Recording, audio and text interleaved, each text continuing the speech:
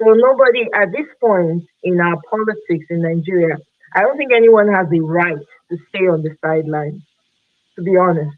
It would be criminal if anybody, seeing everything that's going on right now, decides, oh, I want to stay on the sidelines. It doesn't bother me. It's not my problem. It's not my concern.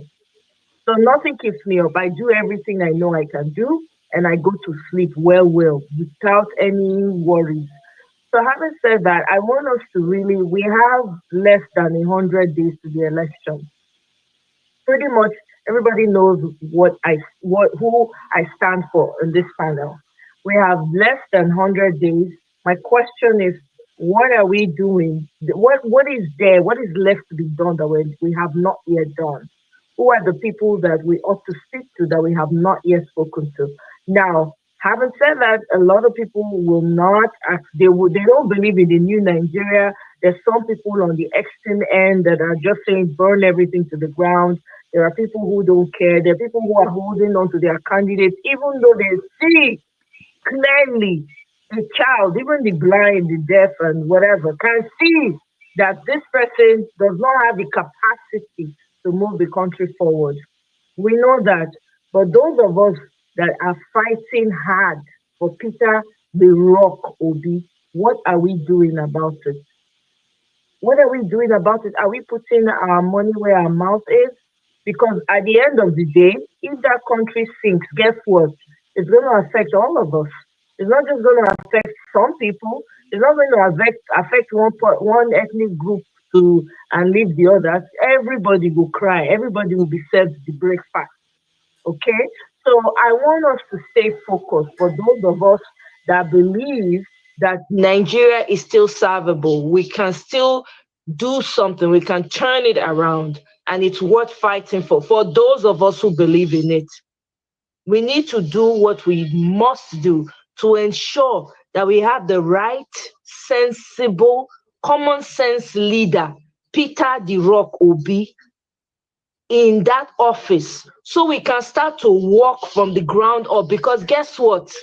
The work we have is humongous. We have not even scratched the surface. We're only talking election politics right now, but the work that we have is so much.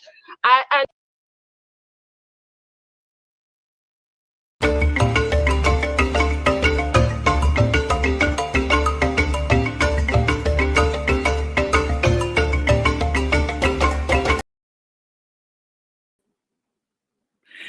Hello, welcome. Mr. Emmanuel Uduagan, the husband of Senator Natasha Akpoti Uduagan, representing Kogi Central, has asked the President of the Nigerian Senate, Mr. Godswill Akpabio, to treat his wife with dignity and respect. This call came in a statement he issued in Abuja yesterday. It adds to the ongoing battle in courts and public opinion as Nigerians watch the escalation of the conflict between the senators. On Friday, the matter that started as a mere issue of sitting position in the Senate turned into an accusation of sexual harassment. In an appearance on Arise TV, Senator Natasha Akpoti accused Nigeria's Senate President of sexual harassment. It is 5:30 p.m. in Accra, Ghana, 6:30 p.m. in Lagos, Nigeria, 12:30 p.m. in New York City. Wherever in the world you are joining us, welcome to another episode of 90 Minutes Africa. My name is Rudolf Okonkwo. My co-host, Chido Onoma, is on assignment. Today, we are going to sit down with California-based lawyer and podcast host, Omoye's Corner, to discuss the challenges African women face in professional spaces, from systematic discrimination to gender-based biases. We dive deep into real-world cases, including the recent controversy between Senator Natasha Akpoti and Senate President Godswill Akpabio. Please join me in welcoming to the show Omoye's Corner. Welcome to the show. Thank you. Good morning or good afternoon, good evening, wherever you are, Dr. Damages. Thank you for having me. Yeah, it's nice to have you. We played that old video of yours before the election, and I've not seen it in a long time. And people were saying that you predicted what was going to happen in terms of the outcome of the election. How do you feel about the state of the country? Let's start from there before we get to the issue of Akpoti and everybody. Hmm. How do I feel about the state of the country? Depressing. Um, I feel it's very depressing. And I also feel like as a people, we've been very complacent, right? Even though I know that some of us did not know, maybe it was intentional that we did not know the history and understand the landscape of how politics is done in Nigeria. So there's an overwhelming feeling sometimes about the state of Nigeria that I feel, and the depression. I could see, people just kind of like a sense of hopelessness, for lack of better words. Mm. That's how I feel about it in the moment. Mm. What about the opposition? I know that you supported P2B. How do you feel the opposition there playing their role in this kind of political setting that we're seeing in the country? Honestly, I am not impressed with the opposition at all. And I've made my opinion known about that. Like, we should have, the opposition should be stronger and be unafraid to say unapologetically what is going on in society, because the people in government today were once opposition, and we all saw, even though we didn't know, those of us that were not aware of how fierce the opposition was, at least we got to go back and review what they were able to do. So sometimes I wonder why there's this silence from the opposition. Even the supposed PDP that was as in its own time was very vocal as well. Now everybody seemed to just, bend the knee to what seems like it's looking like a one-party system that we're experiencing in Nigeria. So I'm kind of disappointed, to be honest. Now, we see activities heating up for the next election, which is 2027. People are choosing sides. What do you think about the position of P2B? Not just let me just before we get to P2B, the fact that people are preparing for another election without a change in the electoral laws. Do you think that there will be any difference in the outcome if nothing changes and people go back to vote? The short answer is that there will be no change if they don't do what they need to do. I have expressed this numerous times. Like, I'm going to take a backseat in the upcoming election if I do not see real changes happen. The electoral laws it needs to be, even though they keep saying that we have strong electoral laws, but I'm saying, what about the diaspora voting? Because we can, obviously, it's clear to everyone, those of us back home cannot do as much because they've been beaten down, right?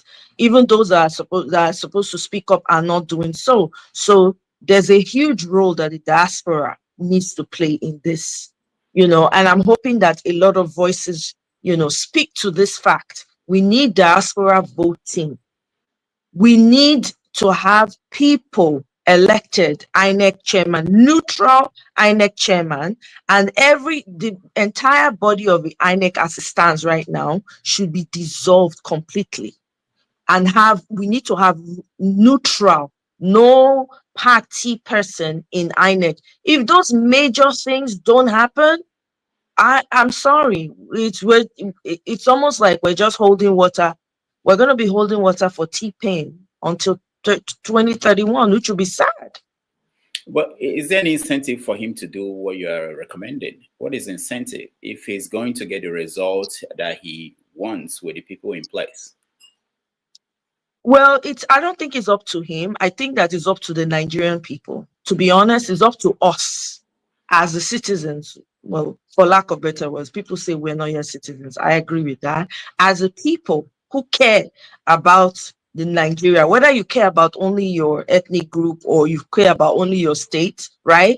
What we can all agree on is that the country itself has to work so you can have peace where you are. So the people have to it has to be people driven with voices and action, backed by action. We have to push for it.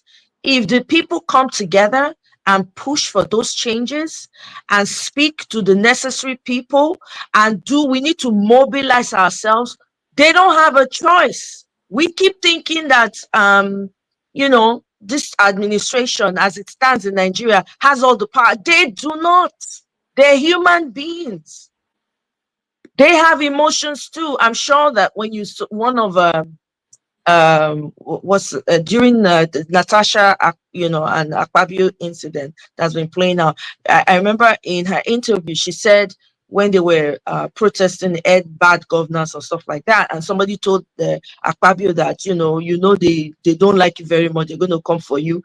What Akpabio said, if it has not exposed to every one of us that these people are scared of uprising, I don't know what else is. I don't know what else will. We know they are scared. We had Amaechi say things like that. But being that you are in the political space and you know the people we're talking about, the people we're dealing with, you talk to Nigerians almost every day.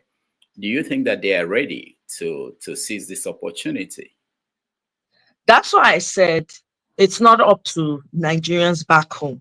We should stop thinking and expecting solely that Nigerians back home can make this happen. Are there some Nigerians that are willing? Yes, they are. But we understand the political climate in Nigeria. We understand how everything is, it's almost impossible for people to really do what they need to do. We in the diaspora would need to mobilize ourselves.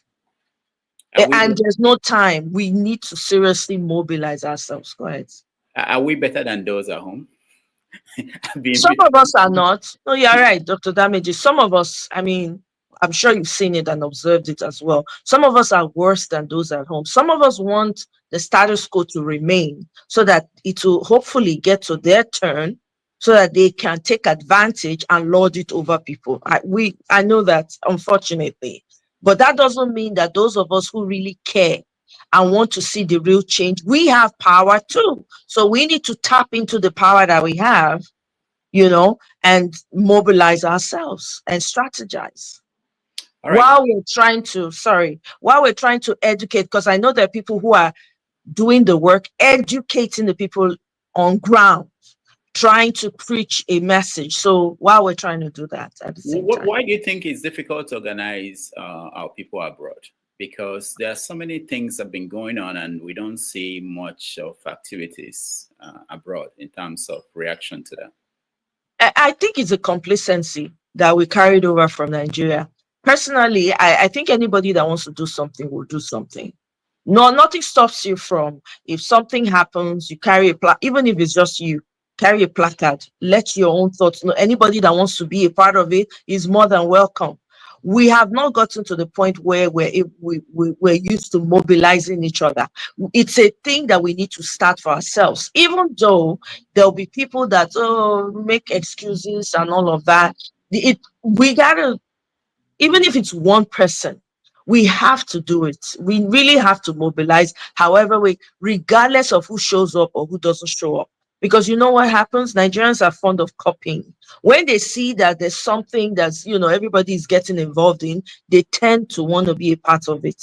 You understand? So I think that we need to take the bull by the horn. We have to we have to hold ourselves accountable and say, what am I doing about this situation? It's not just talking is good.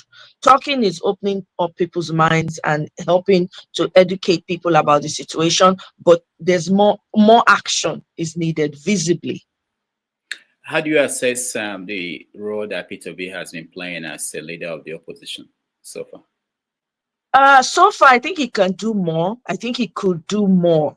I don't know why, he's not doing as much. I really, really hope and I wish that he would do more. He does speak to issues sometimes, like he types up messages and he, speaks his mind on occasion as best as he can in a respectful manner. But I think that the Nigerian landscape needs someone that's going to, Peter B has to like embody the angst amongst the people. He has the support of overwhelming people. That's the thing. I don't know if he really understands the depth of how much support he has. He has people that are really standing strong behind him that would enable him to take that strong stance, because he's the only one right now in the political landscape in Nigeria that has everything it takes to really to turn that country around. Okay. What we're going to do, we're going to have the conversation we brought you here for. After that, we talk about the work you do and they go back to the political system and structure in Nigeria. So let's watch this video a little bit to introduce the topic. Or this is a particular trend. Yeah, that outburst. That's what I'm about to explain that. Yes. Yes. So many people do not know what I'm about to say, but I'm going to speak my own truth, and the Senate President is allowed to counter that. It all started on the 8th of December, 2023, which was a day before his birthday and my birthday. We are birthday mates. We were all in Akwa Ibom because he had a big fanfare in the stadium. Myself, my husband, and a few of his close friends, we went to Akwa Ibom. And at first, we were at Ikot Ekpene. We were in his house in Ikot Ekpene. Then we all moved to his house in Uyo, which was about 8 p.m. And he held my hand and said he wanted to show me around his house. My husband was walking behind us, just 3 of us. We're walking around from room to room. He showed me the beautiful interior. This was done by this, by that, this designer here, he bought this from. I was like, oh, it's beautiful. And then I noticed that he hastened his pace while still holding my hand. And my husband was behind, still on his phone, but he was catching up whenever he could. And then he got to this particular sitting room, and he said, do you like my house? I said, of course, sir. Every room, beautiful, nice interior, quality taste. He said, now that you're a senator, I'm going to create a time for us to come spend quality moments here. You will enjoy it. At that point, I just pulled away and I was like, I don't really understand what exactly that meant.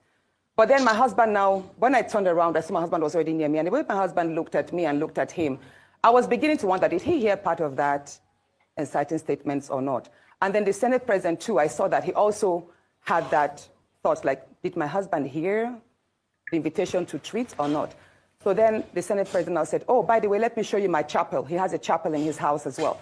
So while we were going to the chapel, we walked in silence and all. So that evening, before we left the Senate President's house at about 11 midnight to the 4 points in Ikot Ekpene. And my husband asked me, Natasha, what did the Senate President whisper to you? What was he telling you? I thought, should I tell him that he was speaking about bringing me in here at a special time for us to have a good time?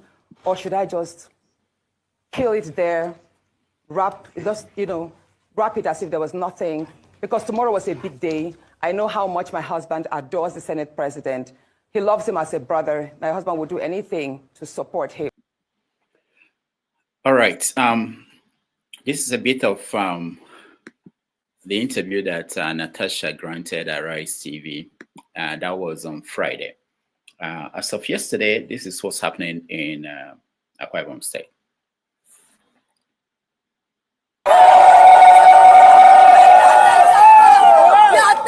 Not to disrespect our son again. He's so important to us. He's a precious son.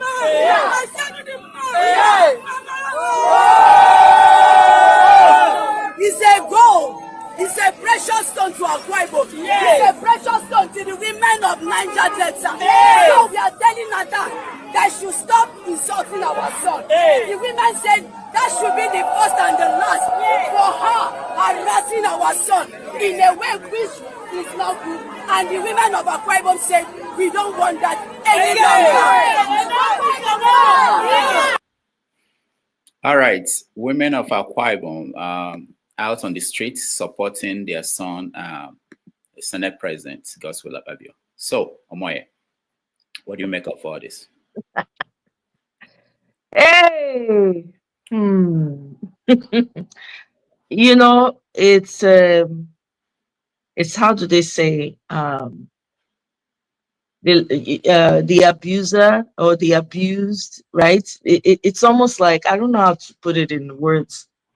It's not coming to me like I really want to say it. But the whole point is, when the people have been beaten down so much and they don't know their rights, they don't know what it is they ought to do, they don't even know who they are as a people, this is what you get.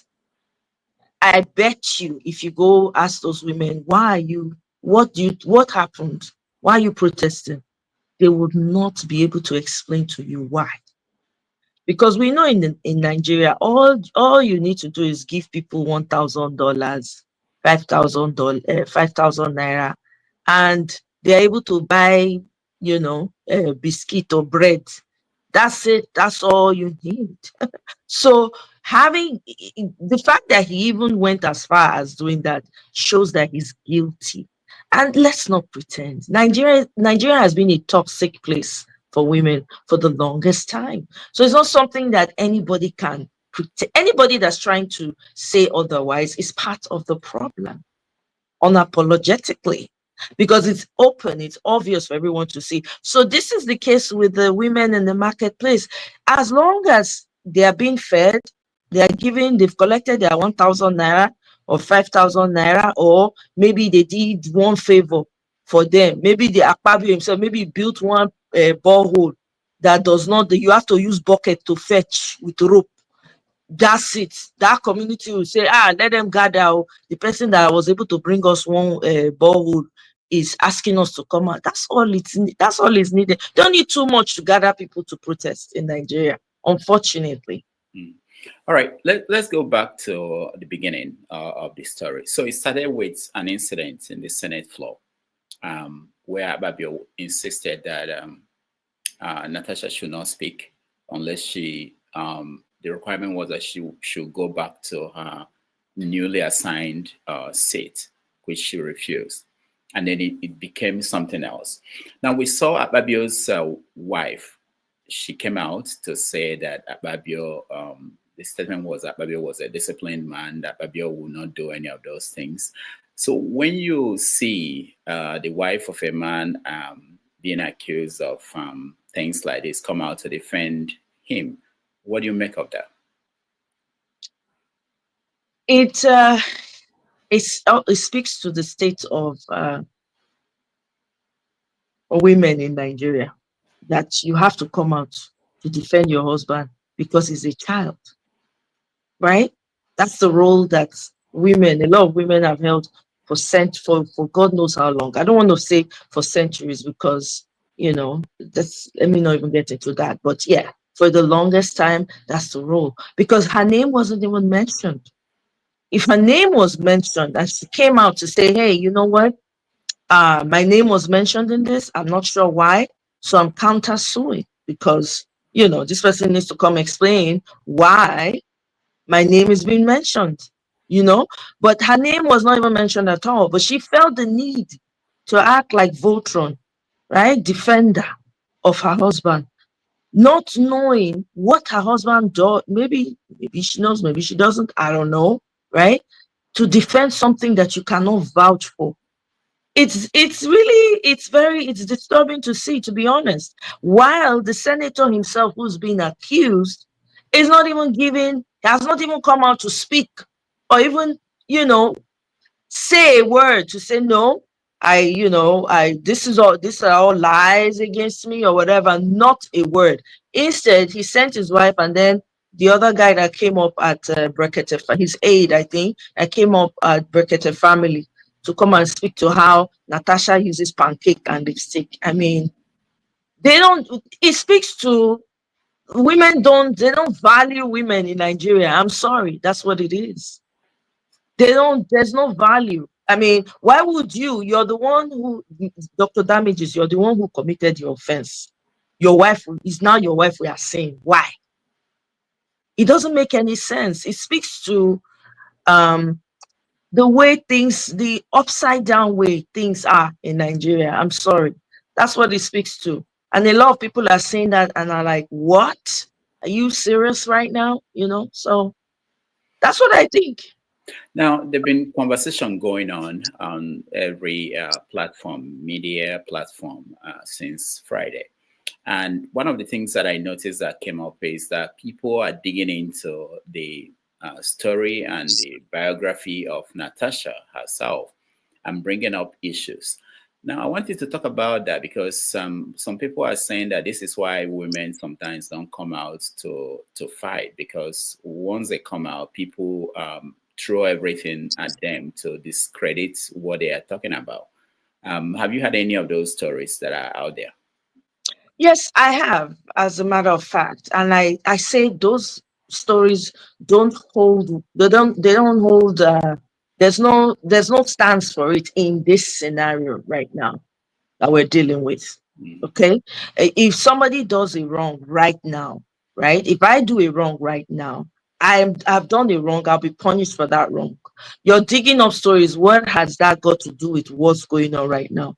The old stories, how does it affect what's going on right now? How does it affect it, right? And yes, there's a thing, women are silenced in Nigeria. That's why a lot of women don't come out, right? The kinds of SA, harassment that goes on, right, with women in Nigeria, it is alarming. They don't talk enough about it because the people grew up in a culture of silence. Even when you go, sometimes in some cases, the parents will be the ones to silence you, or an elderly person around, like, don't say that, don't let people hear that. That's what we're seeing play out. That's why women find it reluctant to come out and speak. Because when they do, you see what's been playing out in the media, where they're digging up stories that don't matter. They're talking about how she's stubborn, how she should listen, how she should obey, how there are things, how she's a child. That's why a lot of women don't come out. It is the coconut women, the ones that are ready to drag, that have, the mind to do that have the time, that do stuff like this. And this is why Natasha should be supported, because even in colleges, in the universities in Nigeria, in secondary schools in Nigeria, it's happening. Nobody's talking about it. Imagine a Senate of 109 members. Only 4 of them are women. Isn't that an outrage in and of itself? In a society where they claim that the women are more than the men, why are we not seeing that representation in the Senate? It's disturbing, because this is part of the silence we talk about. The men in the Senate, now women born them. You understand? These are people giving birth to your children, but yet you don't think that they deserve to be in the Senate to make decisions. Women are managers. They can do multiple things at the same time. But this is what's playing out. They silence you when you come out and say, hey, this is what I'm dealing with. This is what I'm experiencing. They'll tell you, keep quiet. It will blow over. It will blow. Don't worry. Just go and beg him. Go and talk to him in a way. That is what is going on. And that's why women find it difficult to come out and say anything. Because once they come out, they demonize them. Are there things that men, because when you listen to men discuss this, are there things that men do not get in terms of what women are going through in Nigeria and Africa as a whole, really?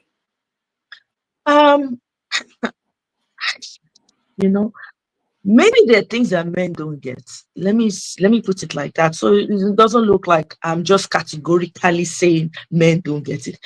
Maybe there are things that men don't get. For instance, if you're working in an office in Nigeria and somebody comes and shows you come into an office, you are not expecting to be harassed. You are not. You are minding your own business. Somebody grabs you by the buttocks. Who do you explain? How do you tell? If you say, then only touch you now. Not only touch. Or the man sends you naked pictures of his birthday suit, and you complain, na only picture now that one I come they make you. I was on a space.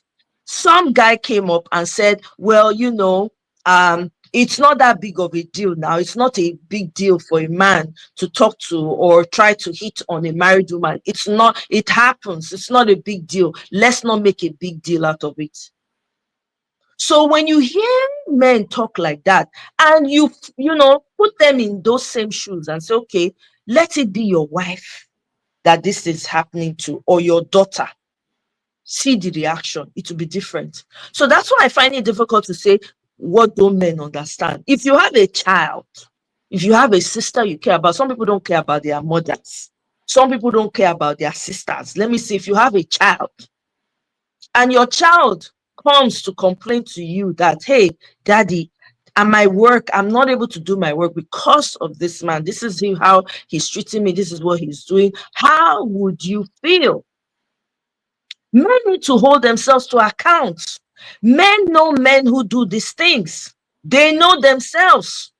They should be. This is why when some Nigerian men leave Nigeria and go and move abroad, guess what? They keep catching them for touching a teenager, or talking to young people over the internet, or having multiple sexual relations with other women outside of their wives. This is why everything is being, you know how many men they have held or imprisoned or taken in England, especially for doing this same thing? This is the problem. So men need to educate themselves about sexual harassment, because the social media is big now. You can find whatever information you want out there. It's played out for too long. In Nigeria, it's a chokehold. I have friends who they work in, banks and different places. They'll tell you, oh, my boss says if I don't do this, I don't get promotion. If I don't do that. It is really, really bad in Nigeria. I'm sorry. It's so bad. It does not look good. And that's why you can see it play out on such a high level, because of the complacency and how bad it is. Yeah, you touched on something about men who have daughters. Yesterday on the show and other platforms we are listening, a lot of men came up, especially those abroad, talked about, oh, my daughter, if anything happens to my daughter. So it appeared as if it's about their daughter, that's when they wake up and they think that this is serious issue. But if it's about somebody else, they have a kind of detached approach to what is happening. Do you see a lot of that in our men? Do you think that our men who are abroad, that they have a different approach, attitude to this? Yes, I think they do. Just like you rightly pointed out, when it comes to their daughters, it's a whole different ball. You will see them become emotional, like, oh my God, visibly. But when it comes to other people, it's almost like there's a brain switch, like, oh, not me, so I can do whatever, right? And I see that with our men, even in the diaspora. Yes, you understand. So it really is very important for our men to check themselves and educate themselves even before they travel overseas. They need to educate themselves, because some of the things a lot of the things they get away with in Nigeria, they can't try it elsewhere. They can't. So it's very frustrating sometimes for women to have these conversations. Extremely difficult, because the men seem to not want to get it. What I keep hearing in the platforms I've been in, oh, it's not such a big deal. Oh, I beg, maybe she's lying. What is it? Is she trying to say that she's the only woman in the Senate? Are there no other women? Why is she the only one complaining? She said Nigeria seems to have a problem with outspoken women. So this is why they suppress and make sure they don't give you the platform, right? Squeeze you out so you don't have that voice. That's the problem, Now, what do you think women can do to to begin this wider conversation or change in attitude? I think I don't even want to say I think, because a lot of women have been speaking up about this. So I can't say, oh, they should speak up, because they have been. They have been. I think what I think needs to happen is for the men to start talking to each other and start having these real-time conversations, because some men don't see anything wrong with some of these things. They don't see there's no moral compass, whatever that is to them. There's none. It's almost like they can do whatever, they can cross whatever boundary. I mean, we just listened to the video of Natasha where the man held her hand. Do you know in some culture that's an abomination already? You go hold married woman hand. In some culture, that's an abomination. Do you understand? Let's forget that, people seem to want to westernize themselves. There are cultures where you dare not hold a married woman's hand. Even to cross married woman leg, an abomination for some culture. So I think the men really are the ones who need to come together and start to have conversations, real-time conversations about this and how it affects if they care about their wives, how it affects their wives, how it affects their mothers, especially how it affects their daughters. If they care, it's a wake-up call. You know how many men I've read about, Nigerian men, that have been caught in acts like this with underage children, underage girls, right? Some boys and women too. You don't want to know how many cases, So many really need to understand. Look, 1800 don't pass. Maybe they were doing that in the 1800s. I wasn't there then, perhaps. But right now, Nigerian men need to learn to move with the times. This is the problem I'm seeing. They're not opening their heart. Not that all of them are not, because, hey, there are fantastic Nigerian men that are doing the work, that understand these things, that are just as frustrated as I am right now. There are lots of them, but they need to be talking and these are the types of conversations worth having podcasts about. Not how you want to marry 50 wives, but conversations about, how does this affect our women? Now, we're talking about 50 wives, so we'll get to that because that's the kind of topic that will bring a lot of men here. But, in America and the Western society where we live, they still make sure that the government has a role to play in terms of things like making sure that people in the workplace, they go through trainings, sexual harassment trainings. Even though it's almost accepted in this society that there are some things that are not acceptable, but they still make sure that everybody is going through these trainings. But the same is not true in Nigeria. I don't even think they have any kind of in-service, even for law enforcement people. So do you think that is needed? And how do we get to that point, where we can get to that point where people are going through formal trainings to have this conversation, have professionals also teach them what this is about, because it's more than just saying stay away from this kind of behavior. Right. You're correct. The government has a role to play in it. Unfortunately, Dr. Damages, as everybody knows, with the state of the country, there's only so much you can do. The only way that it can, because I know there's a lady I saw on Arise News, I think her name is Ireti Bakare Yusuf, brilliant woman. And she has an organization and she says they try to do trainings and all of that. For now, that's the best we can do. If we can get more organizations on ground within ourselves, I'm not talking about international organizations, please. I'm talking about the ones that we ourselves form by ourselves and take to different institutions and different corporate offices to let them know how important these conversations are and to train them on how to look out for stuff like this, and how to, like, for instance, where I work for a non-profit organization, right? They do, every time we always have this, sexual harassment training, right, in the workplace and all of that. And they give you details, you watch videos, you have questions you have to answer and stuff like that.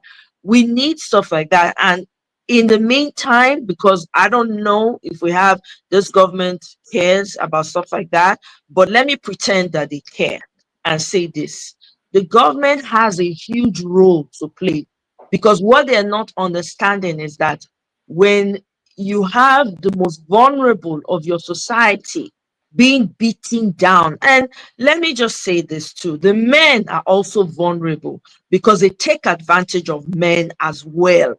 Okay, the men who take advantage of men. So if the vulnerable group of people in the country is not taken care of, and the necessary training is not put in place, that government would even look worse.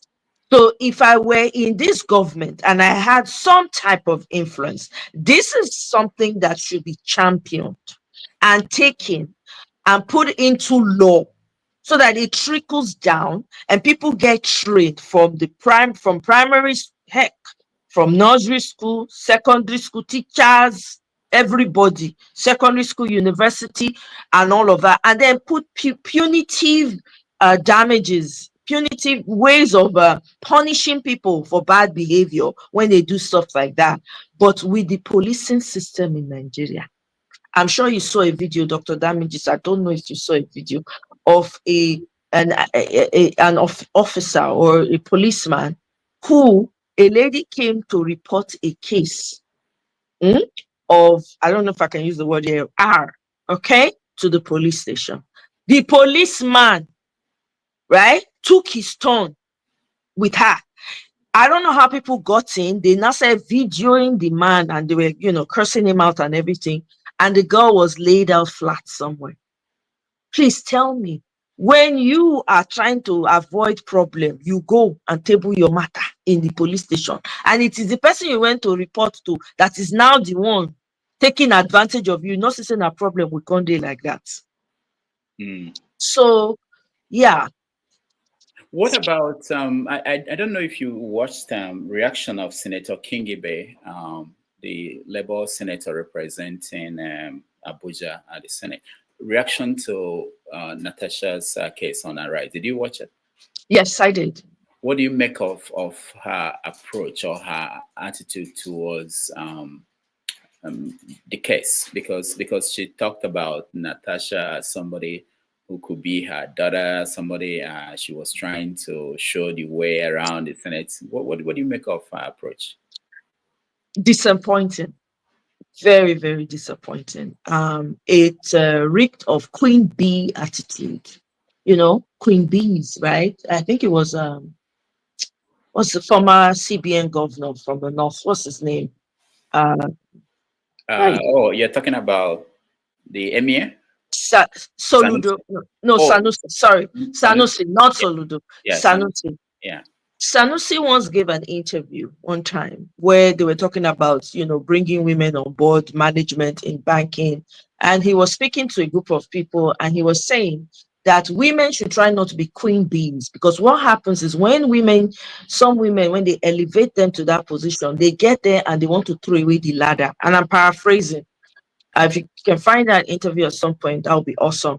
And he said this, and that speaks to what Senator Ireti came to play out on TV, on Arise News, unfortunately.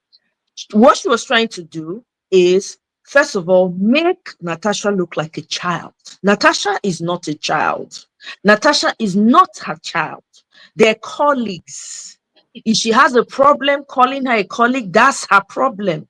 Natasha is there to stay and serve her people. Whether you are 70 and your colleague is 20, that one go, consign anybody as long as you do your job. So I was really, really disappointed in her interview. And, she is part of the problem. What she exposes is that she's part of the problem of the silence that women experience in Nigeria. This is why Nigerian women are not seen. Where you have the opportunity, this was her opportunity to shine. This was Ireti's opportunity to shine and say women are not heard on the Senate floor. I myself, because we do remember the problem she had with Wike, we remember that. Guess what? Natasha stood up for her, right? So when you have a woman come and play that same and tell her, oh, there are ways to this thing, you know, there's a way you do this thing. She's a child. She's like my child, you know. I have to, you calling her husband to tell her to withdraw her case. You want to silence her. You want to gag her. Is a big problem. Senator Ireti, I say it unapologetically, is part of a problem. She thinks by throwing Natasha under the bus that she will get what she's looking for. She ain't gonna get it. I'm sorry. She ain't gonna get it, because that's not speaking up for those who need to be spoken up for. Women are one of the most vulnerable groups in Nigeria. Here was our opportunity. What did she do? She threw Natasha conveniently under the trailer, trying to make her look like the whining, you know, she's a whining child. She's always causing problems. You know, that was the impression she came to give. If nobody, with every liberation that has happened in the world, if everybody kept quiet because it was convenient, we will not be where we are today. Most of the people who spoke up, guess what? They spoke up when it was most inconvenient. You know, so it was really sad to watch. I found it difficult to watch, but I had to watch it so that I could hear and speak on it. Now, in America, we had the Me Too movement that happened here and brought down a lot of powerful men. Is there any, what is in the environment here? What do they have here that we don't have at home that helped women here to be able to speak up? What we have in America is a resilience, not giving up. Because if you think about the history of slavery and how they rose from that slavery, how they fought a war because of that slavery, right? And then Black people started speaking up, even when it was inconvenient. You know how they were unaliving people. Remember during the Martin Luther King civil rights movement, they would send people into schools, into different inconvenient locations. Some of those people didn't come back alive. Okay? And they kept pressing on. They did not give up. They fought for years before they got to where they got to, right? So there's a resilience. I don't know if you remember, there's another lady, her name doesn't come to me now, but she was much, she was, I think, one of the first people to cast a vote when Black people were allowed to vote. She had to drive, on her way to vote, they caught her, they beat her up, threw her in jail, right? Violated her, okay? Because she was trying to cast a vote. She came out, she still moved forward with that trip, ended up voting. I can't remember her name right now. If I do, I'm going to share that name. You know, so as the difference is that in America, the people are persistent. They never give up. And they use their voices. When it's most inconvenient, you see them coming out and using their voices. They are not afraid of the consequences. During the last protest, when this man was unalived by the police, right? There were pictures of people standing face to face with the police, with their gun pointed at the people. Did they give up? You know, that's the difference between what we have in Nigeria and what we have in America. America is a spirit that never dies.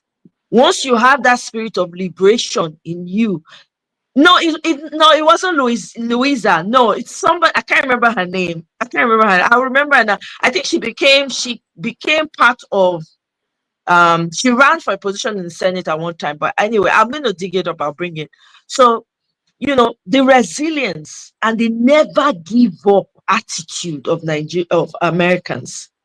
That is what differentiates them from what we have in Africa. There are people in Nigeria.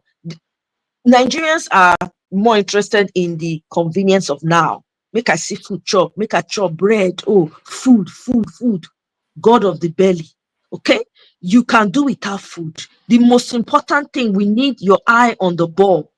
That's what needs to happen for Nigeria. But we are here in this lifetime to make sure we make that happen as best as we can.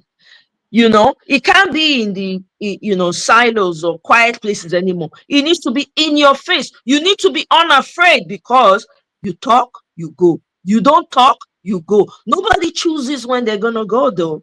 Nobody, right? So that's, I think, one of the major difference is that Americans have the resilience and they stay on it, not moving, and they strategize and they come together and they're able to form groups, okay, that will be championing their causes. And when they see that that group is not serving them anymore, they form another one and they come together again. Everybody has a voice. They don't back down for nobody. That's what Nigerians need to adopt. I want to know if you've thought about this. Are there any ethnic groups in Nigeria or even regions in Nigeria where the culture is different? I'm talking about men and their culture. Is this something that has always been in African societies, or something imported with colonization? I want to say it's imported with colonization, because the African history itself, prior to colonization, recognized women. Because remember, prior to colonization, women went to the farm, right? Women were the ones who managed the community. Women were the priestesses. Okay, women, there were poems or parables. I know maybe in your tribe as well, in your culture, there'll be sayings and parables that have to do with women. How, the position of a woman and the authority of a woman. I know I have that in my tribe. The role of a woman was very sacred in most parts of African society. It was very, very sacred. You had women who were protecting kings. There's a reason why that was. Okay. So it was not always the case with Africa. I want to say it was colonization that brought about the messed up mindset that men now have to, want to silence and gag women. It's not natural to the African man. They don't understand that. That is why the way it's been done is toxic, because it's not natural. It's not. If everyone took their time to go back prior to colonialization, they would understand it, because most times the men did not make decision unless it was important, unless it was something that, okay, now we need the voice of the man to come and speak. It was mostly the women that were managing and taking charge of things within the community. Now, go ahead. Go ahead. Go ahead. Finish up.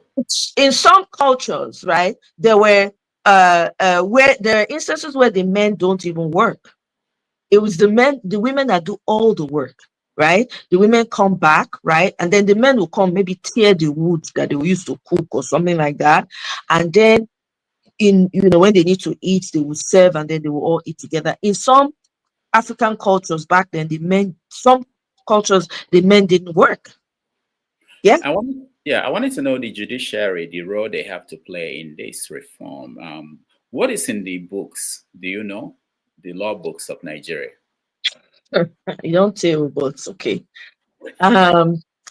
First of all, I'm not a huge fan of the judiciary in Nigeria. I haven't, to be honest with you, I've never been a huge fan of the judiciary in Nigeria, even though I went to school in Nigeria, law school in Nigeria. I never liked it. I remember my first time going to court, I didn't like it at all. The fact that there were no air conditions, and there was no cooling portals or anything, and they would wear those wigs and gowns, and they would sweating profusely. The entire courthouse would be smelly. I did not like it. I always wondered, even back then, as young as I was like, why do we have to do? Why don't we wear Ankara? I've always had that mindset. I never ever wanted to practice in Nigeria. It never interested me. I didn't want to be a lawyer because it was cumbersome. I felt like some of the things because when you go to court, right, you are presenting your case, the judge will be writing with biro and paper. You will tell the lawyer, wait, go back, say that again, sentence. Like, no stenographers, nothing, right? I was like, oh my God. So I never had any practice in Nigeria, never, because I was switched off completely. I didn't like it at all. Now, does the law have a role to play in Nigeria? Yes, it does. That's why there are laws, right?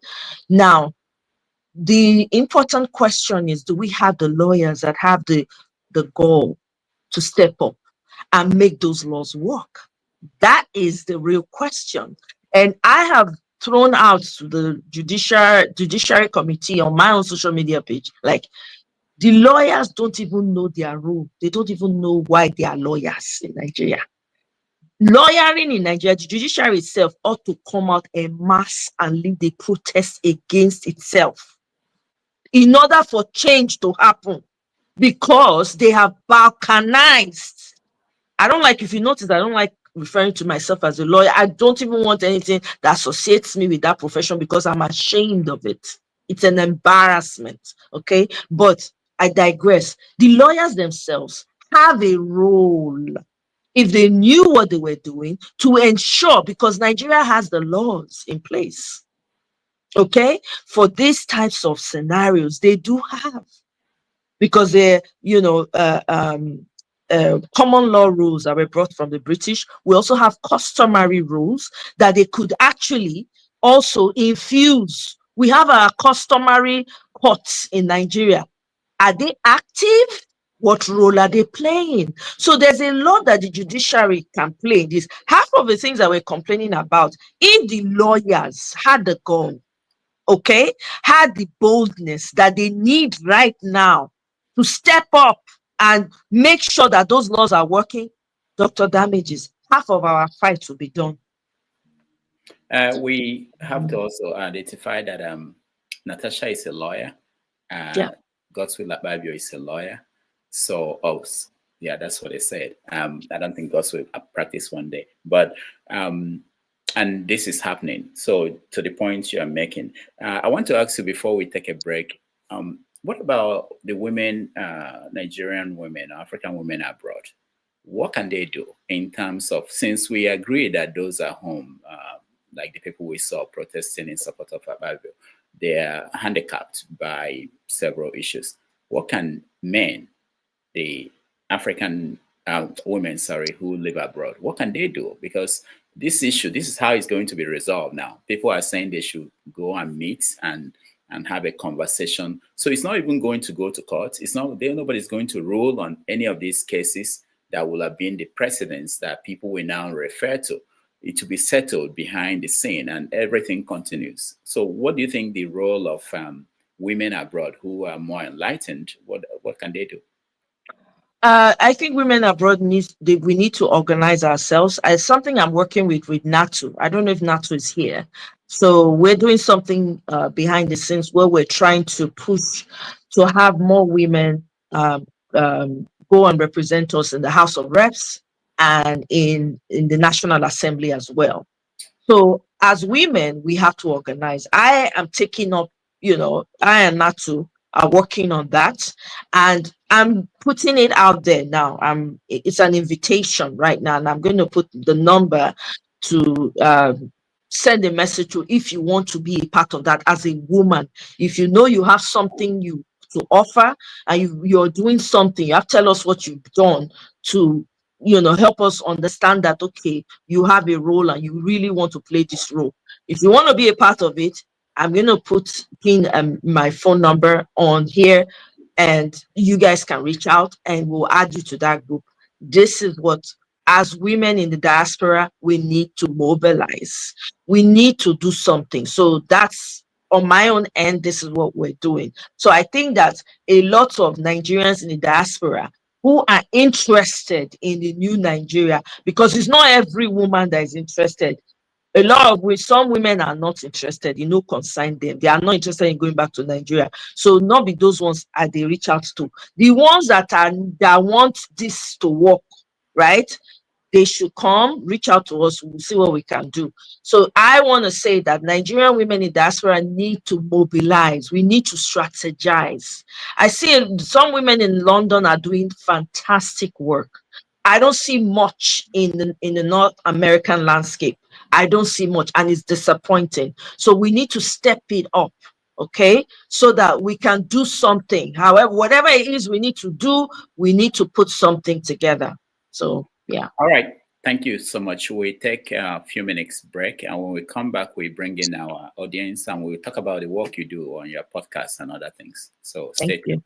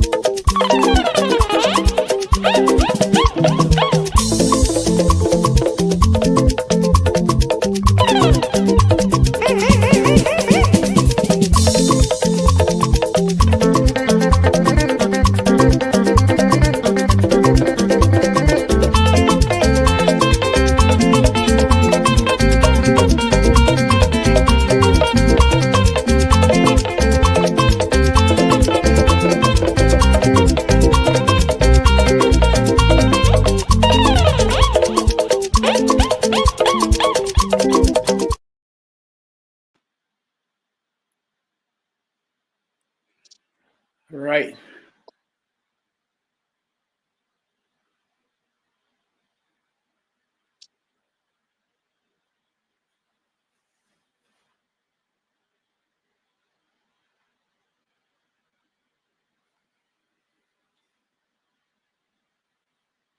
All the time we talk about the UN Charter, we talk about how Nigeria signed on to it, and then the 4 women that you have, we don't see them.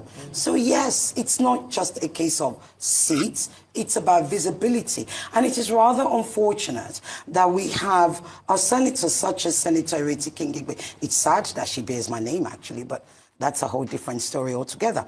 But it's sad that not only was she incoherent yesterday, but she doesn't understand the importance, the critical importance of being seen as a woman. So, which then takes you onto that whole thing where it's not every woman who should be where they are.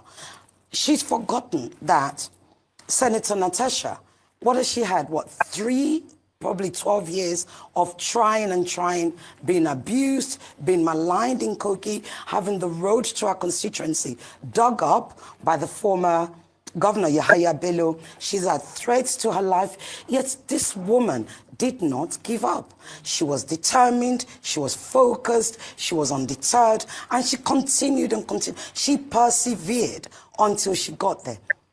It is sad that somebody like Senator Ireti Kingigbe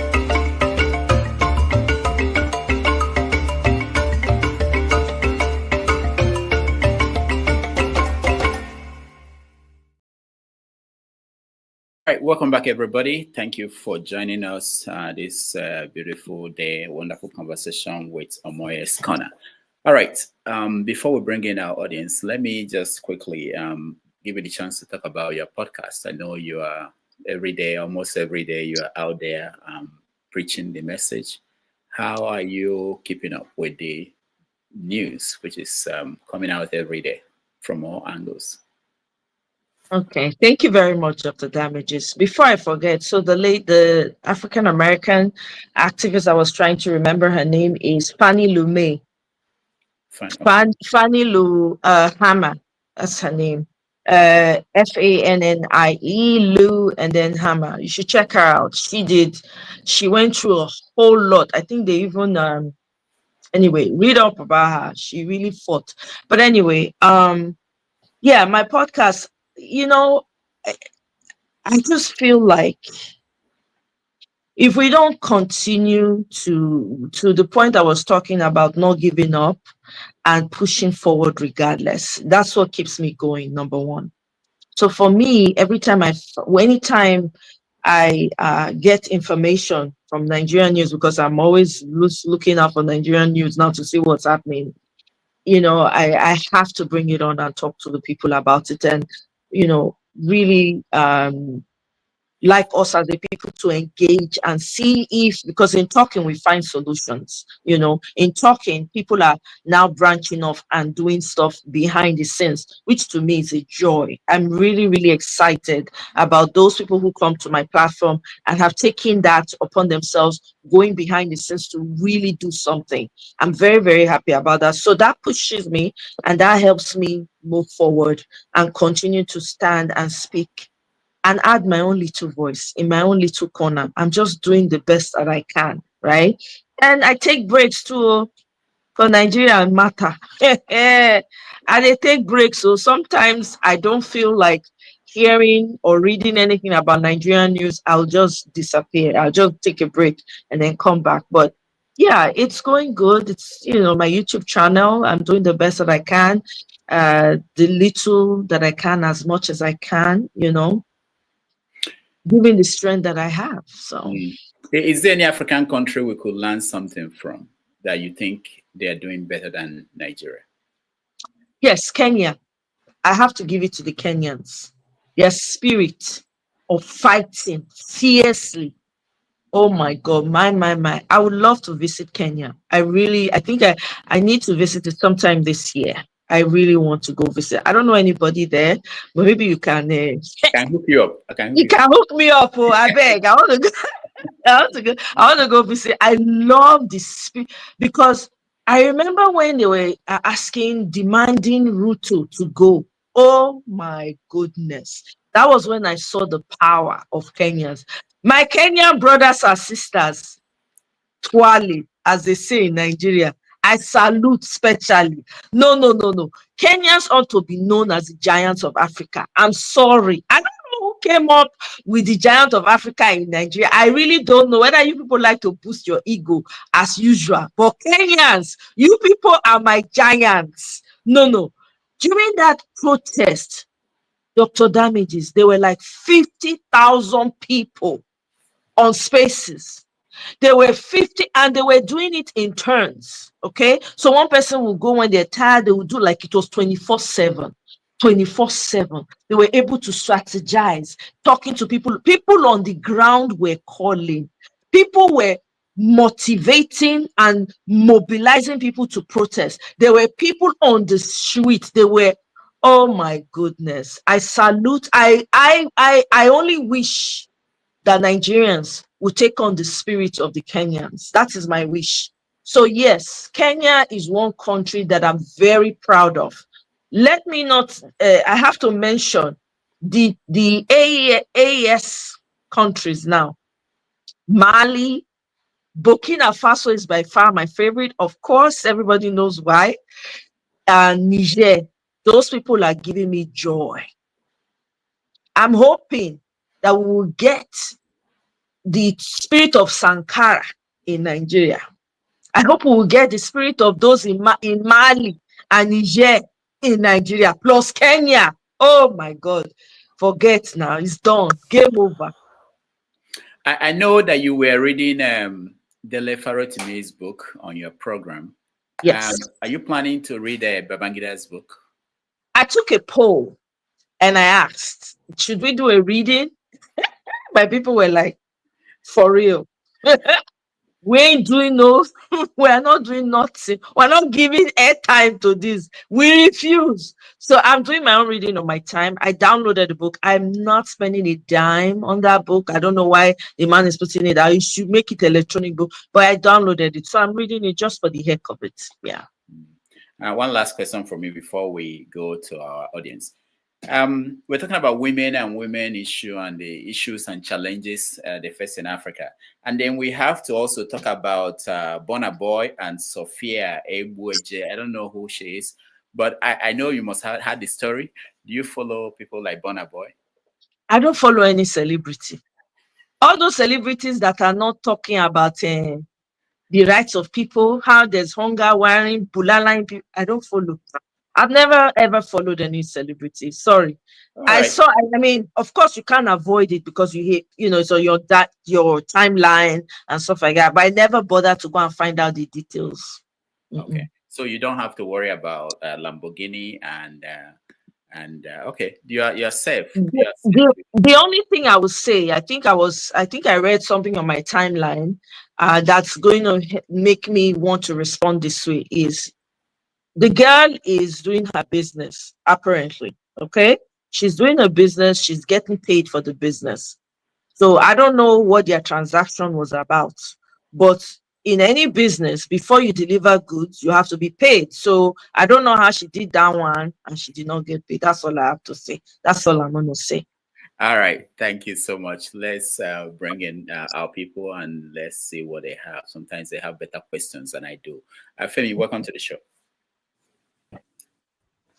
Good morning, Dr. Damages. Good morning, Omoye. Good morning, Femi. Yeah, so my question straight up.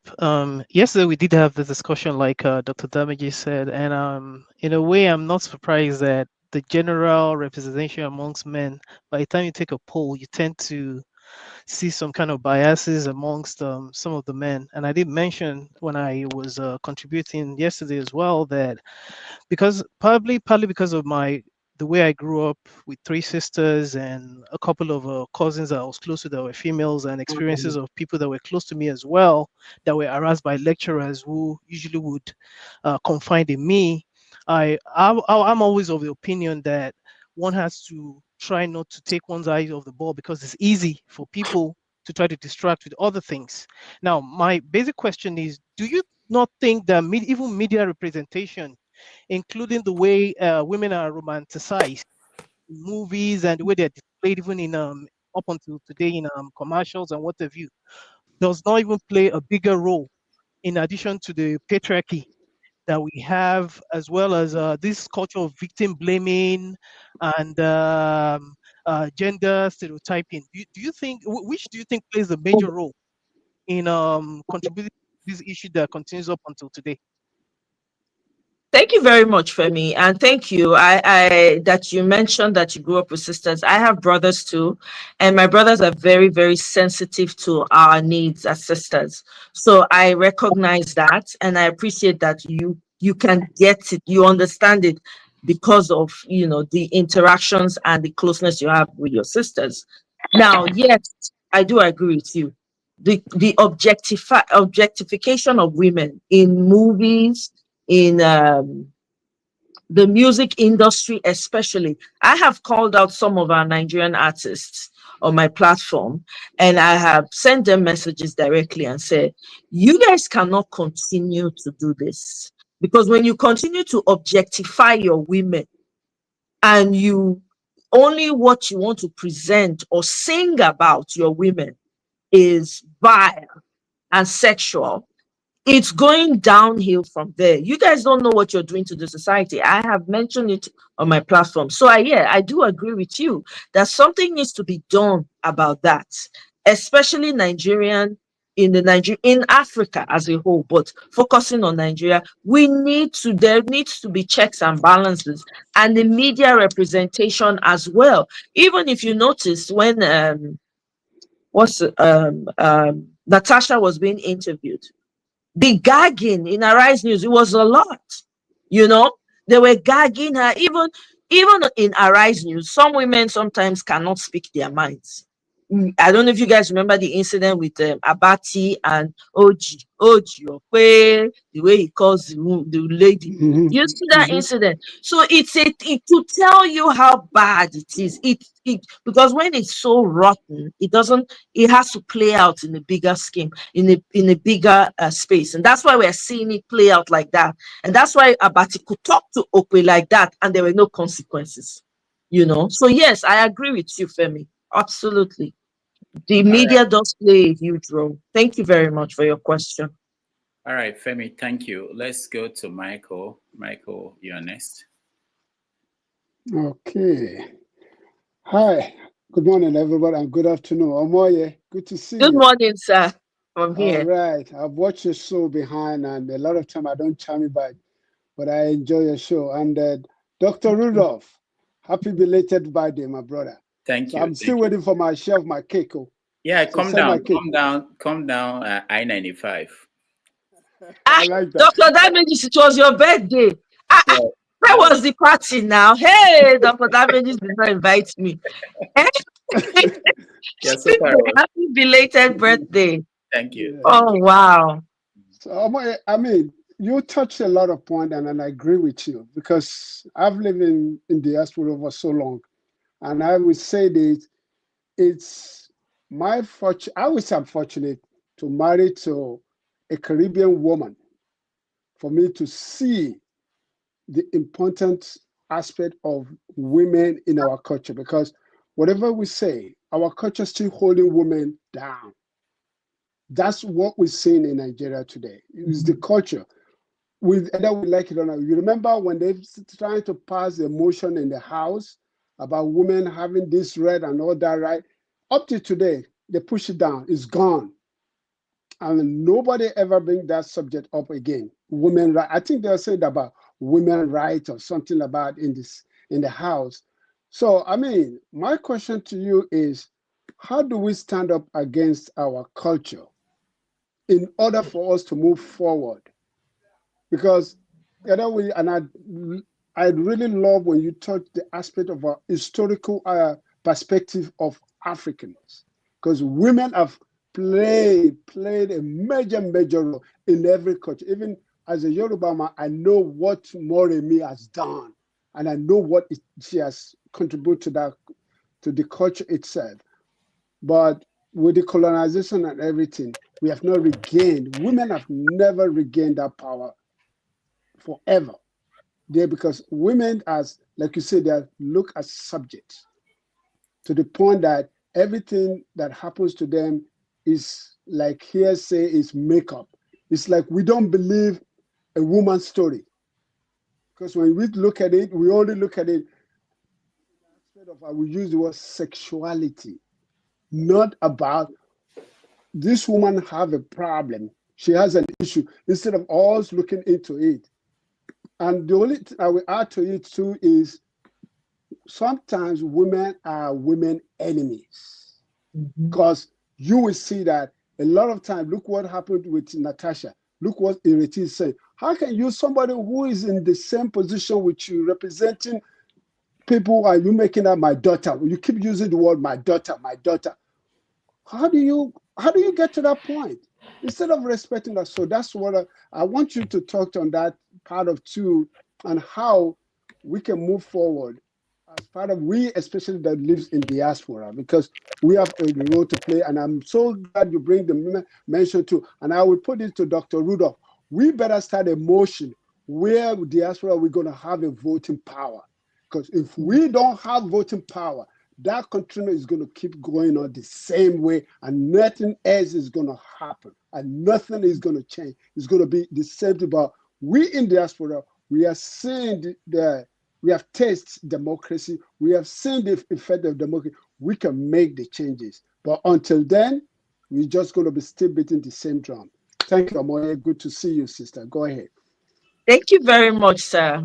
Good afternoon. Thank you for your question and the statement as well.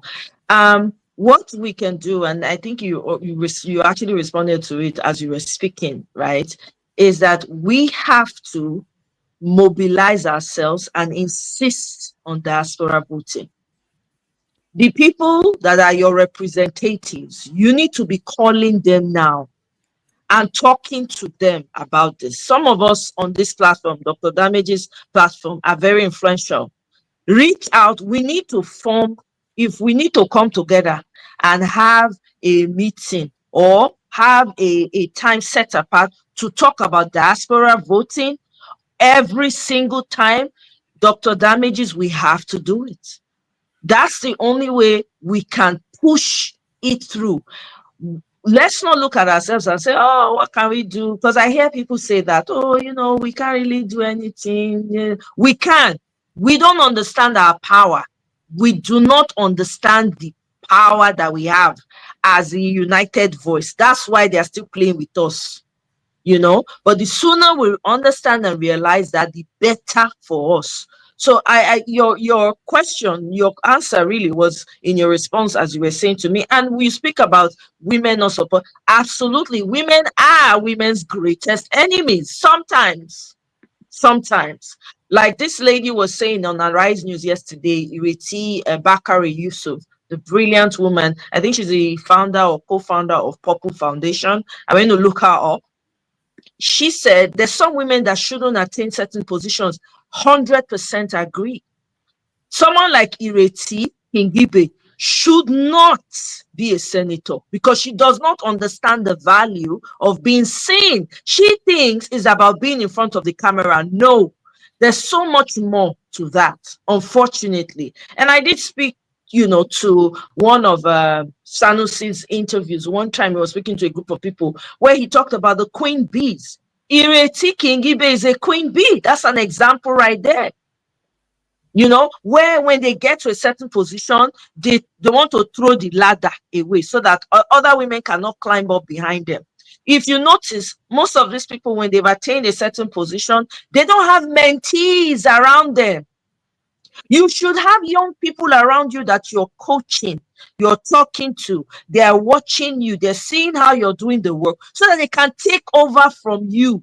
There's a lady in the Senate in America, Dr. Damage, maybe you guys will know her. She's a senator from, is she a rep or a senator from California, but Orange County. She represents Orange County. She always comes with her, she breaks down, like when she was when she's trying to break down the money that corporations have been taking, especially during the COVID-19. She was very vocal. I can't remember her name now, but she's from Orange County. She was a mentee to Elizabeth, what's her name? Warren? Yeah. Yeah, Elizabeth Warren. Elizabeth Warren was her professor in school. We don't have that. When some Nigerian women, once they have opportunity to climb up, they start looking at every other woman that's enemy. They want to be the only one. That's one of the problems we have.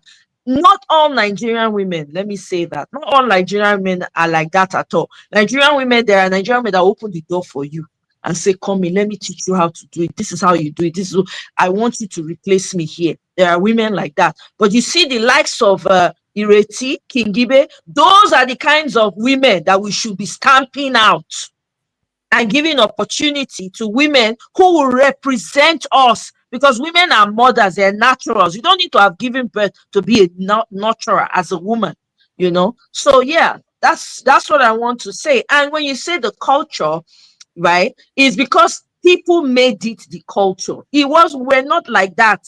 The reason why you're seeing this toxicity amongst Nigerian men is because it's not natural to them to treat their women the way they do. It's against their own character. But because they have made it a culture from colonization, saying, oh, the woman should be heard and not be seen. It was never an African thing. Women are the ones that were running things in the house. Women were going to war in Africa even before even people realized that women can go to war. African women were doing it. We will not have the case of the Dahomey women. Was that not in Africa? You know, so thank you, Katie Potter. That's her name. Fantastic woman. You should hear her on the Senate floor. My goodness. Wonderful, powerful voice. You know, she came under Elizabeth Warren. You know, so this is part of the problem I see with Nigerian women, because I have experienced it too. I remember one time I went for some type of program in Nigeria. I lived here, but I went to Nigeria with a group of people to go do something in Nigeria, and we had to deal with CEOs of banks and managing directors. There was a lady I met. I'm not going to mention the bank or the name or anything, right? She was supposed to send her presentations so we can put it all together, and then she will have the opportunity to present it. And we didn't hear from her. We didn't get her presentation. So I had to call her. So I called. My goodness, the way this woman spoke to me, the utter disrespect. She didn't, I don't know if she knew or whatever. But anyway, when she was done talking to me and saying all the things she wanted to say, I went to meet the people that we came to the group and we talked about it. So I told them, I expressed my concern, you know, and, you know, they had to talk to her. She had to come and apologize and say, I had to tell her, like, Madam, that's not how you talk to people. I don't care who you are, what position you hold. You don't have a right to talk to anyone like that. So you have people like that who they see themselves as Nami dey here, Nami be the oga. Anybody, if I not like you, you can't come. So it's a problem. But as people, we need to put our mouth where our money is, mobilize ourselves. This diaspora voting, Dr. Damages, if we need to be they do one every 1-2 times a week, let's make it a subject. Make everywhere they hot. So when they hear say they are talking about diaspora voting, those of us that are connected, be reaching out. Let's be talking to your senators, your representatives. We must push it through. If we stand our ground, it will go through. All right. Thank you very much. That was a great question. Thank you. Thank you. Michael. Michael, thank you so much. Let's see. You may get a chance for a second time, but let me go to Tony. Sorry, Tony, go ahead. Welcome to the show. Thank you, Dr. Damages. Let me say belated happy birthday to you, and greetings to our guest, Omoye. Glad to Good see morning, you. sir. Yeah, thank you. It's afternoon here, so thank you. I've listened to you, and I think you spoke well, but even then, there are a couple of things that you said that I don't share with you. I remember that some time ago we had a lady, a professor here on this platform, a pastor and as well, or a bishop who ran for election in Nigeria for president, office of president in Nigeria, and she was interviewed on this platform as a guest, and this is my own impression after listening to her and the questions that were asked. I felt that she didn't quite impress me in terms of her outlook and worldview and the issues that were asked. And so that said, if you go back to the fact that if you look at the demography of people who are registered to vote in Nigeria, I think the women are more in majority. So my question really is, do you think that the women have sufficiently done enough for the men or for people, for Nigerians to see them as people who we can entrust, with positions of authority, like political offices? Okay, thank you very much, Mr. Tony, for your question. To your point about do I think that the women have sufficiently done enough? And I have the reverse question for you as well, but I'm going to speak on it, even though I have that. Have the men done enough to sufficiently, deserve the leadership that we have put in their hands, right? It's left for everybody to see. Alas, okay? Now, have the women done enough, sir? I'm sure you have a wife and you have a mother. I have a mother, I have sisters. I am sure that you see the role they play in the home and in the house, in the balance that they bring, right? And in the children that they take care of and nurture from birth to when they become adults. Also, in the society, I'm sure you've been to the marketplace. Women are selling goods and literally single-handedly holding down the homes without any complaints. We see that every time. The problem with Nigeria is that the men are fond of suppressing the voices of the women. That's the problem. The men don't give the women the opportunity. When they have the rings of power, they hold on to it and they don't want to share with the woman. They sideline the women. That is the problem, Can I right? ask you? So there is. Sorry, can I just chip in something? Because, like I said, the women also vote, and if they are in the majority, they should be able to influence whoever comes in as. They have a strong influence in terms of their vote, So, and a lot of them, why is it that they are not voting for the women? Why are they voting for the men?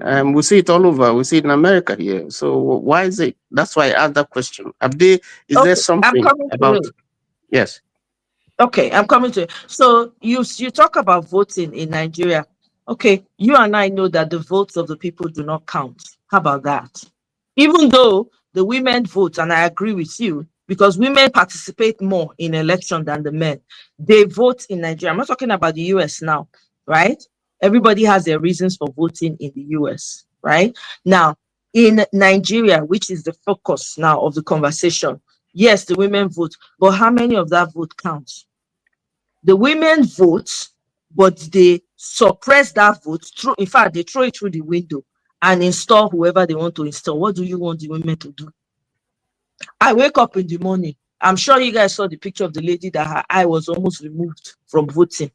She patched the eye, went back and voted. That's how important voting is to women, because they know that if their lives are okay, the society will be okay. What happened to the vote? What happened? We all know how it played out. So even though the women vote in Nigeria, it is what they want, the greedy ones that have taken the reins of power. It is what they want that they install. So it makes their votes null and void, and it silences them further. That's part of the problem. So I think our focus should be, how do we ensure that when the women vote, it truly counts, and we make sure that those votes are safe. That's what we should be more concerned about, because the women come out in droves every election cycle, but their votes keep getting stolen, and they are always at risk of getting unalived in the process, or hurt, or dismembered. Every single election cycle in Nigeria. So it's a problem. So the men need to really look within themselves and say, hey, and I'm not saying it's all men, by the way. When I use the men, I'm talking about those who are in the habit of always disenfranchising the people's choice every election cycle. And those of us, those men who stand for the truth and who want the society to move forward, they should rise up too and look for ways to ensure that things are done properly. Thank you. Thank you very much, sir. Thank you, Tony. Let's go to CM. You're next. CM, go ahead. Okay. Oh, so sorry, I was reading somewhere. Good evening. Is it? Good evening, Rudolf. Omoye, our special Dr. guest. TM. Good evening to you. Good morning. Now you get show today. Actually, what I want to ask is this: Akpoti versus Akpabio. What does that tell you about gender in Nigerian politics? That's all. Gender issue in Nigerian politics. Yes, I know it's quite a. This is why. Omoye is up to the task. That's why How many pages? How many paragraphs? Double space. Double space. It's true, because I really want a very no. I missed. Let me say I didn't tune in time to hear you, but I know that is the topic, and I know you will have something to say, something refreshing, very incisive to say about it. Because to me, I feel that Nigerians should interrogate it to know what happens in the wider society in terms of men and women in power, in our politics. If there is a character to characterize our politics, Akpabio versus Akpoti, it's like anybody can do a thesis on it. So I want to know as much as you can. You're at liberty to the scope. You can delve as much as you can, but remember you have other people waiting to ask you questions, so you can delve as much as you can. Just want your opinion. Thank you. Well, yeah, I mean, we all know, as Dr. CM, make I just use this language very broadly. It's a man's world in Nigeria. It's a man's world. So it's now na hand we dey. So now wetin una say e go be, na e go be. If una say e no go be, e no go be. So my own on this gender issue, abeg SARS, I have to put SARS, Ogas, SARS. Make una give women a chance. Every day I say, who sing that song? Be Sonny Okosun. Give women a chance. Sonny Okosun. You know how many years ago Sonny Okosun sing that song? Nigeria don't answer that question. To tell you, right? Nigeria don't give women chance, as we see. No, they see they squeeze our neck. Let us breathe. Let women breathe. They don't want to let women breathe for Nigeria. The role of the women, if you have the right women in positions of power in Nigeria, the lives of Nigerians will change. The reason why you don't see much change in the political landscape is Nigeria is because you don't have enough solid women. The likes of Dora Akinyele, everybody can attest to what she did as the NAFDAC person, chairwoman, right? You see the role she played. Till tomorrow, if anybody mentioned Dora Akunyili, everybody go stand up, salute. That's how the impact that woman made. Look at Obi Ezekwesili. Sorry if I'm saying the name wrong. Look at what she's doing in her own sphere, in her own space. Imagine giving women like that the opportunity. What about Ngozi Okonjo-Iweala? She's a Nigerian. But look at the impact that woman is making in the world. Nigeria, they fear outspoken. It's just as they talk now. Some men, when they'll say, God, which kind of woman is this? She should be heard and not even open her mouth. I'm telling you, right? Unfortunately, there's some men who don't like it. They know the idea of women being in such position. See what they happen. Do you understand? So the men have to really, really talk to themselves. And I mean this. You have to give the women the opportunity to express who they truly are. Bring the balance that is needed. There's no balance in the country now. That's why it is upside down. It's topsy. Is it topsy? They talk for English. Topsy everywhere. So women's role in politics in every strata in the country cannot be overemphasized. We need great women. We need decent women. Not all women.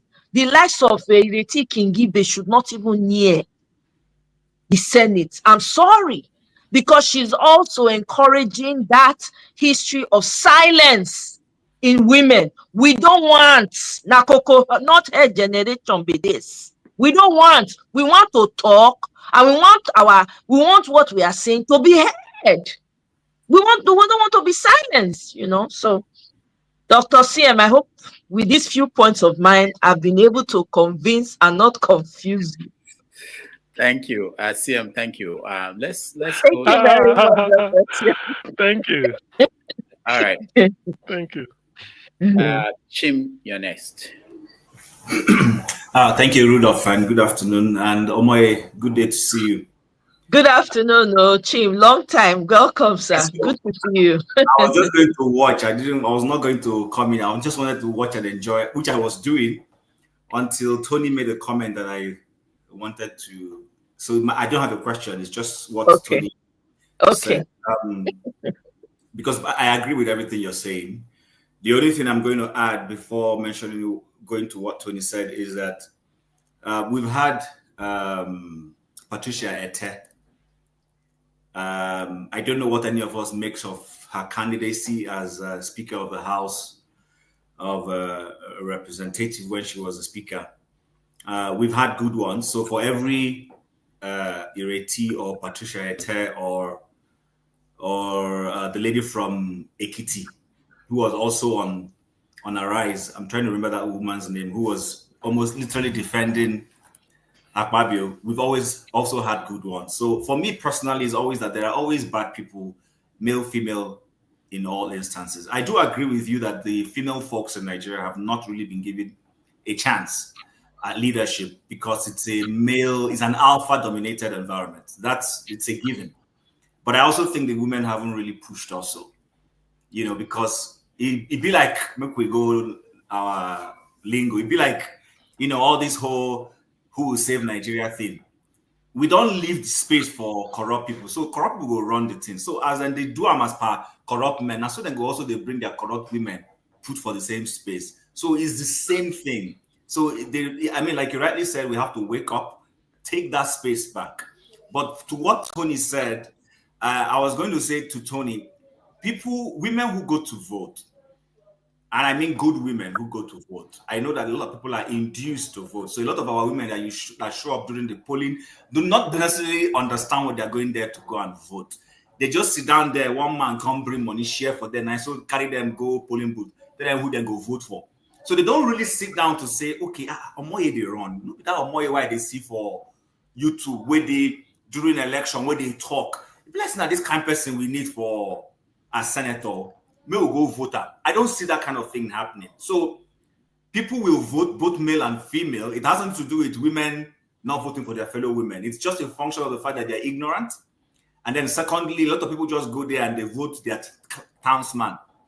I mean, we've seen today women who are coming out in the streets of Akwa Ibom. And what are they doing? They are rallying behind their son. You know, we saw that also a while ago. Some women somewhere came out to say, one the same Natasha, not to speak ill of their Senator Akpabio and all that. So, and some of these people they don't even know what they are doing. They're people who are being gingered for ulterior motives. So I just wanted to correct that impression that he made, that because women have more votes, because we have more female electors, then necessarily, why haven't they used that to translate into voting for their fellow women? No, it doesn't. It doesn't follow. That 1 + 1 in this instance is not 2. That's all I wanted to come and say. Thank you very much, Chim. No, I agree with everything you said, to be honest, especially the part where you said that, some of these women, they don't even know. It's very true. They just share 1,000, 1 gallon of oil, 1 bag of small rice. That's it. They go, they say, they give us this thing. They say, we vote for so and so. That's true. There's also that. You're absolutely right. And to your point about women not doing enough to push themselves to that point, you could be right in the sense that perhaps it's because of the landscape in Nigeria. That's why, because the landscape in Nigeria discourages them. There's some men who don't even want their women to work in Nigeria. There's some men who don't like the idea of their women being in politics in Nigeria because of the likes of Akpabio, because of what they experience in the hands of the likes of Akpabio. Do you understand? So some men, because they're trying to protect their wives, will say, no, I don't want you doing this. I don't want you engaging in politics, even though they will be good for those rules. So it's another thing so it's pointing back again to our men. Like, if say your woman gets that, capacity and she fit do am, support her, give her the opportunity to do am. Not just shut her down. Natasha husband not get too head when he allow Natasha today. I mean, when I say allow, I don't like that word, but at least the woman, they push herself and she get the opportunity to get the platform when she take run. If men for Nigeria, they do that one for their wives, a lot of things go change. So part of the problem why women know they push themselves, because Nigeria, if you not marry, you're not complete as human being for Nigeria. We all know that. So most of these women, when they marry, depending on the type of man, when they marry, the man will say, no, either you choose politics or you choose husband. Which one? We've heard it now. So the woman say, okay, because they like family. And to them, marriage now, everything. So they go choose the marriage. They go say, okay, you know what? The husband say, make go do. So that's part of the problem we're having. So the men in Nigeria, need to, and even in diaspora too, need to, you see your wife get this talent and she sabi it, let them, because now the name they bring to you anyway. Now you go see jollof from all of them anyway. So why not give her let her go? Push her. They tell her, say, yeah, be her biggest fan. They say, yeah. My wife for president, she's the best. Push her. They no matter, push her. When you reach here finish, you go to drive the Benz. You'll get all the security. You understand? They'll say, you say it's my wife. Oh, help me take my wife. The same way women say, help me take my husband. You too, you'll be posing. It's my wife. Oh, you even be dangling the keys. And Omoye, stop. Do you think someone like Tony would like to be saying things like this and my wife? Or actually, I wanted to explore this thing Tony did, because he presented it we've not talked about one side of it. One side was that women are voters and they're not voting for that woman. But the other side he presented was, that women, they have to prove themselves. I know you pushed back a little bit, but I think there is more to be done at that end in terms of it's like black people before Obama became president. That's what white racists were saying. Black people should prove themselves. Go and be governor first. Go and be a senator. Even when they become senators, you have to prove yourself. So why is that, Tony? We'll get him back and let him answer that. Chim, thank you so much. Let's go to the next person. Thank you very much, Chim. It was good to see you again. Thank you. All right, KJ, welcome. Good afternoon or good morning, KJ. Good afternoon, Moye. It's good to see you. I've been listening to you. You made me run away from church, so I had to come back to listen to you. I've listened to all you've said. I totally agree with everything that you've said, and I think it is time for us to push for that diaspora voting. If that will change the system and bring more, should I say, transparency in the Nigerian governance system.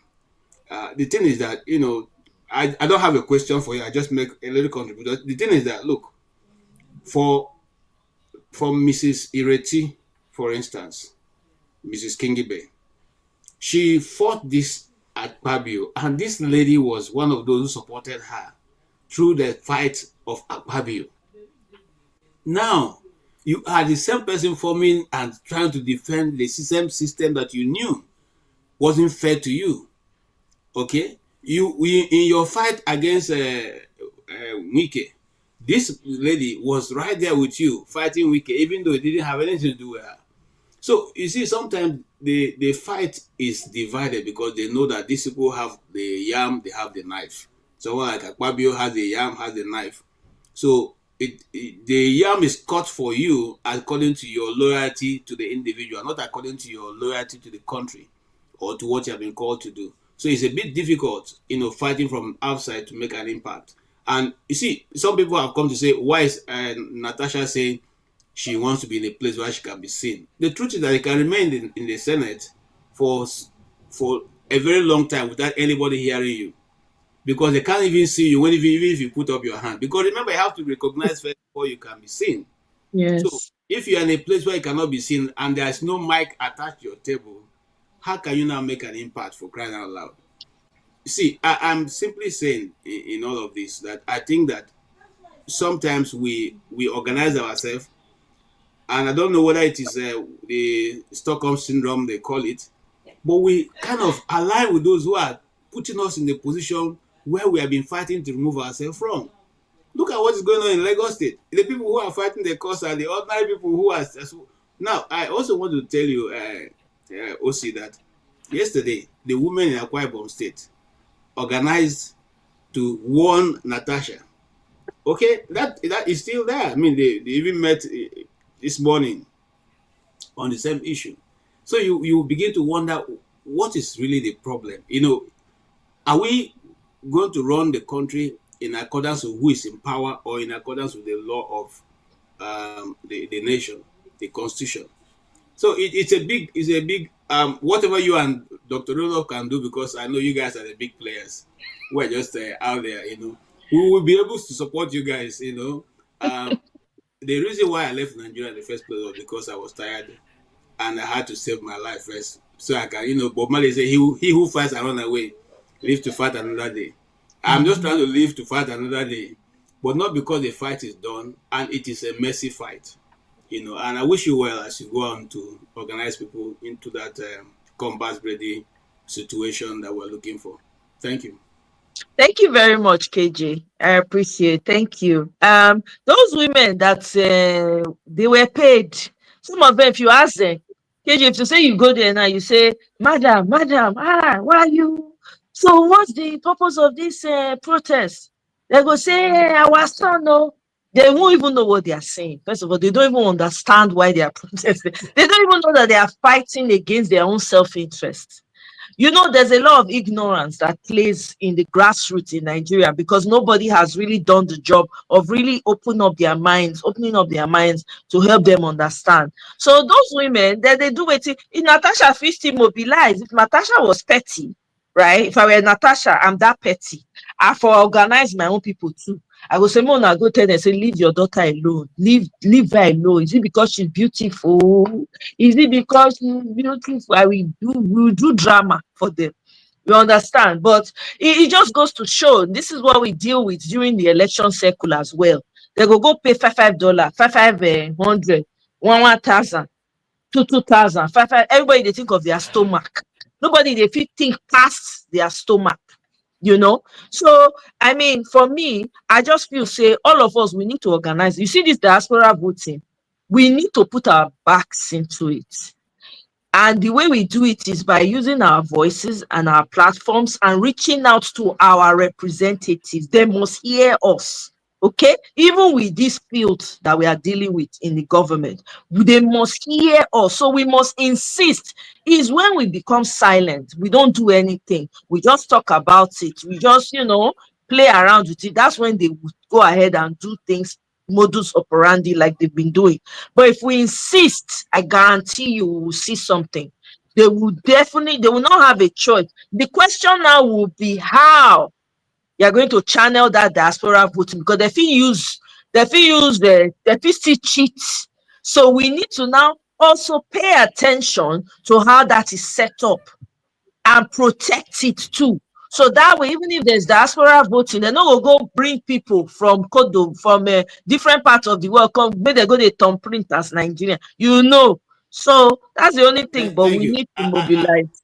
And sorry, Dr. Damage, I'm taking a bit more time. I need to tell Mr. Tony, who is my good friend, that women have always shown, high levels of integrity when it has to do with governance in Nigeria. If you followed a little bit, just like Tim said, the lady who was speaker, remember when she was removed, the northern speakers, the northern members of the house went back to apologize to her behind closed doors, and I follow that development, a bit more. And I don't know if Dr. Damages have that information. They went to tell her that the reason why they removed her was because their religion don't accept that women should lead men, not because she was corrupt. She was quite apt. They even sold a dummy to us, saying that they removed her because she didn't know how the Senate ruled. She was a hairdresser. They should come and look at what's her name, AOC here, what she's doing in the house, But again, I just want to point it so that we are not mistaking that women. If you remember this, the Senate have always had problem with beautiful women. I mean, the House of National Assembly. If you remember the case of Arime Ota, the lady who was heading the Nigerian Exchange Commission, okay, and they asked her. This time it was one legislator from Benue State who insisted that she should play ball, and she wasn't playing ball, and they wanted to embarrass her. Of course, you don't embarrass people who know their onions, and she told them off right at the Senate. So this is not the first time we're seeing the National Assembly getting into trouble with women who seem to be, with the larger society regard as beautiful. Okay, so all I'm saying is it's not the first time. It will not be the last time. These individuals have to be told how to operate, because if you, just like you said, the Nigerian men have totally failed the country. That's the truth. If more women were given opportunity, maybe Nigeria would have been a little bit far away from where we are now. Thank you. All right. Yeah, Thank you. thank you very much, KJ. I just want to quickly mention so that Tony's comment, like women are not pushing them. That's why I asked him, does he have a mother? Because mothers do a whole lot in the house. They are the backbone of the house. If the mama step out one day, the whole house go dey sick. Even the man self go dey sick because he no fit do anything. Because for Nigeria, the woman they do everything, right? So that's why I asked him that question. And if he has sisters, unless he's coming to tell us that his sisters are lazy and his mother is lazy, the role of women in society you cannot finish explaining it. The support you get from your wife or your mother when you're trying to pursue a goal, check it. Sometimes your mother will give her last dime to ensure that you get to where you need to get to. So what more push is there that she needs to do? So, and that's why I also gave example of the girl that they almost took out her eye. There's no more push than that. That's at the point of she could have lost that eye forever, or she could have even lost her life. What more push past that one? Every election cycle, women come out in droves. Whether some of them know what they are doing or they don't know what they are doing is a different thing, right? But what are the men? Do the men give them the opportunity to shine? No. Look at how they removed what's her name, Uju Kennedy. Uju Kennedy was somebody that was getting there. You might not like her, really, whatever. You might have your whatever, about her, but she was doing something. Her voice was being heard. And I was really rooting for her. The next thing they say they are removing her. I personally, I was disappointed. I'm like, let this woman work. So this is part of the problem. So when you have women that are outspoken, not beautiful, not more common beauty, outspoken, that knows their onions, and maybe they're now blessed with the physical attraction, right? They're not, I don't understand. They just removed Uju Kennedy. Piam, if he was a man that did the same thing, Uju Kennedy, if he was a man, you'll still be there. That's the difference. The unfairness of it all is very prevalent. You can see it right there. So we must continue to talk. We must mobilize. We must strategize. This, what's it called? The diaspora voting. Dr. Damages. Diaspora voting, it must happen, whether you want them or not. KJ talked about that we are the people that should make it happen. He will follow us. But I think if we look for people who have the audience, we should look for Pastor Jerry Eze. He talks to 170,000 people every day. We should look to people like Ebukobi, Anyway, but this is a very important factor. I just found out that there are about 2 million to 20 million Nigerians abroad. So if you think about that, if they could vote, they could actually determine who is the president. Absolutely. Yeah. So we must mobilize every corner of the world. We really, really need to take it seriously. Yeah. All right, KJ. Thank you. You want to say something? Okay. Rudolf. Yeah. Yes, Rudolf. Yes. On this diaspora voting, a lot has been said about it. Is it not better, supposing rather than cut us off guard, somebody might say, how is it gonna work? While we are discussing it, let's work out the mechanics so that when you are confronted, you say this is the way it should work instantly, so that are not to go back and say, okay, let's come back and then start saying diaspora voting should work this way. We already believe, I think at least 90% of us in the diaspora believe that there should be diaspora voting. So why can't we, in the interim, work out the modality, the mechanics, the way it should be, just like the operational modus of anything, so that when you are confronted, when you are saying, say, this is how it should work, this is how we have already done it, it's error proof, it's something like a rigging proof, all those things. Yes. Yeah. Kenya, they are doing it in Kenya, so there's nothing special about it. If Kenya can do that, Nigeria can do it. It's a question of whether they want to do it. We can push them to do it. All you just need to do is to tell Kenya, okay, what's the template you're using, and you use the same template. And that's it. It's not a big deal. It's a question of whether they want to tweak it to our own peculiar needs. Yeah. That's it. So it shouldn't be difficult. Let's go to John Abba. John Abba, welcome. Dr. Reddy, thank you. Good to have you and your guest today. Omoye, nice to see you. Good morning, Dr. John Abba. Sorry. Thank you. Good morning. Pastor. Oh, Pastor. Okay, good morning, Pastor. I'm retired.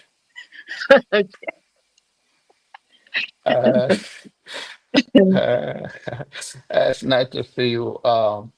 I disagree with diaspora voting. I'm not in support of it for the very reason you have highlighted in your comment. I believe going out to protest in Nigeria can move them better, because that we send a strong message. These people are not as strong as you think, but through voting and all those things, they will manipulate. If Nigerians in diasporas can go home and just make a major protest, it will go a long way than vote that the woman will pledge. If the Bible can be fulfilled in Nigeria, when you see it, all things are possible. That is part of the word it's talking about. It's not in other place. So Nigerians are not that disciplined. They take side, and for that reason, that is.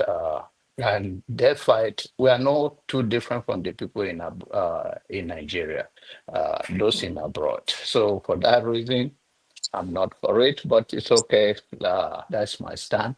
And when it comes to Natasha issue, um, I like Natasha as a woman. She's a strong woman. You need more of her, more of people like you spoken. But she have a weak husband that been a beneficiary with Akpabio all his time. In her whole world, he say, my husband adore Senator Fabio, and it is in his presence he was carrying her, he was holding her hand around the house while he was present, and at the same time that he whistled that whatever he said to her in his presence. You can imagine if he's not there. You can imagine if it's not there. In as much there's no excuse for him, he shouldn't do that to any woman. But when you are a strong woman, marry a strong man, not this weak man following like boy that a man will tell your husband in his own presence. I can't, in fact, in her own word, he say it was when they got to the hotel room that the man asked him what exactly, and she was trying to avoid it and all of that. Then let that birthday know who. That birthday that they said that birthday mate, that their birthday should not hold. So I don't understand how we. I mean, it's easy that I hope you are married to a strong man, or if you're going to have a boyfriend, have a strong one. That if in your presence, you want to protect her. When they see your presence, they know that if anybody touch this woman, the world finish. Don't we African, we don't want to die. And that's the word. The word. Yesterday, my good friend Paul was saying that we don't like fight. We don't have what it takes to fight. We are not even ready for that. Then we are talking about issue, and that is it about it. And then when it comes to the issue of you saying about women, we should do more for women. I think so. I have a strong woman, and I have a strong mother. My mother told me that don't look your shoulder and tell another man what about you? He said, what about you? Ask yourself, what are you doing? So don't go wrong. And I don't believe that this manipulation of bringing those ladies, which you guys have commented on it, that they don't know. But then we have a long work to do to let them know. You cannot just go and be protesting for people that you don't know what is going on, and then you hold somebody as responsible. Women need to know, they need to be educated that this woman have a right. In those, and then we also should factor their age. Those women are the age that even when they have sex with their own daughter, they'll say, don't say it, because nobody will marry you if you say it. So there are many factors that they, even when they know privately it's not the right thing, they think the woman should not come out publicly to say some certain things like that. So having said that, it's nice to see you. I say I've been watching from the very beginning till now. But Natasha is a beautiful woman with a weak man. Thank you. Yeah. John All right. Albert, go ahead, Dr. No, Damages. you go first. You're the guest. I want to ask John Abel a question because Okay. yeah. John Albert, thank you very much. And you're right. You're right, because that was my thought too. Matter of fact, I was on a space, and when it first happened, after the interview, and when she was narrating it, and I made a comment about that. I'm like, what man? Another man is holding your wife's hand. Hey, I said he's lucky that it is a quiet man, whatever that is. Why would you be holding another man's wife's hand? That one no settled, sit well with me. But it is what it is. It's their relationship. I can't speak on it. My own concern and focus now, Natasha. How Natasha go to break the back, expose what they happen for Senate. That's why I'm here for, so that we can televise it. I'm here for the drama. But, and then with regards to those women on the ground and everything, there are people on the ground that are actually trying to educate the people, but we need more people, clearly, in different communities, So people that are from that area and they see what played out, I am saying that they should go out there and start to educate these people, because some of them don't understand why they are even protesting. They are protesting against their interest and they don't even know it, So that's what I'm going to say for that. And then, of course, we need more women. We need strong women, outspoken women like Natasha. We need more of them in the Senate. We need at least 50 women in the Senate. It is unconscionable that we have 109 senators, out of which there are only 4 women. It is unconscionable. We must do something about that. Everybody is doing what they can. Like I said, I'm going to repeat it again. I don't know if Natu is here. We're doing something behind the scenes where we're trying to get women on board. Of course, we're going to do the necessary checks and all of that to see how we can push them and get them to run for offices in the rep, in the National Assembly as well. We have to put our money where our mouth is. We can only do so much. You talked about protests in Nigeria. I'm all for it. That one I don't shout since. Una know that my position since before. Say more now to shut down the system, because we got to restart. How many of us ready to go from here to the diaspora? Because if we're going to move, we got to find ways to move, and it has to be strategic. How many of us are ready to do that? Everybody want to go to heaven, but nobody want to honor life. Nobody want to die. That's the problem, right? So 100%, in fact, now that one I me want, Jonaba. Now that one now stand with pass. This whole election. Me not be like say I know they talk anything. I don't they do my part. Now maybe they talk. I don't tell them say now sit down look be monkey business. If I not see the necessary things being done in order for us to ensure we're going to have a solid election circle again, count me out. I'm not interested. I will make my platform available, but I ain't taking no sides, because now to crash the system start again, I need it for. That's it. Thank you very much, sir. I really appreciate your comments there. Really, really did. Thank you. All right. Thank you, ma'am. Thank you, Omoye. Janaba, just a quick question. Your mom, you said, was she not from, where was she from? Your mom? Benue. Benue. Okay. Who is from Anambra State in your family? There's somebody from Anambra. My grandfather's mom. Oh, okay. All right. So I wanted to know, who do you admire? Because we had in the story that Natasha's husband admired Akpabio. Who do you admire? Will you say you admire? Showore, who you are GO of your church. Who do you admire? Who do you have hold in You'll be surprised if you don't crack your brain too much. No, I'm looking for somebody big, that you. But the point is, there's something we miss when we talk about this relationship and what happened in that room, And I wanted to bring it out in a way. If you're, I don't know if you've been with any president, if you've seen any president, Nigerian president, or any president, actually, even American president. Say you are in a room with Trump, you and your wife, and Trump holds the hand of your wife. You're not going to do anything. Let me not cut you short. Before you go before president of a high class, except Nigeria can be a president like that, right?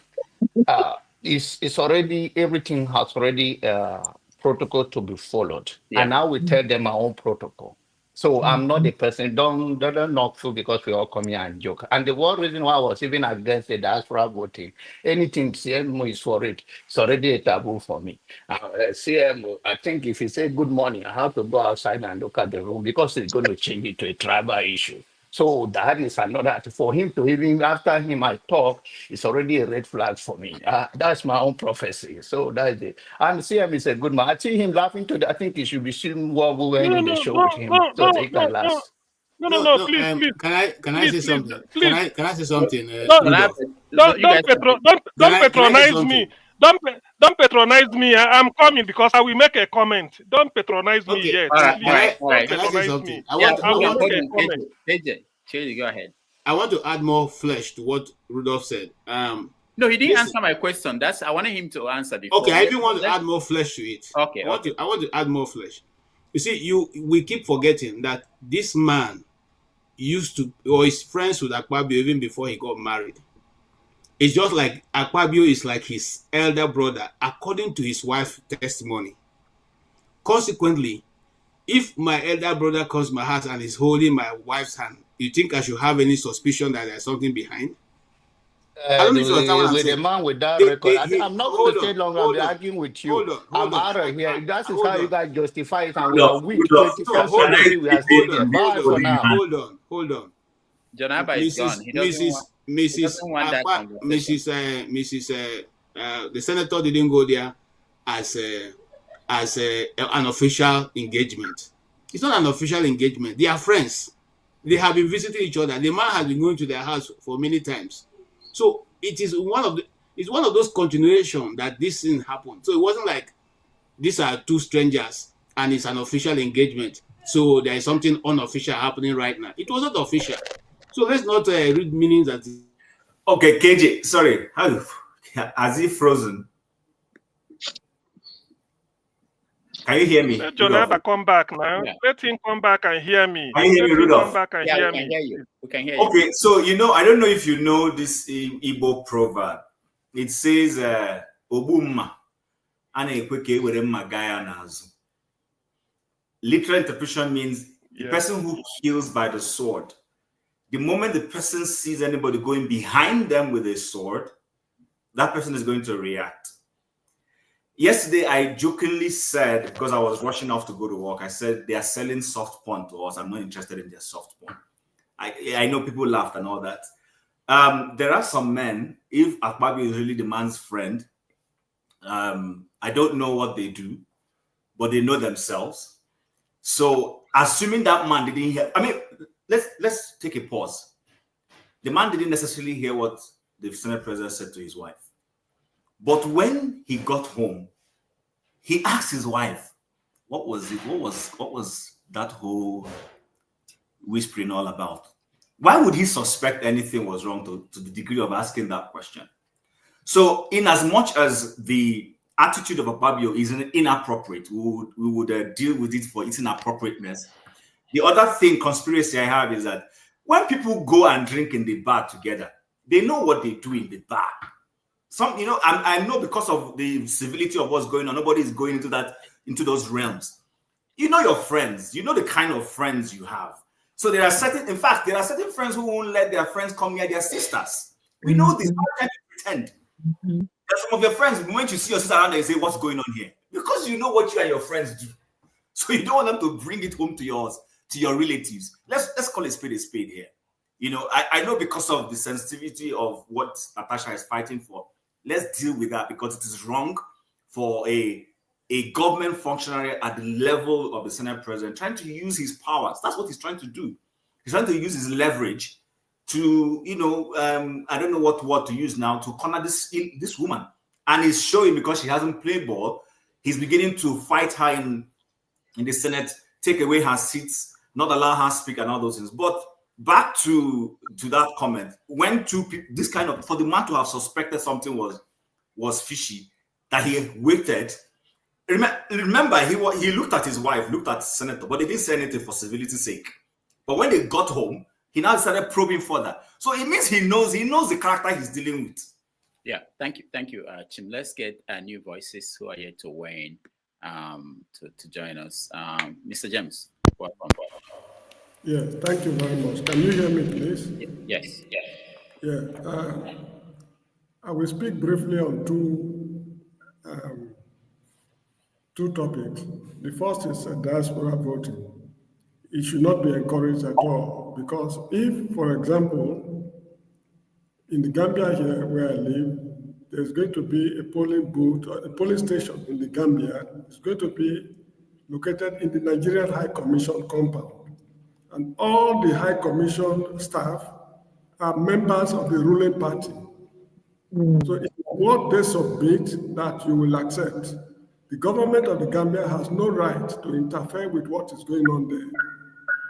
And don't be surprised, at the end of the day, the number of vote cast outside Nigeria will exceed the number of voters registered in Nigeria. Don't rule it out. So as long as these people will man the elections in the Nigerian High Commission compound, take it or leave it. We cannot handle it. I mean, we should just concentrate on sensitizing the people at home, not we who are outside. That's the issue. Now, the main issue is Natasha Akpoti's problem. It was yesterday I was citing, I think I was saying something about how we were brought up in Benin City, Nigeria. Mr. Rudolf, can you permit me to summarize it? Go ahead. Tradition,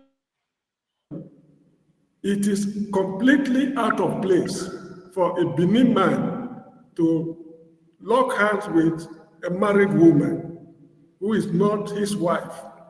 He is permitted to marry as many women as he wishes, but a woman cannot marry more than one husband at a time. If a Benin woman wants to marry another husband, she needs the permission of her husband, and that is, she seeks a divorce. After she has been divorced, then she can marry another man. Now, here is a man, unfortunately, sorry, let me digress. This man is from, although I spent all my good life in Benin City, so I think like a Benin man. Now, here is a man whose tradition do not permit the kind of things he's tolerating. As a Benin man, as somebody brought up in Benin City, the clothes of my friend's wife, the clothes she's putting on no account should the clothes touch my body. My friend's wife, on no account, even a married woman, on no account should her clothes touch my body. Because if there's a contact between me and her clothes, people will read meanings to it. Then they will be telling, and that's just how it happens. So this very guy who is saying that I have discussed the issue with Akpoti, with Akpabio, and this, that. I don't want to be sarcastic. The man seems to be benefiting materially from the relationship between him and Akpabio. That is why he's finding it difficult to call him to order. This is a very serious matter all over the world. When I was in the Republic of South Africa, this kind of things is enough, in fact, more than enough, to enable the husband of the woman to hire a gunman to go after this guy in South Africa. It happens all the time. They shoot people dead because of women. And this is what this man is tolerating. So I think Natasha is strong enough to handle the situation. She's more disciplined than the man, than her husband. This is what I'm saying. I understand she attended the University of Abuja. I think her father died early, and because of her predicament, growing up without a father, I think, if I'm not mistaken, her first husband was taking undue advantage of her. She had a baby or something like that. She has been finding life very, very difficult because of maltreatment she's receiving from men. And this is what has molded a woman's character to be what she is today. I sincerely wish her well. There's no doubt about that. And she's a shining star. And I feel very disappointed that the Senate woman, is it really Kingigo, whatever it is, certain statements are credited to her, which I did not listen to. I sincerely pity her for tolerating such things, because women have had it terribly rough in Nigeria. My mother, for example, never went to school. Not because she's stupid or she's incapable of going to school, simply because there was the belief in those days that you don't train women, because when you train her, she carried the knowledge to her husband's house. That is what robbed my mother the chance of going to, even primary school. But despite that, I noticed something about her, why she's in the, when they're transacting their business in the market. If you go and let's say buy something from a mother of this market women, you say a can of Coca-Cola costs 23 and a half kobo or 23 and whatever kobo. I want to buy 500. How much is the total? Without a calculator, without a pencil or paper, you just need to give them few seconds. They tell you the dead accurate amount. How they're able to work it out is still a mystery to me. Despite my knowledge of mathematics today, advanced mathematics, calculus differential equations, I cannot do what those market women were doing in those days. This shows that to be stupid or clever, it does not depend on gender. It depends on your genetic composition and the environment you grew up. Nigerian men should behave responsibly. I'm not saying that all the women are saints. Better Edu, for example, could not live up to expectation. Yet, other women are living up to expectation, even above what they are expected. So this is how I see the whole show. Nigeria needs to be leveled up. Let the playing field be level in all areas. And unfortunately, let me say unfortunately, I've lost confidence in Nigeria. The country is beyond repair. As far as I'm concerned, I'm even thinking of post-Nigerian republics. So my little question is, do you think Nigeria is redeemable? Thank you very much for listening to me. Thank you. Thank you. Thank you very much. Thank you, Mr. Rudolf, for tolerating me. Thank you, Mr. James. Thank you so much for your comments there. Honestly, I can't but agree with you on the points that you put across. You're right in a lot of instances that you spoke about there. And you're right about your mother, because yes, I heard that growing up, like a lot of women were not allowed to go to school, which that's part of that, and it's still playing out, even though they're not allowing them. It's now transferred to shutting them, silencing them. So thank you very much for saying that and for recognizing that. I really appreciate that historical perspective. To your question whether Nigeria is redeemable, yes, it is, if we do not give up. I think that as Nigerians, right, we always tend to, some of us want something to happen right now, right? If it's not happening right now, forget it, it's gone. I've heard a lot of, I've been in spaces and I heard a lot of people say, oh, Nigeria, forget Nigeria, forget Nigeria.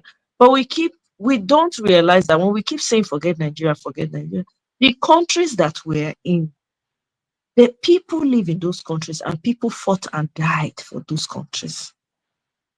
How can a country that the creator himself gave to us, flowing with milk and honey, because we don't know the value of it, or maybe we're choosing not to know the value of it, we say because it's not working right now, we're not seeing it, so maybe no. I refuse. It's like a mother and a child. To a child, you don't ever, a mother never gives up on their child. Never. Of course, are there instances where, maybe due to scenarios or circumstances, the mother chooses, you know what, I'm done with this child? Yes. Right? But the way I see Nigeria is we should see it as a child. We cannot give up on that land. I cannot personally give up on my ancestral home. Never. If I don't have a dime today, if I don't have anything and it's okay, maybe DT tomorrow, bring policy. You say, I don't want to see Nigerians. Everybody go back to Nigeria. If I not take anything with me, I go see my grandpapa house enter. Mud house. He go there. I go see and enter. I go see food chop. I go get farm for my backyard. I go see food chop. I will not. I refuse. Right? So it is, for me, Nigeria is not over. Nigeria is not gone. Lie. We always want to see ourselves. The problem we get for Nigeria, and I'm not saying you said this, Mr. James. I'm just adding to what you said, right? I'm not saying you alluded to it in any way. It's not about what you said at all. There's also the set, those of us that see ourselves tribally, it's tribal, north, south, east, west. But guess what? If the country is working, you can from the south go to the north, there'll be no problem. If we have functioning court systems, functioning roads, transportation is good, go road is good, security is taken care of, you can travel and do business wherever. There was a time that somebody from the north could be governor in Calabar, in Akwa Ibom. That can happen again, but we have to get past ourselves and see the goal of we want security. We want everybody to live their lives. If we get it right, we cannot decide. Let's say we get the leadership right and we do what we need to do as a people and come together and do what we need to do, whether it's protest, whether it's election, however way, right? And we have the right leaders there. We can now discuss and say, Dr. Damages, where's that your village again? I better go to your village. It's been real. And I no need to see your face again. It's okay. When I want to visit, I call you. I come to visit you in your village. The same thing with me. So until we do that, I don't want to give up. I cannot. It will be criminal for me to give up on Nigeria. It will be criminal for any one of us as Nigerians to say we want to give up in Nigeria. The countries where we have peace right now and we are living and thriving, people fought and died for it. I'm not saying that will be our case. I listened to a video of someone yesterday. He was making a difference between Oyibo people and our African people. He said the difference is Oyibo people are ready to kill for what they want. Sorry, Dr. Damages. They are ready to unalive for what they want. Our dudulicious people, our people, Black people, Africans, right? We are ready to, we go unalive for other people to take what we get. It was insightful. I never thought about it like that. And if you look at the world, that's what's happening.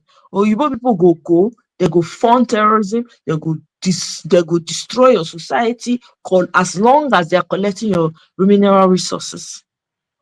So we need to, it's very important for us to have a transformation of the mind. There's a reason why you're a Nigerian. It was not a mistake. It doesn't matter where you are in the world. That's why we all gather here sometimes. We unconsciously, we don't like it, we don't want to hear, we're tired of, but we still find ourselves gravitating. Why? So for me, we have to continue to fight. That's the way I see it. Is Nigeria redeemable? Yes, but we need to get our own act together and we have to unify. Without the unity, I'm sorry, we will be T-Pain 20 to 31 go they pick in teeth again. So that's it. That's my take on that. All right, thank you, Mr. James. And, Yeah, please, can they allow me to sign out? Okay. All right. Thank you. Good night. Okay. Thank you very much, Mr. James. Thank you. Okay, Igbo Basics, welcome to the show.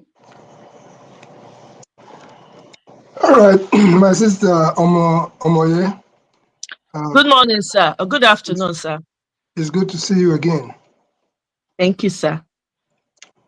First of all, on the last subject you guys were just talking about, Nigeria redeemable or not irredeemable, all of us, majority of us who are here, we still carry this green passport. And until any other thing is said otherwise, that's what we carry. If you like, carry American passport too. If you like, carry South Africa or wherever you are. The core of us, that's who we are. I try to stay away from the politics of it. I know you're talking about Natasha and stuff like that. They said, one man sang a song. I said, a man cannot go further than your woman. Let him. A man cannot go any further than your woman. Let him. That's Roy C. Who was that? Roy C. Roy C. Exactly. That's Roy C. This is 1940 what? No. It's in the 70s. It is 19. Doctor, it's 19 Kridim. That's the year. It's 19 Kridim. And the whole thing boils down to character. I do realize if you look, you go to bank, majority of the people who work there are women in a lot of banks. And then to some of us who grew up in the other era, I can say one thing. When our father died and my mom stood, as a young lady she was, but then in defense of my mother, I was just about 5 years old then, I would always carry stones in my pocket. And the men knew that if you go near my mother, you'll be stoned. I actually stoned a couple. So they will tell the story out there. That's not the topic. The topic is that why is it that when we come to our forums anywhere, what I call the Ngwa Road syndrome, the St. Bottles syndrome, or the Church Omenuku syndrome, it comes to play. The men begin to laugh and dance like Akpabio. It's a continuum each and every day. But going straight into women participation in anything, not just politics. Last time you were here, I remember asking a question that we are trying to fill in the role of women in a board that we are trying to compose. And that board is the New Mask for Artists Foundation. And you suggested a name down there. Of course, we won't hold you today because you made it clear that it's up to her. My friend, late Dr. Sally Okogu, was alive then and made contact, called, sent me the information, I also called. So as it stands right now, I would say that we've come too far. We have 3 steps ahead of us now. 3 things. It goes back to the welfare of artists in Nigeria. Yesterday, I said to Dr. Damages that Igbo Basics would be at Abakmanike today. And yes, we were at Abakmanike. And I sent Dr. Damages the clips of Chief Zebudea Okorigwenwobe, alias 430, as he prayed over the same subject we are talking about. As a precursor, now we have some very highly placed Nigerians, very highly placed Nigerians, making up the board that we compose. But here is the issue. When we talk about women not participating or not being given a chance, the issue is that we try to do what I call the new face of Nigeria. And the new face of Nigeria should include the West, the North, the East, the South. It should also include a blend of men and women. For right now, we have enough men, and I'm talking about men who are highly placed, and we are ready to go. So I'm bringing it back to the table again, the same question that I asked you last time, because we all seem to have this our cash and carry mentality, waiting there in there for me. If not be the crayfish, where I go get today chop. We don't seem to look beyond our nose to legacy projects. Having said that, I'm believing that I may have been a little clear in terms of what I am discussing here. We have the 75th birthday ceremony or celebration of Zebudea Okorigwenwobe, alias 430, coming up on June 10. After that, we see how the book launch, which we will eventually bring to table. And that book launch was supposed to be a seed to the New Mask Foundation. Do you have somebody else, a woman? Because we can easily say Ngozika, Mbeke, Mbafu. But we are finding it difficult to go across the Niger, be you Benue, be you Yoruba, be you Delta, but we need somebody from that area, more so a woman, to come into the midst, so that it will not be a case of nadem, only men all across. Do you have an option to nominate somebody else from that area? I don't mean to put you on the spot, but that's what you are doing. And let's some of these conversations, we can have it outside of the platform, because we basically have moved away from the conversation we're having. I can connect you to Omoye later on, and you can talk to her, so that we don't put it out here and some of this conversation. Okay. All right. So I muted you. Unmute yourself. There's noise coming from your end, so I muted. Yeah. The other questions I asked about why is it that we all dance like, because we see beautiful women and stuff like that, everybody begin to dance like Akpabio. And the cash and carry situation of the Nigerian mentality. All right. Thank God it's not me that you asked. Omoye, it's for you, if you understand. How do I answer that question? The question is directed to the men. Like, why do you guys dance? I don't understand that. I don't know. Nobody's dancing. I haven't seen it. Dr. Damages did not dance. Chim did not dance. Dr. CM. So I don't know how to answer that question. Akpabio was dancing. Please, Rudolf, allow me to. Please, hold on. Before, I know. Thank you, Igbo Basic. Thank you so much. I want to make sure we get to. There are some important things I want us to get to. Thank you, Igbo Basic. Let me hear from Okija, and then we will get back to CM and no, not just Okija. Forefathers is here. Okay, let's quickly. Anybody that comes, just 2 minutes, a question and then comment, and then we get to Okija. Go ahead. Thank you for being the guest today. You heard all you said, and I've made my position known yesterday.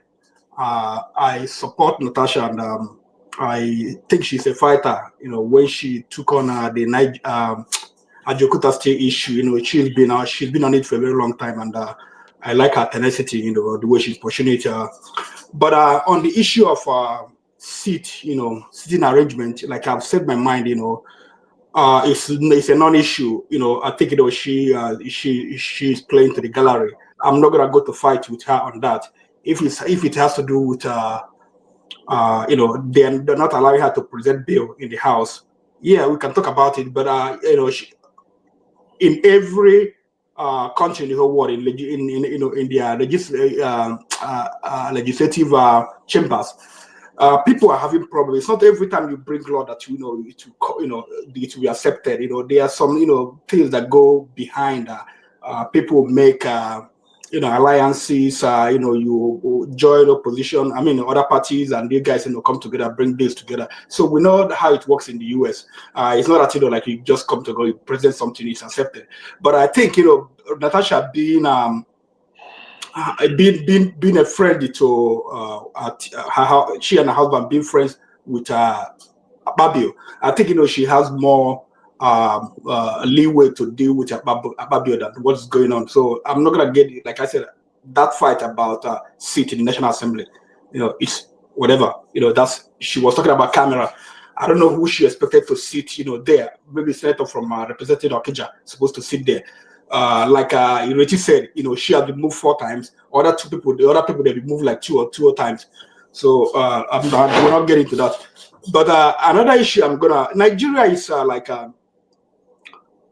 Nigeria is an unlawful, lawless country. Nigeria is a country that is Nigeria doesn't do justice.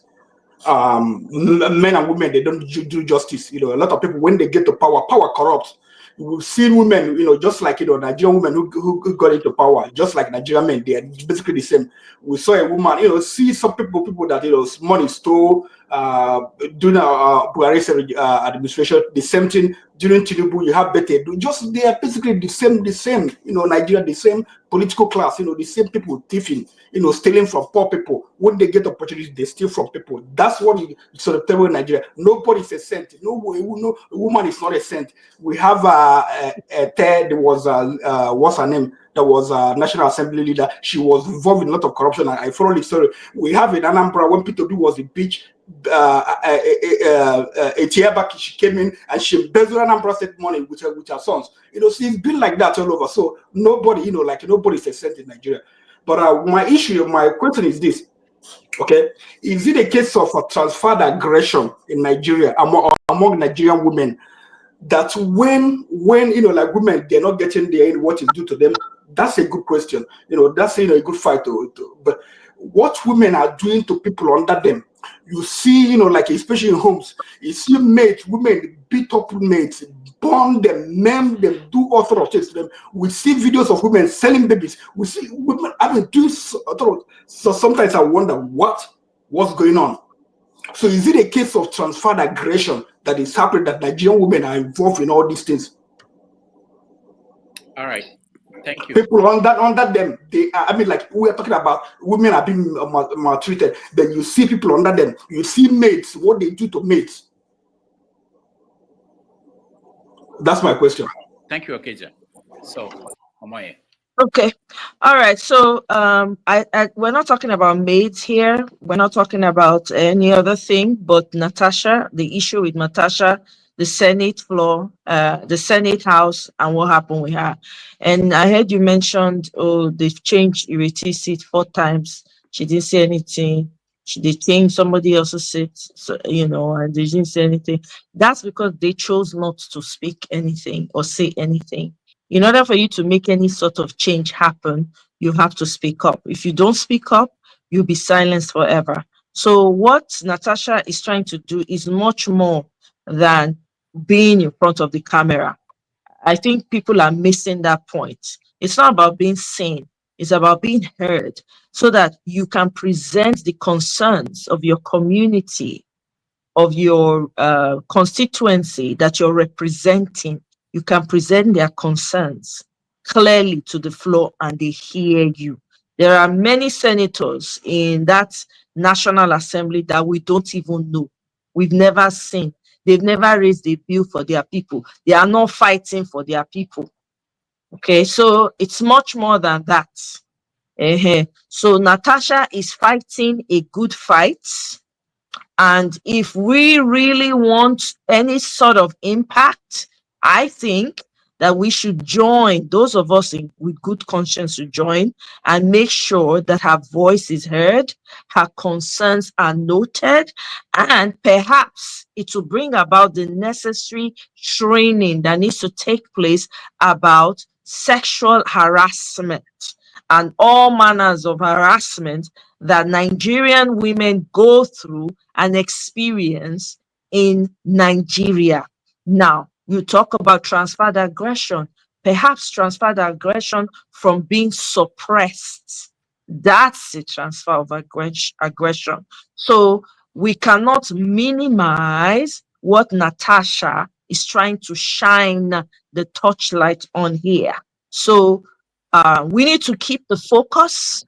If we are interested in moving forward and fighting for what was given to us naturally, then we should get our act together, mobilize, do what we need to do to get that country that we want. That's all I'm going to say on that. Thank you very much. All right. Thank you, Okija. Where is he? Okay, he's gone. Let's hear from Forefathers and then. Yeah, thank you for having me, Dr. Damages, and greetings to the special guest, Madam Omoye Kona, and greetings to the panelists, the chat, and the viewers. I hear what you have been saying about the way our men treat women. I think let me just comment quickly about Natasha Akpoti. I said it yesterday. I'm fed up of our men, kind of gushing over that lady, like, oh, she's beautiful. It's like, It's very, very unseemly the way they are going on about this. They need to stop it. And because it's the thing that we do when we see light-colored women and we just start talking like we are sycophants. And it doesn't do us justice, because our women and our ancestors don't necessarily look like that. She's mixed race. People forget. And people should just focus on the human being. And I support what she stands for. All I've seen about her politics, she's been upstanding so far. I've not seen anything that says that in terms of her politics, anything is wrong with it. So that's why I support her. It's not about whether she's a woman. Even the Kingi Bay lady, I can fight for that lady from the point of view that when people keep saying, "Oh, why is she not backing another woman?" Yeah, men don't back men too. We see men all the time bad mouthing fellow men when they declare something. Was it not a man that threw Dele Farotimi inside prison? Men do bad things to each other too, and women are not any different. So from that point of view, I'm fighting for women to be just as free to behave as they want, badly and as well as men.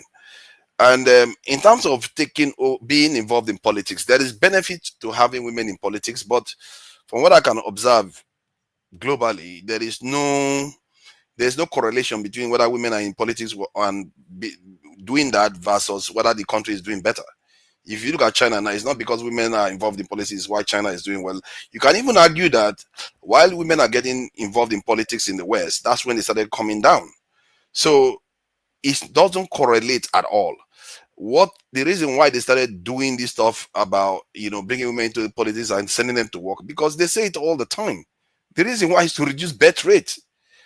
This is their real objective. It's not about empowering women. Women have always had power in their own way. They dominate certain sectors of our society that they make decisions on that men don't participate at all in. When we say women should get into politics, we are basically saying it's like the military. We want women to get into military, even if they are not conditioned or even naturally conditioned to do those type of roles. And that's what we are actually asking for. And personally, when you ask that type of question, I want us to think, okay, is it worth the trouble? Is that where we are right now, where we have to worry about this stuff? If a woman wants to influence a man, they will influence a man easily. They raise most of the men. They control most of the homes. If they want to influence society, there are different ways of influencing society without running for politics and fighting people. Going to Senate House to query the Senate head. So I don't see a correlation between women being in politics and the development of a nation. It doesn't correlate at all. And historically, most of the women that have been powerful in nations in Africa is quite recent. This is a recent occurrence. When I checked it, when you were saying this stuff, I checked it. Most of them were 18th century, 16th century, during the period when Europeans came. So you would ask yourself, were we originally like that? Why were there no women before then? These Europeans, they may have brought this stuff in. Is the other way around? You were thinking that is us that made the macho culture. But while it may actually be they are the ones that brought the feminist culture into our own culture. Because if you look at all the army now, all of them, they tend to be from 15th century to now. They don't go further back. Many of them in African countries, they're just quite recent ones.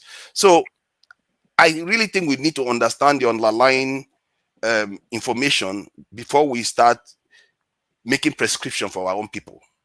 That is what I always say about this. I'm not have anything against women. If there's something women can do that will benefit society, I will support it 100%. I don't have any issues with that at all. I'm not here trying to say that women should not participate in society. I'm just saying that when we are asking for something, there's a reason why all these Western people are promoting those things. They want to slow our growth. America, they spend about 80% of their money for contraception on Africa. And in America too, the biggest people that they fund abortion for are black people again. They want to keep our population down. Even a white person has said it before. This is something that they seriously want to do because they know when we rise and we get to the population that we need to be, they can't keep us in check. The only way to keep us in check is to convince our women to go out and start worrying about other things as if childbearing and having human beings is not a powerful thing. It is one of the most powerful thing you can have on this earth. That is why America is the most powerful country, China is a powerful country, India is a powerful country. Which country can challenge them? Apart from Russia that has a lower population, but even that is a very, very populated this in country too. So I'm going to leave it there. But I must say, I will. That's the negative part. But everything else I've heard you say about Nigeria, I think we are closer together on that one than most people. Like when Oga James was talking about breaking up the country, I really appreciate the way you described. I wouldn't describe it like that. I'll probably antagonize him. But I like the way you describe it to him, to let him understand that you can't give up what you have for less. So I really commend you for the work you are doing, and you are also pushing for the diaspora voting. I can't fault that. That's a good thing. And there's a lot of good things that you are doing. I'm just saying that in terms of the feminist stuff, we need to look at the underlying data. If you feel that there are things that are wrong in society, you can advocate them, but we have to be careful what we advocate in our society so that it doesn't do us damage. We have to have empirical evidence for what we are saying. That said, I think that's a comment. It's only comment I've got to make. But if I'm to ask a question, let me just ask one question. What would you recommend based on where we are right now in terms of the politics of Nigeria? I don't want to steer you in the direction that I want. What area is the biggest failing in the politics of Nigeria? And what would you say, what would you describe as a concrete solution that can get us there? I know you don't have all the answers, but just give us as close as possible to what would be the solution. I get a feeling that I know the answer, but I'm not sure. So, but what would be, what is the greatest problem in the Nigerian space, and what would be your solution for it? That was the question. Okay. Thank you very much, for fathers, aka what's the other aka? Niger, to Niger. There we go, to Niger. I'm going to touch on some of your comments that you made earlier, and then I'm going to answer your question. Okay.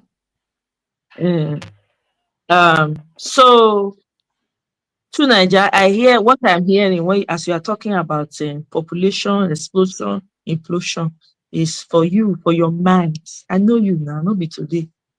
Not me, women just day house, me they just they born children for you.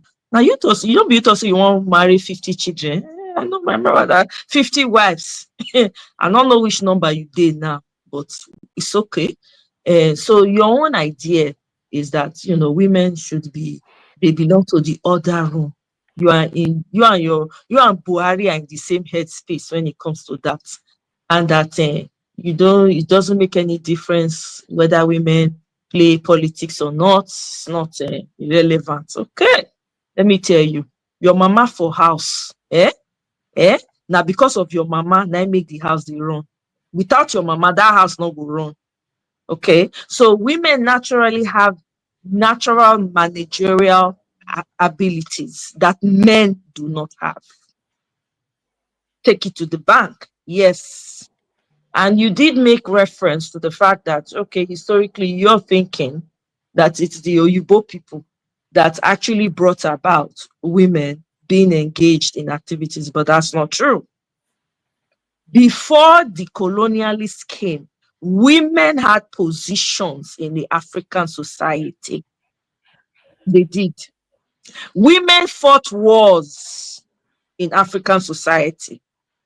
In some cultures, the men did not work. It was the women who worked, who went to the farm, came back. All the men did was sit under the mango tree and drink palm wine and drive flies from the distance. They were content being that way. Even to this day, there's some cultures where it now became a thing where, they now started complaining at the women because now, industrialization, people going to school, getting jobs, but some men were still in that same wavelength. Okay, it took some juggling for them to get out of that circle. So now, for you to talk, say, now, Oyibo not do that. Oyibo can't give you macho man. That's what Oyibo man came to give you. You reckon back in the day, you see this polygamy when you when they desire. So now men can work that time. You know why? Because women get work, they get roles, and it wasn't sexual. Women had roles that they played in that time. They didn't have time to be doing bedroom gymnastics with you because they had work to do. So they will just marry one small girl, give you. They'll say, you get one girl when I say I like her, I go marry her for my husband. That you know that women used to marry women, marry other women for their husbands. They go call them their wives. That's what they used to refer to them as. Okay, that's why polygamy was interesting to those people back in the day, and they did not spend their time in the bedroom. They were using it to work and build the family. That's why you had massive families then, and they used to have huge compounds. Okay, now women, there's a thing called representation. It matters. Let me tell you, with the men that have been running the politics in Nigeria, the needs of women have not been met. There are no hospitals in Nigeria. Women want to give birth. Do you know how many women died during childbirth in Nigeria? Go check it out. It's getting worse now. There are no decent hospitals. Nobody is concerned about maternity cases anymore in Nigeria. Women, if you go one leg in, one leg out, well, let's hope you make it. That's how it has become now. We don't have doctors anymore.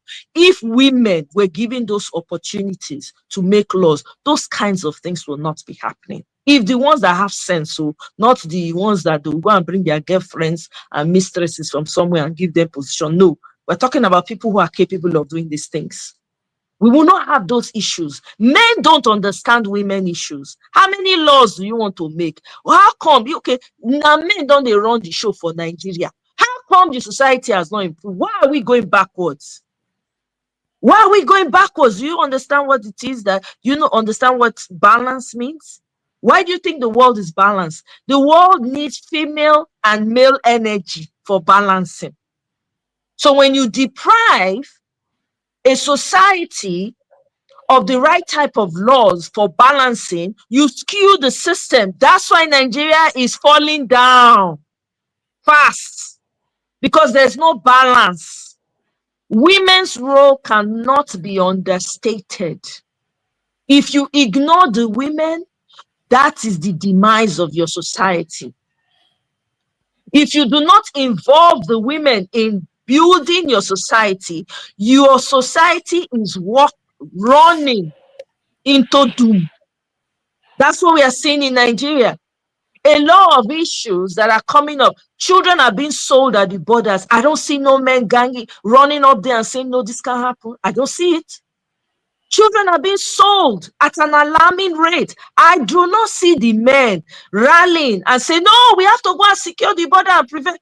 The borders are porous. Who is in charge? The men.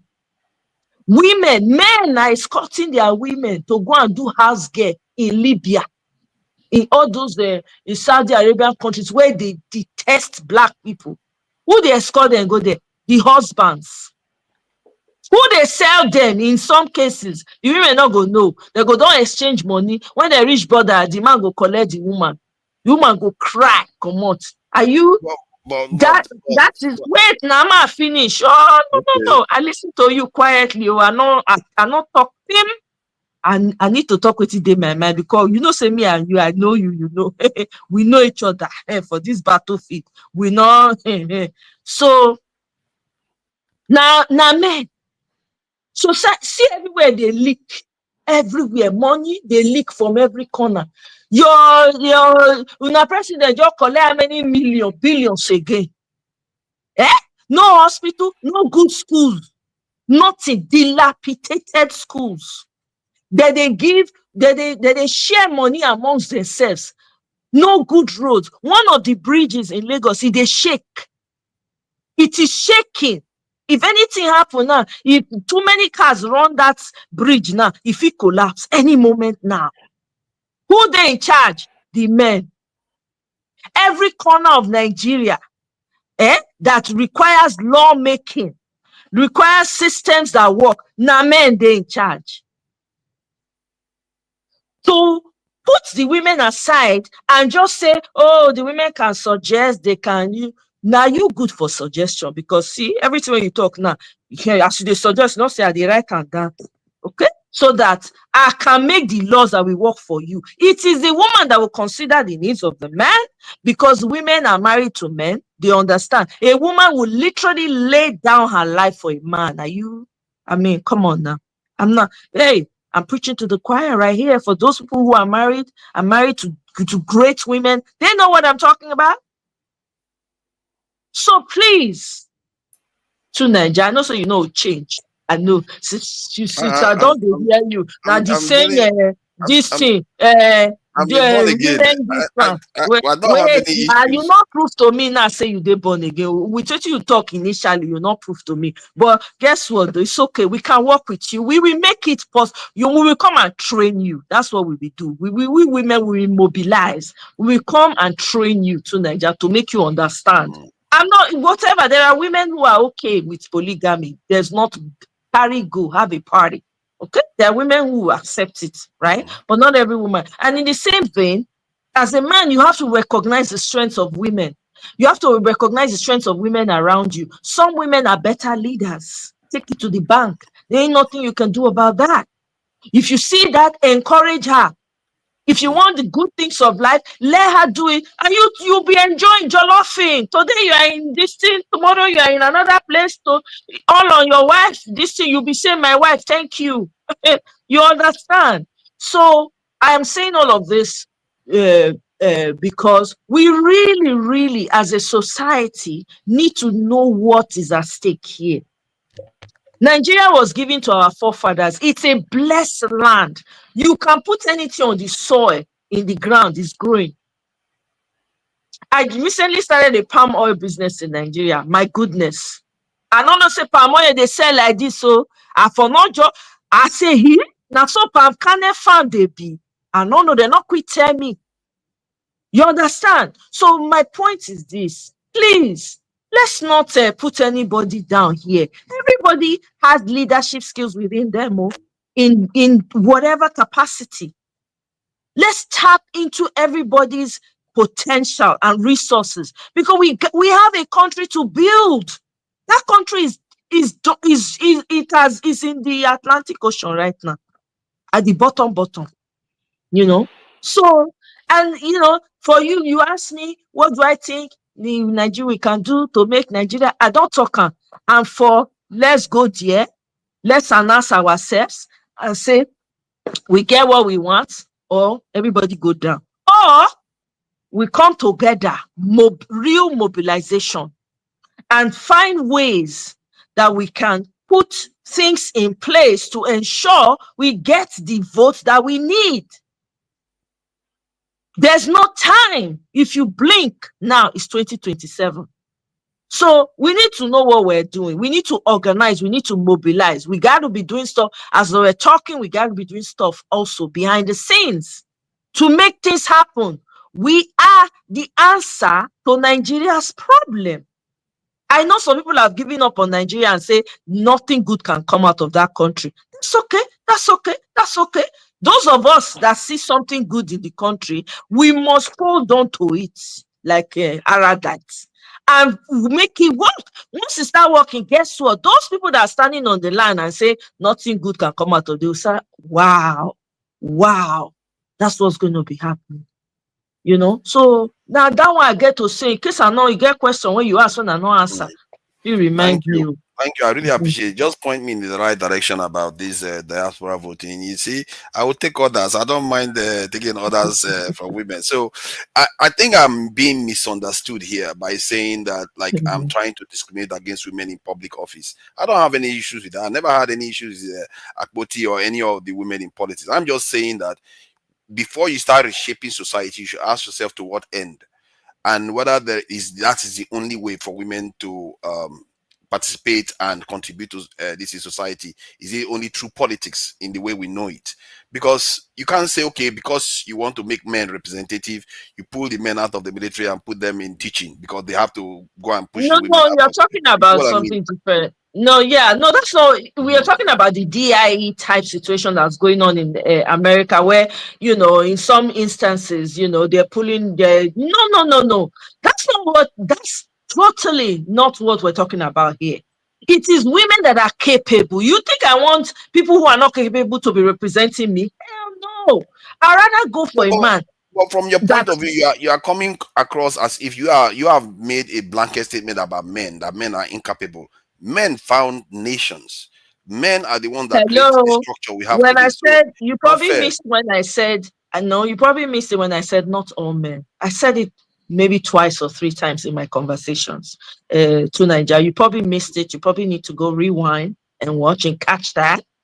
Okay, I did say that some men, I'm not saying all men. When I say men, I'm just we understand what we're talking about. Dr. Damages is here, he's doing the best that he can do. I can't throw him into that whole group of people. There's so many of you here that are doing wonderful work. I can't throw. I'm saying those who are capable should be put in front. If a woman is capable, don't silence her. I support that Don't 100%. silence her because she's a woman. Because what tends to happen in Nigeria, even though the woman is capable, they go silence her. In the case of Natasha now, the woman, I like her strong head and her stubbornness. Now we need for Nigeria. We need somebody. Okay, this Ajakuta still something that she's trying to pass now. Do you know how many jobs that will create for people? Why are they sitting? Why are they not signing it? The jobs it will create for people. She's championing great things that we want to see. So for me, I am about making sure we champion the type of women that we need to see in the Senate. If they're not there, they don't need to be there. Because what we see in the Senate now is a lot of women who don't do jack. All they do is go there, collect money, go home, collect money, go home. Nobody is pushing any policy or bill. Do you see any bill that's been pushed from all the Senate? No. So, Apart from sorry, changing our anthem to the British one, so they did do that one very Eh. quickly. So Exactly. I appreciate you. I think we are on common ground, just that we are using different language to describe our stuff, because I support everything. No woman should be blocked from running for office if they want to run for office. But I just feel like sometimes your description comes across as if you are trying to say that women have been oppressed in Nigeria. Men have been oppressed too. Societies are shaped like that. And okay, you're not to Nigeria. Women are being oppressed, whether you like it or not. Women are being especially we oppressed are in all being Nigeria. oppressed. Take that to the bank. No. In generality, we're suffering, right? In generality, in Nigeria, everybody is taking a hit. We're all suffering, no doubt about that. But women are especially taking the hit in marriage, in the workplace, everywhere they go, they are taking the hit. So that one, we don't have to agree on every detail, but you get my drift. I get your I drift. get it. That's Thank you. All right, thank you. yeah, I want sure. to Thank you. hold on. I am forefathers. I know if I said it, it may mean that you talk more, but I wanted to zero in on something you were trying to say. I want to get it clear, understand what you're trying to put out. Are you saying that because I've heard other people say it, that because women are in the military, you alluded to something like that. Now that the military in the West, that they are weak because of that. Is that what you are saying, or something else? No, I was trying to draw a correlation between that. I was trying to disconnect whether women participation in politics or in some aspects of society is the reason why nations do well. It doesn't correlate, because some nations don't have it and they are racing ahead, like China. They don't have it, but yet they are still going wherever they are going. Different countries go different paths. The UK, when they conquered the world, they didn't have that.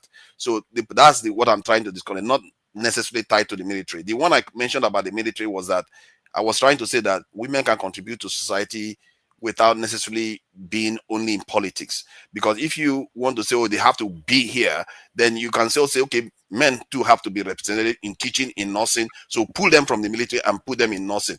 That's going to mangle the society, and that society is going to pay a price for it. And that is what I'm trying to say. We shouldn't just realign what has been constructed by nature that is very, very efficient by nature itself, because we just want to pander to the quota system, because there are ways different genders contribute to society. All right. That's all I was trying to say. All right. Thank you. I want to bring back, I know that Prince Dr. Damages, give me 1 second. This battery has run down. I need to switch devices and I'll be right back. Sorry. Okay. All right, no problem. I want to bring up Tony. Tony, you received, some people talked about your contribution. I wanted to know if you have something to add. Maybe people misunderstood you. No, this is not a gender issue. I mean, the way the discussion is going is like, it's all discrimination against women and so on and so forth. Someone once said that political power is not given a la carte. You have to steal it, run with it, and so on. Nobody's going to sit down and just say take power. So one of the ways a couple of ways you can get power: you negotiate, you distinguish yourself, and then that will give you visibility and so on and so forth. You have to pursue a policy of inclusiveness. Show yourself, your skills, and your ability to perform.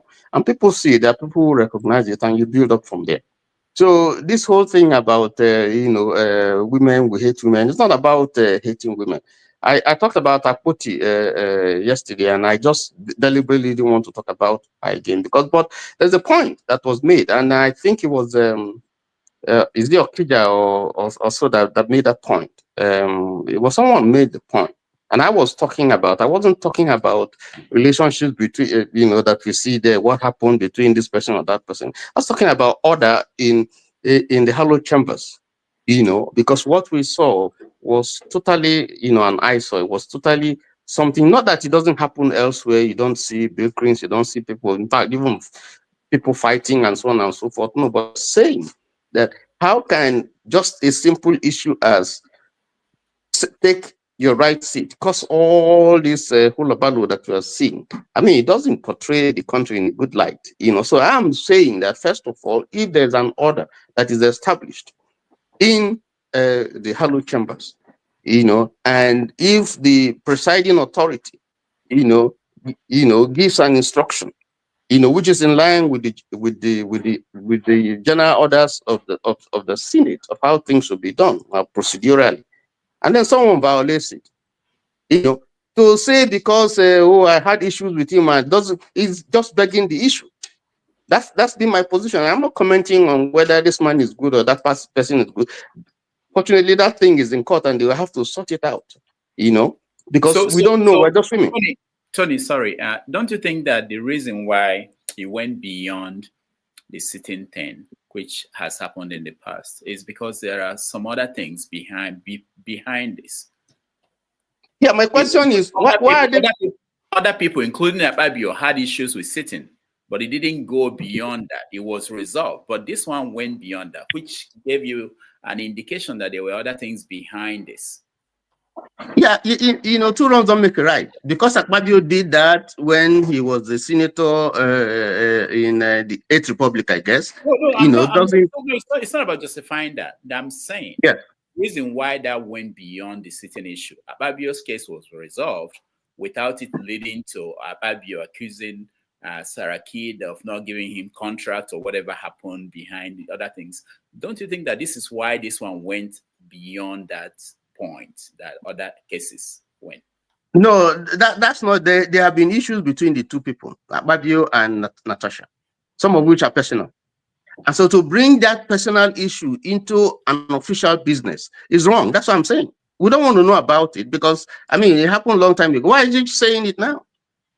So my point is, listen. It wasn't a long time ago. The final thing that she talked about wasn't a long time ago. That was when Akpabio, that was last year, I believe, or 2 years ago. So yes, last year is a long time, December, and then there was the issue of you are looking into my wearing a transparent cloth and rubbing a pancake, and then the other issue about nightclub and no nightclub and so on and so forth. What I'm saying is, you see, as the days go on, we're going to be hearing so many other things because we don't know what is in this thing.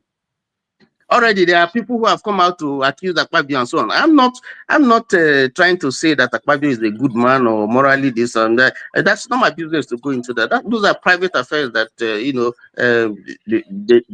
two persons, those who are involved, sort out. Fortunately, it's in court. But I'm looking at what concerns me officially as a Nigerian. I'm looking at the Hello Chambers, and I am questioning whether the things that happen there, if you look at it, procedurally, whether you can find a justification in Akpabio's action or in Akpoti's action.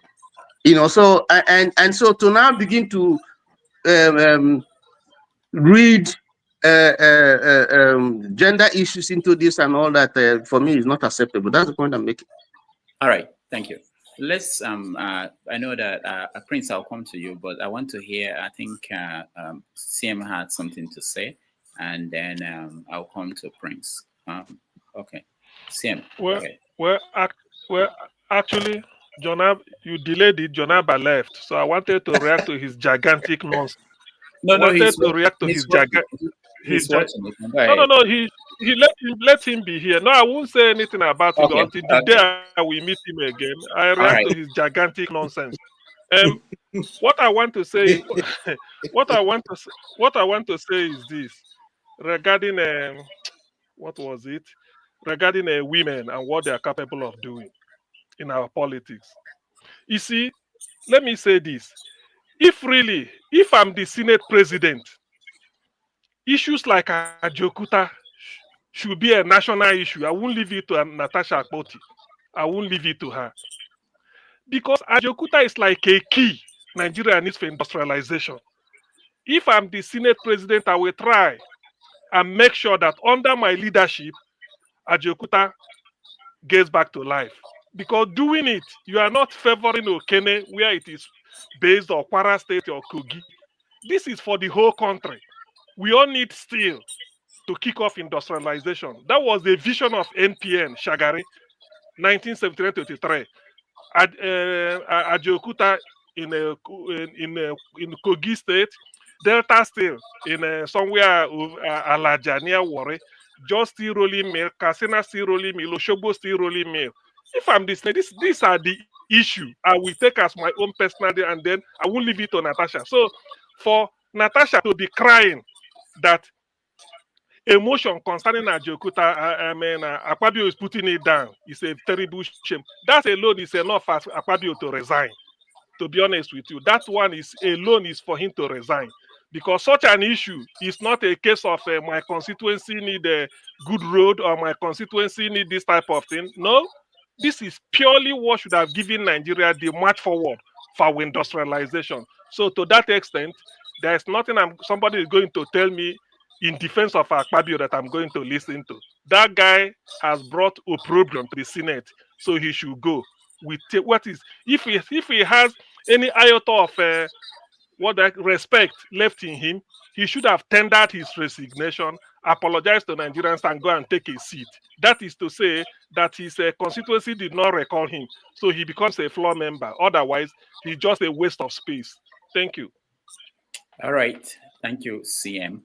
Let me go back to Prince. I see you, KJ. I'll bring you up next, but let's go to Prince. Prince, welcome to the show. We have Omoye here with us, and any question for her? Comments? First and foremost, Dr. Damages, good afternoon, and Omoye, good afternoon. I know we just entered. This is our 1 o'clock, so we are same time. I'm kind of, right here at Stanford. I'm here to watch a soccer game, but then when I was listening to the whole thing, it's kind of like I said I won't stay behind why these things are still being talked about. Like I said yesterday, some men that were, some people, I think it was Tony, that was saying that if he is the husband of Natasha, and then that she didn't tell him, and then whatever it is that that he will chase her out of the house. Thank God there is a response from the man. Okay, the person we're talking about is a high chief in Warri, and all that stuff, and the man solidly is behind the wife. He said the wife told him. Probably she didn't tell him at the exact day that it happened, and that he had, approached Akpabio in London and pleaded with him to leave the wife alone. But this man still will not leave the wife alone. So don't we see that this man is obsessed with that woman? And he's a Senate leader or Senate, and here they have Senate leader, there is president, the number 3 man. And that also brings to shame the wife, the Akpabio's wife. I don't know what she wants to make out of the lawsuit she's making. If my child is in her school, I will withdraw my child right now from that school, because those are the people that covers, all kinds of corruption. Yes, she's a school owner, from what I understand. And then not only did she do that, they now went and organized those 5,000 women that is just, oh my God, they are just a shame to watch. Their husbands should be ashamed of themselves. My own thing is this: when I talk about women, I am solidly behind women. Sexual harassment is a no-no. And some people think it's only when you touch a woman, that's when you... No, it's not that. I've told you guys yesterday that when you look at a woman lustfully, you've already finished everything. And she have a right to sue you if you want to. So the thing is this, Omoye, thank you so much. I totally agree with you with all you said. The only thing... Sorry. What is this you said about just looking at women lustfully? What is that not a little bit out of this world? What is nightclub for? What is birthday men for? I hope you're not coming for me, because in my case and your case, Why are you saying that you don't look at people anymore? You don't know you an enigma. Okay, check it out. I know what enigma is. You're an enigma. You are saying that just looking at people is a problem. Come on, man. No, I said it's not only when you touch a woman that you harass her. You could look at a woman lustfully. What? How is that a harassment? That's okay. That's going too far. Where are you in London? Where are you in London? Are you in what is that place from? Naramali, Israel? Is that where you from?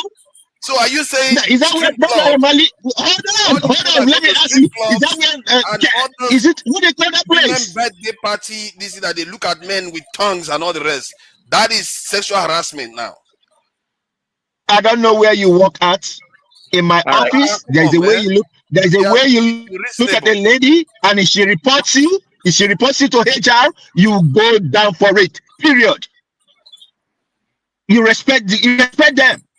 You don't go. Okay, you look at a woman, probably you licking your lips. Then what is that? No, you have a chewing gum or sweet in your mouth. It's a different thing. But looking at somebody is not a crime. Oh Lord Jesus Christ! I just told you. Can you stop buying into my time, please? Can I finish my thing before you finish my time, please? So, like I said, the only thing I don't agree with going to Nigeria to protest, because I cannot go with some people here. Some people here, I'm saying it.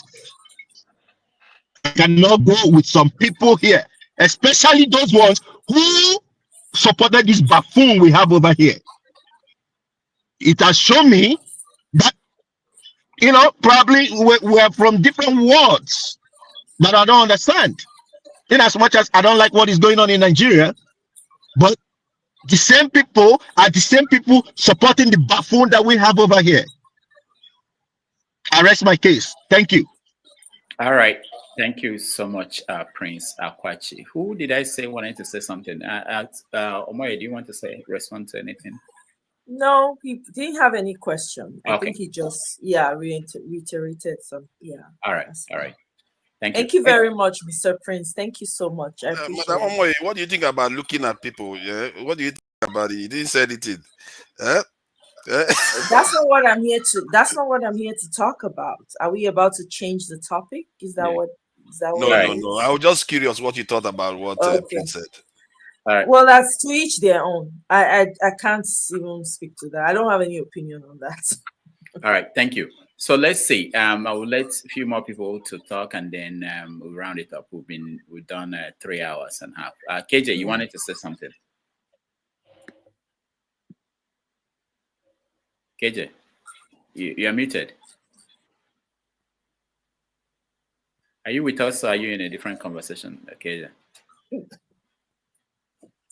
All right. KJ cannot hear us. Who else? I saw a hand. Chim, I think you wanted to say something before. Chim, no? No, I'm here as a spectator right now. All right. Michael, go ahead. I see. Oh, Chim, today you're here as a spectator and a peacemaker. I like that. I like that attitude you took today, Chim, because you always give boss. You know that you don't take water. You give my pastor did a good job this afternoon, so I'm. Oh yes, thank you so much. I appreciate you. All right, Omoye, I just want to reiterate what you said, and I just want to appreciate you coming on to this platform to express your view about the unbalanced situation in our society. Because when you look at the old situation, I mean, as a man, I think women, if we allow our women to be in a prominent position, women with quality, not the women that will be following what the man said, because you have some women that will always follow what the man says, but women with the quality, women who has the ability to rule. We have a woman like Margaret Thatcher. We have a woman who has phenomenal character and everything. But the thing is that I want to ask you, do you think Nigerian men in general, I mean, you've seen it, what is going on the platform, are we ready to accept a woman who can speak and put her head and shoulder forward to accept her? Because this is what I'm saying. Because every time a woman stands up for herself, like you always say, it's for us to suppress and demean her to be some other. And when a man do it, oh, he's champion, he's a hero, he's speaking his mind. But when a woman speaks her mind, we consider that to be some other. So what do you think about that? You can see what is going on today on this platform about our main destiny.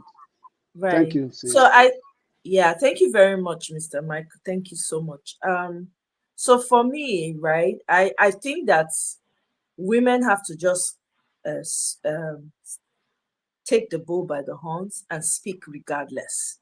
The men will have to get used to it, right? I have had instances where I've heard men tell me, you're too opinionated, you're too much. I've heard all manner of things when I have the opportunity to talk and I'm in a gathering or I find myself in any type of occasion. I don't care. I speak my mind regardless, unapologetically. So you either accept it or you don't. Those that want to, be with women who don't talk, people have their options, right? But I don't think any woman should hide herself. I don't think any woman should go to the corner because men will think a certain way. No. Say what you have to say. Of course, respectfully. I'm not saying you just say it and, we have to be respectful to each other, right? But this is not, especially where we are in Nigeria. I don't think Nigerian women have the luxury, for those of us that are coming out to speak, have the luxury of saying, oh, let me go and hide in one corner. You don't, there's no luxury for that because the country is going. So if as women, you're hiding yourself, nothing is going to get done, right? We're trying to clean up the mess that was created by these men. How do we do it without, bullying our way through? get a chair, put you. They not make room for you. Carry your joko, come, make space, sit down for there.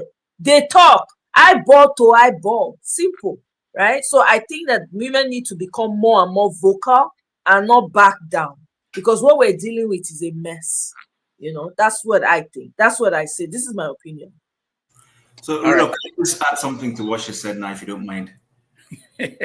I wanted to just make an announcement before I bring you up. Go ahead. Go ahead. On 90 Minutes Africa next week, we're going to have it might be two guests. One is Philip Effiong, the son of General Effiong. We're going to have a conversation on the fallout from the book of Babangida, what happened during that war and after the war. So he will join us. Also, veteran journalist Azubike Ishekwene, from Leadership Newspaper. He was at the Punch for many years.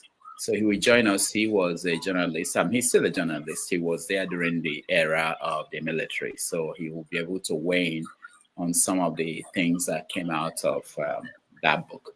We have other interesting people we are trying to get on this show, so we'll be announcing them as soon as we nail down the time. All right. Before you speak, sorry, Chim, I saw somebody who is here. Benson, he hasn't said anything. Just after Benson, then you round up, Chim. Benson, welcome to the show. Dr. Damages, thank you for giving this opportunity. May God bless you. Thank you. Last time I spoke, I didn't comment about your sickness. The time you are not sick. Honestly, I was actually praying for you to get better, You are somebody I've admired for a long time. I follow your programs, Thank you. So I'm happy that God did his work on you. So for Moyo, I've not yet, I used to hear your name, but I've not been following you. So for what I want to say now is this. For women, what Natasha is doing, I like what she's doing. How she stand up to say what she said about what this man is trying to do to her. I'm a man. Every man here knows that what the lady is saying is truth. That's the truth. Why the men look for power, look for all these millions and billions they're looking for. It's not that the billions they're looking for is not for their family, cannot be able to, but it's because they want to sleep with other people's wives and the young ladies. That's why they're going far to look for these billions and billions and billions they're looking for. But I have a concern. Women these days are losing it. Women these days are losing it. In the sense that when we have women, we are women. Okay, let me give you an example of Tinubu's wife. When Tinubu's wife was in the Senate, there was a time Smart Adayemi stood up in the Senate and said to Senate members, why are the Fulani herdsmen killing people and nobody's talking? God is not doing anything. It was Tinubu's wife that smacked him. Please, don't you know that this is a APC government? Tinubu's wife is a woman. So today, all the governors that are doing, all the shenanigans that governors are doing, all the hot nonsense that the Supreme Court are doing, why are women not rising up and protest? That's the problem. Women in other class, they protest. If maybe 500,000 women came out today, or 1 million women came out today, nothing will happen to them. Nobody will shoot them. But women are not doing that. Instead, they're supporting their husband in this shenanigan the husband are doing. Women are selling keys today. Do not nonsense they're doing in Nigeria. Why are women not protesting? The women want to be a head of a Senate or head of the government. But when women were women, there's the time they have about women's riot. When even in many years ago, anything happening bad, the women will come out, even their villages, in everywhere and protest. But why these current women now we have are not protesting? Instead, they're looking for big husband who can buy them heads of 1 billion, 2 billion, going naked in the streets. That's my problem. So if women want to see women change nations, why Nigerian women not be that example to change Nigeria? They're not doing that. Now I go back now. What this Natasha we're talking about? I was listening to Arise News today. Arise Listen today. I was not talking about. That lawyer was talking about how did Natasha came into the Senate within 6 or 7 months. She's heading 2 committees. and other women are not heading it. Because him and that man have something. And like what Tony said, honestly, within a short time, many things will be coming out from this their shenanigans are doing. And the man even talk about the issue of this is a bit of distraction because there is a budget that passed. Nobody is even talking about that budget. How these people are killing Nigeria. Nobody's talking about that. They're only talking about rape. In Nigeria, even in the whole world today, everybody knows that men are, because of the women, the way the women are behaving, men are going after them. Men are going after them. So that's the truth of the whole thing. That's supposed not to be one of the big story of Nigeria. The big story of Nigeria is how can women stand up and protest against what what the shenanigans happened in Nigeria, mostly the Supreme Court.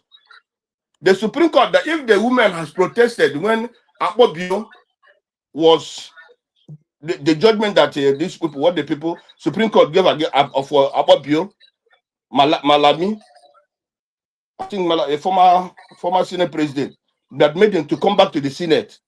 Lawan. Lawan, yeah. Even Odus Okalo was left out by Supreme Court. If the women protest on these things and say the Senate they don't want this Supreme Court, or those Supreme Court people should come down, because anything before Nigeria can be good, if the Supreme Court, that Supreme Court are not dissolved or burned down, and there's another Supreme Court, nothing that can happen. Even the whole world vote for Nigeria. All the whole thing. Let's stop.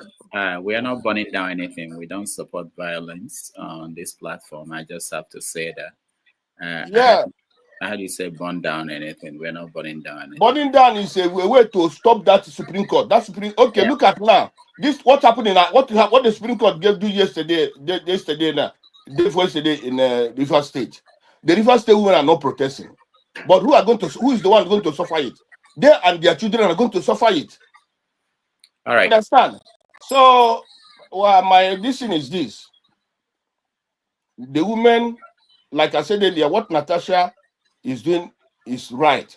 But Akpabio and all the rest, they know that it's difficult to convict somebody on the issue of this sexual harassment. It's very, very difficult. That law is not there. In Nigeria, even the law is there. The police of Nigeria, all the justice, the four systems in Nigeria are all corrupt. The country is already corrupt. All right. So thank you. That's my comment on this. Thank you. Thank you, the damages. Okay. Omoye, do you have any? Yes. Thank you very much, Mr. Benson, for your commentary there. Appreciate it. Thank you. So what I want to say is, as you were talking, what I'm hearing is like the women are taking the fault for most of these things that are happening in Nigeria. I don't know if you know, a lot of women have come out to protest from the north. I think Adamawa women came out at some point.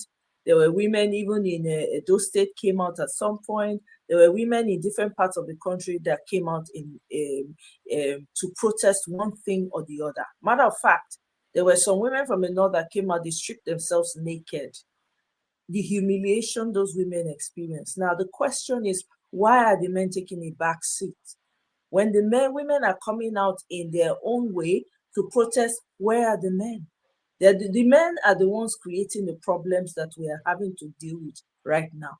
Why are the ones that have the voice, why are they not coming out behind those women to protest? Why are they not protecting those women? In fact, the protest that happened in Abuja, I think it was End Bad Governance protest, I think it was End. A lot of women led those protests. Some even sat at the the entrance, the roads you take to get to Aso Rock. So women sat there. Guess what? Your military people were beating women like they were men. Where were the men to protect those women while they were protesting? So when you say women have not been protesting, they have. The question is, where are the men? Where were they? Because the problem that has been created by the men. Yeah. Most of the problem we see in Nigeria today have been created by the men. So where are the men when the women come out to protest? When those women came out and stripped themselves naked and were protesting, where were the men to protect them? Do you know that some of these women died in the process? Some of them were injured in the process. Sorry, So you see, sorry, my sister. Wait, You sir, see, sir, please. sorry, my sister. Wait, Sir, let me tell you something. Just a minute. Please, sir. The woman that I respect in Nigeria today is this woman, that lady Oruche. I don't know whether I know her, Oruche. That lady, I respect her so much. Okay, so there are so many women like Oruche who've been protesting. You probably don't know their names, but they have come out. I myself came out. I was the only one in my own space. I came out and I protested. Where were the men? Where were the men? Did you see any men in my videos? Dr. Damages, you must have seen it. Did you see any men? No. So as we're talking about the women, we need to be calling the men out. Now, men create the mess when we get for Nigeria today. The men who are in the, you are saying that women, you know, is about heading. It's not about heading. Women have a right to aspire to whatever level they want to aspire to. The men that are taking the power by fire, by force, are not doing anything with it. Why is nobody talking about that? Why are the men not coming out and saying, you people are not representing us well? You men that are in the Senate, you men that are in the House of Rep, you are not representing us. You are making us look like weak people. No, we are taking over this thing so that we can turn it around. I didn't see any men. I don't see any men standing up when Natasha was going through what she was going through in the house and shouting that her voice was being gagged. I didn't see any men stand up. I did not see. We've had Senate going on for how long? No men. I didn't see any men stand up to Akpabio and say, no, you cannot silence her like that. She has every right. I didn't see any men outside. I didn't see any men inside. 109 senators, only 4 women. So when we come here and we're trying to castigate women, we need to be careful because every other finger is pointing right back at us. Women are already going through so much in Nigeria. Nobody is talking about that. They don't even have hospitals to birth your children. No man is standing up and saying enough is enough. We need to allocate funds for decent hospitals for our wives. Nobody's saying that. So anyway, that's all I want to say about that. While we're pointing out the women, not be they born, not only one woman now go born a certain number of children. Many women born. Where are the men when they born? Not be women born the men. Where they be? Why they not they protest? That's all I say. I have to say. I yield. All right, thank you, Omoye. Chim, you have the final word. Then we round up. We go to feedback later on after a break. Okay, Chim. yeah. Thank you very much for the opportunity. So I don't want us to turn this into a gender war. I know that's not the original intention. But I just wanted to remind us that if people are saying we haven't had women lead in Nigerian politics and be involved actively, not just following, but involved in the forefront of the struggle for Nigeria's progress, that would be wrong. So we've had people like Olufimlayo or Ransom Kuti. We've had people like Mrs. Margaret Ekpo, who, to the glory of God, I was blessed to have grown up under and all that. So these people were really involved in the first Republic politics. And we've also had Sarah Jubril, who also made her own efforts. But in modern times, it has not been, there hasn't been a proper, I won't say, like Omoye earlier mentioned, a proper handover. But that's a different issue altogether. The only thing I just want to say is Omoye, look at the panel today. Look at this panel. Rudolf, are you a sexist? Are you a chauvinist? Did you put up today's event and you say women don't come onto the platform? Did you say so? You didn't. I've been screaming it every time I come here because I see most of the girls and ladies, they're on the type away section, abusing people, greeting everybody on earth. But they won't come here and give you the support. So these are some of the things I say, and I'm going to get a lot of flanks for saying this already. But I have a thick skin. I don't really bother myself. Every time we come here to talk politics or to talk about Nigeria's system, is only you. There used to be what's the other lady, but I think I don't know what happened. The lady in the UK, and then she went away. I have never come here and we have 50-50 men. Sorry, 50-50 women, and I see women struggling to get into the chat room. It's always men. What is the problem with the women? Why do they like the what I call popular section only, to go there and be hiding under pseudonyms and be typing away? So sorry, I just need to say so that you two can come out and give them. I take a jibe at them. Let them come to this section. Come here, come and talk. Are you like coming to the main show? Tracy, they don't throw that. Tracy, now your name they call, so maybe start calling their names. Omoye, I am throwing a jab, and I'm intentional about I it. just want You to forget tell typing him that there were a lot of ladies that come and do a lot of positive on the platform. People like Black Beauty, Ngozika, there's this Ify. So Today now, please, it's been men. It's been men all over here. That's Tomorrow, just today. Black Lotus, they are calling you Queen They don't like TA. to talk about this type of things. They like to go to Bodo Ibo woman to talk about. Okay. Dr. Damages, That's what they like to talk I want to about. send money to you, but I don't know. Because if I press the dollar sign, it's not going through. I don't know what. Where are you? What part of the world are you? I don't know where you are. I'm with you here. You're asking me where I am. Oh. I'm in Maryland. Oh, okay. Then use Zelle. There's a Zelle number there. Okay. Because I press this dollar sign here, but it's not working. Okay, I use Zelle. I don't know why it shouldn't work. You will see when you see Bennett's concerns, then you know it's me. All right. Thank you so much. Okay, no problem. Thank you, Masca, go ahead. Maybe it's fake dollar. No, I don't want him to create problem for all of us, because I know that he is wrong. There are a lot of ladies that come and speak very ferociously. So I beg. And even on the comment section, Bibi is one of them. a lot of men in that. In fact, men are more. What do they call it? They are majority in the comment section you are referring to. Also, I beg, no create problem for us. So. All right. Natu is in the studio. Let me see if I can find Natu in this. Bring Natu.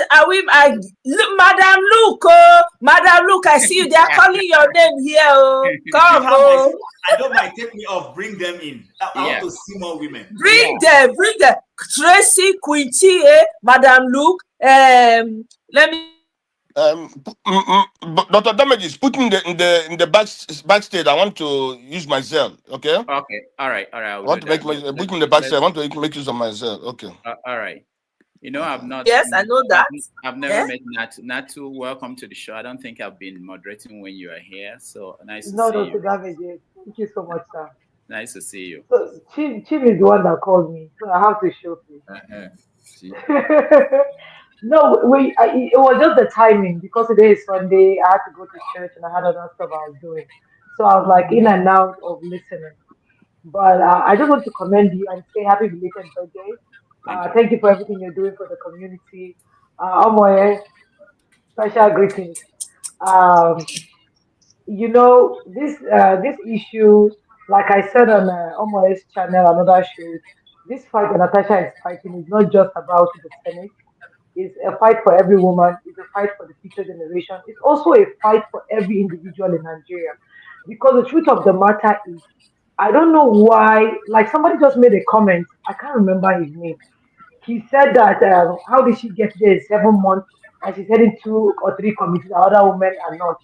And that's one of the things that pain me because I hate when they make it look like a woman has to do something to be able to achieve something. Why can't a woman just achieve something because she's capable, because she has the skills, because this is her expertise, she's able to deliver. So that's one notion that I think you and I had this conversation yesterday that want to erase, especially among women in Nigeria. Let every girl, every woman, or even every individual in Nigeria that has the capacity, that has the capability to achieve or do something, be able to do it without any restriction or without knowing someone or without having someone say, because you give me something or because you make me happy. What does making you happy look like, sir? All of us are here for the purpose of achieving something for the benefit of the citizens of Nigeria. But if you're, and somebody made a very, yesterday I was listening to your show, I was sleeping at the same time, but somebody made a vital comment. He said, aside all these fights that they are fighting, we are missing one of the key components of this fight. And the fight is because of Ajakuta State.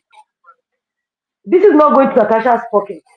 It's not going to any senator's pocket. It is for the benefit of the people of Nigeria. But you, because you are Mr. SP, you say it will not go forward until you have been made happy. And if you don't make me happy, this one's going to go to the back pocket. Does that add up?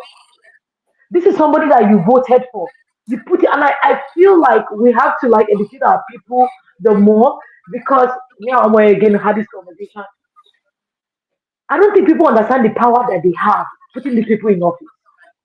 I do not think people understand that this vote, the power where we get, you can say Akpabio is not coming back, is not coming back. If you like, no Tinubu, if you like, let Tinubu decide for you. If you say you're not coming back, you're not coming back.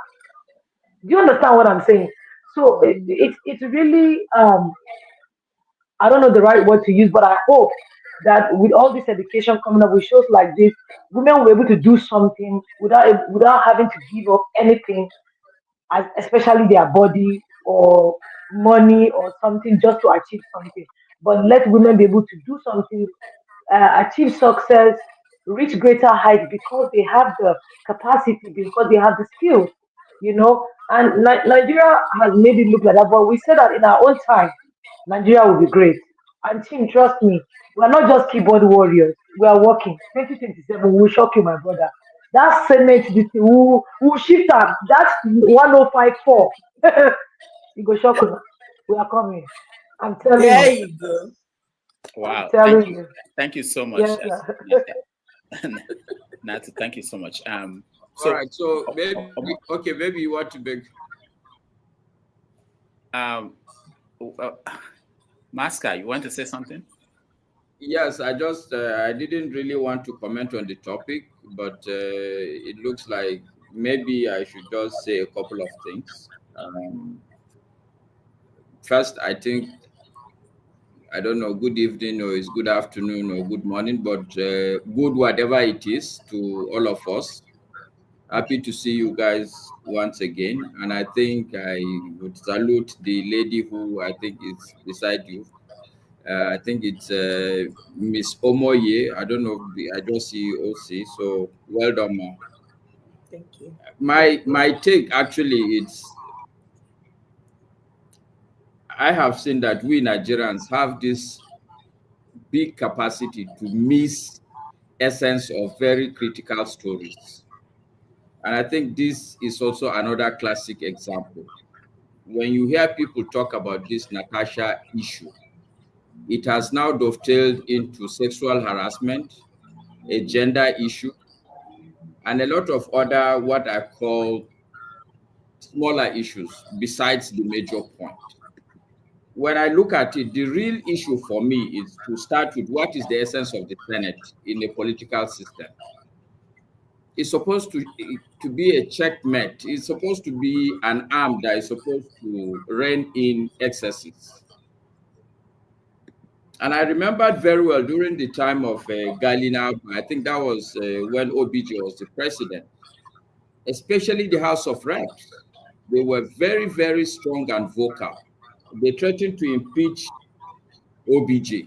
The whole, what do you call it? The whole executive was shaking. But what the system has done systematically is to muzzle out the Senate and the House of Reps. They have succeeded in muzzling it, and it's a hush-hush environment. It's almost like some sort of clique. It's almost like some sort of secret society, so to speak. For me, the real essence of this story is not about women or men. It's not about sexual harassment. It's not even about the sitting arrangement. The fact of the matter is that there are people who would want to speak in that Senate or House of Reps, but the system or the institution itself is a very oppressive institution. So I think that the essence of this story is somebody like this Natasha. It's somebody who wants to speak against the normal current of chop, I chop, and let's keep quiet. We've seen all these labor reps that have gone into this institution. They are quiet. Why? We should be asking ourselves. It's because of this muzzling nature. Somebody who you've moved her from her own initial seat, and you are saying she can't even speak about her seat. For God's sake, what can she then talk about? If you move me from my seat and I can't even say, okay, no, please, why did you move me? You didn't even inform me. And you're telling me that I can't speak until I move to where you. So, for instance, if I'm going to protest about the seat, and you're telling me I have to go and sit where you allocate me, where I don't want, where I don't like. If I go and sit, then what's the essence of my protest? And I have said it yesterday, I think during a forefathers segment, I believe that a true leader, the minimum requirement is for you to listen to anybody. That she is going to speak from that seat doesn't mean that you can't move her to another seat. It tells me that there's something deeper for you to say you can't even speak from that seat. Even me, I can't tell my children, if I say this, you're sitting this, I can't tell him, no, I have to go and sit in your seat before you talk to me. It's absurd that we are losing that essence. We're talking, I listened to her. This sexual harassment is an aftermath. It's not the issue for her. I stood up to protest or to talk. I invoke an order where if we invoke that, that means I have a problem. And you are not even allowing me to talk simply because you've reallocated my seat without even my knowledge. I think for me, this is almost like a Rosa Parks story. Look, I think we Nigerians should support a person who can even use the sitting arrangement as a protest. I should go and sit on the Senate president's seat and protest. Look, we are supporting NSAS, people who will go on the street. Why can't she just sit on her own seat and it's a crime? I find that absurd, and sometimes it's very hurting that a whole millions of people will just turn this story into just an issue of gender, an issue of sexual harassment. That's not what she said. It didn't happen today. I'm sure she must have gone over it. The issue is you can't continue to harass me.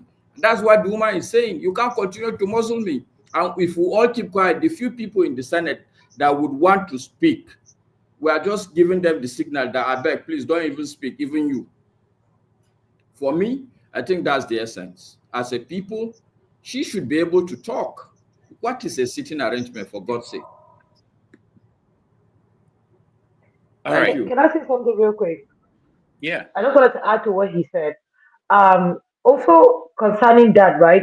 The issue that a lot of senators and members of the House of Reps are having is because they made it look like if you don't belong to APC, your chances of achieving anything in that house is very slim.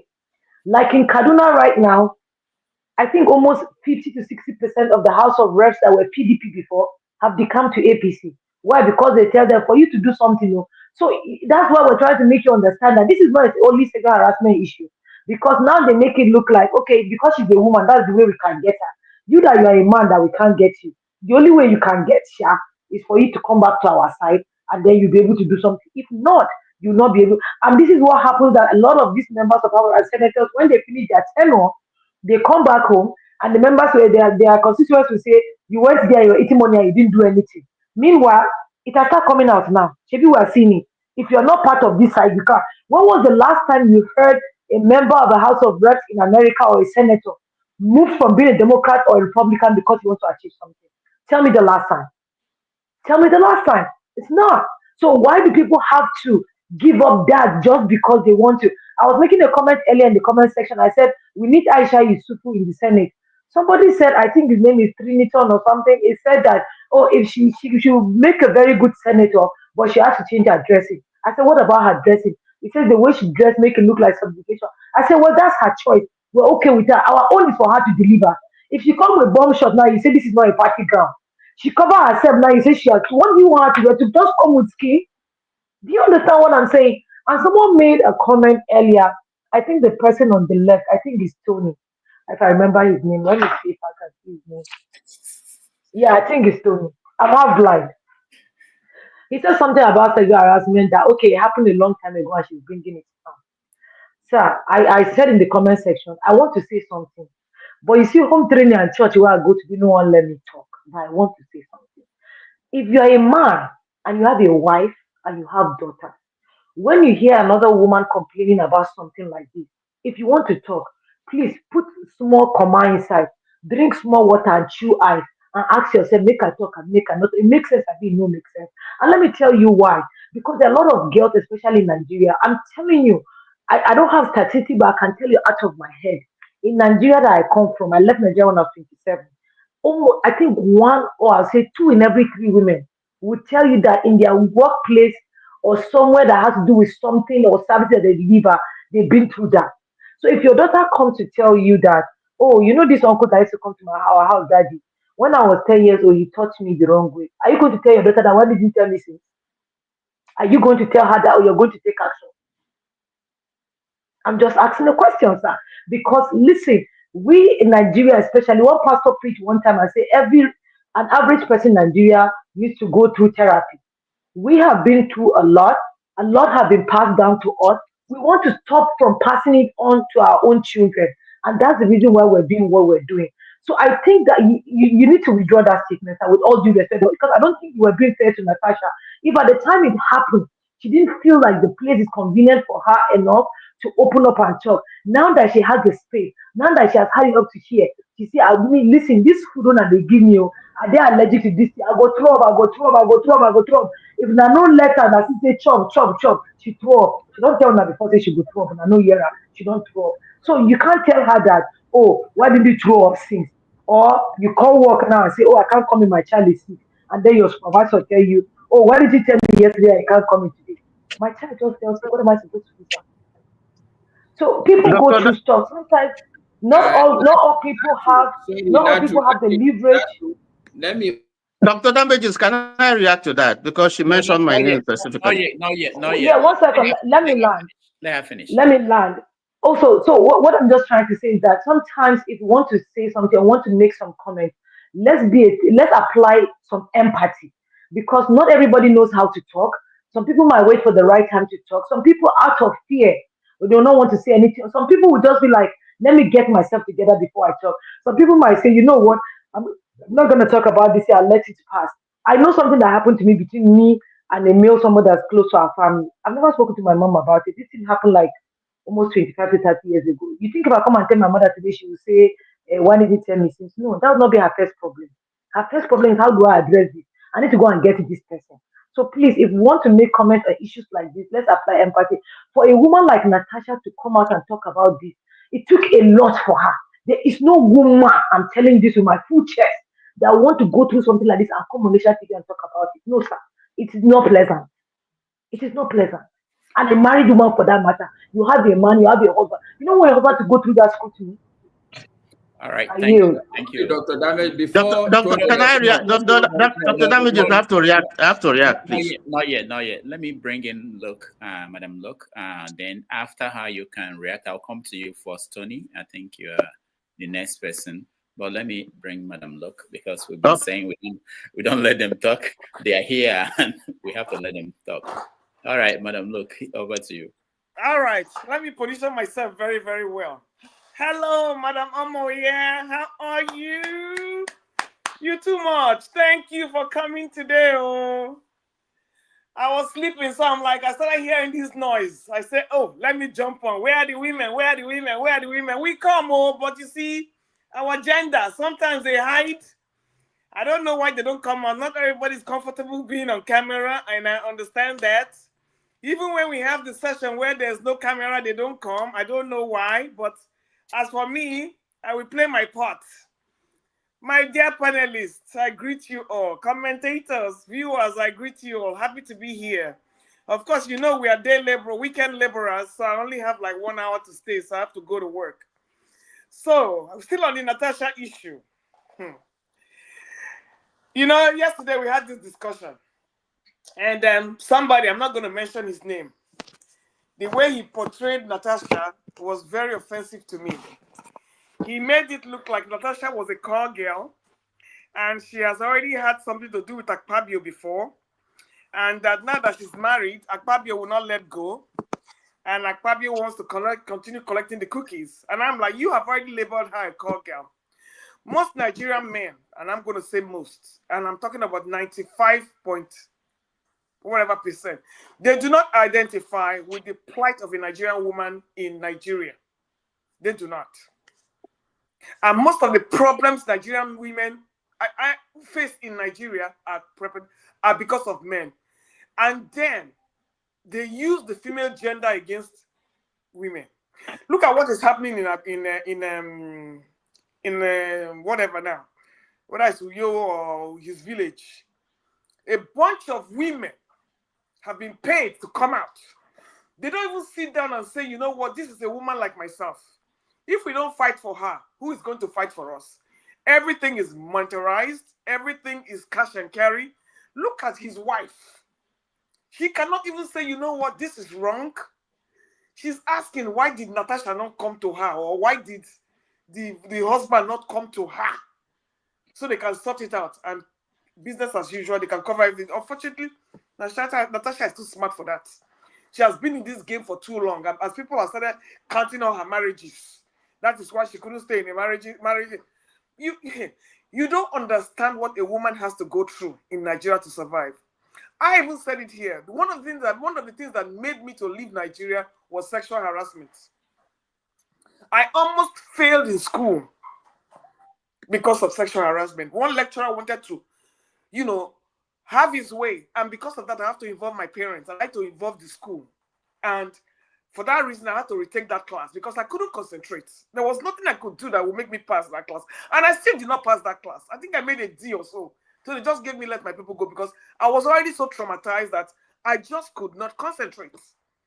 So, and right now in Nigeria, I have female relatives who are working. They don't get paid unless they sleep with the cashier or whatever. So people do not understand what women have to go through. And they wonder why women are selling themselves. They wonder because the men made us so. The men made us commodities. That is why, instead of us to empower the women, they will make sure you are way down there. If it's not out of tradition, it's out of religion. The two main things that are keeping Nigerian women down in Nigeria: tradition and religion. That is why I can never marry a traditionalist. If you are in any religion, I will not even look in your direction. Because those things are the things that put something in your mind, and then they make you start acting like fools. You forget yourself. Obey your man. Submit here. Submit there. Can you imagine Akpabio's wife telling her if the husband had control? Hey, God. And let me ask this question. When Natasha went to the Senate as a single person, you see that she did not get any headway. She did not get any headway. Oh, look at her, call girl. This one, she's not in any man's house. The fact that your relationship doesn't work out, is it a crime now? Is it a crime? If you marry 5 or 6 times, if it doesn't work out, it doesn't work out. If you cannot take it, you leave. No need staying in an abusive marriage or an abusive relationship. So why is it that they checking her marital record and now she's married, enjoying the one she's married is a problem? They're bringing up her past. But when they see Nedwoko now, nobody is talking about Nedwoko. It's all Regina. So you see, our people, I want to say we are cursed. And we have men who didn't have good role models from their fathers and all the men around their lives. You will not see this kind of thing happening in Burkina Faso. That you can tell that man was raised by a woman, every woman. Not all these ones that they pay 5,000 naira to go and stand on the road. Those are the kind of women that get back to our Nigerian men. Those are the kind of women that get back to our Nigerian men. So you see, is there any hope? Every revolution starts from somewhere. And it takes a woman like Natasha to beat her chest and say, you know what? When her husband asked her, she told her, tomorrow is my birthday. Please wrap your hand around me and let us continue the show. Tomorrow we'll deal with all that. And they're telling her that, why was she? Why was her husband? Why the man was taking her? You don't know Nigerian men. They will even want to humiliate you in front of your husband to tell you that they have your husband in their pocket. So the woman used diplomacy and just said, you know what? I will handle this my own way. This woman is an old timer in the game, okay? And people are saying her husband. Why did she tell her husband? Like I said in the other show, when you are married, there are some things you keep to yourself. There's some things your husband should keep to himself. And there's some things that you people should share. That's my hybrid of a relationship. When it's time to share those things, then I will share it. My question to you all, do you not think that Mr. Oduanga knew that Akpabio was making advances to his wife? He knew. That's why he asked her, what did Senate President tell you? He knew. So people are saying that you don't let her husband know. There's nothing that happens in Nigerian marriages that, especially when you get to that level, that they don't know. Because most of them are pimps. Most of them will even pimp their wives.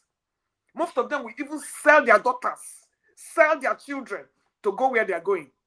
I'm happy the Oduanga man has not come out. Because tomorrow they will say, oh, he's eating money with Akpabio. That is why he doesn't want to come out. The only person we have not heard from is Akpabio. Is that not interesting? The only person we have not heard from, if it was me, the first thing I would do is come online and say, hey, listen, this is what it is. I don't know where she's getting, like Reno Mockery did. I still believe that story of Reno Mockery, whether the deal was the wrong stamp or the wrong time date or whatever, because Nigerian men are predatory. Even from our compounds, you have the uncles, you have the brothers, pedos everywhere, because they cannot control themselves. And yet they call themselves Christians, Muslims, traditionalists. You know what? I could go on and on and on and on. But unfortunately, this is just the beginning. And women need to have some conscience. Not everything is about money. Not everything. You don't have to sell your soul. But of course, like we were saying on the women's show yesterday, the more poverty-stricken you are, the more you are likely to prostitute yourself spiritually and physically. Women like me, I will beat my chest. There's nothing any man can give me that I cannot give myself. I purposely work hard for that. So that submit here and there does not come into my picture. Go and submit to your mom. Don't come here. Don't come here and ask me for any submission. Because that is the way they rope you into all kinds of nonsense. And you forget yourself. So my dear women, tradition and religion is what has kept us kept women where they are today. You have to rise up. You have all the Senate, you only have 4 women. Only 4. And look at the King Ibe. Look at what she came out to say. What has sitting arrangement got to do with all this, for crying out loud? What has sitting arrangement got to do with sexual harassment? If it was a civilized country, we will not even be hearing all this. They will call you to come and defend yourself. But like I said, when you have a country where you have a drug baron, a certificate forger, who is not even a Nigerian, ruling Nigerians, what do you expect? Nigerians have been ruled by non-Nigerians for years, and this is going to continue. You have men that don't respect women. Look at Buhari. That one came out and opened his trash mouth and said, the other room. What? You see? No, I'm sorry. When God made Nigerian men, I think he shouldn't have slept on Sunday because his work was not finished. According to you people that worship those kind of religions. So please, my people, women, check yourselves. Not everything a man tells you, have your own brain. Not everything a man tells you you should do, you should behave. Have your own brain. I come from a family where women, they don't take trash. Marriage is not a trophy. They will burn their children and walk. Marriage is not a trophy for them. Whether you like them. You see, where I come from, we are trained to worship the certificate more than the marriage institution. As long as you have that marriage certificate, what happens in the marriage is nobody's business. You are a missus. A missus is a missus. So women, go and work hard for your money.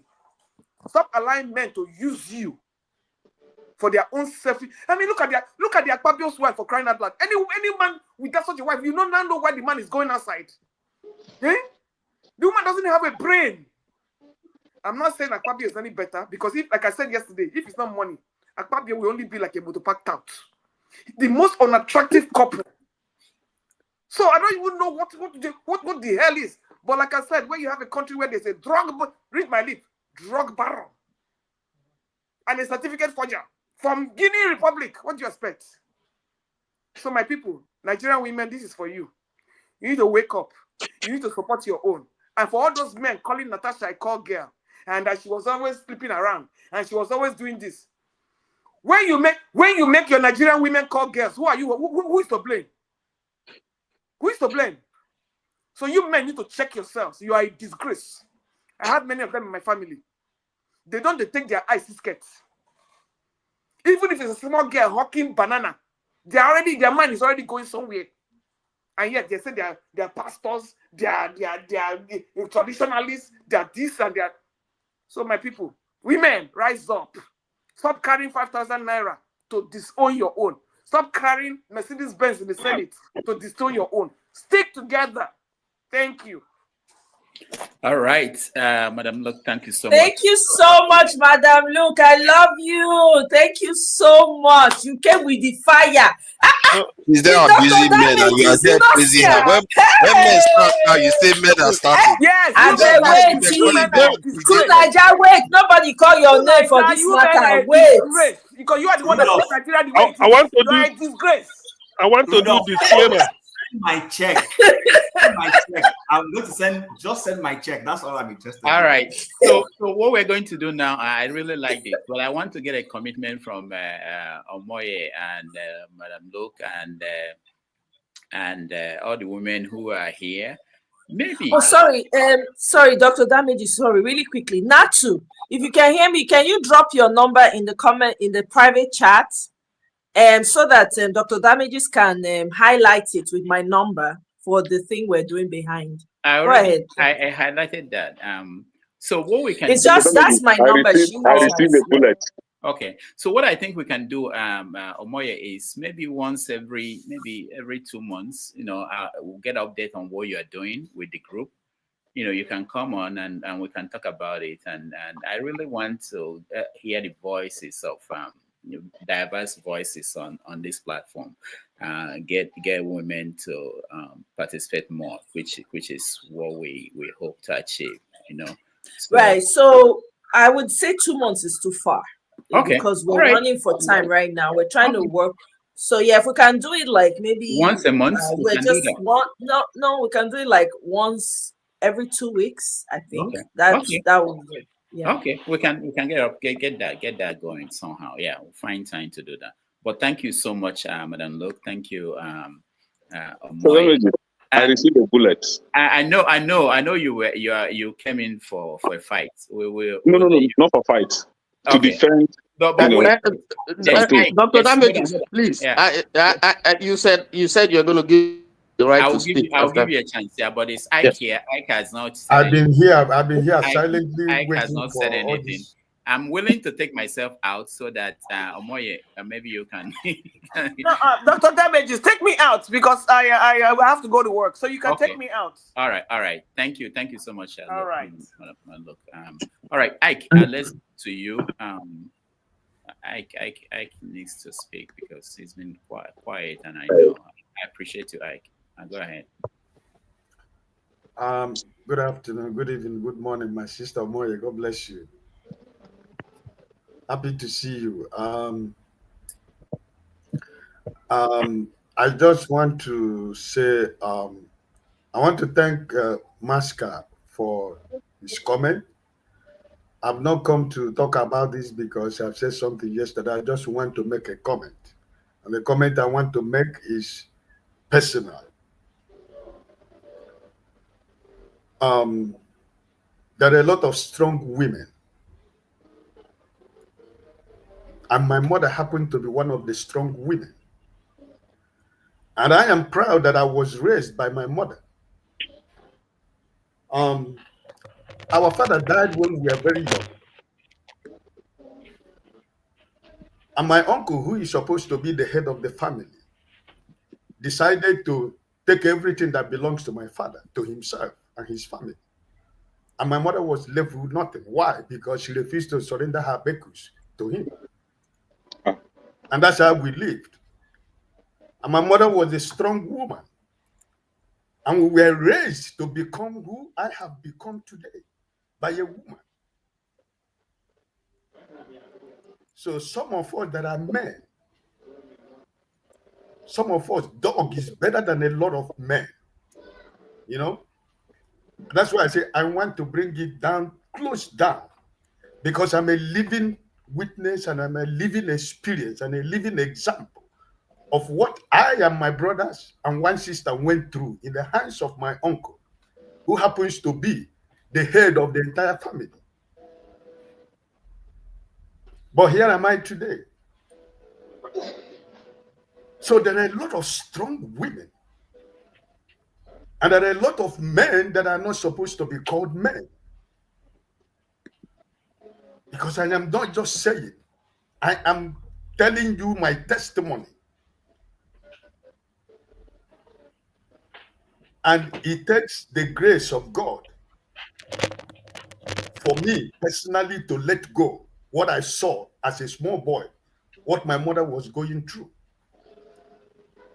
Even when I became a born again, even when I became a pastor of a church in a foreign country in Mali, when I was the pastor of the Lord choosing in Mali, for so many years, I was not able to forgive my uncle, who is supposed to be the father of the house. But look at it. I am a pastor, and I stand in the pulpit and I preach forgiveness. People come to me for counseling, and I counsel people to let go and forgive, but I cannot let go. Anytime such a case comes to my office as a pastor of a church, it takes my mind back. And after the consultation, after the counseling, I'll be so enraged to my life to the point that I want to travel back to the village. I struggled with that forgiveness for almost 20-something years for me to let go. And I let go. It was on a night vigil. And I was leading that night vigil on that fateful day. And as the night vigil was going on around 2 a.m., God spoke to me and said, Ike, you have to let go.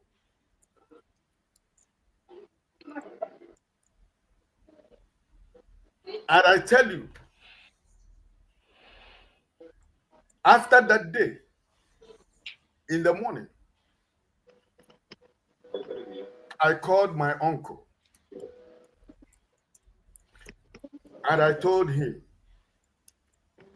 all these years, the anger that has been in me for you, if you put it in a village, the whole village cannot take the anger. But today, God has given me the power and the grace to let go, to forgive you. And I tell you today, and I'm speaking, heaven is my witness. After 1 week, he passed away. So he was waiting. He was waiting for that forgiveness. So there are a lot of men who are not worthy to be called men. So many of us that are men here went through what I'm saying now. But because we don't want to say it, I am not protecting nobody. Because when I was small, when those things was happening, I do not have any power to fight back. When I grew up as a man that I have the power to fight back, God arrested me as a man to be a worker in his kingdom. And I came to understand the meaning of love of God. But because of that pain, because of the scar in my heart, I find it difficult to let go. But it took me many years. When I travel to Nigeria at the headquarters of Lord Choosing, that is always the prayer I go to the senior pastor of the church, Pastor Lazarus Umonka, to ask God to forgive me. Because I can't let go. When I remember what we went through as little children growing up, and my mother became a man, became a woman, became everything. But the Bible says, Who will speak and it come to pass if God has not spoken?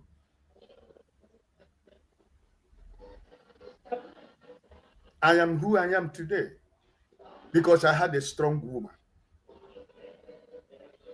And I continue to pray to God to continue to bless her soul for me.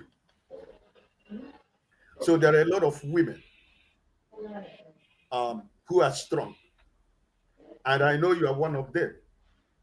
I know that Natasha is one of them. And there are a lot of women that are very strong. And also there are a lot of men also that will have to look themselves in the mirror and change and transform their life. There is always one thing my mother used to tell us when we were growing up. He used to tell me, listen, the beautiful ones are not yet born. You see Caroline, you are seeing now, you are dying for Caroline. If you move away from this village and go to another village, you will see the most beautiful Caroline you ever met before. So women, they are the same thing. If you want your wife to look like Caroline, it is your responsibility to make your wife to be what you want your wife to be. It was like a bell every day as men in the family. So, and I grew up with that. And I thank God for my life. That I was able to know the truth at a very young age after I finished my secondary school. I'm not perfect. I wasn't a saint. I had numerous girlfriends when I was in school, when I was even a single man. But when Christ himself arrested my life changed. And I saw the beauty of life. And that was when I recognized what marriage is all about. That's why I have a lot of respect for any man and a woman that is in that union. Because it's God-blessed and ordained relationship. It's an institution that you will ever enjoy for the rest of your life if you know the value of what relationship is all about.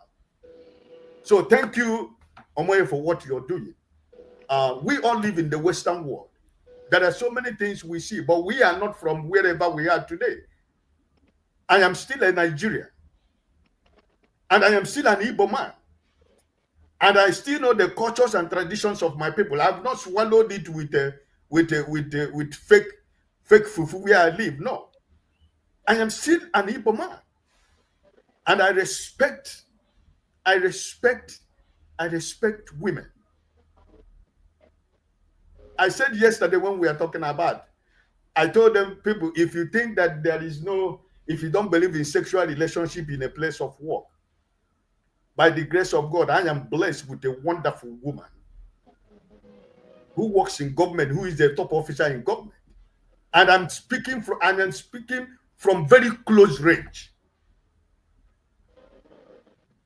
Women go through sexual harassment from men. And any man who is trying to deny that or cover it up or pretend that, you are equally guilty of that offense. You are doing the same thing. So I just pray that it shouldn't, like Maska said, that's why I say God bless him. It shouldn't be because of she must go to her seat before she can say what she needs to say. That place she is the point of the beginning of the revolution. That's where she's supposed to say what she wants to say. It has nothing to talk about decorum because the system, as Maska said, the system is robbed against any newcomer in the National Assembly. You do not have any power to say anything. I gave an example of Senator Omoye. He came between him and Akpabio, and it was the same kind of intimidation, the same kind of trying to tell him that the Labour Party don't have any say in the National Assembly. And he stood up and stood his ground and said, no, the way you were elected as a senator by your constituency was the same way that I was elected by my people, and I am going to speak for my people. How many people came up to Omoye to support Omoye? Because it is what it is, like Maska said. The system is established in a way that if you are a man, if you don't join to the ruling party, you don't have a say. If you are a woman, if you don't do what they ask you to do, it's the same thing. Nigeria is turning into a one-party system. Even the people who are fighting, people who we think that they are the men that we have to rely upon, they are jumping ship to APC because of political ambition. Can you tell me any right-thinking man in Nigeria, no matter how good people that they have in APC, that somebody will wake up one morning as a politician and say he is joining APC in Nigeria today, the present day Nigeria? That states you a lot, because that system is so robbed and so corrupt that you cannot achieve anything if you don't belong to that system. God bless you. All right. Thank you, Ike. We have to take a break at certain point, but I want to just to hear Tony, and then we go on a break. Tony, go ahead. Okay. Thank you, Dr. Damages. First of all, Dr. Damages, you remember that you did ask me a question when I was making my submission, based on the things that I said, and so that issue that the other lady, I've forgotten her name, raised, came up. I think it's very ingenious for her to just pick one aspect of something that I said based on the question that you asked me, not looking at the totality of the things that I said, to suit her, whatever is her she wanted to say or impression she wanted to give. But to answer her question, I have a daughter, and if my daughter has anybody who sexually assaults her, she knows what to do. She's a postgraduate student at NYU. And so she's grown enough.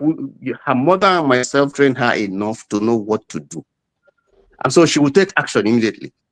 And then she will call her mom or call me to report the incident. She will not keep it for so that narrative that is peddling. Thank you.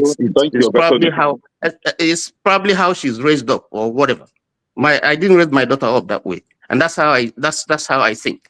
Now there's the other guy who also talked about me saying that if Natasha were to be my wife, I will sack her. I come from a place where we have a culture. You don't hold a married woman by her hand if you are not the husband. That's a taboo. And two, you don't whisper that kind of obscene thing. You don't say it to her. That's an offense too. And then three, the woman doesn't keep that kind of a thing and tell the husband that nothing was said. I have a tradition. And so when I spoke, I said, if she were my wife, that's what I said. So, and nobody's going to fall that. That is what I will do. So I don't care what he's going to do, but that's what I'm going to do because that's my tradition. And so when people speak, they should be very, very careful and they moderate what they say, because when you don't know what is underpinning someone's statement. I am not a misogynist. I don't hate women. I have a mother. I have a sister. I have a daughter. Okay. And I am from a well-brought-up home. I'm not interested in this gender thing. I made it very clear. It was just an aside because it came up. I said very clearly that I'm focused on what happened at that day on the Senate and the issues, what going forward and backwards, thing that we saw. That was what I commented fully on. So I don't want to be misunderstood. So that's my position. That's my point. Thank you. All right. Thank you so much. We have to take a break. When we come back, Kene, I know you want to speak. Thank you, Dr. Damages. We can't let you speak until we come back from break because people will leave. We don't want them to leave. They will come back. Okay, so. Okay, sir.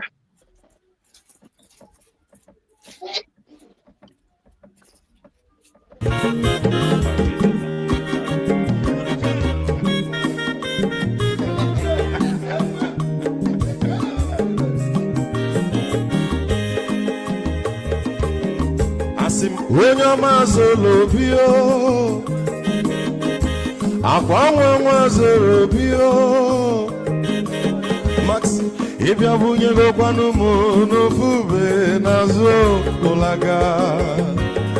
olaga ni piazugo, mmanwụ lagado n'ibiazigo agbanwe nwe ilochi yo biko rapụ zoro ka ọ nabazi ya onye ọma zoro biko abụ mmanwụ zoro ndosari ibia onye nigwa na mụ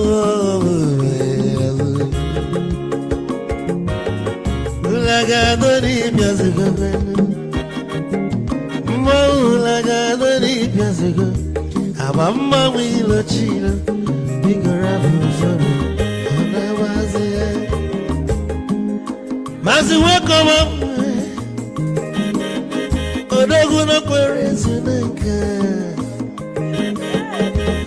onye ọma n'igadele mụ mazi n'ibiazigo go with the melody.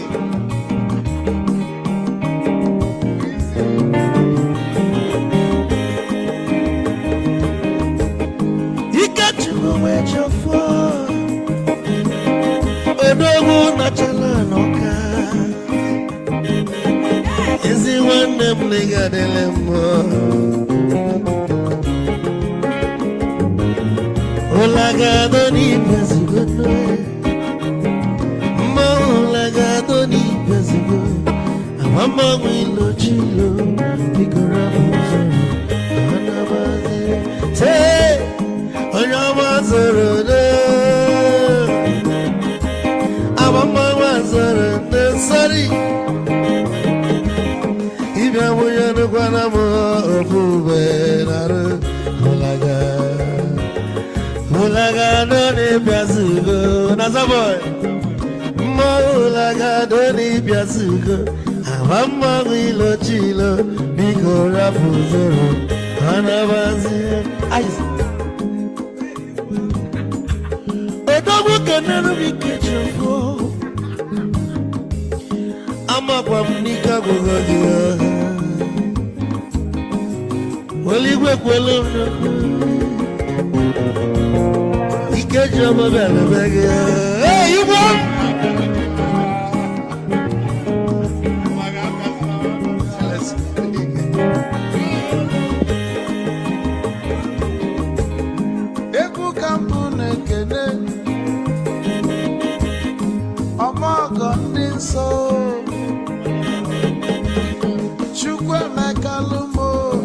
Chukwu negaji esi nwanne m ekele dị ịlapụlụ ife niile na-eme wee bịa ka gosili na anyị na gị bụ nwanne wisdom gaji ka nye gị maịkị ka ogobanya bụ egwu isili mmasị ọ bụ na-etiri egwu a malụkwa malụ n'imego m ife ọjọọ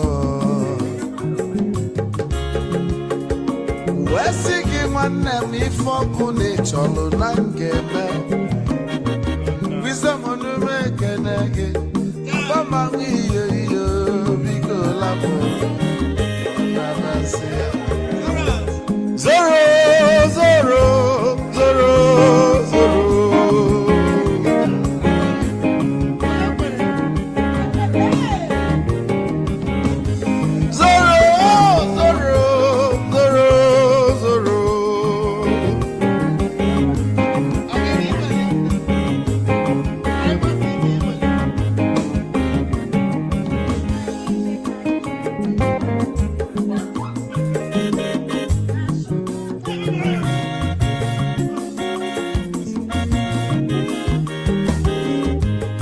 Geduru joy na bugwa Hausa Sokoto Ujembe nwilo anụ solo nwe ma n'ọfịa na-ara onye nwụrụ ozu ike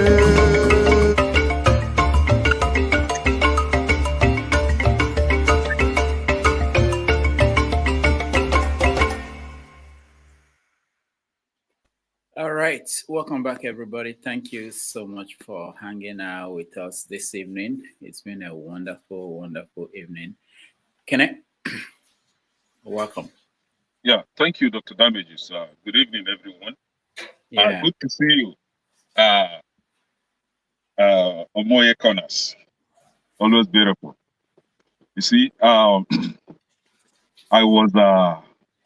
was hit by a stray bullet, and I decided to call in to correct some things. You know, my beautiful sister said something. She said, women should go and work hard. And I will add to that, men should also work hard so that they don't behave like Akpabio and his likes. See, I'm not here to defend Akpabio. I already know Akpabio, and I've said a lot of things about Akpabio yesterday. I called him Akidi Amokana. I don't know the name. I don't know what it's called Akidi in English. I don't think it has English name, but Igbo people will understand what Akidi is. Akidi does not respect boundary. In a layman's understanding, he doesn't care. He goes everywhere. He's just an irresponsible old fool. We already know Akpabio. And there are lots of Akpabio in Abuja and most of the states, you know, especially politicians and those that are in the authority, mostly in the civil service or even private sectors. Somebody on the comment section was saying that if you hear women's experience, you pity for them. Yes, I had such experience. You know, I hear women talk about their experiences. Matter of fact, at some point I was saying that 8 out of 10 women in Nigeria have in one way experienced sexual harassment. It happened with my sister back then in higher institution in one useless school in Anambra State. The rector, one of her teachers was demanding for something, and she immediately reported to me, and I had to report to my other brothers, and we sent a letter to him through text message. Hey, we will remove your 2 balls and serve it to your wife. I swear, if you don't stay off from my sister, and if anything happens to her result, your 2 balls must be served to your woman. We are not hiding our identity, you know what to do. And I had to call the rector immediately. I said, see, this idiot in your school is trying to take a shoe, and something must be done about that. And immediately he stayed off my sister's business. So those kind of men, I don't handle them with calmness. I show them the other side of Ekwensu, Satan. You understand? So that when they come back again in this world, they will better behave. Now, I have 3 culprits in this case now. Akpabio, Natasha, and her weak husband. You are holding my wife in her hands, whispering to her in a close proximity like that, maybe somewhat intimate way, and I will be there looking at you. Do I have balls at all? That means you are the weakest of weakest men ever. Better men, like weak man, complete. Now it shows there is something you guys are failing to understand in this kind of situation. Akpabio, we already know that he is an egot, and we already know we don't have structure, we don't have system that checkmate this kind of thing in Nigeria. However, women are taking advantage of such men to climb the ladder, whether you like it or not. It is happening in Nigeria. Some men also face this kind of harassment from women. All those madam, thick madam, especially Oga's wife. Gate men and drivers are the frequent, regular victims to this harassment. Now, she was using the opportunity, and that was why she never reported this idiot to her husband. And maybe prior to her getting married, we know Abuja babes now. We know how they operate. And we know Abuja men with their fake life. We know how they operate. Now, maybe prior to her marriage, she has been doing this kind of a thing. And now she's married. Okay, she wants to stay put for her husband, which is good. Fine woman, that is good. However, somebody is hitting at you like this. And I said it on this platform yesterday. If this man really, really desperately wants you, he may do away with your husband so that he will have you all for himself. So you don't put your husband in that kind of risk. You have to expose him so that your husband will keep off from him. But you want to get something from him through the back door, and he wants you to submit your cookies. And now you don't want to submit the cookie, and the guy man say, no, you're not getting it until you give me that. You said no. And that is where the problem started, because he's refusing for you to take his advantage as usual. So he said, no, give me, I give you. You understand? And this is when you now came out and started shouting, sexual harassment, sexual harassment. And she is used to these claims. Every time sexual harassment, is she the only woman in the Senate? Please, for God's sake. Is she the only woman? And she says she's beautiful, she's beautiful with pancake. Okay, she's beautiful, I accept, no problem. But all the time, she will be talking about sexual harassment, sexual harassment. She's not the only person there. If she is a good woman, as she rightly claimed, she should have exposed him to her husband immediately, so that if her husband is even a guy man, he will now plan with her. Behave this way, let's do this way, so that you get what you want, and we'll have a proof, evidence against him, so that when he messed up, we'll hit him with the evidence. But she don't want to do it. She wants to do the normal way, and the guy man said no. Akpabio said no. And now we are here, cracking our heads, giving ourselves headache over Natasha. Who is Natasha? Let her go and sit down. Let her go and sit down. Let her face her troubles herself. They are all the same. The same idiots. All of them are the same. There's something you are not factoring in. Akpabio's wife said that Natasha's husband is their family friend even before he married Natasha. Do you factor that in? Do you know what it means? No. If you are my friend, hold on. If you are my friend, you shouldn't even be going after my wife. So, and that is the major reason. What? Go ahead. Yeah, no, I'm trying to let you know that this is exactly what happened between Obasanjo and the son. Shegu Obasanjo had to go and swear affidavit to tell the father, the president, to leave my wife. Shegu swore affidavit to tell the president, OBJ, leave my wife for me. Do you know what OBJ said when people confronted him? OBJ said, I warned Shegu not to marry that girl. But the reason why Shegu shouldn't marry that girl, the papa no tell in Peking. So this is maybe Akpabio and Natasha on the tango, because Natasha's husband is a friend of Akpabio before. So as Natasha's husband they with Akpabio, they maybe in a houseboy or family friend, he can't see Akpabio with that girl. So if he say he want grab him after Akpabio don't marry, so you know say now whether you marry you no marry, Akpabio go to collect. So now that Obasanjo case. Yeah. Let me wrap up. Let me wrap up.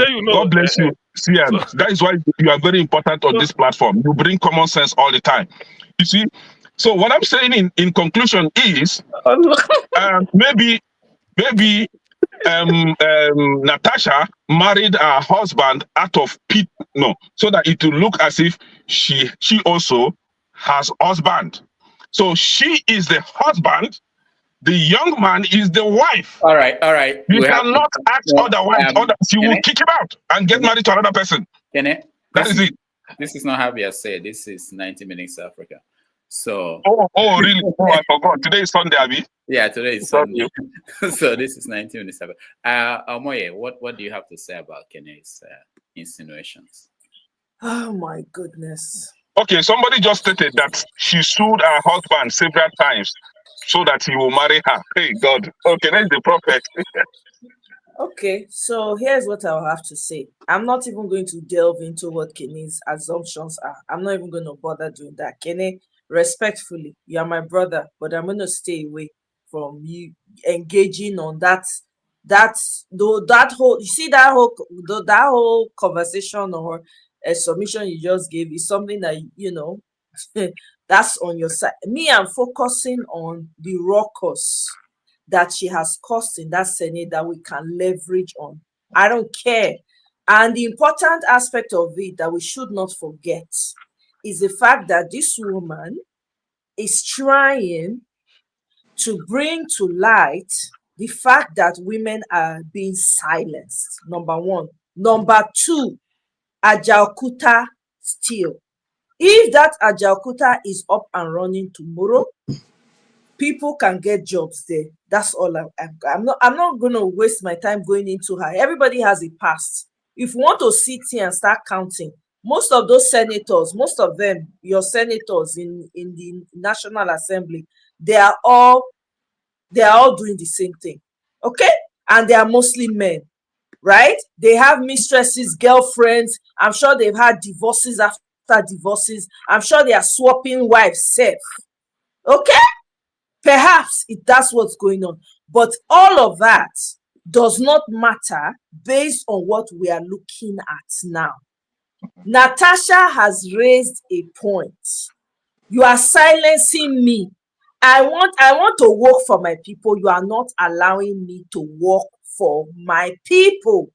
Ajaokuta is there. I have presented it to you 5 times. You did not do anything. Why? Does that mean that every other person that has an issue, that wants to work for their people, and they want to bring it forward, this is how you are going to silence them because they are women? Let's not lose focus of what is important here. We are not here to castigate this woman because the men are even worse, Kene. The men in the Senate and the House of Reps, no, Kene, I beg, I don't tire, I won't come up for you. They are worse. Okay? So if we were going to be dragging people's past in, right? We not go come up for here today. If we can't drag this one, oh, this one married, friend, this one, get mistress here again, we not go come up for here. Waiting be the bone of contention right now. She say, as it stands, she's a married woman today. I don't care what happened. If her husband not care, waiting concern me. Now their life. Okay? You are going with a man. I would have flung the man's hand away. But that is me. That's a different topic. Everybody will have to. Other than Natasha, was there any other woman woman that was silenced in the Senate other than Natasha? Kenneth, you heard what Ireti said. Ireti too has had issues. Ireti said, you know, calm down, take it easy. We have a way of handling these things. That means that they have to pet the men. In order for them to get what they need in the Senate, they need to pet them, rub them like small puppy, rub the head, sa, before they get what they need. Is that what we want in the Senate and the House of Rep? No, that's not what we want. We want them to serve the people. We want them to serve their constituents, not to come and turn the National Assembly into a charade. It's not SNL. National Assembly is not supposed to be Saturday Night Live in Nigeria version, right? It's a place for serious business. We don't care what you do behind closed doors, but the fact that you made it clear, you now it's been televised, we now know what's happening. Instead of you to resolve this behind the scenes so that the people of Nigeria do not know exactly what happened, you silence this woman while her camera was still, her mic was still on. Why? She called you out and said, I will tell the Nigerian people what you have been trying to do. I've been trying to do work. I've been trying to represent my people. You are not letting me. They cut off her mic. Why? Then you now you can't come down, you can't double down again. The woman went to Brekete because she needed to talk. She tell Brekete, this is what happened, this is what happened. Now, this man want to retaliate, he send the aid to Brekete family. That one say all she knows how to do is wear transparent clothes and powder her face. Why are you waiting concern you? If your wife not the powder her face, how it affects Natasha when the powder her face? Is that what he should be talking about? If he had responded to this whole thing, initial take of what was happening with maturity, and say, okay, listen to her. This is part of the problem we have in Nigeria. The men do not listen to the women. Listen to her, let her land. You don't even have to take what she says. Okay, when she talk finish, you go say, okay, we are not going to take that in. That has been struck until you present it properly again. That would have taken care of all of this that we are talking about right now. We for not know what they happen. We for not know whether in husband, now the man friend or not being friend. But here we are. I'm not going to sit here and waste my time talking about, oh, this. I don't care about that. What I care is the people in Nigeria are suffering. Ajaokuta, when supposed to they work, like say they pass some people for don't they work. Nigerians for don't they make money. Some people then when they not go for need to they send money home to support their families again. If to say Ajaokuta still start to the work. That's the bane of this whole thing. Outside of the fact that you have a randy National Assembly, randy man heading your National Assembly. Every Nigerian man ought to be ashamed. You all are supposed to gather yourself and go and protest in front of the National Assembly and say, Akpabio, we cannot take this anymore. You got to step down. You are not making the men look bad. Are any of the men doing that? No. So let's not digress this issue. Let's focus on what is important. It is lives that are at stake here. You hear them sharing money shroud in the National Assembly. They are sending to their email. They are sharing on the floor. They are sharing to each other when all of us, we are not there. Nobody is receiving anything. The people on the ground are suffering. When are we going to say enough is enough? Now that will consign me. Thank you very much. That's what I'm going to say for now. Yeah, thank you. Thank you so much, Omoye. I will let KJ speak, then that will be it. And Omoye will give us your final thoughts. Then we hand it over to forefathers for the feedback.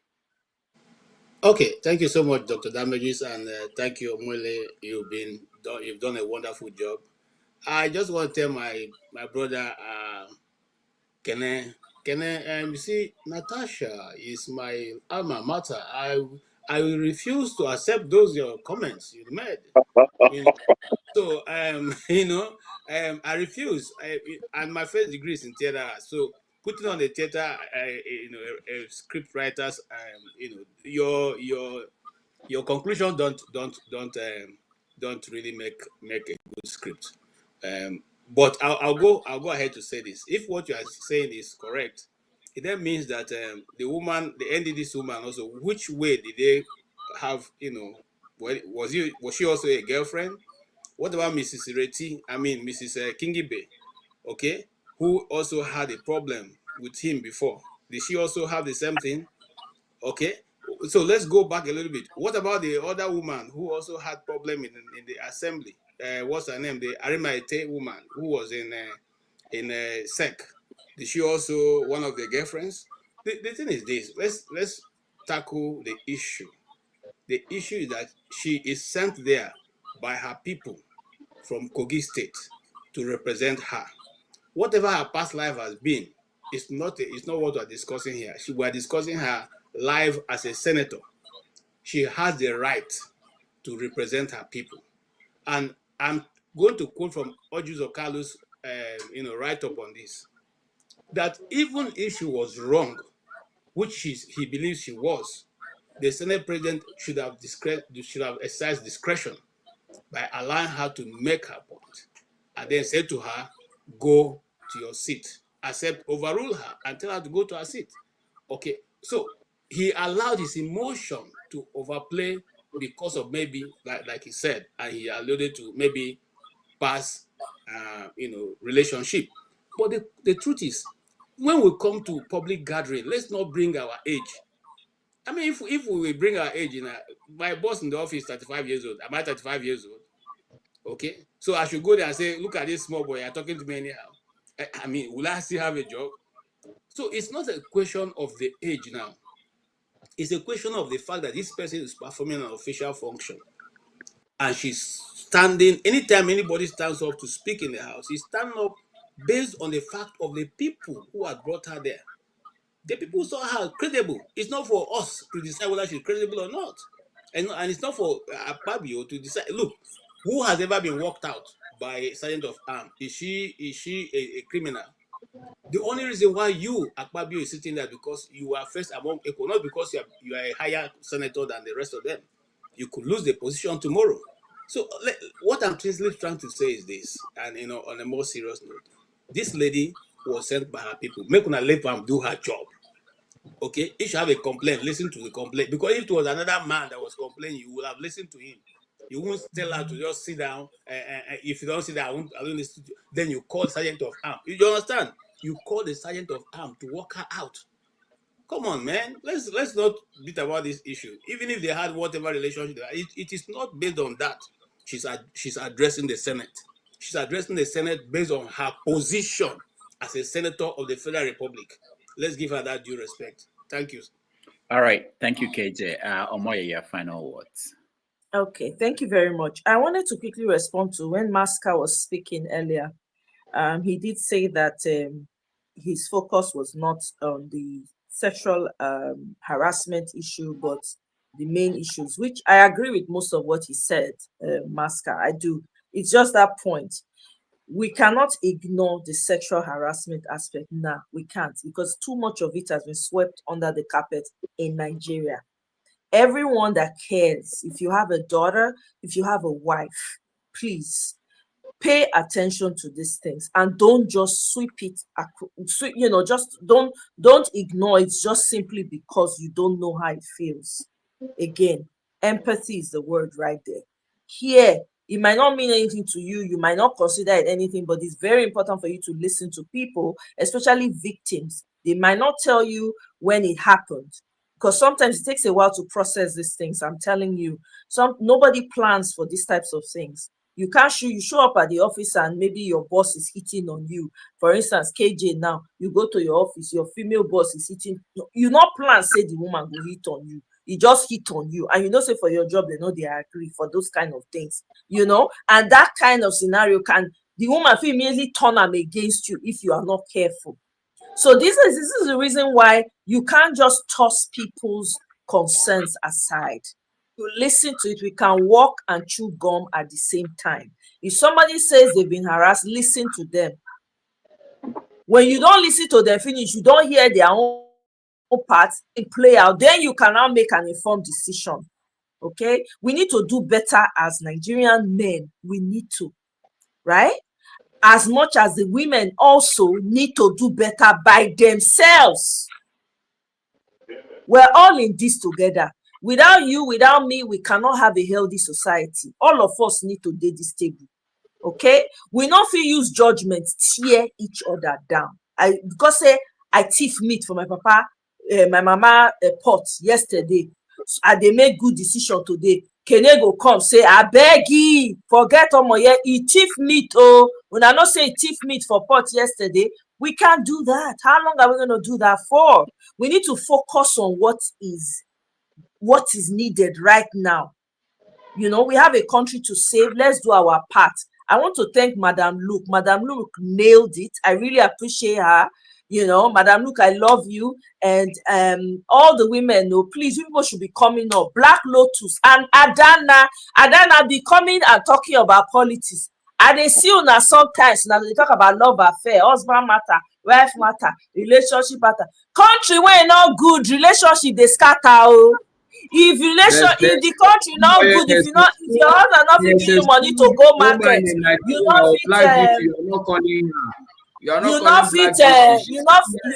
no security, marriage not go fit stand. Adana. So I beg all the women, Black Lotus, I'm calling all the women, Tracy, Comfort, all of una, they see una na side eye, I think they look all of una. More na show up, it's time for us, it's time for us to speak up and get our country back.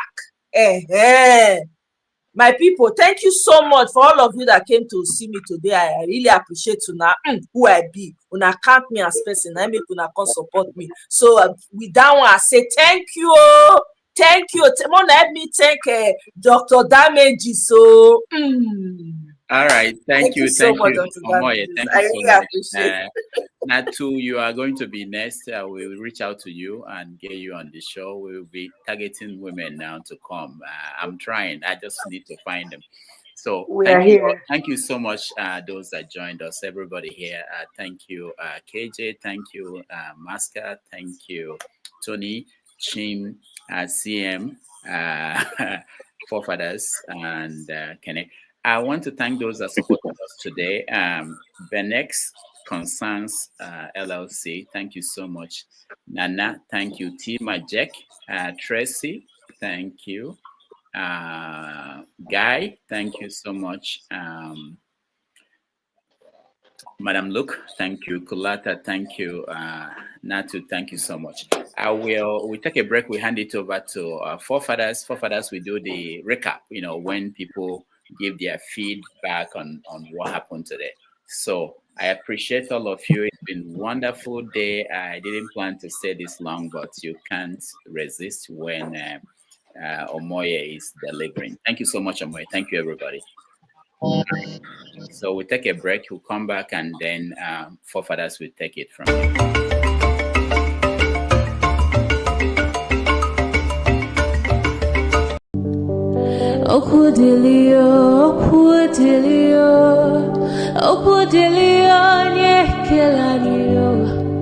Olisa malugonko ene menenua Okudilio nyekelanio Chukuna malugo yobia diocha Agaranya chogo kowe bili Agaranya chogo kowe rienio Owe chuku bezie chuku Nuche chukwa busigi fegemeo Nuche chukwa busia ifegemeo Nifo solo ne asi alibazie Oboye bebe agaranya muliba Oboye wuru agaranya mebibe solea Mano garanya uwa Oboye afiozi enipa kwa Agaranya chogo kowe bili Agaranya chogo kowe rienio Oboye chikubezi olisa Kodili bemo Kodili wakema Kodili wanima Naino kwane we peluo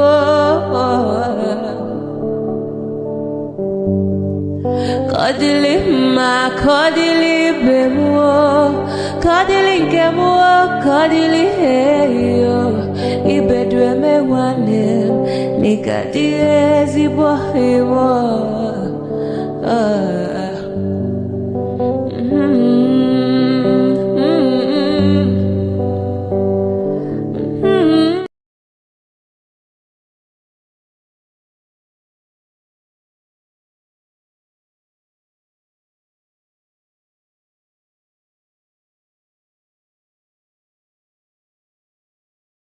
Thank you for joining us. Yeah, I'm live. Yeah, thank you for joining us. Yeah, let me get everybody back on stage before I lose people. Let's see. I hope I've gotten everyone. Yeah, thank you all for joining the show today, and it's been quite civil, apart from Kenny, obviously. Always has to come and start trouble, but it's all right. There is also Madame Luke that caused a lot of trouble, so they balance each other out just fine. All right, so Chim, I have to thank you for actually calling out the women. You know where they normally go to Madam Obodoyibo. That's where they go. That they will go and talk about the what was it? All these musicians and their love life and all those things. That's where they go, and they don't hide from camera there. They show their face proper. So yeah, what do you make of it, Chim? Forefathers, thanks for having me. I think it's been an interesting day. A lot of things to unpack. It's a good topic. Omoye did not set out to make it a feminine male versus female thing. I think the whole idea was to be able to call out injustice and to encourage people to be able to, when they see what is wrong, to speak out.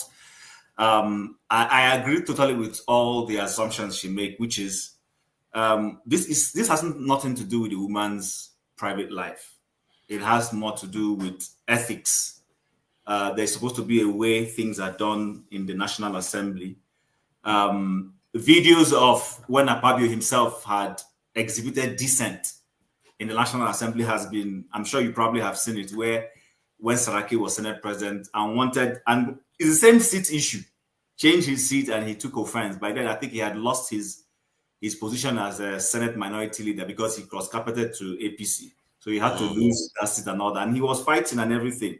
So it just goes to tell you, for me personally, what I've said is this. The only place, like I said the last time, that her husband, for instance, in this matter, which is now going on a personal level, is where I don't seem to understand how you go to your friend's house and then you're busy being behind and your friend and your wife are working together. That's the only place I've been struggling. But again, he was on phone. Okay, Masker, don't worry. So, like I said, I gave an Igbo proverb. And it might be an Igbo proverb, but it's a fact of life. Birds of the same feather flock together. So I don't see how Mr. or Chief or High Chief Udrana will be a friend of a female predator. I will leave it at that point. It doesn't now mean that male predator we're talking about should oppress this woman. That's wrong. This woman has fought. She's a politician. Politicians are not necessarily clean people. I don't see anywhere in the world any politician is a clean man. Not in the UK, not in Nigeria, not in the United States of America that we so adore. They all have, if you start, I said it here the other day, I said, if I want to look for anything against Rudolf, I will find. If I want to look for anything against Tony, I will find. And then I will use that to discredit. And that somehow, what's her name, ended on that note. Last week or so, I'm sure Tony can remember when I said that if you look for anything, I always try to stay on substance. Trust me, I'm not a perfect person, but I always try as much as possible to stay on the topic. What's the issue? Leave the personality, take the message, deal with that issue, and let's move on. In this instance, the lady has her right to defend. And Ajokuta personally has become, I don't know whether it is intentional not to shut that thing down in the way that we do not see the light of day. She's fighting for something that will benefit all Nigerians. So I think the Senate will do well to let that issue be discussed. If it's a bill, I don't know if it's a bill or she's just asking for a discussion on it. I'm not sure. I haven't followed it properly. That's the only thing I want to say. So I think people should leave her personal life out of it. Whether, I don't know whether she was a Ron's girl before or no Ron's girl. There will always be, people will always, because she's a woman, people will always bring up all those things. Let's leave all of that. I think we should deal with the issues. Like I said in another program, Nigerians are the ones being robbed with this soap opera. Because we sent Akpabio, sent Ireti, sent what's her name, Natasha, to go and make good laws for the people of Nigeria. We didn't send them to go and be doing soap opera. Because the more they are doing this thing, the more important business of the day is being delayed. So I think, but all in all, it's an interesting topic.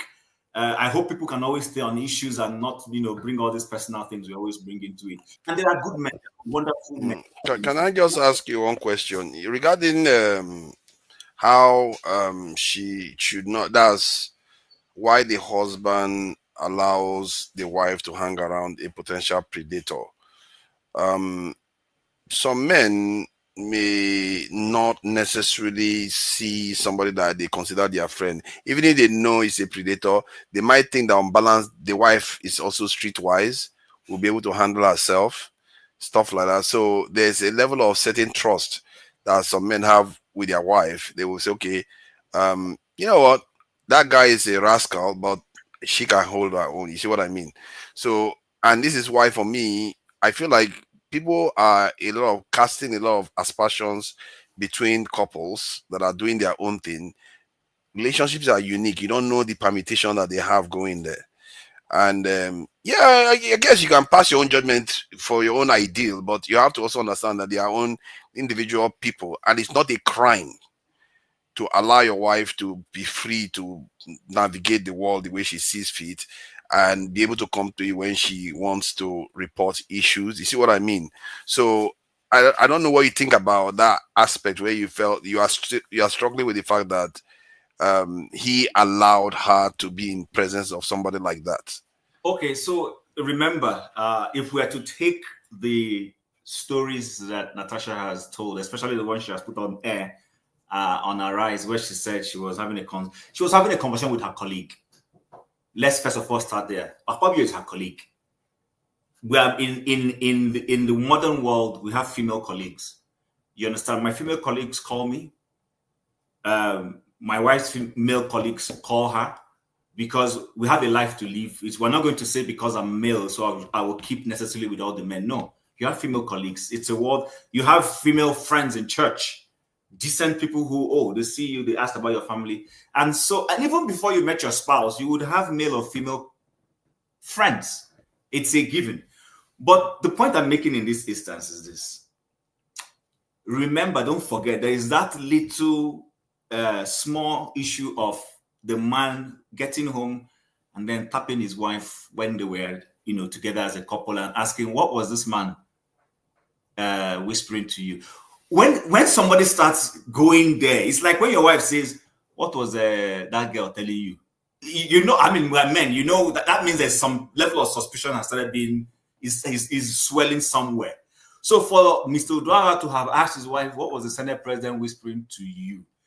It means there was something he felt he missed that held his, I don't know how long, between the hour when they left the man's house and went back to their hotel. I don't know the duration, but for that to have still lingered in his mind, that he thought it necessary to inquire from his beloved, trusted wife, what exactly were you people discussing? It means it troubled him.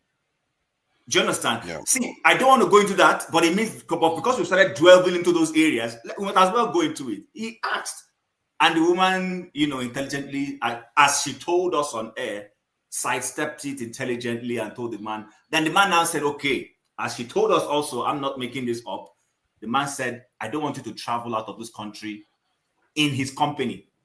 How can you be telling your wife to travel in the company of her colleague and if a friend you had known before you even married her? So that's why I said, Obu mane kweke with a guy. You see, listen, a predator fears other predators. I've seen, it's a fact. We've been laughing about these things. A predator doesn't allow predators go behind him. These people, they know the games they are playing. Listen, I won't fall into that narrative of saying Nigerian politics. Politics everywhere is a dirty game. The only difference is in some climes, they have very functional vacuum cleaners that they are using to clean it up once in a while. In ours, we're still using old broomsticks. And those broomsticks are not doing a good job of sanitizing the place when we need it sanitized. So that's the only difference. But again, in all of that, I don't want to lose focus of the critical issue, which is the fact that she's a senator that should be accorded her rights as a senator. Let her speak. Let her pass motions. Let her make the contribution she's supposed to make, both for her constituents and for the larger good of Nigeria. That's where I stand. And to that extent, stepping whatever motions she's trying to bring is denying Nigerians the benefit of whatever things she might bring to the table that will benefit. A bad senator, as bad as Tinubu is, that I have not agreed with him, I've said it here that one of the policies he has put up is this tax law. If that tax law passes through, it will change Nigeria. I think it was a genius of him to bring it up. But it doesn't still remove the fact that I believe he stole a mandate. I can still chew gum and say that at the same time. So in the same way, Natasha could bring up a law that will favor Nigerians, but we can still go back and deal with her whatever issues. So, but I don't want to dwell on that. That's just Thank you. Yeah. Thank you. Chim, so what do you make of Omoye and her performance today? And in short, you can comment on anything, including what Madam Luke said. Yes, so I'll start with Madam Luke. I was asking Tony, let's go so that he can go around. Otherwise, Okay. they will start. Let me quickly say this, and then you go on to Tony. Madam Luke cannot use one brush to brush all men. That's wrong.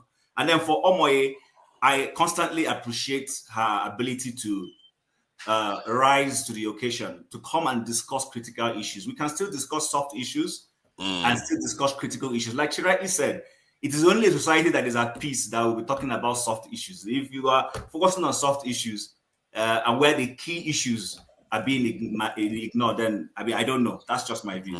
Other than where she was cheering Madam Luke, I thought she did well.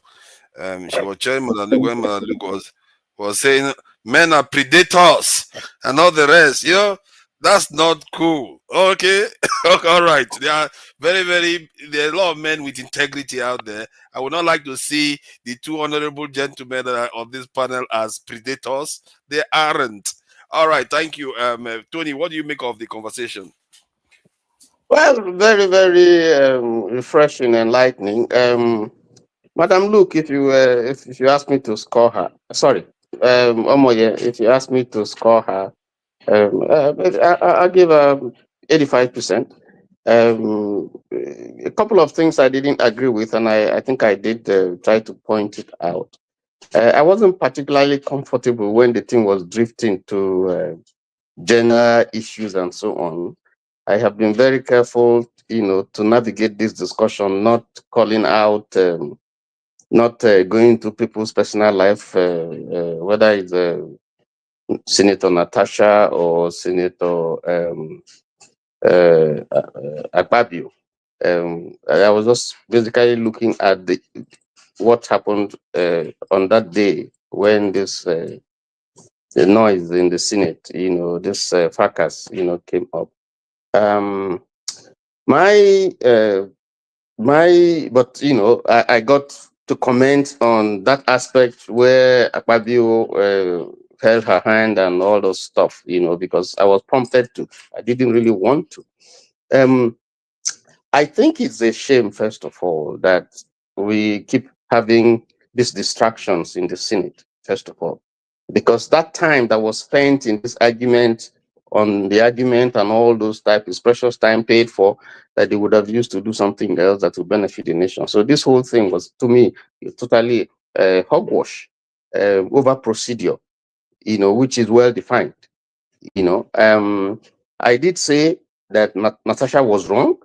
And I also did say, if you play back what I said, yesterday, that the Senate president, even though he had authority, didn't moderate that entire discussion.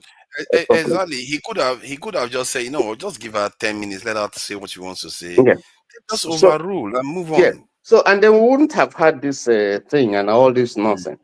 And then when I was prompted, that's when I said all these issues they are bringing is accessory after the fact. Because I said that this thing happened a long time ago.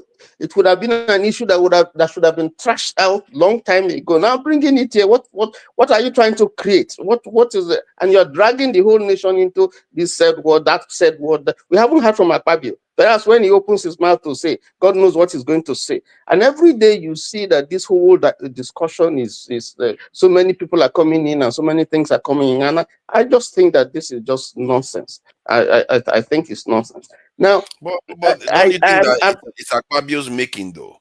He could have avoided all this by just... No, it's two of them. It's two of them. It's two of them. It's two of them. It takes two to tango. It's fair, but he's the one. If this stuff happened outside the chambers, it would have been different. It's the chamber that it's in charge of. That's where it happened. Listen, that's my understanding of what happened. I have listened I watched the incident. I listened to Akpoti, speak on Berekete. I watched her on the floor. I watched her on Arise. I watched the Senate President's representative on Berekete. So I watched other comments. I listened to other comments. And I listened to the senators speak. I listened to two other senators from her constituency speak. Nobody is in support of Akpoti. None of them. Not one. They were actually pleading. Why would political actors be? No, hold on. They were actually pleading, but that's not the issue. The point I'm trying, what I'm trying to say, and I agree with a lot of the things that Chim said. You see, this whole thing. Yes, Akpoti may be doing a good job. I don't fault her for that. I didn't go into that at all because I just thought that wasn't the real issue. So I'm not commenting on how well she's doing in the Senate and all that. But I'm saying, listen, if we are saying that the order that you can nullify the order in the Senate just because certain actions are not pleasing to you, then you create confusion, and that was the confusion that Senator Akpabio created when he was when Bukola was the Senate president. We're not learning anything. We're not moving forward. So how often should we continue to have? And I also talked about the continued this same repetitive behavior that we keep on seeing with our legislators, whether in the House of Rep or whether in the Senate. We've had a lot of these things happening, and each time it happens, it's swept under the carpet. And I feel that this whole thing eventually is going to be swept under the carpet because these are politicians. They're going to go. They're going to go and settle their differences. And here we are shouting and saying all kinds of things when we should be talking about some more serious things, taking sides, whether you are supporting Akpabio or supporting to be fair to Omoye Corner, she focused on one key area that was important, which is the Ajakuta steel issue, and is what I was harping on about yesterday too, that issue that she raised may be more significant than even like you said, they will settle each other with these accusations. But how about the fact that he's delaying important bills from going through when he passed the national anthem? If that was the issue, it will be clear. It's a clear issue. But that's not the issue now. This is an after. If that was the issue in contention, then she would serious damage to him. But if she doesn't have evidence, they will just settle it and it will be over. If that was the issue, that's an entirely a different thing. It will be very clear, and everybody will see it. So but these are issues that came up because something else happened. That's my point. We shouldn't be. Tony. Yeah, go ahead. I'm listening. Okay, so I have an issue with the position you're taking or the way you're presenting the whole issue. Here is somebody who is saying that, look, I'm being muzzled out. I'm being frustrated. There is a grand scheme to muzzle me, to frustrate me, to irritate me. And you're saying that, okay, she should just take it. Because no, wasn't my point is that was not the original issue. This is an after. This is an original issue. No. That's not the original issue. What started this whole thing? What started this whole thing was sitting arrangement. If the issue was, listen, you are not allowing me to speak, which she would have been able to make from anywhere, even from the new seat. She would have been able to make that point.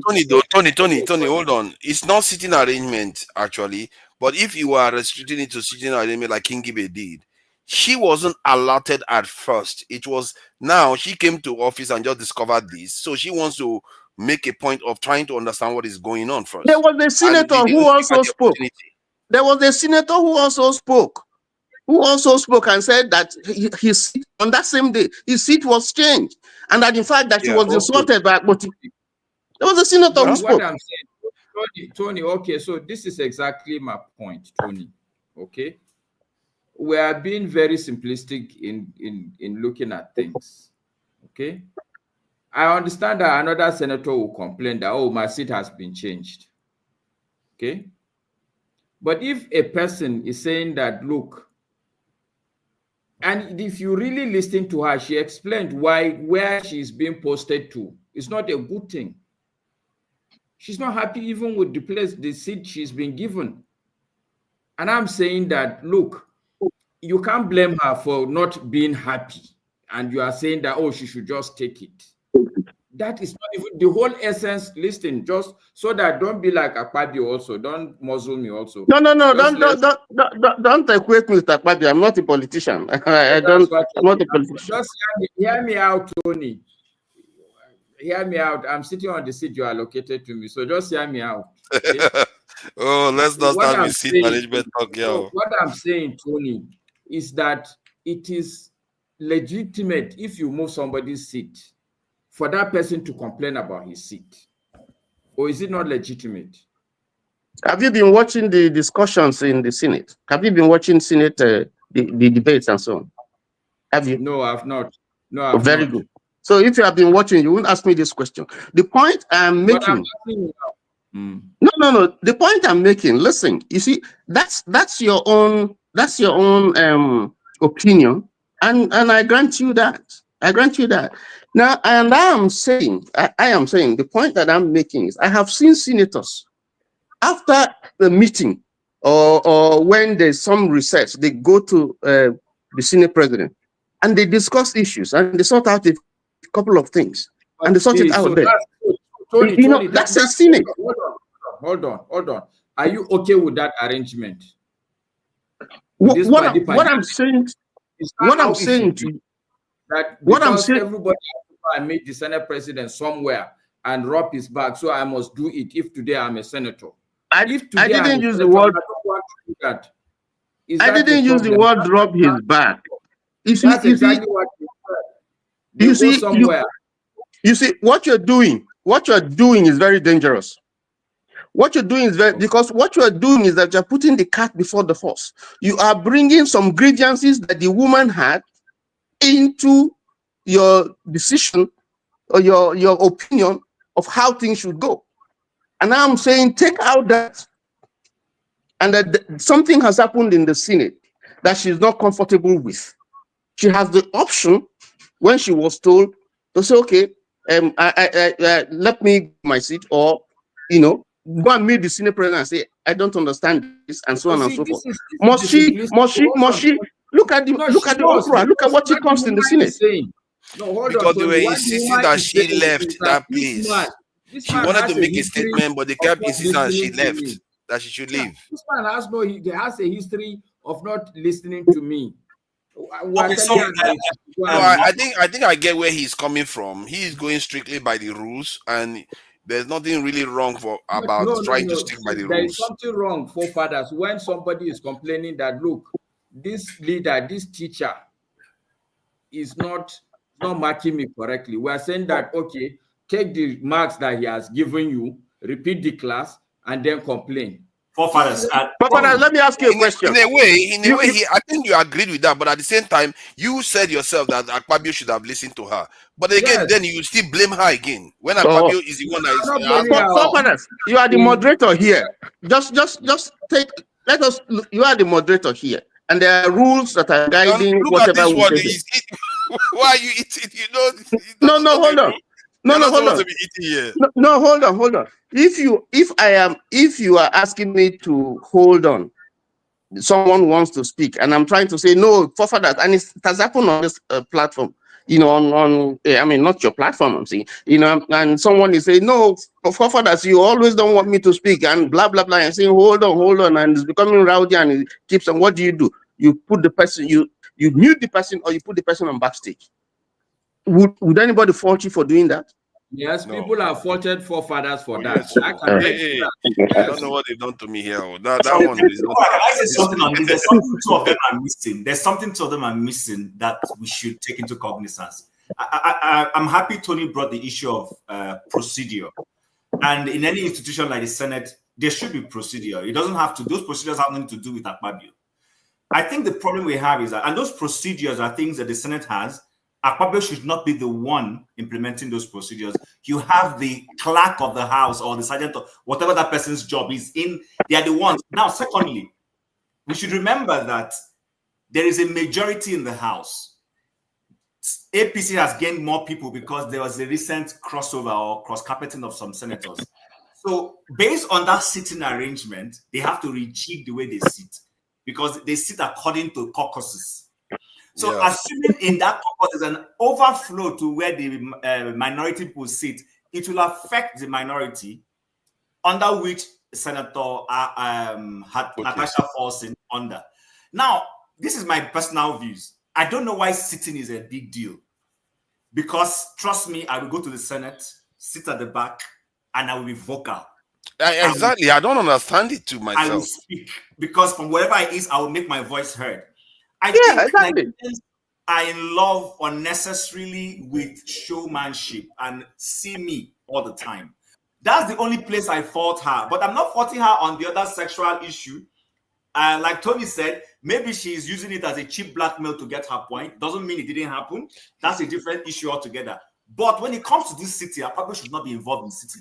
But to be fair though, if Akpoti is demanding a better sitting location that just because of the visibility or stuff like that, that is wrong, because then some other person that is also a constituent of some part of Nigeria has to sit there anyway. And so my point, what makes her better than them? These forefathers, there is a minority leader who should be liaising with the majority leader to arrange where each of their members will sit. Why is it the senator getting involved?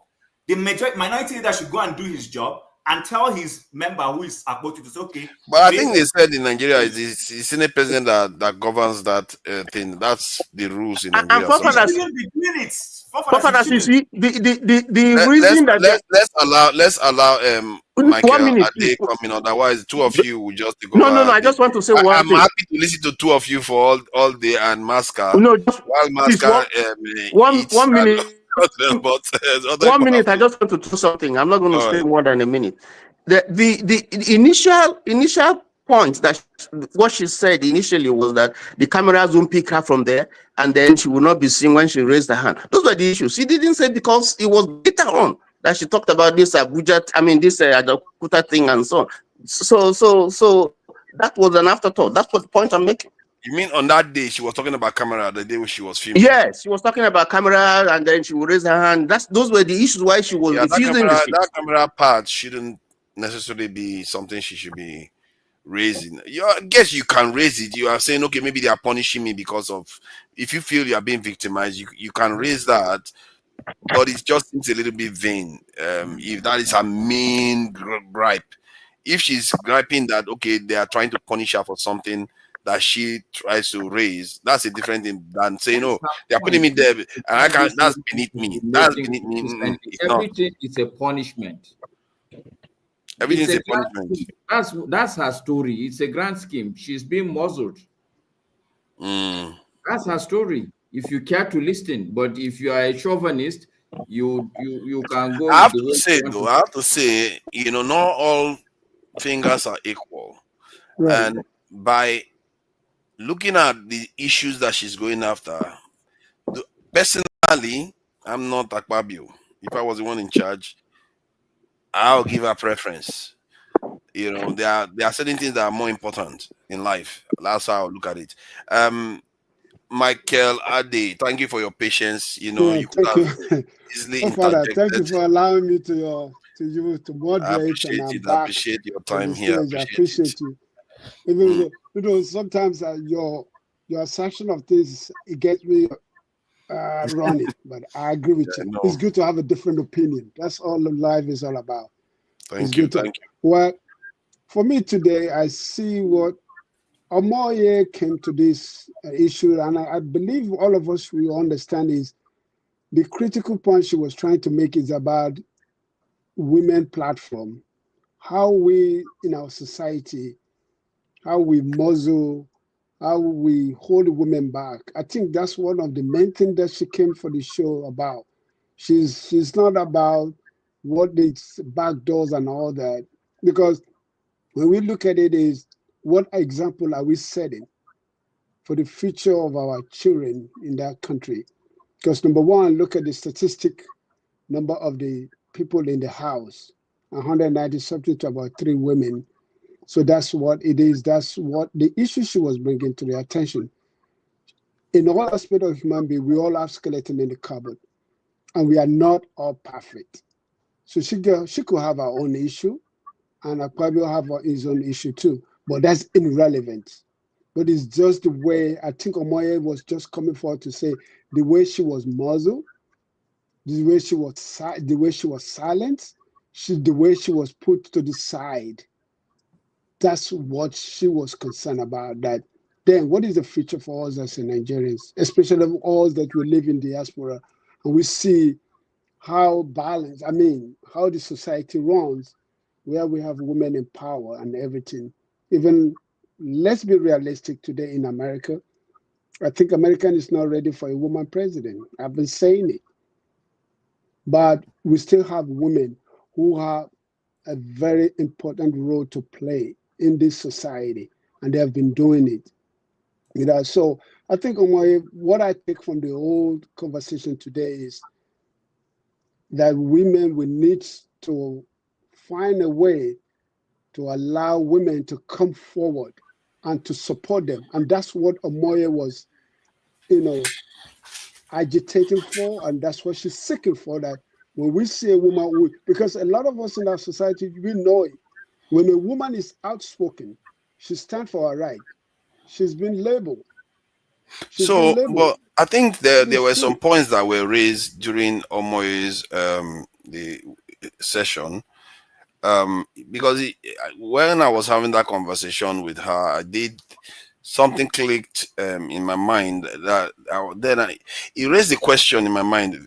We will talk about one or the other one in terms of Akpoti, whether she lied to her husband by not telling her husband about what happened at first. And then, but regarding the topic you are talking about, are there other ways that women can contribute to society without necessarily going into politics? Because society is a whole different, tapestry of, different specialities, where you have, if you look at teaching now, women dominate, especially at the lower rung. Even nursing, medical nursing, they dominate. There are areas they dominate. Men because are you know not what? gonna, This is what I'm saying about it. That's the work of nature. Women have more emotional connection in nature, and they have instinct more than you will see what you say. And I'm telling you this, if women are not given a fair balance, I'm not saying, because to be honest with you, in this society it's not equal, but give them a fair balance for them to come in with ideas and opinion about things. We're just going to be going the same circle all our life. And then we know when we come from our own, let's look at our own, the nucleus family situation. Our mothers have views with raising us up, not only our father. And that's what I always say, when it comes to raising children, women give us the love and emotion, but men will give us that ability to hold on to who are, we create character. That's men. Men tend to focus on structure more. Yes. Structuring the society and those expertise that come naturally. This is why it's almost like you are designed to walk with your leg. They decide that no, because this is modern time, let me use my hand. You're just making life hard for yourself. So in a way, that is the kind of point I was trying to make to her, that society has been shaped in a certain way. Why not use that, find a way to use that structure to still meet the objective that you're trying to meet? Because sometimes I feel like when you hear the narrative from the West, they want to transfer it to our society as it is right now, without taking into account that we have not gone through the stages that the West has gone. Yeah. So that is, and I just feel like maybe we have to come up with new ways. That's my thinking anyway. But please go ahead and carry on with your analysis. So in closing, I just want to say that in closing, I really appreciate all the men that came forward today. I just want us to take one critical element out of this, and then Chima's talk about it. the Ajaokuta, this thing, that's what she was muzzled about. How far can we go? And the fact about it is that, and I can tell you today, all of those people that you see in the Senate, Ajaokuta will not come to life until they see what they can get out of that project, what they can take home. Ajaokuta will never come to life until they get something out of it. That's the is true about Nigeria, because anything that is industrial, that is happening all in that country, everybody is looking for. Look at the simple road project. How can the road project you be asking your own this thing on a road project? You ask it to your own share. What kind of society is that? So those are the things that I say that we as in diaspora, we see all this game playing our eyes, because all of us now we are able to see from the outside, because when we in Nigeria we don't see. And I'm telling you this because if all of us was in Nigeria, we're gonna be in the same thing. When you're in that position, you're gonna make sure you get your share too, because that's the way it is run. Because if you don't run it that way, they will kick you to the side, and you don't want to be kicked to the side.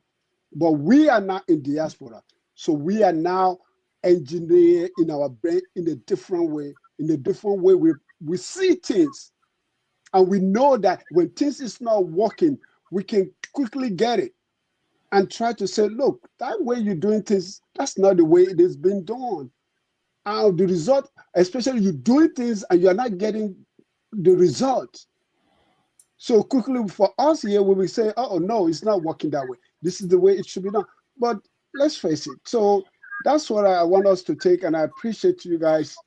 My colleagues, it's a pleasure being with you guys all the time, because it makes me feel that we need to start talking more than just being silent and just say, oh, it's a simple. But maybe when we talk more about this, from our exchange of conversation and ideas, we can start taking out things and filter and take the good thing and replicate it to make it better, Nigeria. Because like we said today, what I take out very much about today is for Omoye to say, yes, it's time for diaspora to have the power to vote. But some people disagree. But to me, I agree with that idea if we all can genuinely know that we all rally together to make sure that our vote or what we participate in is valid, and we follow through with it to make sure it works. Because by us, let me say this, I have my children here, and I want my children to go back tomorrow to say,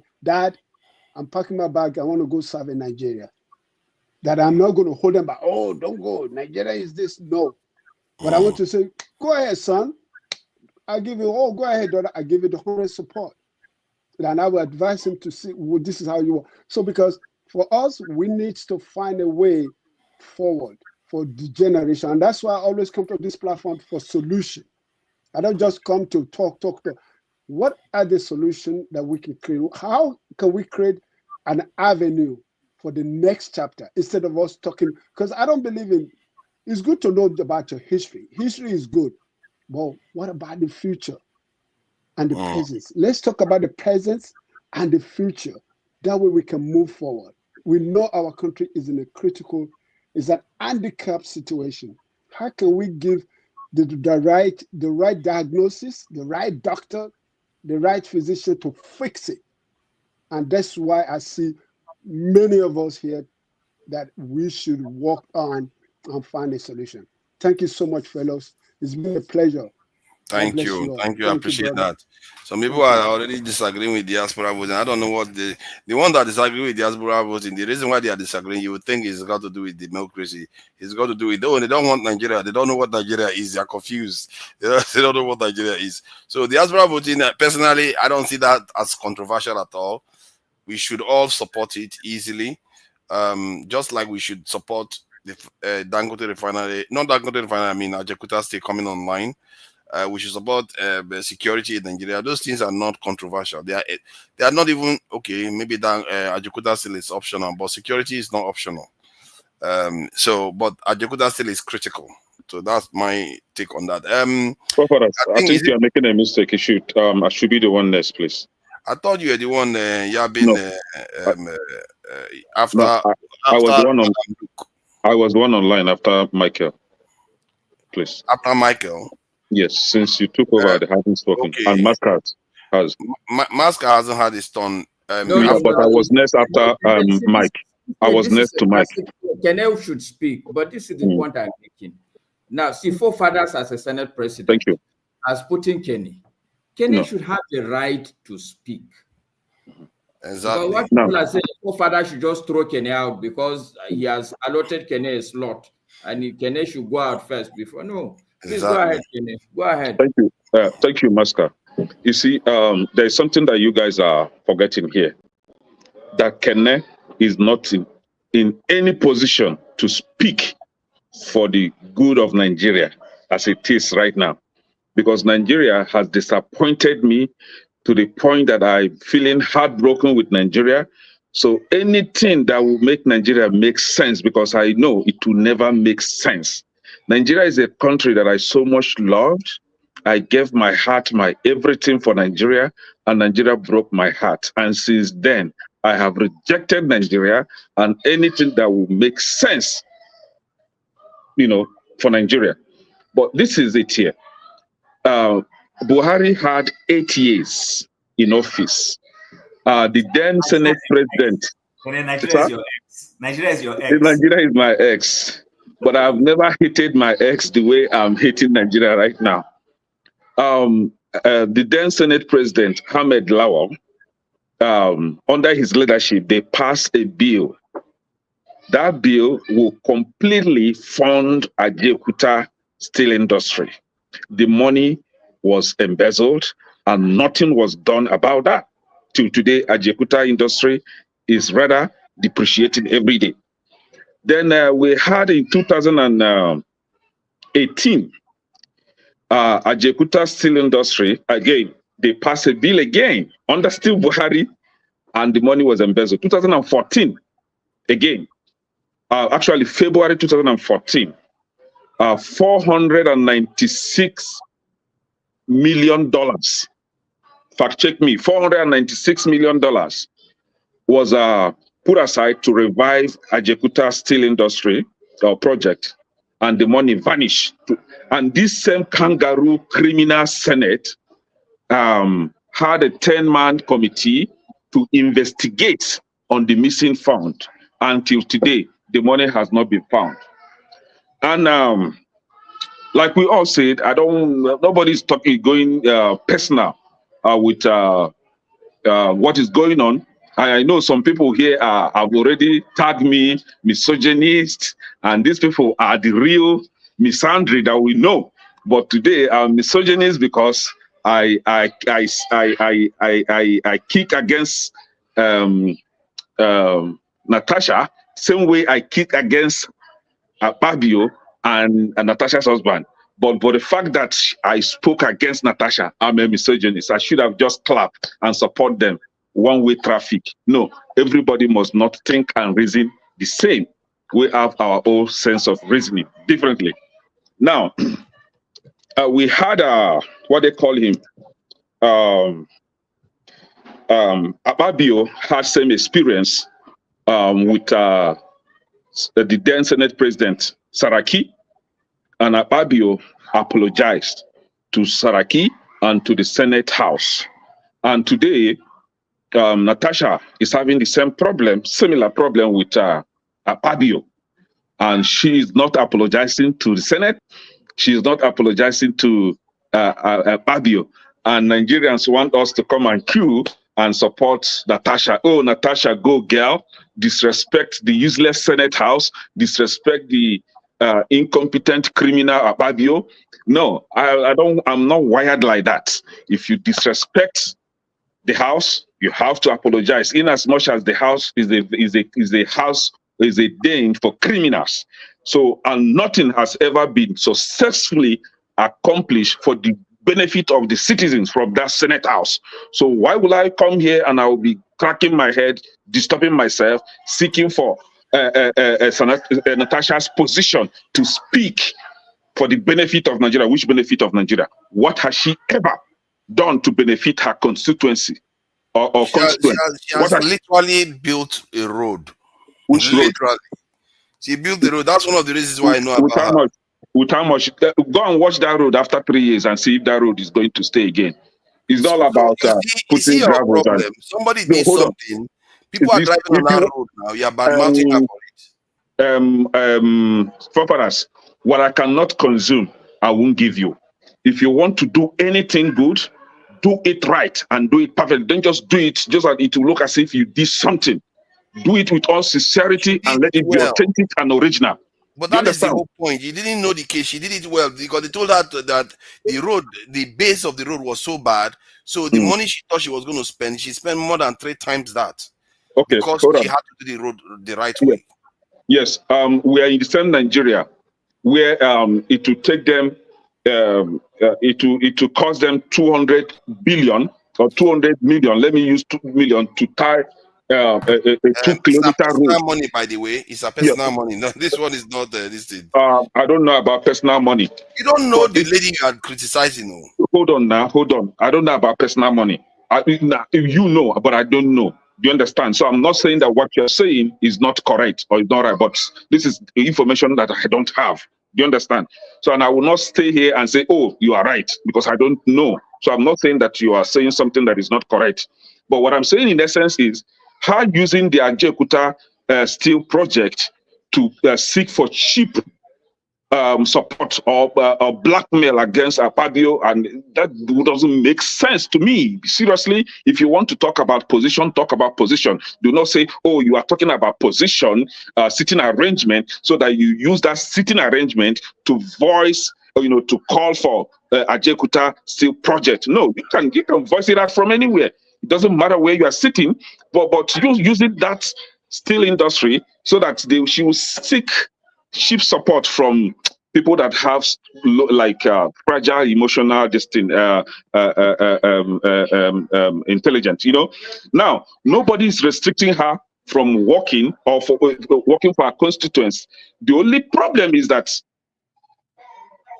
something got wrong, and she's just trying to find something to put on what is it, Akpabio, right? Which is okay in a fight. There is no rule in a fight. There is no rule in love, right? But we are not that gullible, right? So we are talking about disrespecting the Senate House, disrespecting the senator, do the right thing. And none of her political members, those from PDP in the same Senate, is supporting this lady. So does it mean that all of them are against her? Yes, right? Kenny, But this is for me. Hold okay, on, hold Kenny, on. hold on. This But, is the but this is me. No, Whether hold you are on. in APC, Hold on, Kenny, Sorry, hold of course on. they will be Yeah. against her. You know that yeah, now. yeah, whether you are in APC or Kenny, PDP, They hold behave on, like a cult there. You know that. hold on now. Yeah, I will answer your question now, even before you ask. Whether you are an PDP, APC, Labour Party, I don't care the party you are coming from, provided you are in that Senate House and the condition of Nigeria, the situation in Nigeria is still the way it has been till today. You all are useless. I don't even care where you're coming from. I don't see. My position when it comes to Nigerian affairs is that I will always stand on the other side. So I don't care. Please, if you call me a misogynist, no wahala. If you call me and you that you are misandry, thank you. You are doing well. I'm somebody's husband, and I love my wife. How about that? You just like to be mischievous. See, this is the lady you are criticizing. You don't really know her that much. I'm surprised you didn't know that she constructed the road No, with her I own money. think so fathers. I think Is this the road that the then governor fought into two? In Edo, no. That's a different road. This one is in Edo State, not even in our state.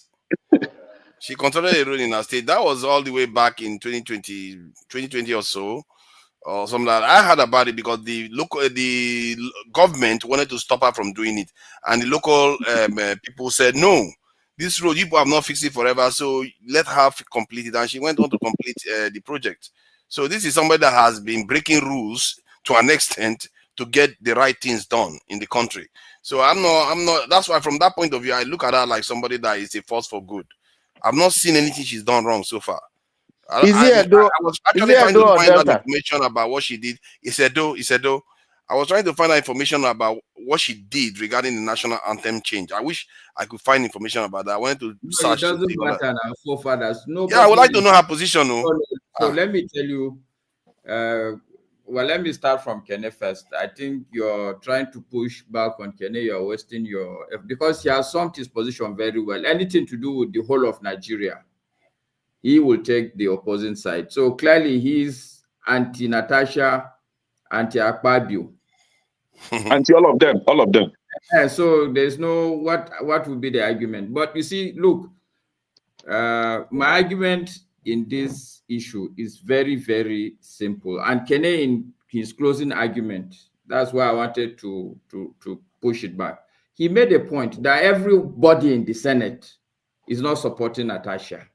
Now, for me, the question is, okay, who are these senators? What if you ask me a typical senator, what kind of person he is?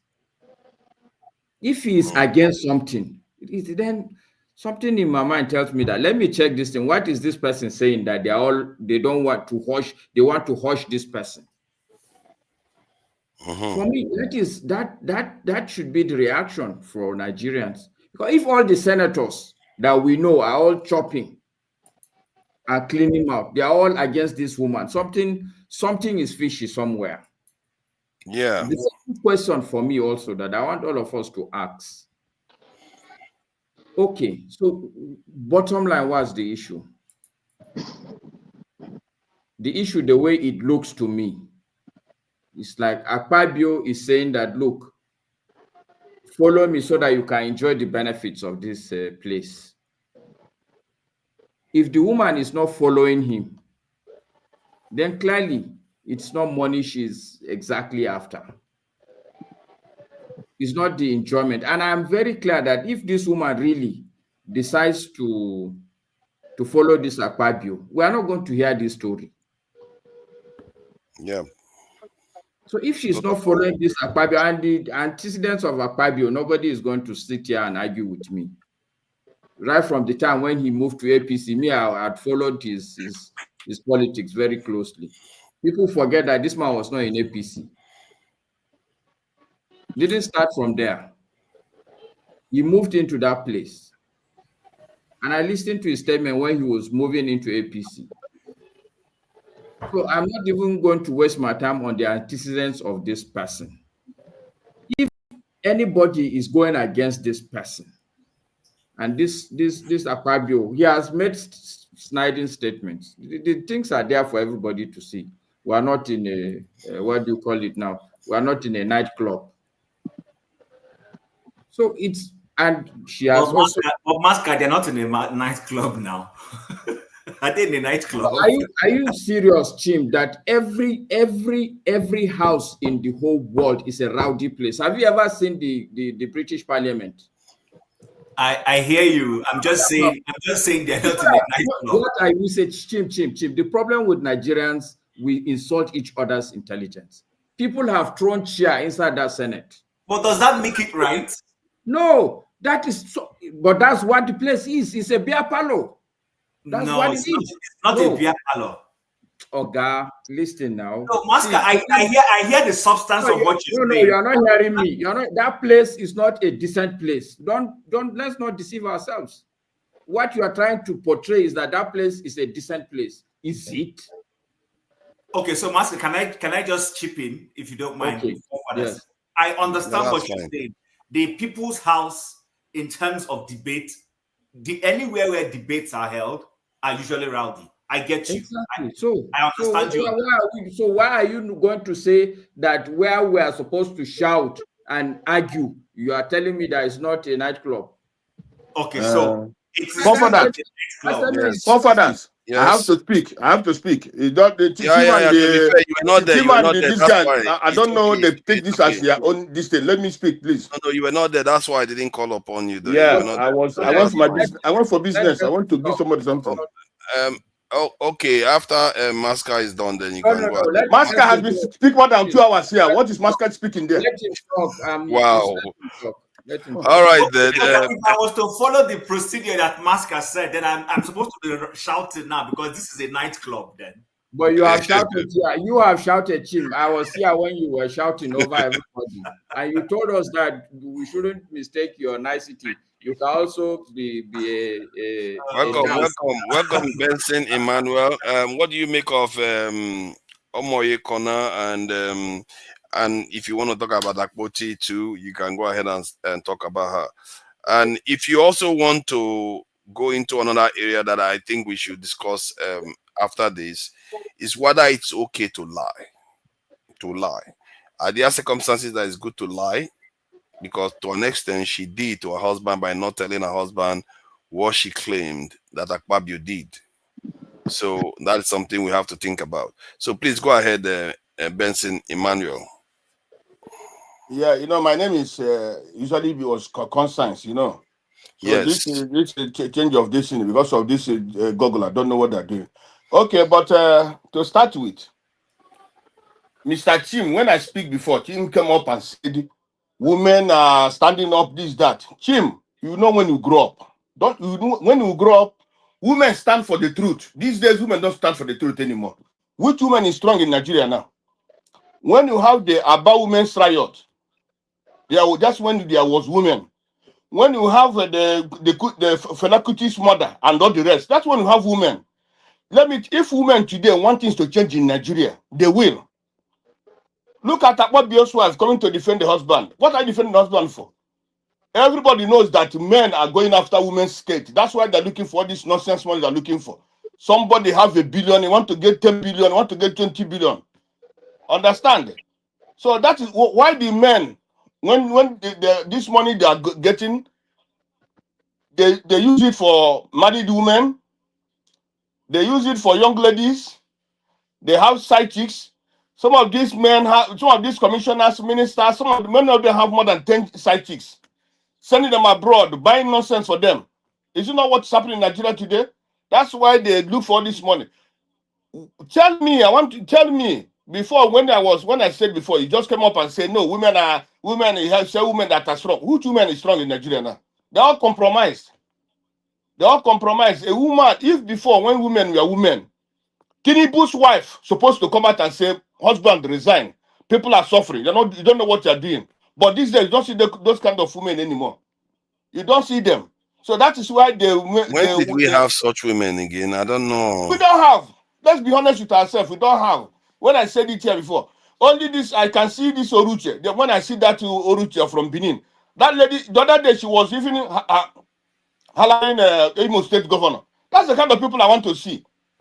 Okay, not all these ones. Hold on, Benson, sorry for interrupting you. There's something interesting there because I noticed that in Nigeria there have been a few women that have been quite outspoken and they basically paid with their life, and most of them are from the southwest, like Ransom Kuti's Fela's mother, Kudirat. I don't know whether there's another one that have really been quite, assertive. If you want to say like women should come out and speak.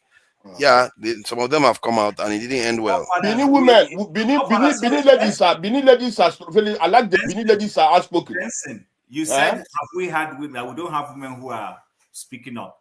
The guy who there's this lady who was married to, she's a civil liberties organization person. I'm married, her husband also in the Odumaki's wife. Joe Odumaki. Odumaki's wife. Yes, that's one too. Now, not because I want to patronize anybody. The lady that just left the scene today now. Why are you talking about? That's a strong woman. The woman who insisted that Abia State election should count, Professor Nenoti. That's another strong woman. What are we talking about?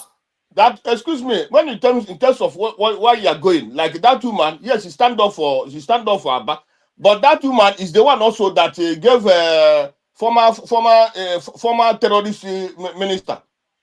In her university, give her this thing. Give her what's her name? The former. It was the minister under Buhari. The one. What's that man? Communication minister. I think communication minister. She gave her this Mohammed. Huh? Is it the one they call Lai Mohammed? No, not Lai Mohammed. Not communication. It's a Fulani guy. Is it the fair guy? The fair guy. She gave her this is why the man didn't qualify to get that position in her a chancellor. What is gave her. So let me tell you, those are not because she did that for that man. Maybe he knows Oti very well, and you know that Oti can perform. But not that she's powerful, not that she's standing for men. I don't mean to take your time. I think we can't be doing this. You can't come out like I said against Luke when I said Luke cannot use a brush and brush all men. In the same way, you can't use one brush and brush all women. Mr. Tim, let me talk. Let me talk before I go. What see? For the issue of men, let me tell you, these days you have some useless men. Because when men we are men, men we are men, women don't come out to say they want to run for politics or so. When men were taking care of their wives or taking care of their families, it's only that the men have learned what they're supposed to do and start going after different skates. That's what is happening. When men we are men, when you have honorable men, when you have men that when they come out, they speak or they not this kind of psychophants hypocrisy you have in Nigeria now. Before, men don't allow their wives to go to the offices because they know what will happen there. They know. But these days, because the men can't take care of their wives, most of the men, I don't mean all the whole men, majority of the men don't know their left and right. That is why the women are going now to offices looking for jobs. And at the end of the day, all these shenanigans are happening. Let's be honest ourselves. How many men can take care of their wives now? See you guys next week. Thank you for joining us, Chim. Well done today. Google rowdy session in the Senate and see 1,000 videos. You will see people fighting. Yep, fighting away. So let's get to the crux of the conversation that I wanted to have today. It's going to be a short one, though. I will try to keep it short. Let's not try to stretch it, so that we can wish our people to have a good week coming. Is it okay generally to lie? Yes. How do we decide whether it's okay to lie and whether it's not okay to lie? Now, in case of Akpoti and Akpabio issue, is it okay that she didn't tell her husband that Akpabio did something like that when she went to the property, and Akpabio held her hand and said something to her, and she didn't tell her husband? So what do you make of it? But let's rotate down again. Let's start with Kene.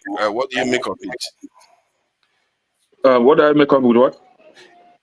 When is it okay to lie in the first place?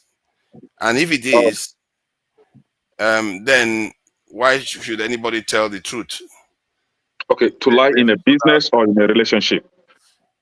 In anything, really. Okay, so I think in business, there are some lies that are acceptable in business, right? Because you don't, when you buy your commodity or your item for like $10 and you want to sell it to a customer for $20, you won't come and be telling the customer that I bought it $10. If the customer is the present one, you may even swear that you bought it for $15. Okay, give me $16. Let me just make $1 profit, not knowing that you're actually making $6 profit. So I think that kind of lies are acceptable in business. But why is it? But the Christ, if you are a God-fearing Christian, you shouldn't lie to your customers. Then don't just discuss the price that you used to buy the item, isn't it? Yes, the Christians will be in a better position to tell us that one. They're good Christians, that are God-fearing Christians, right? But I don't think in business there is anything like Christianity or any religion in business. Everything in business is a survivor, right? That everybody's just to look, get the money.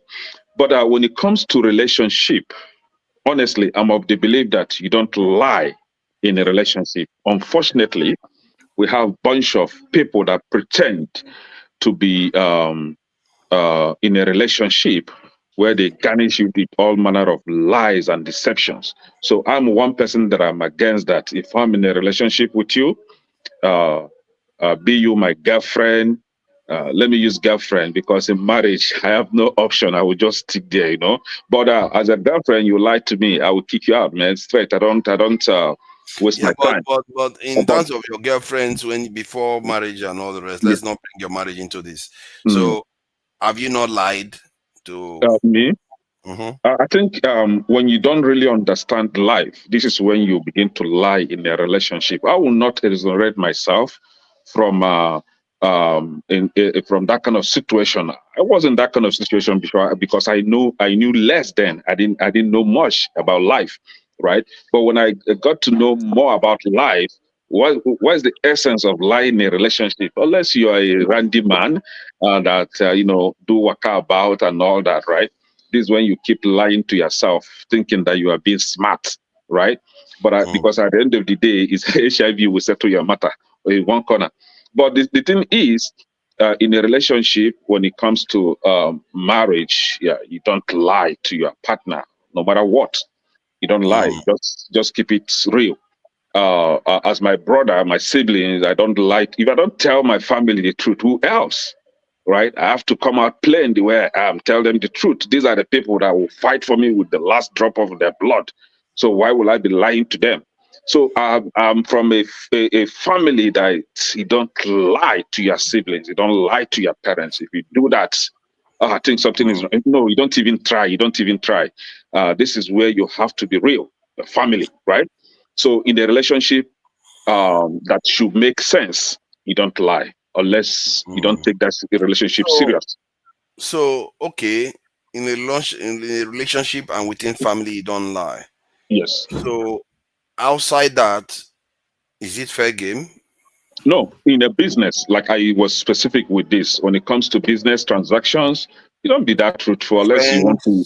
Friends, No, you friends, don't. Like, as a friend, acquaintances. you are in a relationship. You're having some kind of relationship as friends, right?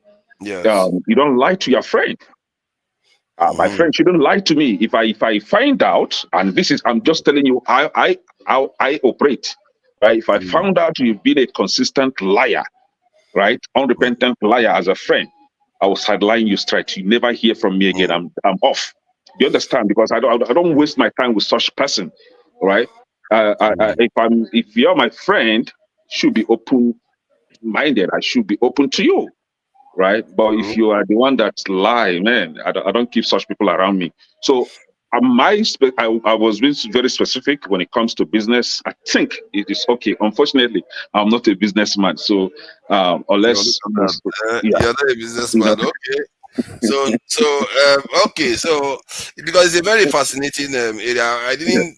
The more I think about it, the more I think, okay, this could get a little bit weird for people to know where to draw the line to lie. Because like when you are dealing with children, do you lie to them about Santa, or do you tell them Santa is Oh not no. real?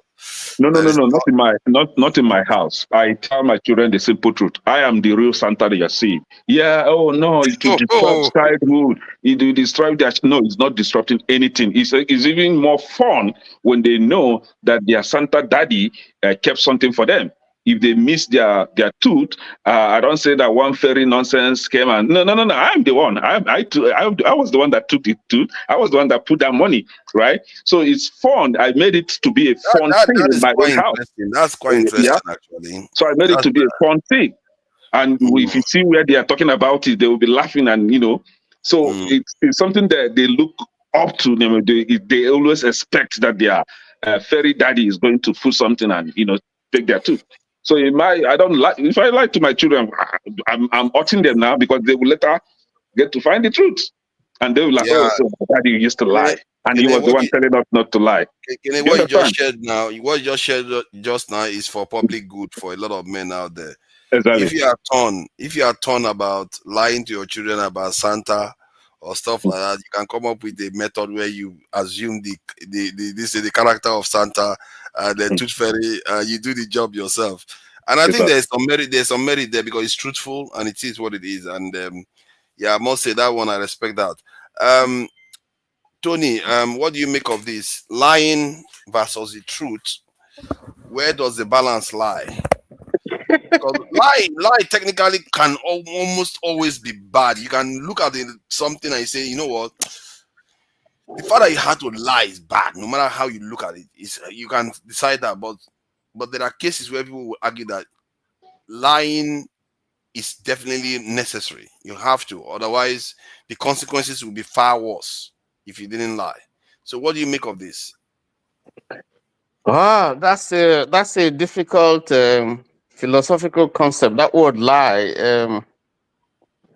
Now, lie, if you go to the English definition, simply means um,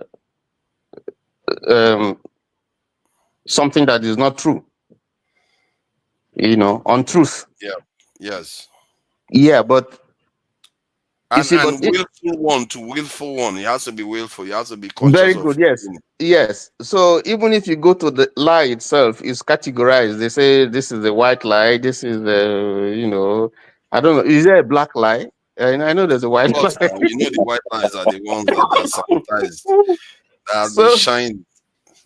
yeah. So, Black but lie there's is a way. when you are telling somebody a lie than when you know he knows even the truth. Aha.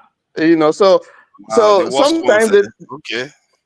sometimes we try I'm to not going to use that categorize. term. There's nothing like white lie. There's nothing like that is racist kind of statement, really. No, but Please go but ahead. is there in the lexicon in the English Yes. lexicon? But Mm. sometimes we try to categorize them. This is not something serious, a lie that is not serious. This is one that is grievous. But a lie is a lie. You know. So, but in business, sometimes I was once a businessman, and I've been faced with situations where I either tell the truth or tell a lie. But I mean, can you imagine? I have experienced a situation where someone, in order to save his life, he had to tell a lie, and in Yeah. order to save That's someone, interesting. someone was being chased, and the person ran into his house, and they came and said, "Where they wanted to kill the person."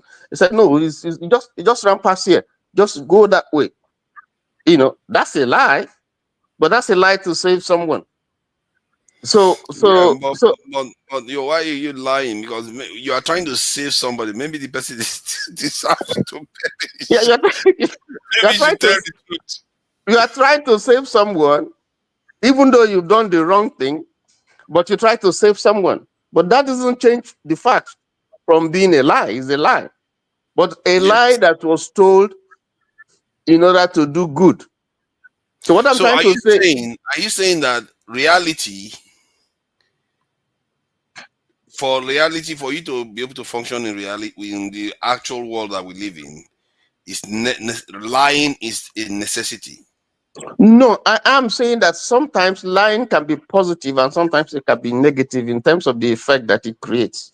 So circumstances, it But you're not. doesn't change. You are literally saying it's a necessity. In other words, it has to be there. Otherwise, you can't function properly. Society can't function. No, because I am saying because there's really nothing that is absolute truth. There's really That not. is what you are saying, though. By saying that there are let's consider that that scenario you painted wasn't your own opinion. Yes. So if one was to ask you, is it necessary to lie now and again? Because if the circumstances demands it and you want to prevent a greater evil, is it necessary to lie? Okay, that's a difficult one. Let me as a Christian person, I am taught to tell the truth all the time. Mm-hmm. But I'm saying that sometimes, circumstances can compel you to tell a lie. And in that case, what you assess is what is that lie supposed to do? Because Let's there say are the some lie is lies that do supposed to damage. save your life. Yes, there are some lies that do damage, but there are some lies that maybe help. But even then, it's a lie. So they cannot exculpate you from telling a lie. But it's just that in telling this lie, let me give you an example. Many years ago, I had a contract, from government. I won't mention the state government in Nigeria, and it was a big job, running into millions.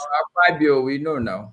No, I'm not from his state. He never gave me any job. I never came close to him. Yeah, he's from Akwa Ibom. I'm not from Akwa Ibom. Well, I don't have anything to do with him. It was in PDP. I didn't do business with PDP. So anyway, but so I got this job, and people pushed it for me, and I got it, and they paid me. And so when they paid me, these guys who helped me push the job came to me and said, "Listen, we're very powerful." I said, "Yeah, I know, and we're leaving soon.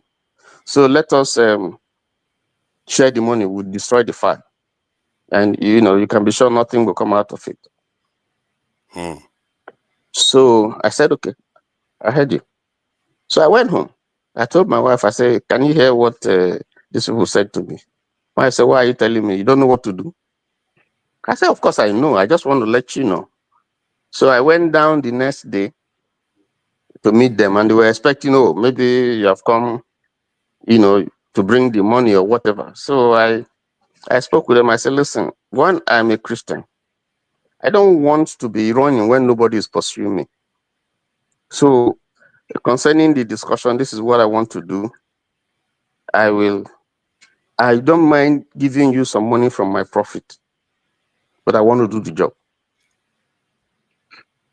Thank you. And I did the job.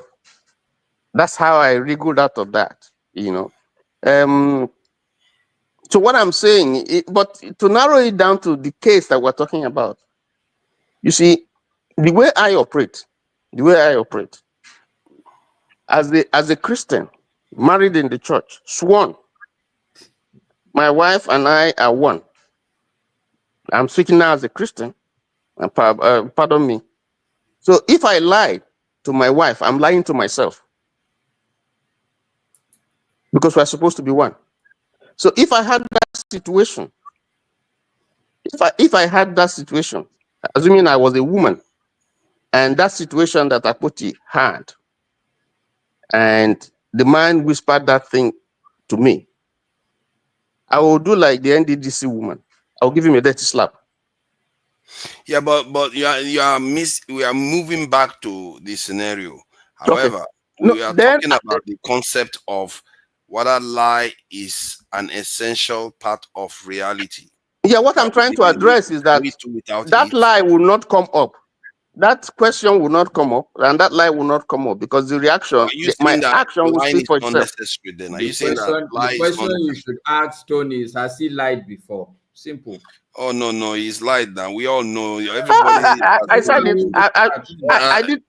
Only God is the one. God only is the one that doesn't lie. I built up my case gradually to say you can lie, and everybody lies. You have your answer now, forefathers. You are not a good interviewer. No. This is philosophy. This is philosophy, my brother. So we're speaking philosophy. We're not. It's not just easy to say I lie. But there are people who lie chronically. There are people who every time. I can give you an example if you ask me here. I have a president here who every time he opens his mouth is lying. Ekene will not be happy with it, but every time he opens his mouth, lie. Every time he opens his mouth, lie. Every time he opens his mouth, lie. He can't help himself. Yeah. So okay. Now I think it's come down to, I'm not sure you've answered the fundamental question. You say you lie, that you've lied before, yes. But is it an essential part of reality that we have to, lying has to exist to avoid the greatest evils, or that's a greater evil for us to be able to survive? No, it doesn't have to. It doesn't have to. We are striving. You see, we are not perfect. You see, the lying comes from the fact that we are not perfect. So we are trying to achieve perfection. So sometimes we fall. When I use the word fall, that means we lie. Sometimes deliberate, sometimes not deliberate, sometimes not intentional. Sometimes because we are pressed, because we have a situation. We are talking about the intentional one now. We are not talking about the unintentional one. The intentional one you have to tell to prevent a greater evil. The intentional one is the one that is dangerous. Because if you form the habit of lying so that you can gain advantage, there are consequences to it. Because you have to tell another lie to cover another lie and tell another lie, and you come to a point where you can't tell any more lie. Your lie will just expose you.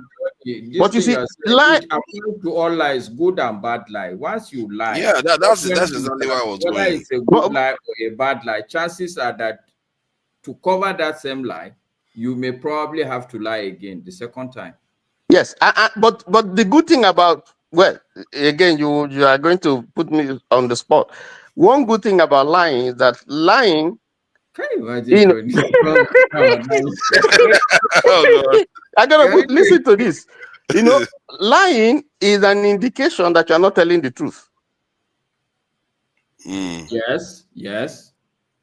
So that's a good thing. Isn't that obvious? No, Yes. no. So lying is an indication that you're not telling the truth. And if you are a sensible person, it reminds you that you have to tell the truth if you have a conscience. So if you have a conscience, you get that guy killed there. Is that what you're saying now? That guy that you're trying to protect their life. Hi, this is 360. So in the case of somebody running towards you and they want to kill him, and you put the person inside your room, and the people arrive, say, where is this person? We have to kill this person. You'll be like, for my good conscience. I say, don't run past. They run past me. See and there. Hey, you just lied then. I just lied. You see the contradiction? I just lied. The contradiction of what you just did just there. It's a big When contradiction. When I was working for Fathers, I do a lot of interviews because to get good people in Nigeria is always difficult. So one of the decisions I took is that for us to hire anybody, there is like 3 levels of interview, and everybody must pass through me. For one of my standard questions, the first question I ask is, have you lied today or yesterday or this week? Guess what? Most of the honest people will tell me, yes, sir. And say, what lie did you tell? Guess what? I will tell you that he told his supervisor, for him to be there for that interview, most likely if he's working somewhere, for him to even be there, most likely he must have lied. And if you tell me, no, you didn't lie. So I ask you, okay, so sure you are working? He said, yes. Are you in the office today? Yes, I was in the office. So you told your supervisor you're coming for an interview, and then people start fidgeting all over the place. Yeah, they lie to their supervisor. Lying is an integral part of this life. It has nothing to do with us as people. It is the way life is structured and constructed. That is interesting. Yes, things are not straightforward. The first time this thing came, I read a book, The Republic by Pluto. He did a lot of analogies, but I can't remember exactly how it is. But the bottom line of the story he was given, it was a quandary, it was a conundrum. Yeah. Let's say me and you were very close friends. We used to go hunting together, but every time we go, I am the only one with the gun. So every time we go, we use my gun. So there's a time when I was indisposed and you decided to go hunting alone, only you. Yeah. And normally it takes like 2 weeks for the expedition. And in that 2 weeks, I run mental. Will you return that gun to me? No. But is that okay? It's my gun. You promised me to return it after 2 weeks. I think it's okay because it's not the person you promised it's not the person that you are returning it to. So that's what I'm saying. It has nothing to do with you, but life has a lot of uncertainties. A lot of things can change, and somehow, sometimes, we are not configured to deal with all circumstances in truth and honesty. So that is interesting, isn't it? Yes, for me personally, the concept and look, this thing you're asking is a very important thing for me, especially when I used to work. Because to work here in Nigeria at a very senior position is always very difficult. Because there will be many, many unsavory circumstances where you will be torn in between the devil and the red blue. You don't know simply what to do. Okay, because as a leader of an organization, if you take a certain route, inadvertently you are killing killing that organization. Give it 2 years, it's going to be out of business. Wow. No, I'm telling you. So these are you are turning between, okay, should I kill this institution or should I do this small criminal event? Okay, so let me read this from Oga Igbo Basic. Thank you for the $5, American dollars, the Trump dollars. Hunter saw a python in the bush and escaped being swallowed. What do you think the hunter will say when he gets home? He comes home. He's not going to say it. Is there any shame in this? I don't know what it means. Is there any shame in telling the The truth? last story I will tell you, forefathers, one of my very close friends who were then young people in Lagos who were squatting together. And then they called and then they told me his mother is late. Yeah. And she died in Kano. We are working in Lagos, but we're all together with him. We're all from Kano. I couldn't look him in the face and tell him that, okay, your mother is dead there and then. The only thing I could do was to just go get us a ticket, find a way of us flying to Kano. And then, so I'm saying that there are circumstances where it could be a lie, sometimes it could be not telling the truth, and it's one and the same thing because you know the truth and you are withholding it from the person. Yeah. So it's a utility. I think there is a concept in philosophy that is called utilitarian. This is utilitarianism, whereby the outcome justifies the means. So if you are trying to do good, you could lie to achieve that good. Then where is the line of the lying? No, but the line is, what is the intention? What would be the outcome of that line? Is it going to be by that standard, is Hitler not justified then? Hitler must have some nice dreams that he wanted to fulfill by taking out so many people. So isn't that because that's what are you saying? What are you saying, for fathers? Even in the court, people sentence people to death. Yes. So killing people is really, technically speaking, no human being can tell you that killing somebody is bad. They will just tell you the reason. People do jungle justice. Yeah. I don't know. You would have been interested to hear from Kenny on this, and I don't know whether Ben Emmanuel talks about something like this, but the idea of when, let's say, you have to lie. Kenny calls himself the devil. So, yeah, because there's an element of utilitarianism. As a matter of fact, it's actually utilitarian when people lie, especially when they lie for the right reasons. If they are lying to, prevent something that they consider evil from occurring, that's a utilitarian approach because you are thinking. We lie to ourselves, forefathers, not to talk of other people. We tell the lies we tell to ourselves even more than the lies we tell to other people. You see black in your mind, your brain, because it wants to see something else. You know that this woman, she doesn't love you. You keep toasting her. You know that staying like at 1:19 a.m. talking on Dr. Damage's show. So, but you keep telling yourself, hey, you are doing it because you want to refurbish Nigeria. Yeah. So look, in the end, what I believe personally for me, I think the answer to this is going to be personal. It's not something that is universal. It can't be universal. Isn't a form of universal rule whereby, like me now, one of the a kind of way I try to make sense of it is you can even tie it to morality. When I use the term that the only morality in the public life or whatever you do is the greater good. It's a kind of utilitarian approach to. But even this greater good, you have come back full circle because so now we can circle. I know it's a slippery slope. So we can't be universal. Kill a lot of people say this for the greater good. No, but take a situation where you're working in an office where they want you to behave in a particular way which you think is not ethical, which you think is wrong.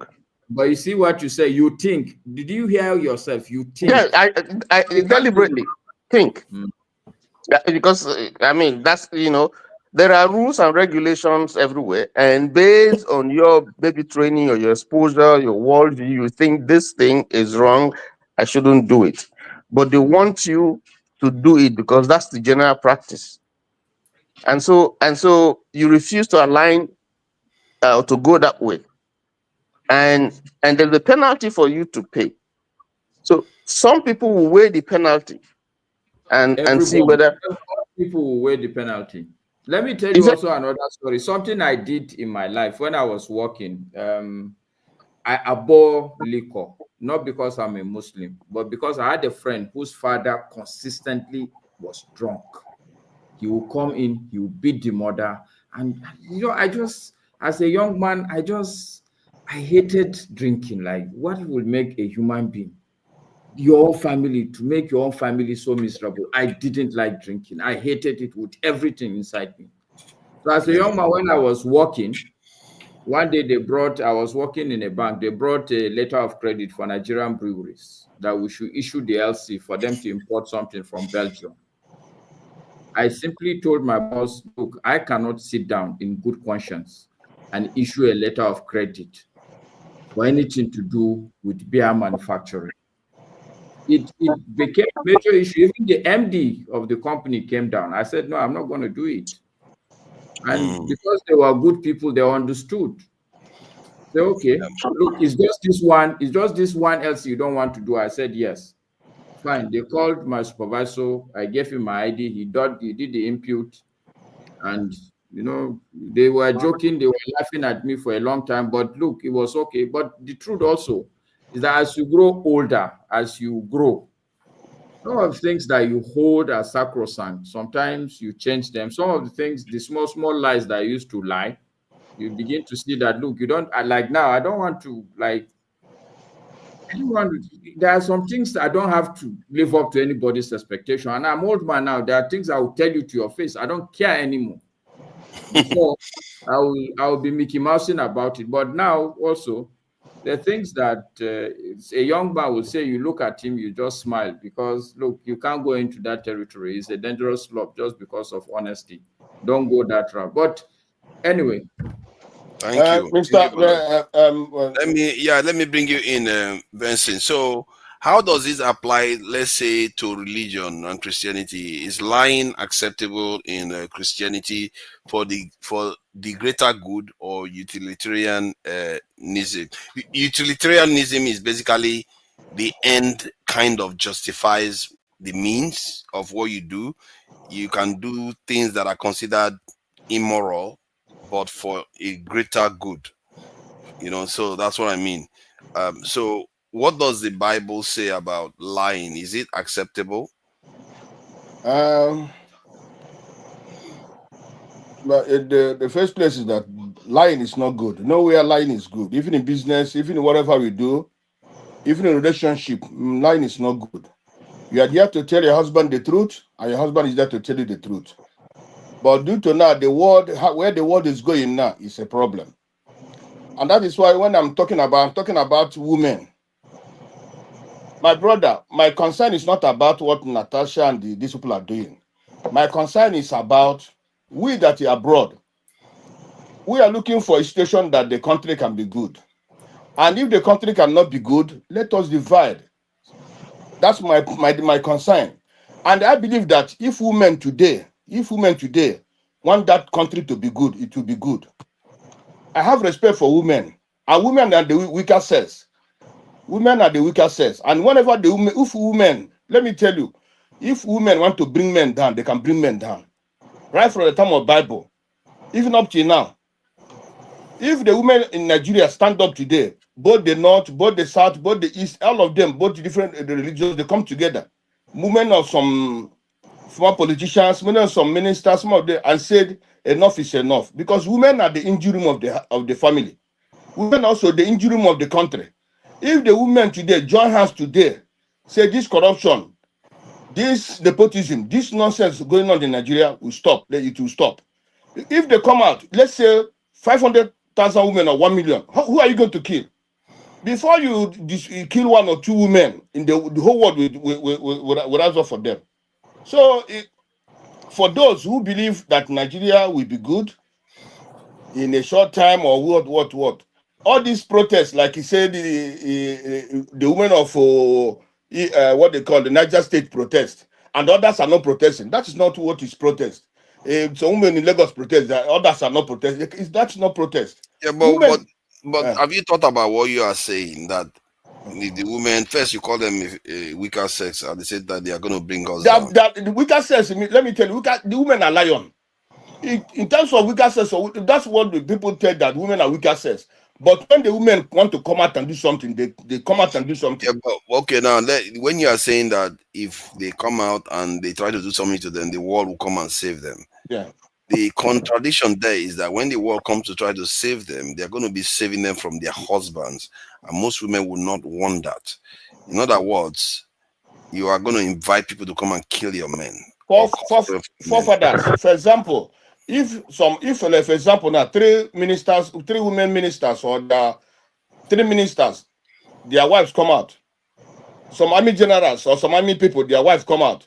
Some this everywhere in the whole country, and all of them come out. What will happen? You think who is going to kill them? Who? Nobody will kill them. The problem is that the country is where it is today because the women kept quiet. They are enjoying this luxury of having to be fair, 50 cars, having expensive cars. That's what is killing the country. In a same country, in a same country where things are working, women don't drive all these big cars from the politicians. It's only they drive the cars they work, maybe those that have companies and industries, but not this. When they are following these politicians, that's where things are spoiling. You see a woman, like the other day, Tinubu's wife was moving in Lagos. The traffic, they have to, more than 10 people or 20 people were stranded because of her. For what reason? If that woman has conscience, when women were women, if that woman when women were women can tell their husband, the family, our village is suffering. You're not ruling very well. Come, step down. But these days, women want to be on these flashy things, and that is why the country is falling.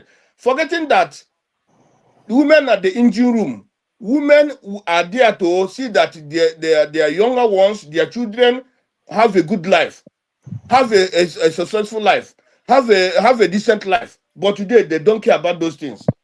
So that is where the problem is in Nigeria. The women now are going. I'm not against women going to politics, but the way they are doing it, most of them are riding under their husbands and so on and so forth. That's not the issue of also. But I want the women and the men, I want the people in Nigeria to stand up for the country. If they really love the country, let them stand up. It doesn't matter they are Muslims, it doesn't matter they are Christians, it doesn't matter they are from the east or from the north. 1 million women come out today in Nigeria. But it doesn't seem right. It doesn't seem right for a man to be sitting here saying that women should take the reins of society. But that said, the topic was about lying, though.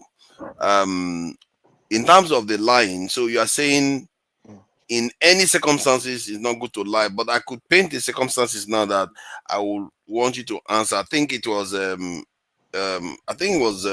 Tony that painted that scenario earlier on about somebody that was being chased and some people want to kill that person, and but you didn't know. The person came and you told the person, "Oh, come and hide," stay inside my house so that nobody harms you. Then those people come and say, "Where is this person? We are looking for him. We're going to kill the person." Would you give that person up knowing that that person will be killed, or would you tell them the person are headed somewhere else? Yeah, in terms of trying to save somebody, you can't go and say the truth that time. No, you want to save somebody. That is different.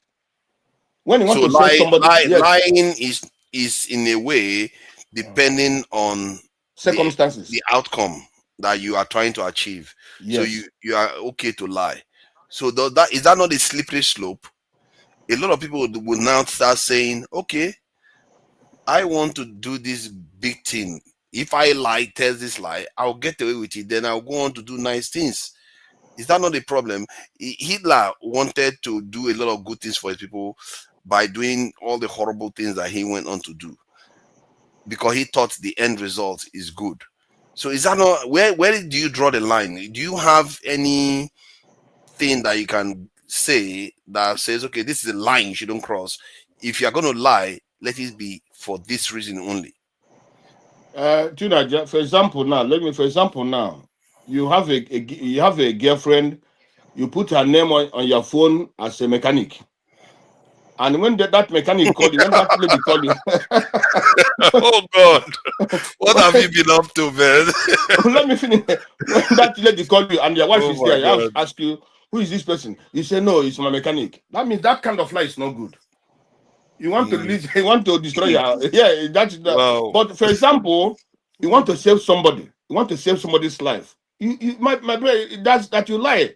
It's not a bad thing when you want to save somebody's life. You want to save somebody who came into your house. He ran into your house and you want to save him or her. You have to lie to the people that person is not here. Just for that person to lie to be saved.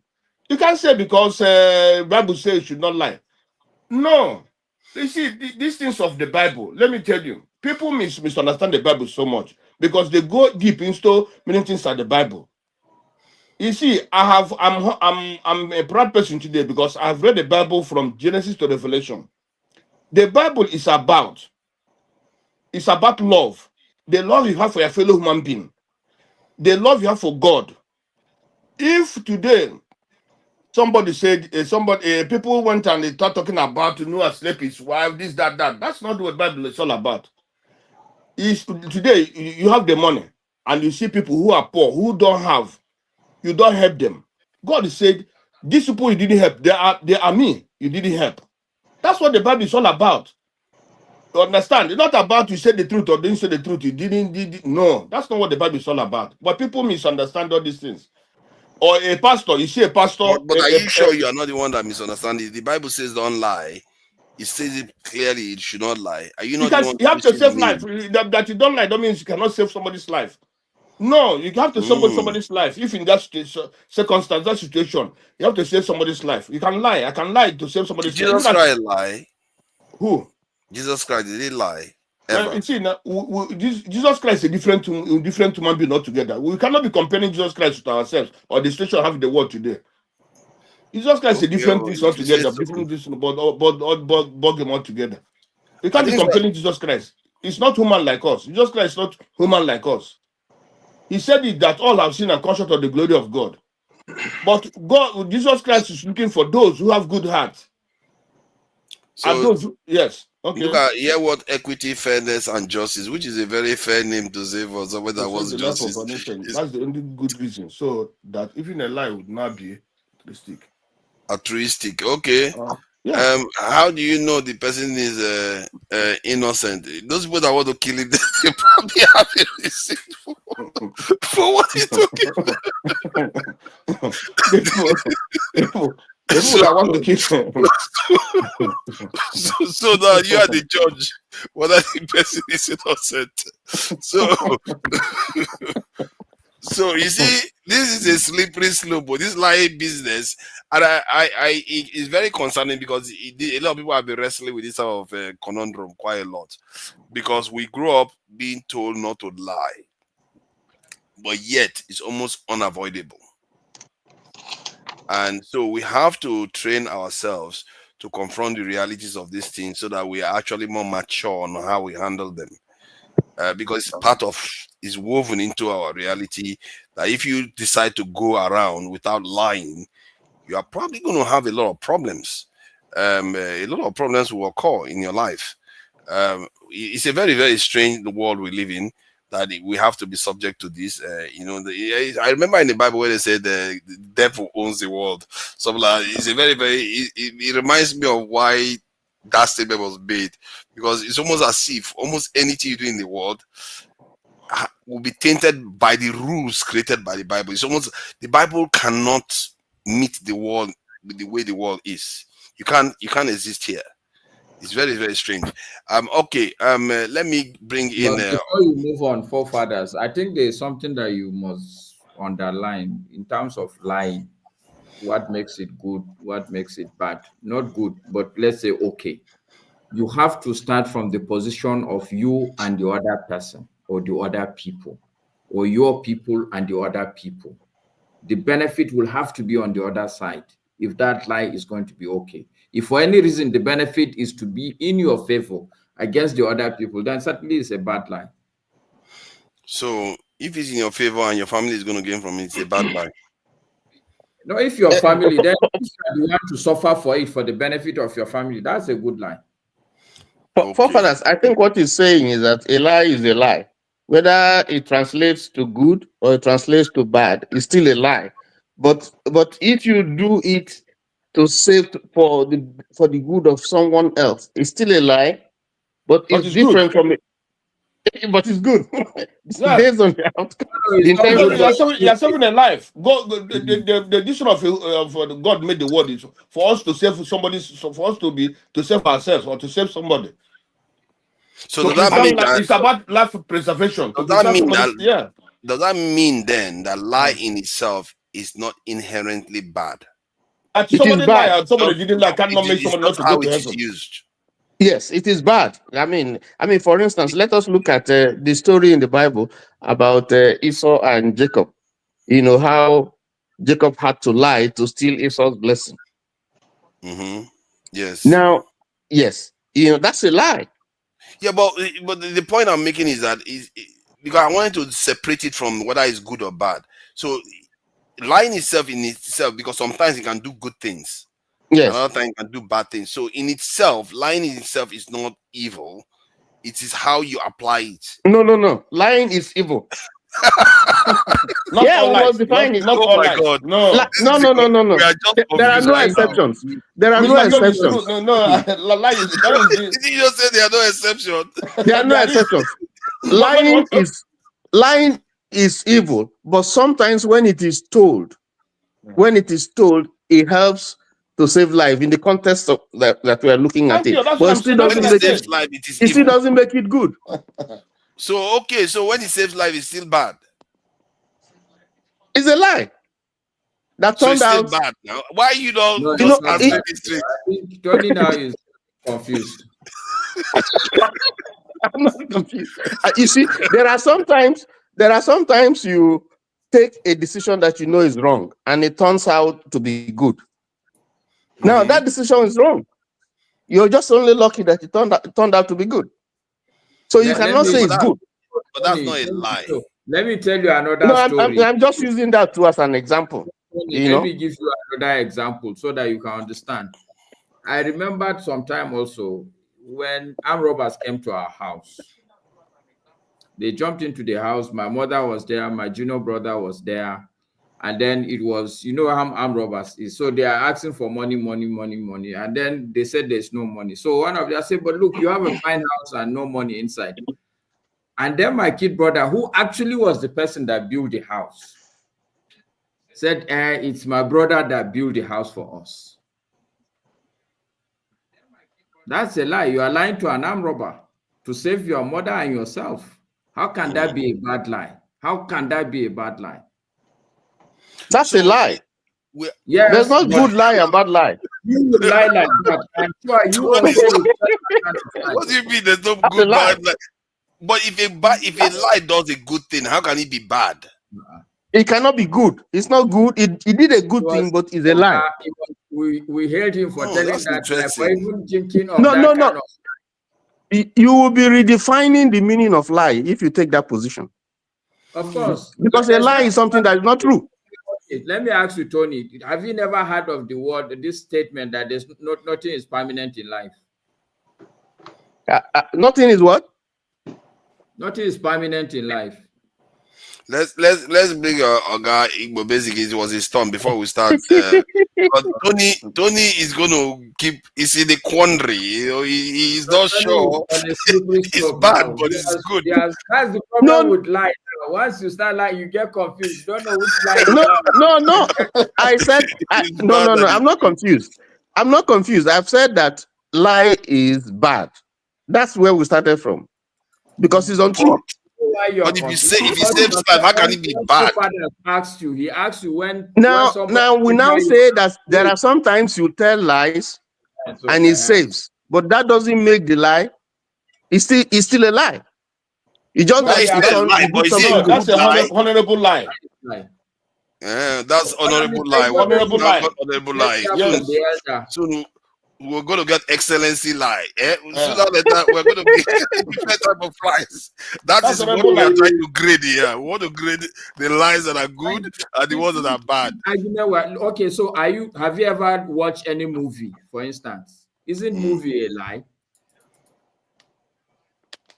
Some are, not all. All of them. Please, No. let's bring Oga this in the elders here. He probably will have something to say about this lying business. Whether lie is bad, whether lie is good, whether lie is a mix of those. Where is the line, Oga? Where do you think? What do you make of the conversation about lying? All right. I have followed carefully your topic on lies, and because it says philosophy day, that's the headline I see here. And some of us who come from the other generation, and by the other generation, if we were born in the early 50s, then you are one of us. If you are born in the 60s or 70s, you are in a different category. I'm going to piggyback right off of what Maska said about when some people came to him to sign off something about a brewery. And he told them that, sorry, I can't do this one. Those people, they laughed and they went on. And Maska excused himself. It does not mean that they did not go on and build a brewery. But Maska had a conscience of his own, which each and every one of us must live with our conscience, whether you call it lie or whatever you may call it. I'm from a state that gave us what we call alternative facts. Cali and Conway, from New Jersey. That's where I stay. It does not mean that I subscribe to everything that they say, but I'll just put it down this way. When some of us talk, we speak in tongues, if I use that word. When I came back online, I was actually going somewhere. It was because forefathers did not understand why a hunter will not say everything he sees in the bush. When I talked about a python, a hunter saw a python and escaped being swallowed. And this is not to make excuses. The hunter came home with a little bit of a grasshopper he caught.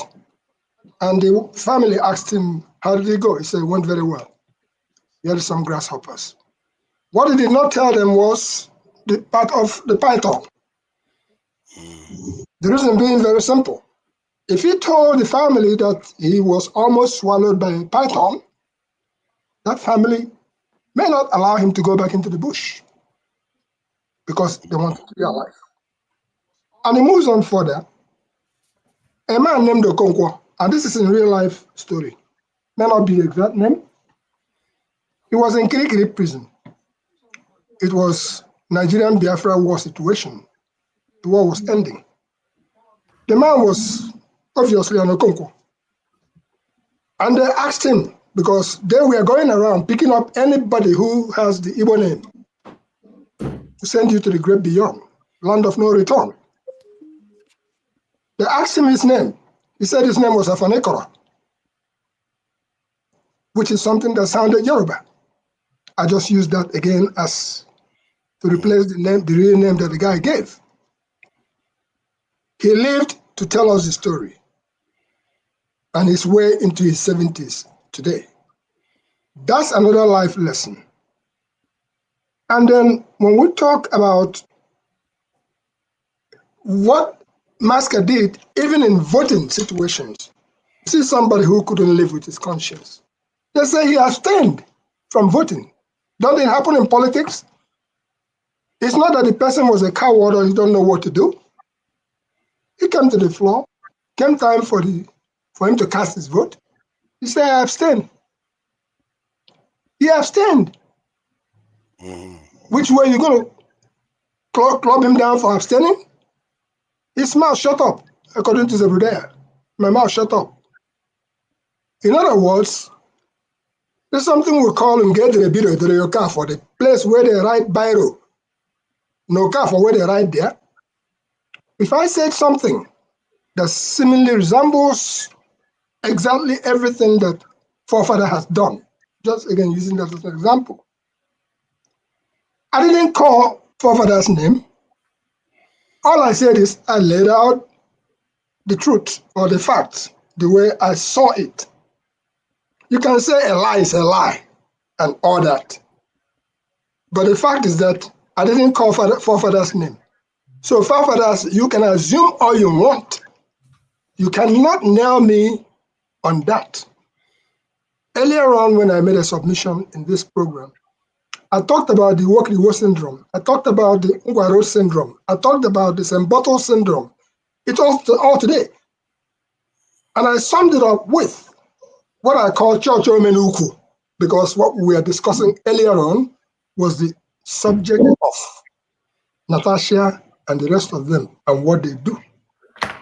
And I now followed up in this section by saying to you that Okafor's law, according to those who went to the University of Nigeria and Soka, they said one snack is ever remarkable, depending on the frequency of the first snack or whatever. That's the way.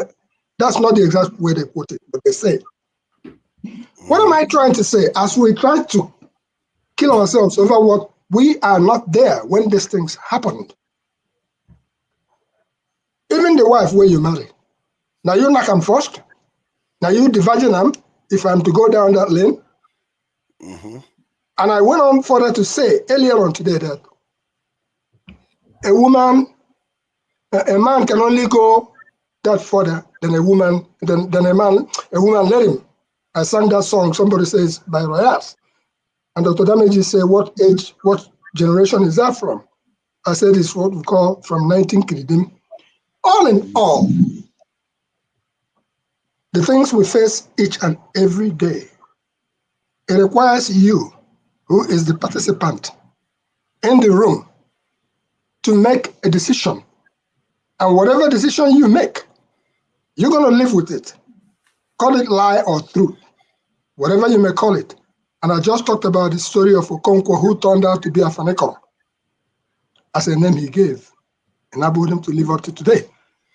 So when you talk about lying, who amongst you or who amongst us have not at one point or the other told one, whether you call it black lie or white lie?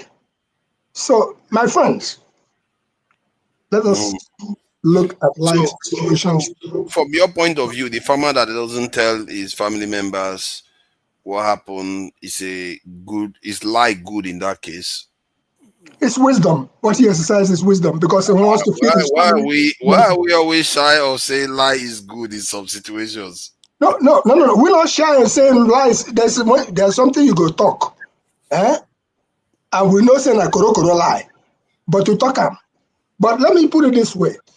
Most everybody's suing. You see the man where they call him Elon Musk, right? He has, what do you call it? He has all the money in the world. And he says that he is not going to marry again because of the laws in the country. Because if he marries, that woman is only coming for what? Half of whatever he has acquired in life. That's his place. What I'm trying to say to all of us, even if you are the Pope, we assume the Pope is the person who never lies. When you have so much, like Akpabio them have, for now, they say power corrupts and absolute power corrupts absolutely.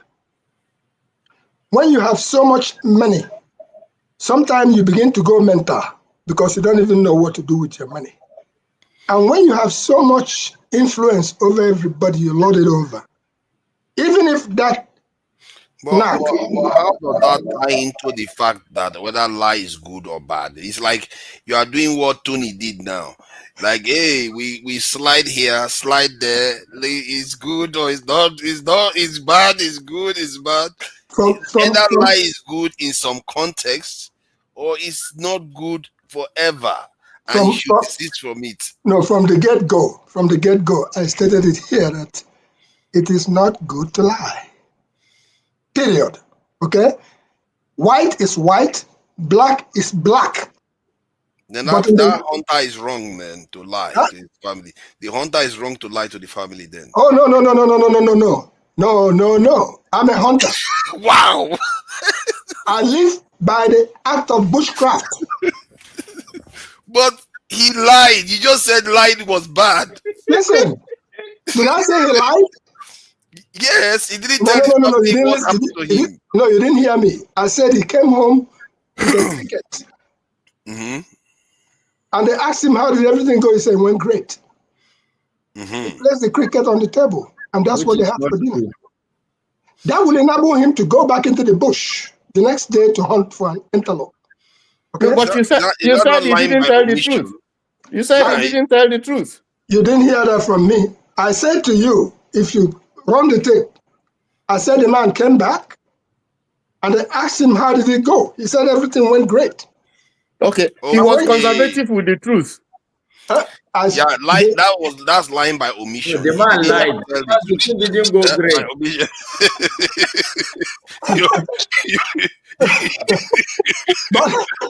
But he almost got swallowed. He almost got swallowed. He clearly didn't go great. He almost got swallowed.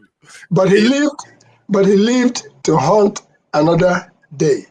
And when I say we practice bushcraft, some people equate it to witchcraft. No, bushcraft is the act of survival in the bush. And some of us are creatures of the bush. So, but why are people struggling with this idea concept? They are not struggling with it. Okay, then let me play that scenario for you now. Somebody is running away from people. They are not struggling with it. But what I said to you, and I just named Elon Musk.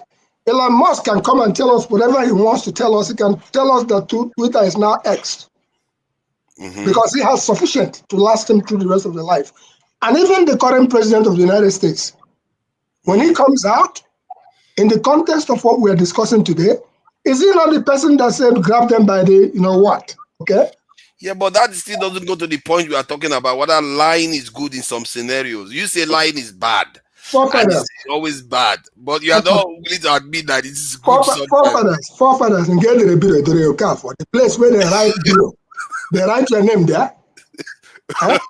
Masker played it out very properly. Masker said he abstained. Look at the votings in anywhere. The man come to vote. He knows he can cast a vote like, what's his name? John McCain, who came and did a thumbs up or thumbs down or whatever he did, voted down. And for that, a lot of stuff was saved. Would you say that John McCain lied? He, at that point in life, he lied. He lied. No. The man did not lie. The man actually said his conscience. And Masker, who is here with us, came to a point where he abstained. He simply abstained. Okay, now let me play this scenario so that we can get his own clear opinion. Because it's good that I think it was Masker that introduced it, whereby somebody is being chased by people that want to do harm and kill that person. No, it's me that said it. Okay, it was you. Sorry about that, yeah. Tony. Yeah, Tony. Thank you for that. Thank you for correcting me. So the person was trying to escape. And then you gave the person refuge in your house. Then the people that want to come and do harm and kill this person arrived at the front of your house. Say, where is this person? We need to kill this person. This person, we need to finish this person. Would you hand that person over because you don't want to lie? Or would you tell them it's in another direction? Okay. Let's put it this way. They said it's the duty of a king to give life, not to take life. All of us on this set, including our viewers today. We saw Omoye come online, did a beautiful job. From all around, she did a very beautiful job. A couple of other ladies joined her.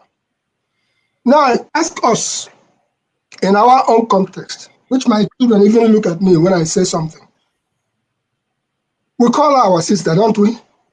Most of us, we say, my sister, my sister, my sister.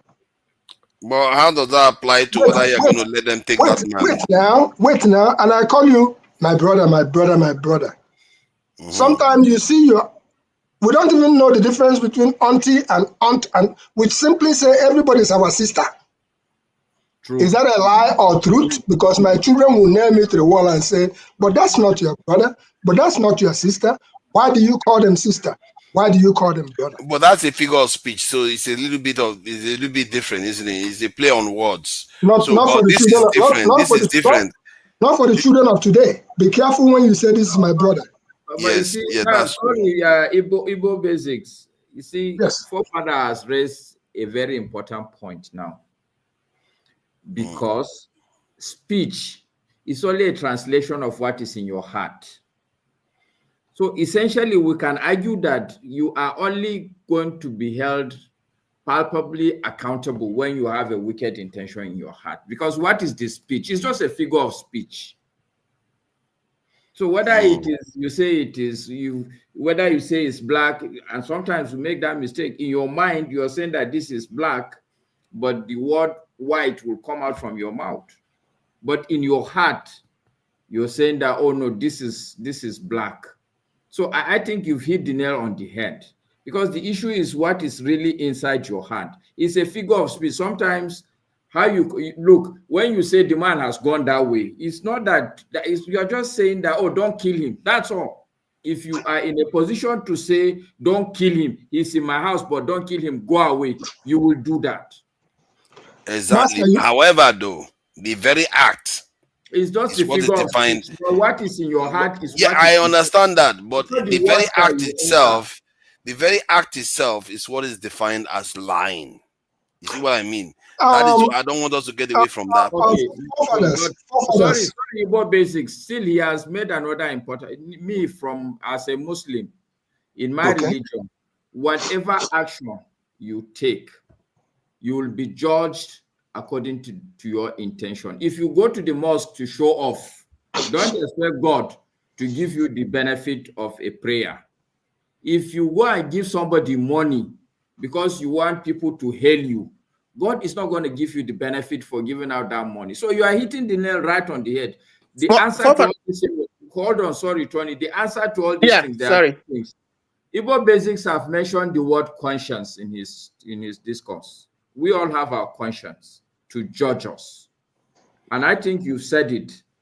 The fact of the matter is that whatever you utter from your mouth in the end, it should be according to the intention in your heart. I put it there.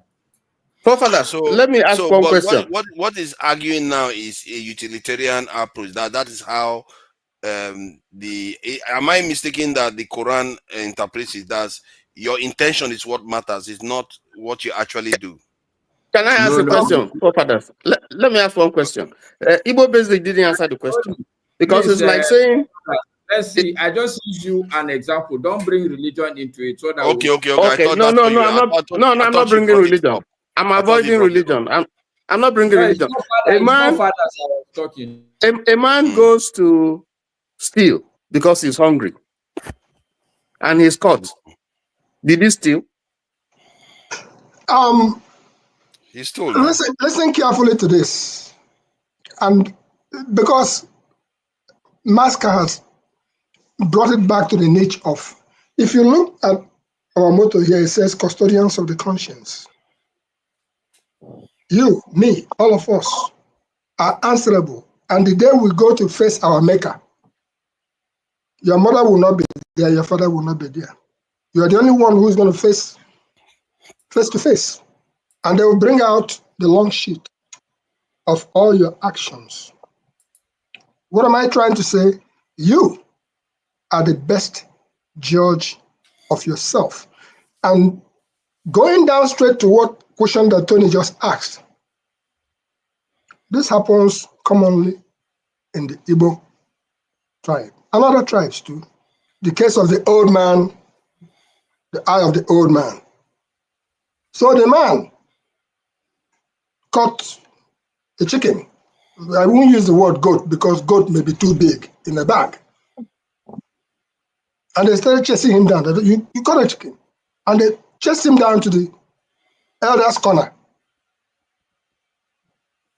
And they said, he stole chicken. And the elders gathered. And the elders said to him, we hear that you stole a chicken. And what he turned around to do was he said he looked the elders dead in the eyes because he was facing execution. The execution of these days. I even saw a woman they called a kidnapper in Aba yesterday or so. They stacked her naked, beat her, bing, bing, bing, bing, bing, bing, bing to the ground, completely naked. I don't know if any of you saw that clip. The elders looked at the older man, and the older man said to them, would you use your elder's eyes to look at what is inside this bag? Again, wisdom comes to play. The elders looked at it, and they knew what would go down if they said otherwise. The elders didn't say that they saw any chicken in the bag, and they didn't say they did not see any chicken in the bag, but based on the circumstance of the moment, the elders just sighed. Whatever you may interpret that to be, and this goes on each and every day in life, we face circumstances that only us actually know. Whether you did it or you didn't do it, others may have seen you do it or didn't do it. So you be the judge. The elder's eye comes right back to play with what Tony had asked about. Thank you. And he was trying to say. Thank you. It is clear. It is clear now. It's been established that we are very, very shaky about defining what a lie is. We are not shaky. We are not shaky. We are not shaky. You say you're not, but you said lying is bad, but it's okay when you do it in such a scenario because you want to save life. We are not shaky. But I philosophy, right? You said it's philosophy view. But in my opinion, there's a different view. If you look at the definition, the lie is just an English word, right? Yeah. If you look at the definition, it's clear in the two examples I have here. It said telling a lie is the act of intentionally deceiving someone by saying something that is untrue. Yeah. I underline the word intentionally. The other one said, if you lie, you say something that is untrue in order to deceive someone. Yes. Okay, looking at that two scenarios, so that means whether the intention is positive or negative, if it is deceiving someone or is intentional, you are intentional about it and to deceive someone. So those two things come to play. So at that point, you're doing the wrong thing. That is the literal meaning of that thing. I asked my father this question, this kind of debate, and I said, okay, if I'm in a scenario to help somebody, should I lie? He said no. He said the theory is this: do what you can defend. He said if you kill somebody, you are free to kill somebody, but when they come to ask you why did you kill him, make sure you have an answer. Yeah. You see, your dad is far more advanced than some people. He's a military man. That guy is brutal. He's a military man. Yes, he's a soldier, a retired soldier. So he said kill him. Then the way to answer the questions why you kill him, have a good reason. If you don't have a reason, don't kill him. Exactly. If you have a reason to steal, steal. If you don't have a reason, don't steal. That means there's not always a reason to do a wrong thing because you're going to lie at the end of the day.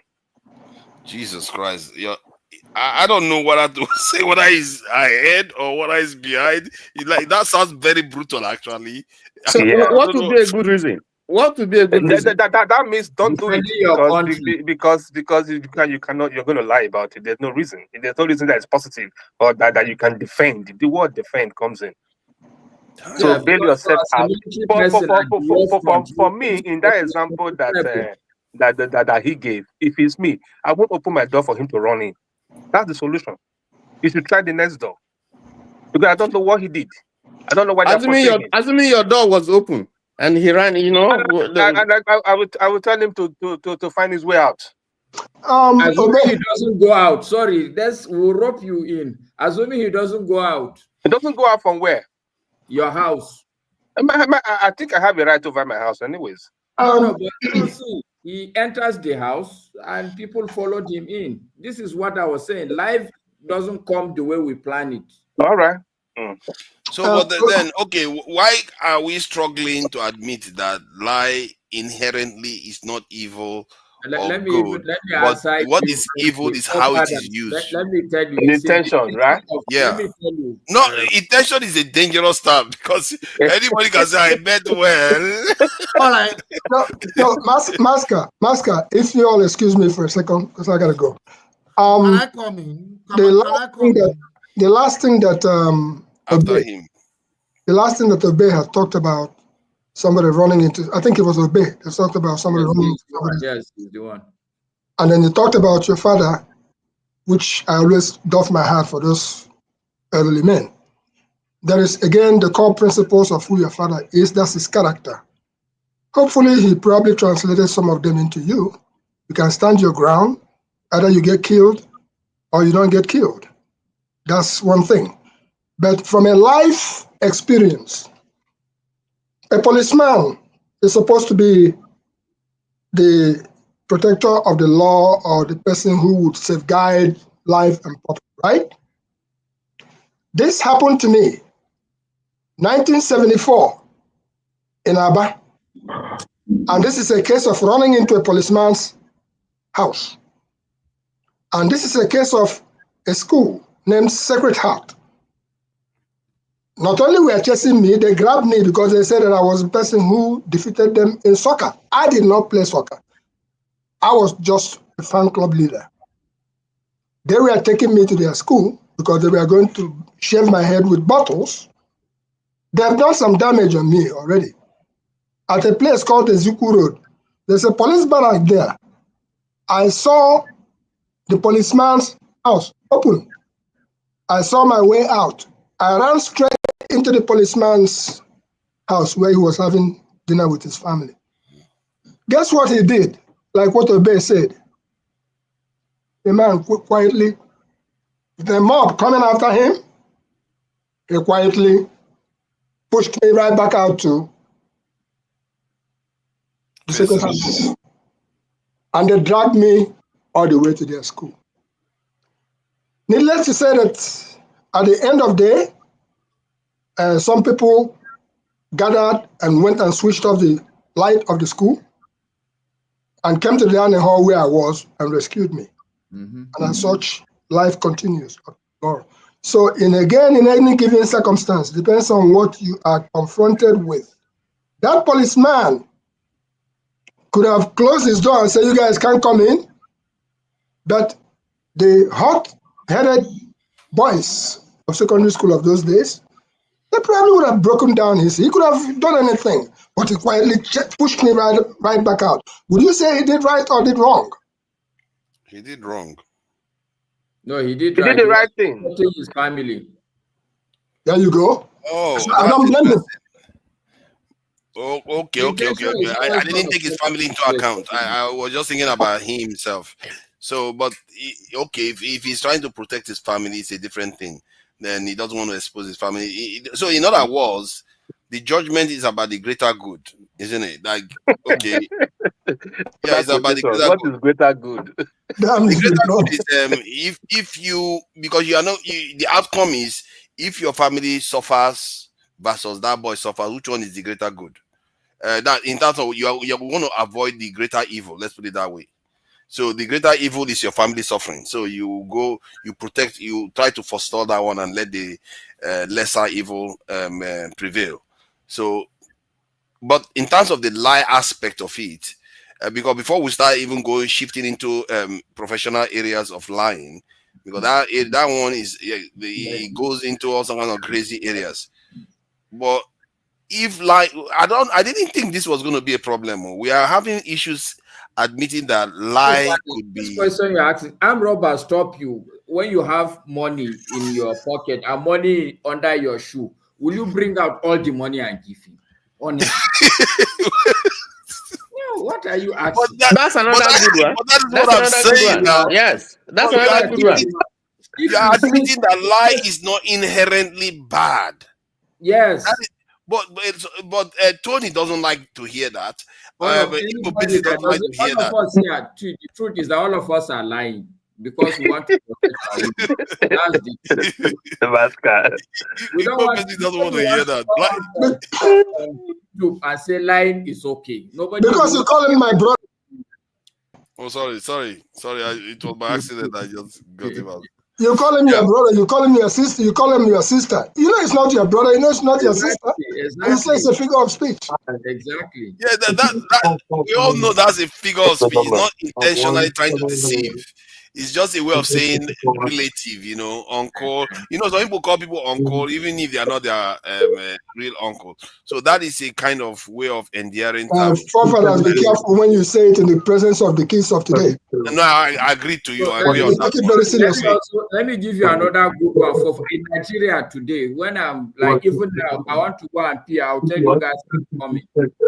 Yeah. But that's a figure of speech. We all know what you mean there. That's not lying. I'm lying.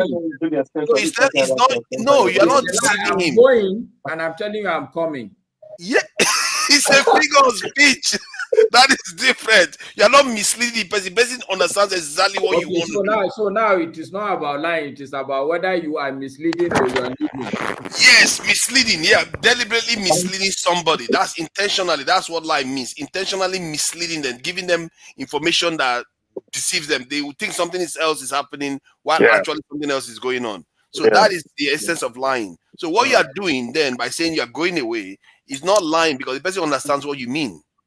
Just like when somebody says, that's my sister or my uncle or something like that, they understand what you are trying to say. They are not being deceived. But the younger generation, obviously, the Gen Zs and the ones that come after COVID-19, forget it.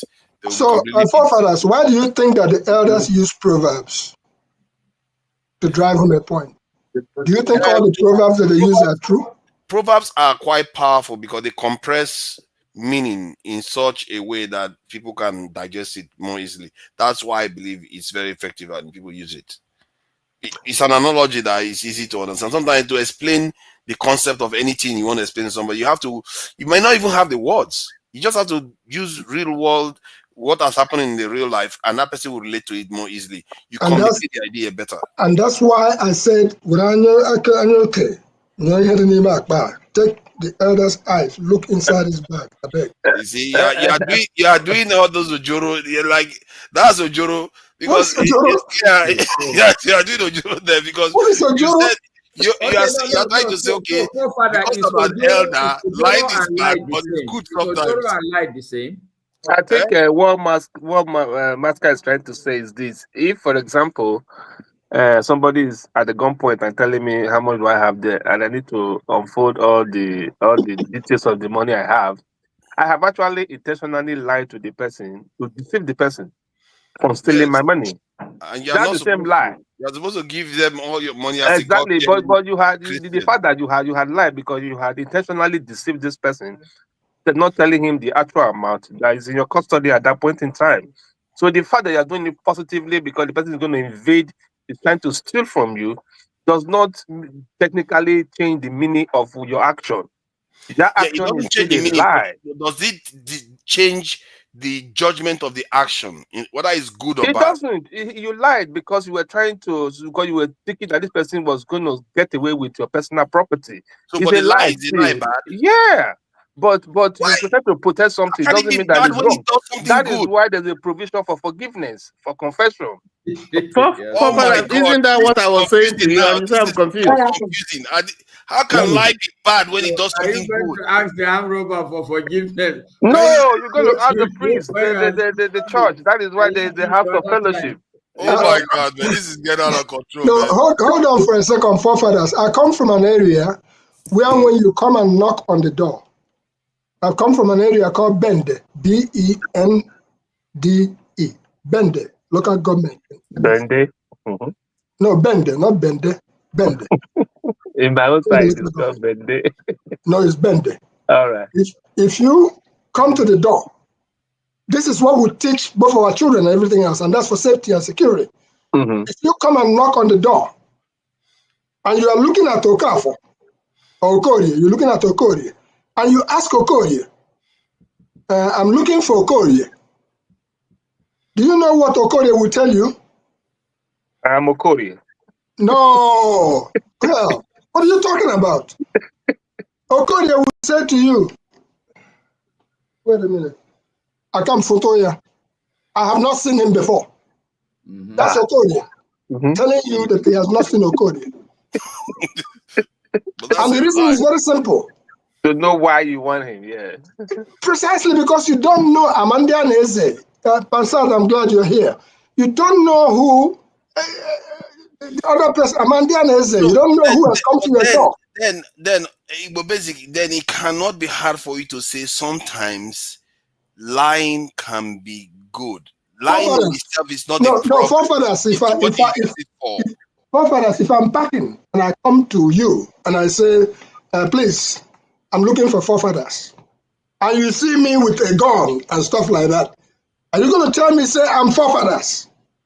No. Thank you. Oh, you're making my point now. You're making the point I'm making. Then why are you not admitting that lying can be good? Forefathers, there are two people in now, Jide and Pansad. Jide, I'm coming to Jide. I don't know why we are struggling to say, okay, lying is good, because is it that we are wired to say lying is bad? I don't get it. I don't understand. We are not struggling. We have already written it all over the place. We've said it, everything that we needed to say. It is for you. No. It is for you.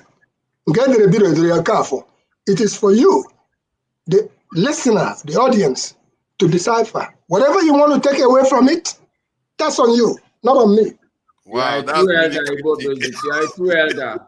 An elder has spoken forefathers. Go and decipher it. It's not everything that is black and white. You know, if I'm to decipher it based on his argument, lying can inherently do something. Another good. correction. Forefathers not be everything where hunter see for bush where he go talk. I beg. He's the one that said that he's going to lie to protect himself now. And he's going to lie to protect some other person. Pansad and Jide, let's hear their opinion. Yeah. Jide, welcome. Thank you for joining us. He's the one that hasn't spoken at all. As you can see, a lot of people are struggling with this. I didn't know that it was going to be this bad, actually. People are like, lying is bad, but this scenario is fine. This scenario is fine. This scenario is fine. Does that Forefathers, give him one scenario that we discussed so that he can... Yeah. Okay, let me give you one of the scenarios. Somebody is being chased, by people that want to do him serious harm, and you have a chance to accommodate the person, you hide the person in your house, and then those people that want to do the harm come by and say, have you seen this person? We are looking for him. This person, we want to finish this person off. And then you decide that, okay, you don't want them to do harm to that person, you misdirect them. Is that an evil thing to do? No, that's not evil. In fact, you can use lies to advance your interests, to protect yourself, to advance certain objectives. Like, lie is not always inherently evil. However, every evil that is being carried out, lying is involved. So lying is involved with any evil that is going to be carried out. But however, is truth not also involved in all truth? Sorry, hold on. But because I think we are getting somewhere here. If you are saying that, so is truth not also involved in evil? Truth. If anyone wants to carry an evil deed, like at some point you have to provide deceitful. You have to make some deceitful posture. That's one thing about evil. You have to make some deceitful posture, but you also have to mix it with good. So in other words, the nature of what you do doesn't necessarily matter. Is whether the quality of how good it is what matters, isn't it? Whether it's good or whether the action you took was bad. It doesn't matter whether you lied or you didn't. It's actually about looking at the consequences. That's the bottom line. If I tell this person this thing, what would be the consequences?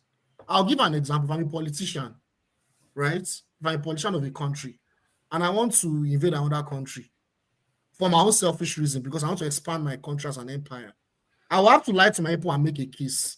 That case may be full of deceit, but I have my own personal interests at heart. You understand what I'm saying? So there are consequences. You understand? Because I have an agenda, I have an objective that I want to achieve. At the same time, one can lie and it may have negative consequences, unintended negative consequences. You understand? And sometimes you can actually lie and it will lead to positive consequences. I'll give an example. Apart from the example you give, I'll give another example. Like as a man, you may be married. We were talking about cheating yesterday. You can be married to a woman, right? And you have your family, you have your kids. And peradventure, you know, you have this woman, you are a woman, a young man is having an affair with a particular woman outside of wedlock. And something happened, you know, he got her pregnant. And the man is very wealthy, right? Even though he has his own nuclear family. But he kept it from his family and friends. Nobody knows about it. He has another family as a result of that. And nobody knew about it up until when he was old and he passed away. Then when he passed away, his family never knew anything about it. Then the family of the wife he impregnated, they now came like, this is me, I'm the second wife of your husband, you know. And they came together and they're living happily, right? They healed from that trauma and they live happily. So in that regard, it did not destroy the family. It did not destroy the family fabric of that man before he died, right? Because he was able to manage it. So that does not lead to negative consequences. So that's another example. So lying is, at the end of the day, I have to look at the consequence of what I'm doing, because there are things you do that when you say it, we have to say the truth. But you're actually saying the truth, it may actually lead to unintended negative consequences that you may not be able to bear. That would have been better if you had lied and managed it. Will you call that a lie or a deceit? That's why I see it. Are you going to call that a lie or a deceit? I think this is a very, very interesting conversation, because I think I've had I saw this thing about this wasn't about lying, it was about whether good acts often lead to negative consequences. Like there was a situation whereby a very good man always trying to do good things for people, but every time he does good things for people, it leads to bad outcomes. You see what I mean? So reality in itself is not as clear-cut as we like to believe. Based on what Jide just said, is it that whether you lie or you tell the truth, is the consequences of what you've done that matters the most? No, could that be the case? I don't know. If you have summarized it, I don't know. I think there are three elements to it, and I will repeat what I've said before. Igbo basics have nailed it. I think the starting point is conscience. A part of it is your intention, and obviously your perceived outcome. Because nobody can tell you can do one thing, but nobody can tell you with all certainty that this will be the definite outcome. So I think these three things are always, they all come into play. And like you said, what for me, I think is very, very important in this discussion is the fact that life will never come to you okay, let's put it this way. Life sometimes can come to you in a scenario you've never envisioned. So even the idea of what is right, what is wrong, it's not clearly defined. We just define right and wrong for circumstances that we've already. I have to say something about that. I have to say something about that. That is very important. I'm glad we're talking about right and wrong. You see, that's why I have to talk about that briefly, very briefly. You see, Islam and Christianity has actually destroyed the African philosophical view of what is good and bad, right? This is not to bash any religion now. If you look at Yoruba, if you look at Yoruba philosophy, we have good and evil, yin yang. It mixes together. We don't separate good and evil. It is the Arabs and the Europeans that taught us that good is separate from evil. They are two completely distinct. However, if you look at Yoruba philosophy and Asian philosophy, the Chinese Buddhist philosophy and other African philosophy too, maybe in Igbo too, I don't know, but you have what they call yin yang. Good mixes with evil, evil mixes with good. But I'll stop there. I'm glad I mentioned Thank you. that. Let me welcome Pansat in. Pansat, thank you for joining us. Let's get back so we can start seeing the faces a bit more. Thank you for joining us, Pansat. And let's get Amy's going to go next. And yeah, thank you for joining us. This issue of lying versus not lying, it stems from the fact that Natasha, Senator Natasha Akpoti didn't confide in her husband what she alleged that Senator Akpabio said to her. And so it begs that's what gave me the idea of asking this question. Is lying or either always evil? Can it not be done for good reasons? Which, if that is true, does that not mean lying or truth telling is not inherently evil? It's the consequences and the intended consequences too matters. I think Masca did highlight something like that. So that's the question. I don't know what you want to make of it. Well, let me first start by saying hello to everybody who's on the panel, ranging from the oldest down to the youngest one here, who's probably half of Turkey is in Europe, and then to others who are in the comment section. If the question is an objective, if I should say yes or no, then I'm gonna say no. It's not always bad, because you can lie vertically or horizontally on your bed, right? You lay down, which means you're lying on your bed. The lie is not bad then. When we, all of us here, if you look at what everybody's saying, we have it. We have the answer. We know what we're talking about. We may not be able to put it in simple terms, like a sentence or something like that, but all of us have, it's like people went and they saw an elephant. Some people saw the big feet. Some saw the trunk. Some saw the tusk, right? So when they go home and they put it all together, they say, we have an elephant here, right? Because you got all the parts. Let me say that it's in physical terms. Let's say in physics, you have what's called a vector quantity, and that is something that has both magnitude and direction, right? It's the same thing goes for a lie, right? Telling a lie, there has to be an area where somebody is hot. You're telling a falsehood, something that is intended to deceive or mislead someone, right? So we have many names for the degree of lies. Some of that, the one I just described last, is probably the worst one, which is you made a statement that is believed to be false, and it's intended to deceive somebody else or to mislead them. Especially if they get hot doing that and you have nothing to gain, then that's evil. That's what Jide was trying to explain earlier. He probably did more eloquently than I did, but that's up to you. You said something about if you have nothing to gain, but what if you are doing it for some other person to gain? If it's not evil. See, evil is quite separate. It's a different thing that stands by its own. That one. You see, now that is where we converge, because this is where it looks like I've been repeating myself, and somebody's accusing me of being a quack for trying to bring the point out there. Because some people struggle to say, okay, lying itself is not the evil part. It's the act that the consequences and the intended intentions too also matters. All those things is what makes them what it actually becomes.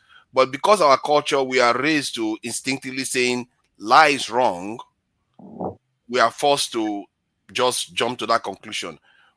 I think by and large, we mostly tell the truth most of the time, but in some scenarios, you have to embellish the truth so that the better you avoid the greater evil. Let's put it that way. Exactly. So let me make the point. By so doing, let me make the point. I've heard what you're saying. I appreciate you agreeing with me. I don't think it's a virtue, but I guess in this case, In this case, we could make an exception. I don't like it when you agree with me, forefathers. Let me put it that way. You want to fight? You want to fight? Okay. The lie, we do have to cipher it out. But there's one that is quite distinct from everything else we're doing. I believe all of us agree with it, which is evil. Right? Evil is something that doesn't wait for when the Lord comes and then there'll be a judgment and then you'll be punished for evil. Evil is skewed here and now and is punished here and now. If you lie, but you have nothing to gain from it, and it hurt somebody else, and you did know it was a lie, instead of telling the truth, you lied, then it hurt somebody else. That is evil. That's different from there's a bad lie. You lied and it's bad, right? You lied and it's against the law. Then you get punished for it. Or you lied to your wife or your girlfriend and he caught you and then you face the consequence, you get a divorce, stuff like that, right? So now we'll have names for it. Some of it will be, there are white lies, which are harmless or trivial lies. Maybe you told it to spare someone's feelings. Like you see an ugly baby and you say, oh, what a nice looking baby, right? To the mom or something like that. That's a white lie, but it's a lie nevertheless. That doesn't count. That's not what we're talking about, right? Then you have fabrications where you just made up statements. You have confabulation, right? That is honest lying, right?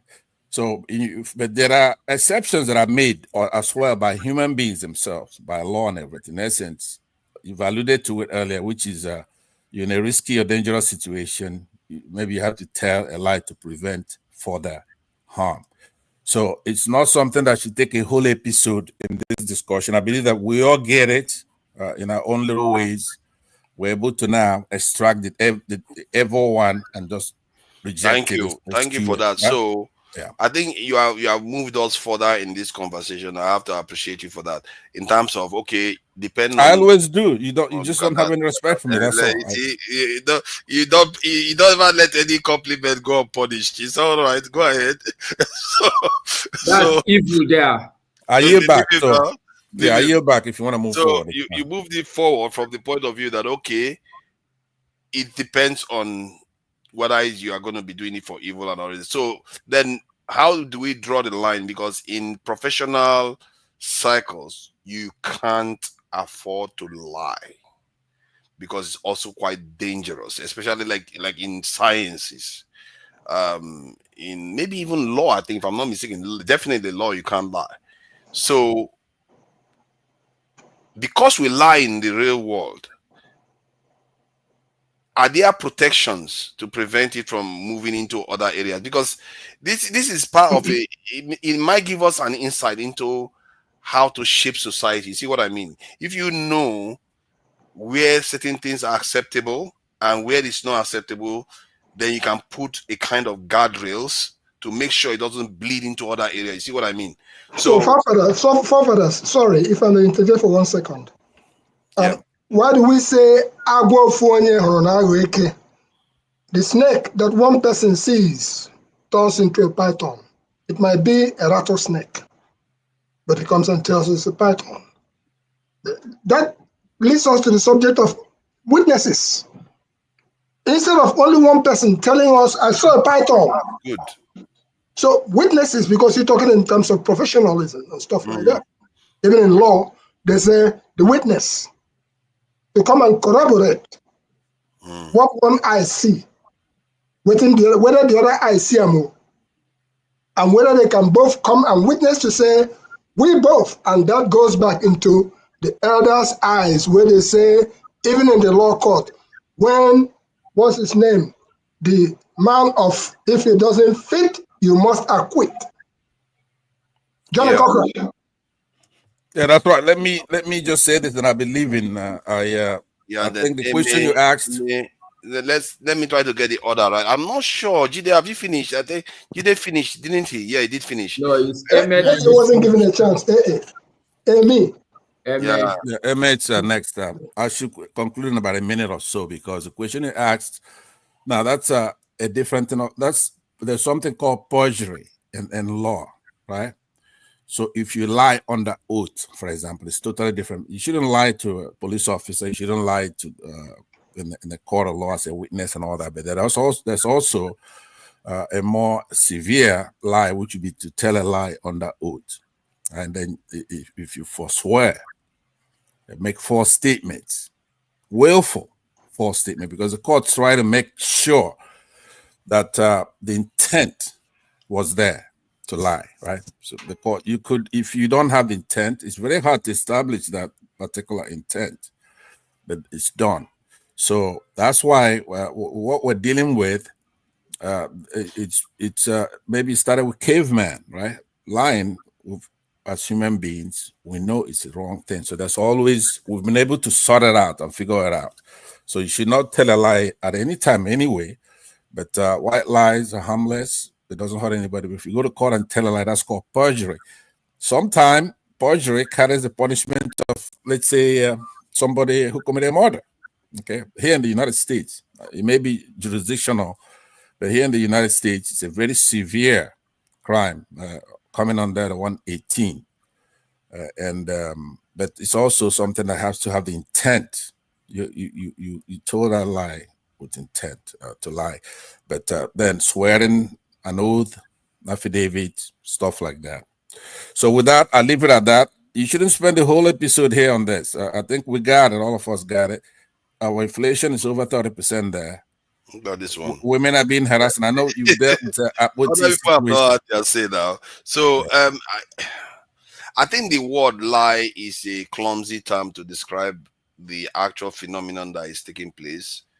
That is why they had to coin white lie and all the trivial lies and all the rest, because from what you are explaining, if I want to define it, like the negative one, the bad one, is when you tell, the one people really don't like is when you deceive somebody.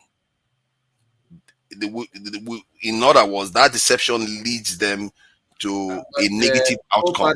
I hope you know that this problem is only in English language. In some languages, there are different words. Yes, I know. I agree with that. I'm thinking that in the English term itself, this is why we are having it. It looks like we are disagreeing, but in reality, we know what we are talking about here. We all know what we are talking about that we don't like. I'll take my leave with that. I'll be listening in the background. Depends on what Emma says. I might have to rush back in. All right. Thank you. Leave me alone. Let's have the next person. Emma. So what do you make of this? We all know what we are talking about now, that we don't want to, just deceive people to their detriment. And especially when somebody said, when you don't have anything to gain from it, just because you just want a little bit of comfort, you don't want to tell the truth. Some people lie for some stupid reasons, like when they don't have to lie at all, just because they are afraid of being ashamed or they're afraid of a little bit of accountability, they lie. Some people lie for validation. Social media, they are full of, there's so much that too. That too. For validation, right? And then because of that lie, you lead somebody to rate you higher than they should, which is not always a good thing. Then you are misleading them negatively. Especially our gunmen that just enjoy to hijack ladies all around and use a lot of lies to get them. Yeah, that's a big one, guys. You cook women. You cook a lot of stories in order to. Some people blame the women for it. Like if I didn't lie to her, she's not gonna know what to go with me. So, forefathers, by extension, are you criticizing Emma for using a false background now? I'm using a false background. Who am I to judge? I'm using a false background too. No, but it's not a lie. It's a false. It's a background, and it's not false. It's simply a background, and that is the purpose for that. So everybody knows that I'm not in that particular building. Anyway, what do you make of it? Yeah, this is just what I think from the place I'm coming. One thing is this: if you look at the binary perspective about life, like either things are white or black. Things are either one or zeros. So that means that for every good, there's an evil. No? So there's no in between there. A lie is an evil thing. And it's simple. Either it is white or black or anything. If the lie is a lie. Oh God, And you're just taking us two people backward now. What is wait, this now? No. I'm not taking anybody backward. You said my opinion, and that's just what Okay, no. I hear your point, but it's just like we are going to go through this again. It's all right. No. It's basically, I still have the right to do that. I know. Yeah, but I'm still going to drive forward. But the thing is this, that there's also an angle to this question. If someone is not afraid of death, then they have nothing to be afraid. They have nothing to lie about. Because that is where lie comes in, actually. That's like the fundamental reason why we all lie. You may not be afraid of you dying, but no. I'm not. Wait, Mr. Maska. Death. No, I'm not. No, Mr. Maska, please understand my point. This is like a syllogism, like the farthest. I'm not saying that's the reason all the time. But when you look at it, okay, what could be the worst why somebody should lie? It's because they're afraid of death. But for someone who has overcome that fear, for example, me, I've not overcome the fear, so I'm not saying maybe I'm perfect here. So I can lie. And I know it is wrong. But I simply attribute it to being human this time around because I believe an average human should be afraid to die. But there are some people, they've overcome that fear. And those kind of people, usually, you can't even enjoy their conversations because they'll tell you bluntly whatever they feel. They don't care. And those kind of people, you have terms to define them because you say maybe they are just crazy. They don't really suit their system. They don't, they don't comport to the system. They don't conform to the system because they are like that. They have nothing to fear and they just stay even though. Are you aware of the scenario we painted earlier on regarding harboring somebody that is about to be harmed by a mob? No, now that is now for somebody who is not afraid of death. He's not afraid that somebody else is to die as well. He doesn't care. So he will simply just say it as it is. So you mean when the mob comes, you give somebody refuge from the mob that wants to kill that person. That is when they come asking, yes. Where is this person? What would you do? Personally, for me, I will lie. Yes. And I will say the person is not here because I am human and I'm scared of I'm death. a bit confused though. There's no need to be confused. I thought you said it was bad. I'm not saying I can't do bad things. Did I say I'm perfect? Oh, I see. You get my angle. You are okay. So I can. That's all of us. That's our position. We said they lie. Lie is bad, but there is a reason why we are saying so it. No, I don't need to. I might So I might have a reason to lie in order for something I say that is good, but I know that I'm lying. Yes, no, that's the thing. Now the thing is this. That's all our position. You might want to say, but so why should then if somebody does lie to benefit himself? Because if you look at that now, I'm not really benefiting anything. I'm trying to save somebody else's life. So, but if somebody lies to benefit himself, then you question yourself to what purpose? But that's just greed, and that's also being human sometimes. So I can understand where that person is coming from. My own position is lying inherently is not evil. It's the intention and the. No, you can't say lying is not evil. Look, when you lie, not inherently evil. When you lie, you have done something opposite to the ground truth. The ground truth. But for you to lie is because you are going exactly opposite what it should be. You are doing or you are speaking something exactly what you know it is not true. What it should be. If you say what it should be, that gentleman should perish. You absolutely surrender them to that. That what it should be. If for a man who is not afraid of death, you need to now understand that perspective. Now, for a man who is not afraid of death, he will go ahead and say yes, this person is dead, and that's it. Okay, even if you are going to kill the person as well, even if you are going to kill the man that maybe because this person is not afraid of death. Now, look, he has overcome one particular thing that most humans have not overcome. The fear of death pushes a lot of people to do a lot of things. Yes, because it may be part of. Okay, what if that fear of death is the reason why we survive?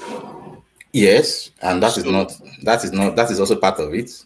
Is the reason why we survive. Is the reason why a lot of us survive. But there are some people, for example, now, if someone will tell you from the Bible that the Bible says, do not be afraid of someone who can kill your body, but be afraid of the person that can put your soul and body into fire.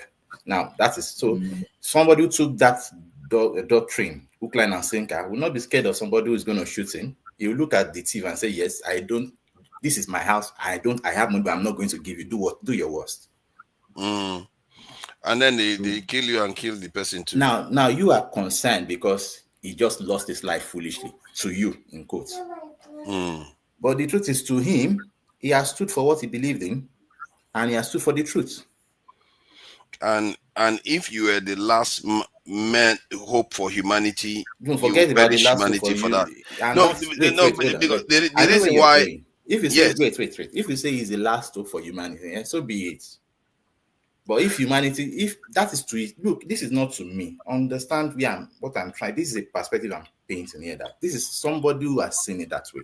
I'm not saying me as a person see it that way, but I can say we have people like that.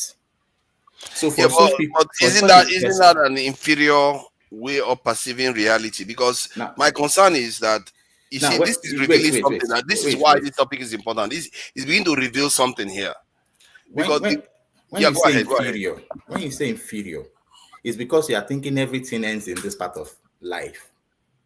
For some other person, they feel like this is just one segment of an eternity, and they believe, you get the point. So now perspective come into play here. So you have to now look at what's this person's view, and where is it? You get the point. Because from there you can understand. And the reason why I consider it inferior, yes, it's based on perspective, but if you can't say it's inferior, because when you say it's inferior now, you are making it look like you are wiser than that person.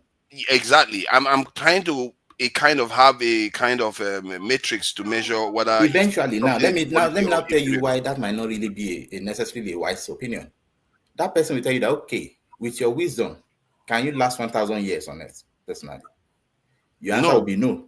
So eventually you end up where he has ended up. Yes. Either you spend more time, and to achieve what? Everything will still be nothingness. That is somebody else's perspective.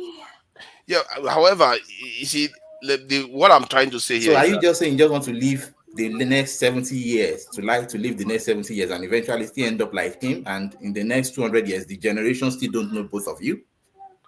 So what's your purpose? You get the point. No, I'm not sure. Repeat that again. I didn't understand what you said. Now, this is my point. You lie because you want to have an enduring, you want to live longer a bit, because it's maybe, so your lie gave you like maybe 15, 20 years in addition. But eventually life catches up with you, and it is part of life that somebody dies. Yes. Now, this man, because you think he's foolish, but he just stood on being truthful no matter what, because he's not afraid of death, and he lost his life to the thief who shot him. Yes. And he died. So in the next 50 years, both of you are dead. Yes. Or let me say 100 years, because maybe you still don't want to die early. In the next 100 years, both of you are dead, but you still end up the same place after that 100 years, which in the scheme of time, it's not, it's insignificant. You are still both in the same state. It's true. But you know the difference. And to add on top, hold on, Fofa. To add on top of what MS said also, there's no guarantee that if you tell the armed robber the truth, actually he may kill you. Or there's no guarantee that if you lie to him, he's still not going to kill you. So you see, that is why I want you to see that. It is not just, you need to understand that for some people, if they've overcome the fear of death, they have nothing to lose. Because they have nothing to lose, they are blunt. That's what we call them. They just open and tell you the way it is. I hear what you are saying. The reason why you lie is because you are anticipating that is going to give you a higher chance of survival. That is it. That is the reason why you do that. And in terms of the whether it's a good idea to, versus somebody that just believes that they are going to go to heaven versus somebody that doesn't believe that, is because the way you measure heaven now. It's not a matter of heaven. Or some kind of reward, or like the example you were giving. Yes. The idea is that if you have to have a kind of way of measuring reasonableness of things in terms of being able to navigate the world, the reality you are in. So if there is no proof of heaven, there's nothing like that, versus the fact that you have children that you have to raise. The children are too young, maybe 3-4 years old, that you have to raise. Then you go and do, I'm a purist, I'm going to go to heaven. Why do you want to raise a child? Why do you want to raise a child? Yes. Because you were raised in this world and you Yes. want your That children to person, go on this to person survive. forefather will believe that it's God that will raise the children. Can we move? We believe that You God see, is going to raise. some people, some people don't even believe that they should have children on it. They have fathers who are Catholic priests, and they feel like in their service to humanity and God, they don't even want to have marriage. They Those don't ones, want to. they cancel themselves out of life. Now you see, you are blaming. Now wait, that is, you are thinking you have a superior argument or you are wiser than them because they chose that path of life. No, don't make it look like No, they are stupid. I'm not necessarily doing that. I'm just saying. What do you mean they cancelled what? What do you mean they cancelled? They cancel themselves out of the continuous flow of life because And based they on what we chose know, it is by their choice. You understand that point? Yes. Aha. Yes.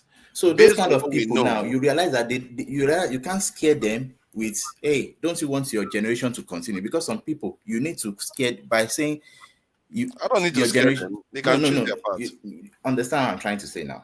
You see, your weakness is what can be used against you. How? Now, if you're afraid of death, I can tell you that your weakness will be that somebody should put gun on your head and you simply negotiate and you do your worst because you are scared of death. What I'm discussing has nothing to do with that fear of death. Death will surely come. It's actually, you're talking about continuity into the distant future, not about yourself, about generations to come. You are not caring only about your individual self, about other people around you too. You see what I mean? Yes. Because you've come into this world, the privileges you've enjoyed is because of some other people. If you are thinking of these other people, now wait, let us use the scenario of that robber, for example. Now, if that robber goes to like 15, 20 homes, and each one of them did not lie, and he shot all of them, maybe he killed 100, maybe he killed 1,000, but all of them simply spoke the truth and said, I have money and I'm not going to, and I'm willing to die, and they died. What happens? You know that becomes an ideology, and before you know it, the robber will have to reconsider and say, "Come, these people are mad. They won't give up. They won't give up and stop robbing eventually." Or they find a more drastic way of making them do it, like maybe making sure that they kill them in front of their family. Robbers who want to rob, and if you escalate, they escalate. That is the nature of prey versus predator. So the argument you were making was that some people don't care about these things. It's true. You can't force people that don't care. People want to be a monk and all the rest. However, most people in life they travel through time in the way in terms of procreation. That's how people travel through time. And generally, most people want to go in that direction, and they don't want to die needlessly. Not when they have not raised their children. And so that their children, they don't have any chance of passing on. This is something that we're hardwired to do. We will enjoy all these benefits, not because we did it ourselves. Some other person laid this foundation for us. Okay, let me just give my final submission. Half of Europe is waiting. Yes, let me just give my final submission. Half of Europe, who is that? Who is half of Europe? Is that speak the truth? I don't know who he is. I'm actually about to leave. But I have to say this. There's a lot going on this weekend. It's quite interesting. We are going to have. Sorry, I'm going to come back to it. It's quite interesting exchanging with Eme, because it came with a totally different point of view. We barely even touched the actual crux of whether lying or not lying. Go ahead, Jide. Yeah, I was going to say that there's a lot going on this weekend. Maybe it's probably going to be next weekend. We'll talk about it because currently there's a Europe summit for Ukraine and the drama is already heating up, man. But we'll talk about. They are all trying to seduce. They are trying to intimidate, seduce, beg Trump to turn. That's the name of the game. What's his name? Zelensky went and saw the king. They are exposing him to everybody now. Look at Trump will be like, oh, I'm crying. He goes and sees the king. Now let me go and cut out to the agenda of triggering a world war.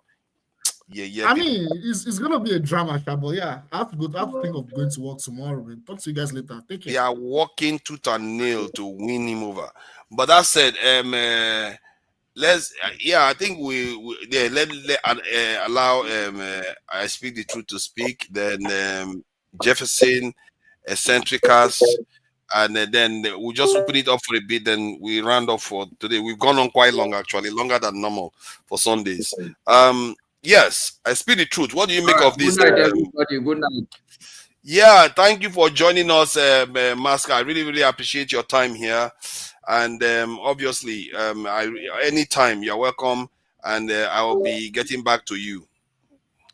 Diaspora voting. You know, for diaspora voting, there is somebody, Omoye Corner came today, and she wants to also do some campaign on diaspora voting. So that will be quite interesting for all of us to work on it together. Yeah, I speak the truth. Thank you. Welcome. All of us Same, man. Okay. yeah. So okay, so Thank you. I've been listening to everybody, right? I think there's a feedback somewhere. Okay, so All right. I'm taking care of it. Yes, sir. So a couple of things really interested me. I was listening to, and one came from Obi, another one came from Tony. Of course, we heard Emmy, and I think, in essence, hindsight already put it succinctly. He explained it all. You know, he explained the difference between lies, fabrication, deceit. Those are the things he outlined. Then, of course, he went into the realm of the court, where he talked about willful misrepresentation.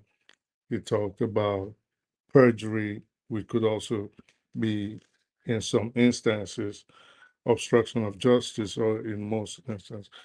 What Obi actually said, and which I think Emmy leaned into that school of thought, and which also bothered me in a way, was the advice he said he got from his father. And what I wanted to ask, and which I asked in the comment section, was, let's say the mom that Evo Basics talked about, let's say it was your child that was being accosted by the mob or being chased by the mob, and they fled into your house.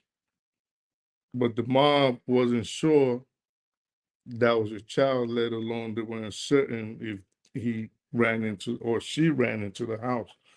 Would you say, because of what you hold moral, would you now say, well, I'm going to, because I'm not going to tell a lie. My dad told me never tell a lie. I'm going to let my child out to the mob, knowing that they're going to cause harm to your child. You know, so I thought that's a question I would like him to answer. Because if we look at it, lies are not inherently bad. Like, I mean, everybody here is saying the same thing in different ways to a large extent. So sometimes they're not morally reprehensible. Sometimes they could be justifiable.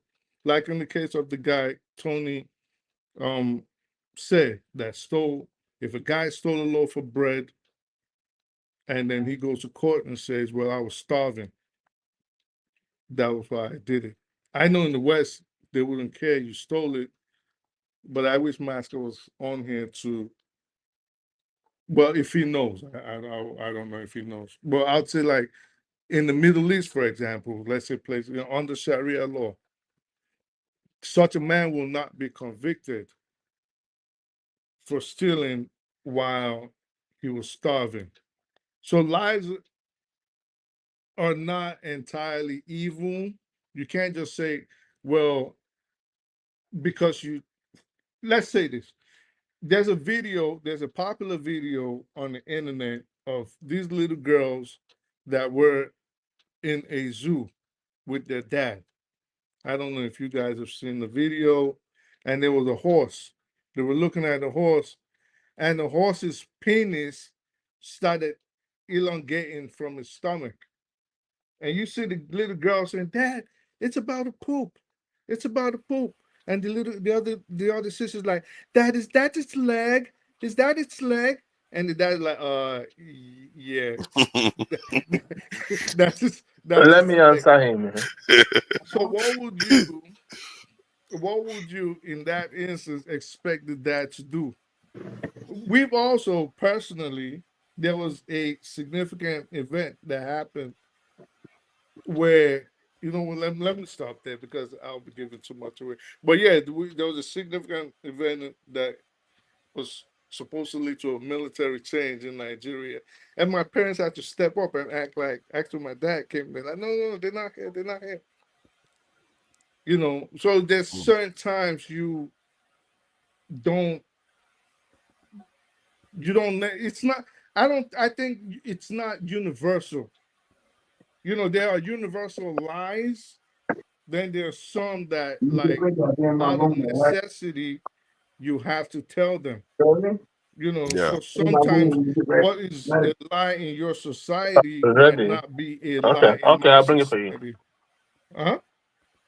No, it's just interference. Go ahead. Right. So Sorry. sometimes some lies could be societal. It could be a lie in your society and not a lie in mine. But then at the same time, there are lies that are universal. You mean there's a societal lie? Yeah, definitely. Really? Yeah. Oh my God. Yeah. What could be a lie in your So I shouldn't be society? talking like this now. You Yeah, shouldn't be there. talking like Hold on. this. Let me ask him then. Can you give us an example of An a example. societal An lie? example is in the West. They Oh, look tell at their that. kids. They Syndicat, tell you their started wait, now. they Syndicat, you tell started no, now. no. I Listen. let him No. answer. It's okay. I'm agreeing with him. In the West, they tell their kids that Santa Claus is real, and that Tooth No, Fairy you're is going too real. far. Your another example is saying that Jesus Christ is white when he's black. Exactly. That's a practical example. Thank And you. then someone here is saying, really? In this forum? Yeah, so those are not it's not universal. Some lies are universal. A lot of lies are even traditional. Which one is universal? Like, which one is universal? If you go to the Yoruba land, for example, Well, you will be told that don't put your hand in the ring. A universal lie. Those are superstitious beliefs now. Are they lies? But they are lies. Because once you do that, you realize that there's no repercussion. I'm learning about all these universal lies. What is a universal lie? Because I've not thought about it from that point of view before. A universal lie will be what we all know as deceit. So think about any way of deceiving somebody. If you know that this thing is inherently a lie, did you take that thing? You didn't take it. In any society, if you steal from somebody and you say, did you take it? And the person says, I didn't take it. I don't care what society it is on earth. That's a universal lie. You told Okay. I see what you mean. That makes sense. It's the objective definition of lying. You're intentionally some deceiving things are somebody. universal, some things could be societal, and some things could be morally reprehensible, and some things could be morally justified, but in there's still lies. So but Yes. but it's not all blanket. It's not all blanket. I think why this became interesting was because some of us were struggling to admit that lie is not always evil. I think that is where but it's not always evil. It could be, but not always. Yes, Sometimes not it could be always. morally justifiable and needed. So in professional circles or professional career and business, where do you draw the line in terms of lie? It doesn't exist. That's the problem. No, it does exist. Lies, of course, they do exist. If anything, Let's restrict it to like scientific and engineering. That would be interesting to. Let's just restrict it there because it will be too broad if we bring law and all the rest. Scientific and engineering. No, let's discuss it all. Let's not leave anything to chance. We can't. Scientific and engineering, it's either true or it's not. And most people are not versed in that. I would not come on. Before it's even a truth in science. But some people can falsify some reports now. If they fear that, okay, look at the moral judgment now. Let's say you have a dictator for president, for a leader that wants to go to war, hot, and he says, "Hey, I need to get this chemical weapon made." You be like, I don't want to be responsible for making this that this guy is going to go and use to poison a lot of people. So you could forge it. You see, is that evil or is that unprofessional? Yeah, but that's not science. That's not science. I think when But you say it's within the It's science, a you are doing the moral. scientific. It's a moral line. You're carrying out the so scientific so But that operation. is not So you science. have but to that's apply. but that's not but How that's is that not science? That's not science. When you said science and you said let's leave out, when you said science and engineering and let's leave out things like business and that Moral. the settings, I was gonna say that No, I when it meant the comes to scientific sector. forefathers, you keep interrupting. I'm trying to clarify what I meant, so you Yes, don't. so well, I'm trying to say what I understood. Okay. Thank you. So So one of the when you said that, I was gonna I can preface help you by understand. One of the lines I was is about to preface by hyperspectral. saying I don't know about science and engineering, so I'm not gonna come on here and pretend I know about it. But now you're giving another definition of what you meant. So that is, I would think, at least Emmy has agreed, and I would think everybody else will agree that that's not science. Now you're still going back to the morality of things. If you're saying, well, Yeah, because my point is that it may filter into every area that you would think is isolated. yeah, but that's not science. You're still talking about morality. Now, if you say, let me just stay. Let's try to stay on topic. So, if you say on the business aspect of things that you asked, lying in business, of course, that's a no-no, or in a business setting.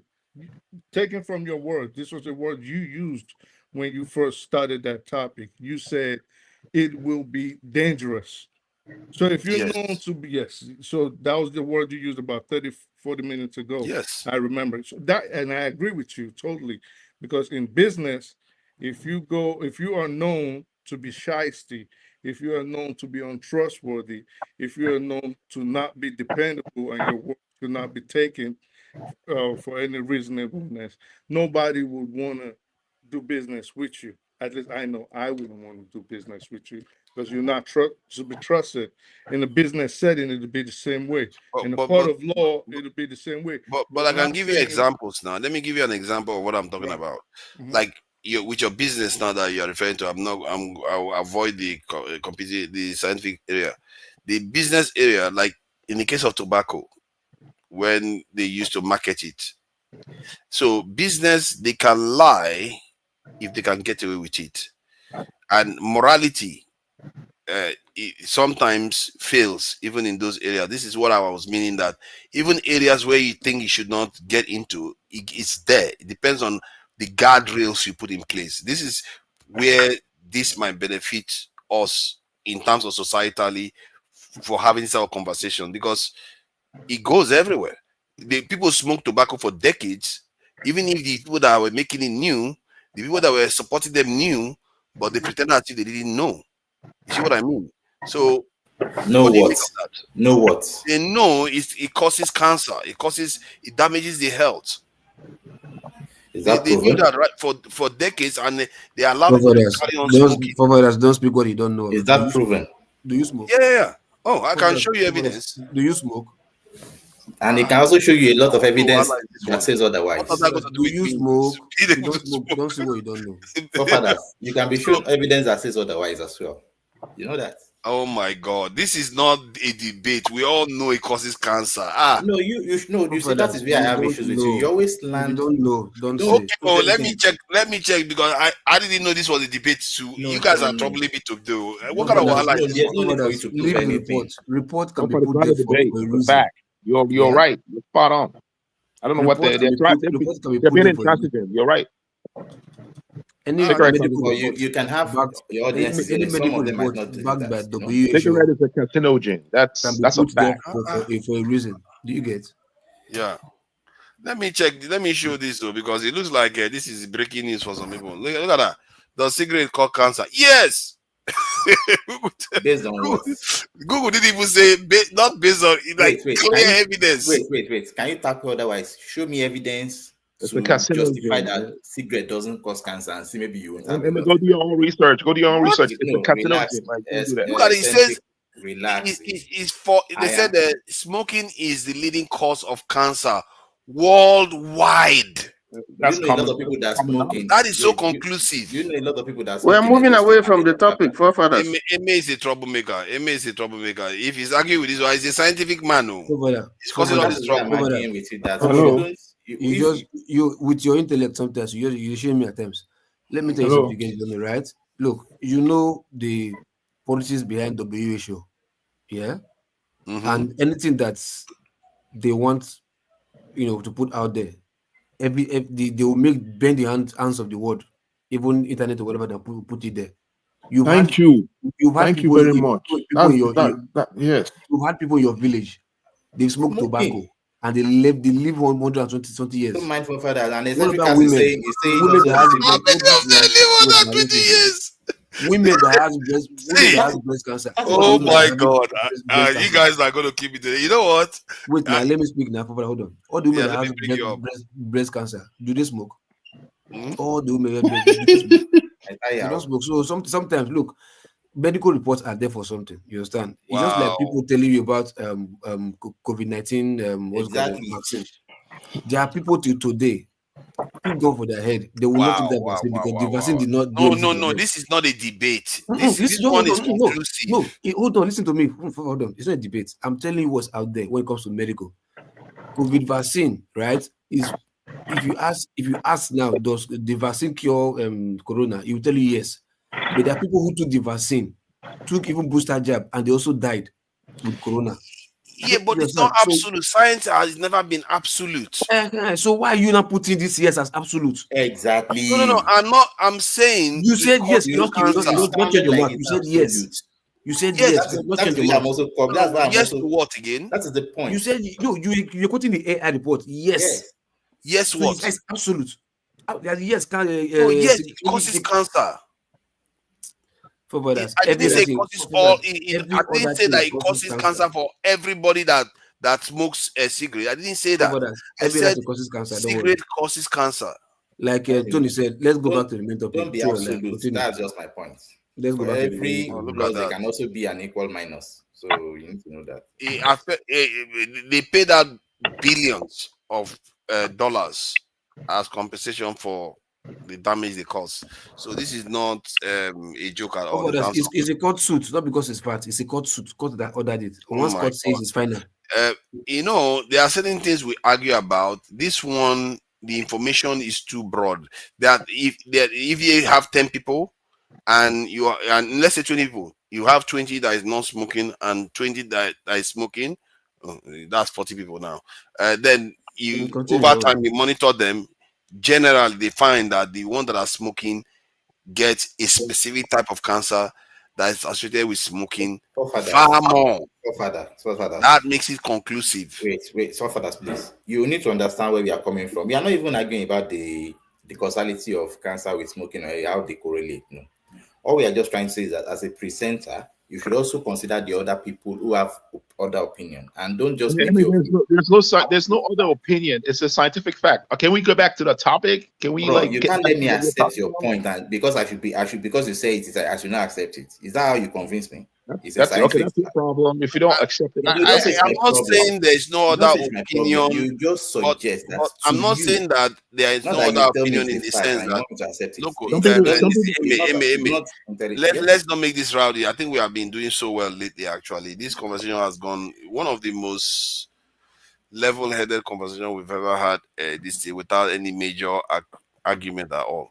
So, Loco, I think who was speaking earlier on? Has that person finished? I'm not so sure. I think it was it was me, but everybody jumped in. Yeah, so after him supposed to be me. No, it's all right. I've not said anything. Okay, you're done. Okay. I'll listen. I'll just okay. Jefferson. Yeah, thank you for joining us. Wait, Jefferson. Hold on. Jefferson. All right. Good afternoon, good evening, and Jefferson, good morning. Jefferson, hold on, wait first. I know understand. Why you fight to speak? Did they win money? Did they win lottery? Yeah, they are winning a lottery. Oh God, they are winning a lottery. You know what is going somewhere? Let me speak. Thank God. Go ahead. Wow. let him speak, Charlie. Don't mind Loco. All right. It's nice to hear from you guys again. So basically, I think I love the topic on the concept of truth. You see, truth is a very, very controversial word in the sense that it has been miscrewed in so many ways. Of course, we all know that within our spheres, we all grew up under a certain sect, religion, tradition, blah, blah, blah, blah, blah. And we held on to so many values. But what makes a human being distinct is the fact that the person can be able to reason and be able to check things for themselves. With due respect to everyone in this house, and I know people are going to counter what I'm going to say, it's only a dummy that will stand by something and will not do his own due diligence and go to the grave. That is the worst. The worst that can happen to you as a human being is to just take things hook, line, and sinker without checking them and doing your own individual due diligence. You see. Now, speaking of truth, you look at it from very, very different perspective. You will see that we're not. First of all of us here in this platform are above the ages of 18, right? On the first note. And what do I mean? I mean that there are some things that will be said. We need to, have some level of instincts to be able to investigate how true those things can be. Do you understand? In the medical sphere, in fact, in all our sectors, on world standardizations and whatever, there are certain things they hold as standards. In engineering, in sciences, in the medicals, even in law, they hold them to standards. And sometimes when they hold those things to standards, it doesn't mean that it's absolutely correct. It doesn't make it correct. Everybody's, for instance, I'm from a scientific background. Albert Einstein happens to be a great scientist today, right?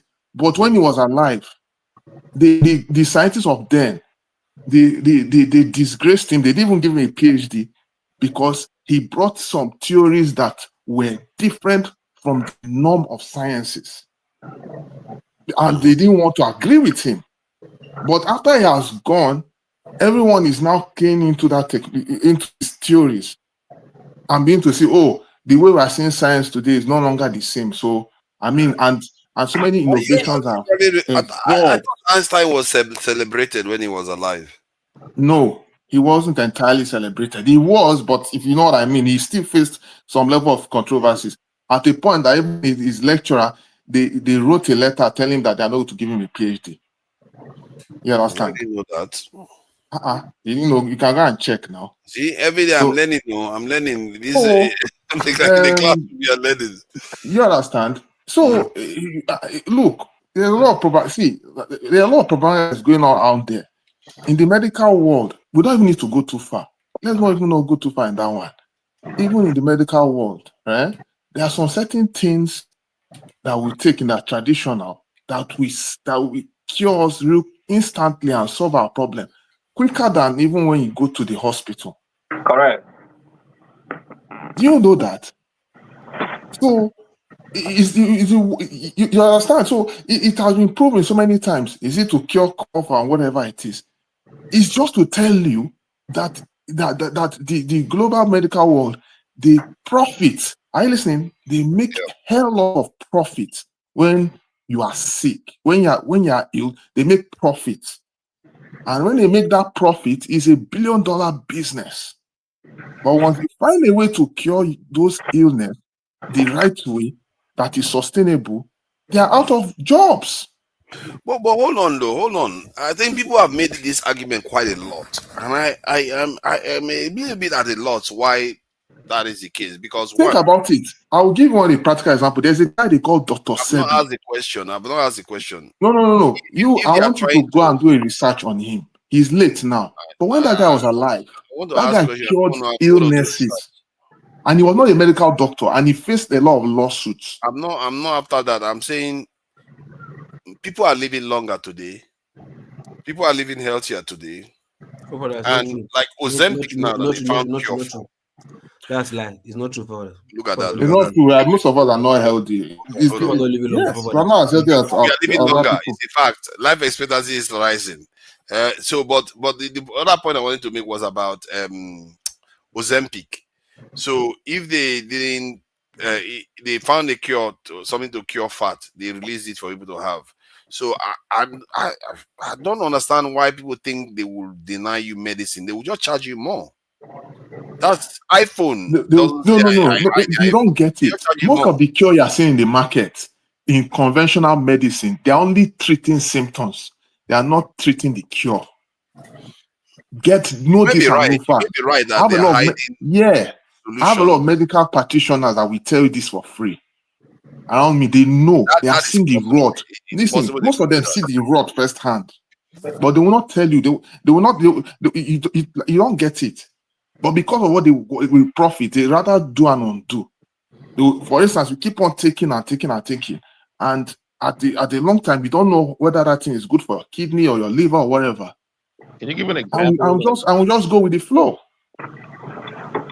Yeah, we go with the flow. The historical case that we have found out? Let me ask you now, because I talk about the cigarette one, but that is not the type we're talking about here. Because what you are alluding to is that they can cure a disease, but they didn't cure it because they want to make money out of it. Is there any disease that we know historically, even one that has proven to be the case that they had the ability to cure it, but they didn't cure it? For fathers, what are you talking about? Why are you making it HIV? Let me bring. You want to bring this topic? Let's talk of HIV. Dr. Balaka and Co. Even Dr. Sebi, they found the cure of HIV, but you know now. No, I have to talk about this thing. Why are you against ChatGPT? ChatGPT is perfectly reasonable. It's better than Google. Forget all those ones. Forget all those ones. It's people like me and you that will put those information there. I don't have for that, so. For you. See, it is not. See, I knew this is type of information even before. Let me what we know as the mobile phones now. It's a long time this information has been available. We are discussing here. Yes. Okay. So who is next that hasn't spoken, so that we make sure we bring everybody in first before. Eccentrica hasn't spoken. Eccentrica hasn't spoken. Yeah. Eccentrica, the troublemaker. He's been a troublemaker for weeks now. I don't know what's going on. I haven't spoken to him. I've not spoken for others. Oh, you've not spoken. Okay. Let me bring you back. I came here before him. Before no, speak now. I'm not dragging with you. Speak. The two biggest troublemakers are up there now. I'm not dragging with you. Speak. I'm not dragging with you. We come out at night, man. Oh my goodness. Well, this is hilarious, man. Anyways, so man, this guy, half of Turkey, pretty much. I agree with most of. I agree with his points. Not most. I agree with pretty much everything he said about lies. Universal lies and cultural lies. That's how we have superstitious beliefs.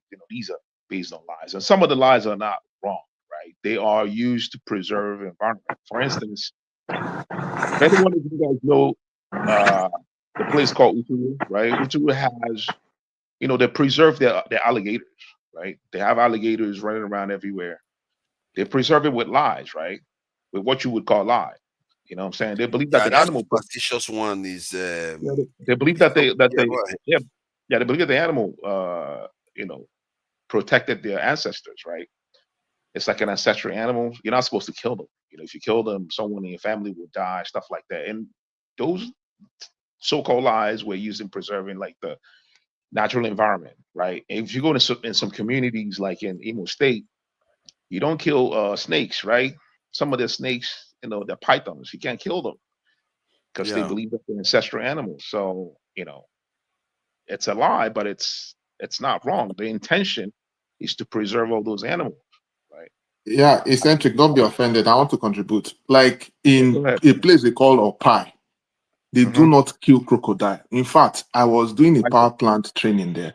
A set that went before me, an army officer went to go and kill a crocodile. And when he did that, right, the community people were extremely annoyed and they warned him that they are going to do a burial for that crocodile. Guess what? Go and check it. It's on 2017, 2016. Google it. You will see the news there. But And wait, do you know the reason why do you know the reason why they don't kill crocodile? The reason why they don't kill crocodile in Opa is because during the war, it was those same crocodile that was helping the villagers to climb on their back to sustain them to cross the river or something. So based on that, they don't play. I think they even worship crocodile there or something. How does that relate to life? How does that relate to life? That's a superstitious belief. That's not life. Hold on, let me take my time. Let me take my time back. Hold on. Sorry. I was just trying to say something in addition to the python you were mentioning. Sorry about that. Man. Thank you. I appreciate that, man. So the superstitious part, right? You don't have to take it serious, right? The intention there is they understand the symbiotic relationship between those animals and the environment. How these animals preserve their natural environment. This is their way to preserve the natural environment. Like if you go to some communities like in Isuquato, some of their waters, right? You can't fish there because they drink the water. And when people start fishing in those little streams, it will create a problem. You will have dead fishes in the water, and it will probably cause a problem for the community, right? So these are how they preserve their environment, with lies or whatnot. And like in the West, they have their lies, right? They lies about Jesus being born on the 25th, and if you look in the sky, you see the full moon. We don't know how that's related to like the cosmic events, right? And the lies about Santa Claus and all that, right? These lies, they're not harmful lies, but they do have. There are some research that shows that they have negative effects on the children, right? When you lie to your kids about things like that, and then they realize that you're lying, it will affect their trust. They'll have But don't you think that when they grow older, what that lie would teach them, maybe not in a very, very intellectual way where they can concretize it, but they will understand innately that some lies are not always bad, like with that Santa Claus stuff. It's not always bad. Right. Maybe that's the lesson. Forefather, I give you a scenario. When I was growing up, in my house, they just banned eating of snake. So we were inquisitive. I said, Dad, I just learned about snake that is nutritious and is good. Why are we not eating snake in this house? Because grandparents had a stomach upset with snake or something, and he banned it from the family, and it went from generation to generation. And I said, why? So in my own time, when I tasted it, man, best delicacy, I started eating snake. Oh God! Come on now, and that was the end of that thing. It was not a lie. Just that old man got upset, grandparents got upset with snake and refused the wife to cook it in the house. And that was that generation took it like a forbidden thing. Some of them were not lying, they were just an experience that was not healthy. So some of these things are not actually superstitious, and we just take it like one thing. Those are not lies. They just bad. That begs the question though. When does superstition, because superstition, I understand it does help society, makes it more cohesive and people work together. But when does it become very limiting? Because if you look at, I don't want to go trigger people, so like some religions now, they don't like being questioned. Because they want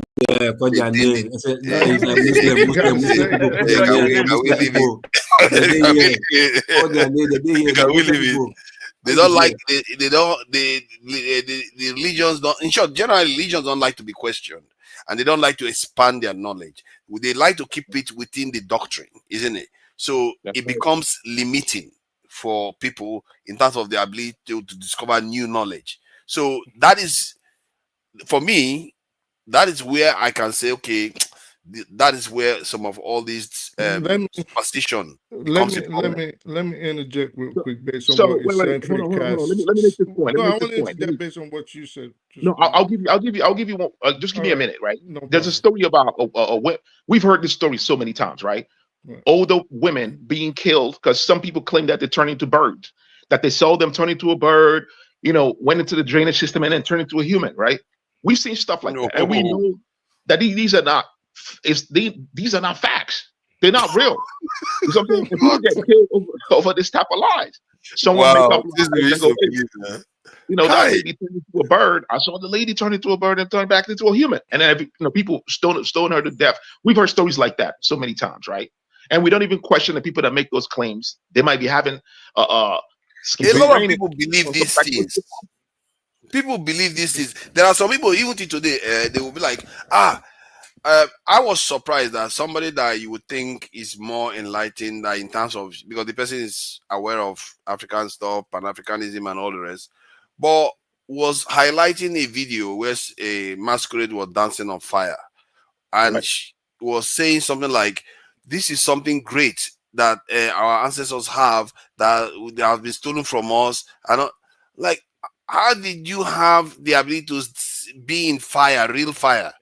That when we talk about hot fire, you remain in hot fire and people will come and take your country from you. You think that's how easy it is? Why you believe in those superstitious things? You know, that's what I was questioning. It's not superstition, forefathers. Some of these things, they happen. What is your problem? Sometimes you always make that example of, well, if they had these weapons, or the other person had more weapons, and if you claim you had this spirituality, how come you lost and became enslaved? I don't think that is correct, because you can have more guns than somebody and still lose a war. You can have a better trained army than somebody and still lose the war. So using our ancestors as an example and saying, well, if they did have these things, why did they lose? I don't think that's fair. Back to what eccentric cast and I mean, lose badly, not just lose to a fair. Well, lose badly a little bit, halfway they lost, right? But back to what eccentric cast said and Obi, I do understand. Yes, some things cannot be proven. But I think we should give our ancestors the benefit of doubt. I don't think every superstition is inherently a lie, especially when it comes to spirituality. There could have been, at least based on what I know, there could have been a reason why they say, like you just mentioned, the towns in like around Olo and Aladim and all those places, like where they say, don't eat XYZ because of this, right? But if you're not deep into spirituality, you don't know why they said they should not do that. And this will be straying, of course, and going deeper and taking the conversation to a spirituality. But there were reasons why our ancestors. Sorry for talking. Please check my chat. Right? So, I posted that I was talking about. Please check the chat. All right. Our private chat. I saw that. So think about this, right? I think we right now, right? We have a duty to find out the reasons behind all these claims that they made. Let's leave the spiritual aspect of it alone, right? Let's find out empirically what they were trying to achieve, right? Like, you know, we can deduce, right? Like, for instance, there's some communities, like some of the trees in the communities, you're not allowed to, you know, fall the trees, right? You're not allowed to cut them down because the trees are ancestral trees and they're old trees. They can last for 100 years, 200 years, right? And we've seen instances where bishops, you know, from some certain churches, right, will come in and say and claim that evil spirits reside in this, you know, trees, blah blah blah, and then they cut it down, right? You know, we need to understand why some communities have this superstitious belief. Exactly. I'll give you a practical example. There's a tree called Alumo tree for Yorubas or Dara for Igbos. There's a tree. So those trees are very significant. In fact, those ones, you are not supposed to even pluck the fruits or even damage the tree because it has a key to, it's tied to fertility. And you can go and find out. So those like one of it. That is a practical example of what why people hold on to those beliefs. What is the proof for that, right? That's what I'm trying to say. When I started, and when the conversation went towards engineering and science, right? What I did was I gracefully removed myself from it because it is not in my expertise. It is not something I can talk about to the extent that maybe you, Jefferson, or forefathers can, without coming across as pretentious, or even local P, because I gathered that you guys are more into the sciences. In the same vein, this is how you cannot say, well, empiric, they have to explain to us. They have to explain to us. They have to prove it. You are not in their type of science. So even if they try to explain it to you, you still would have your doubt based on the age we are. That's fine. Age meaning the era, right? The age Yeah. we are, this information age, the kind of science you grew up to understand, as opposed to someone that would explain to you that, listen, I could do this sacrifice or do this or do that, and I'm just saying this, like I could get information from that tree. You get what I'm saying? Why you Yeah. shouldn't, this is why we don't cut that tree. This is why we don't kill alligators. This is why we don't eat crocodiles, Yeah. for example. So Wait, hold on. Okay. you're asking for a Western style explanation, and No, you'll that's not never the be able Western to style. get that.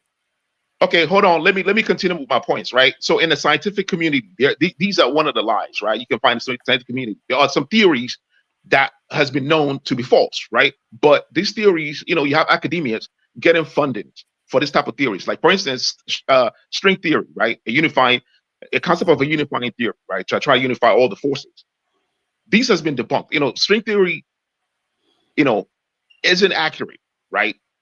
A lot of physicists, a lot of scientists don't like string theory because it has a lot of problems. And people can make up theories in math, right? I mean, in the sciences, right? These are example of, like, there was a lady, a doctor.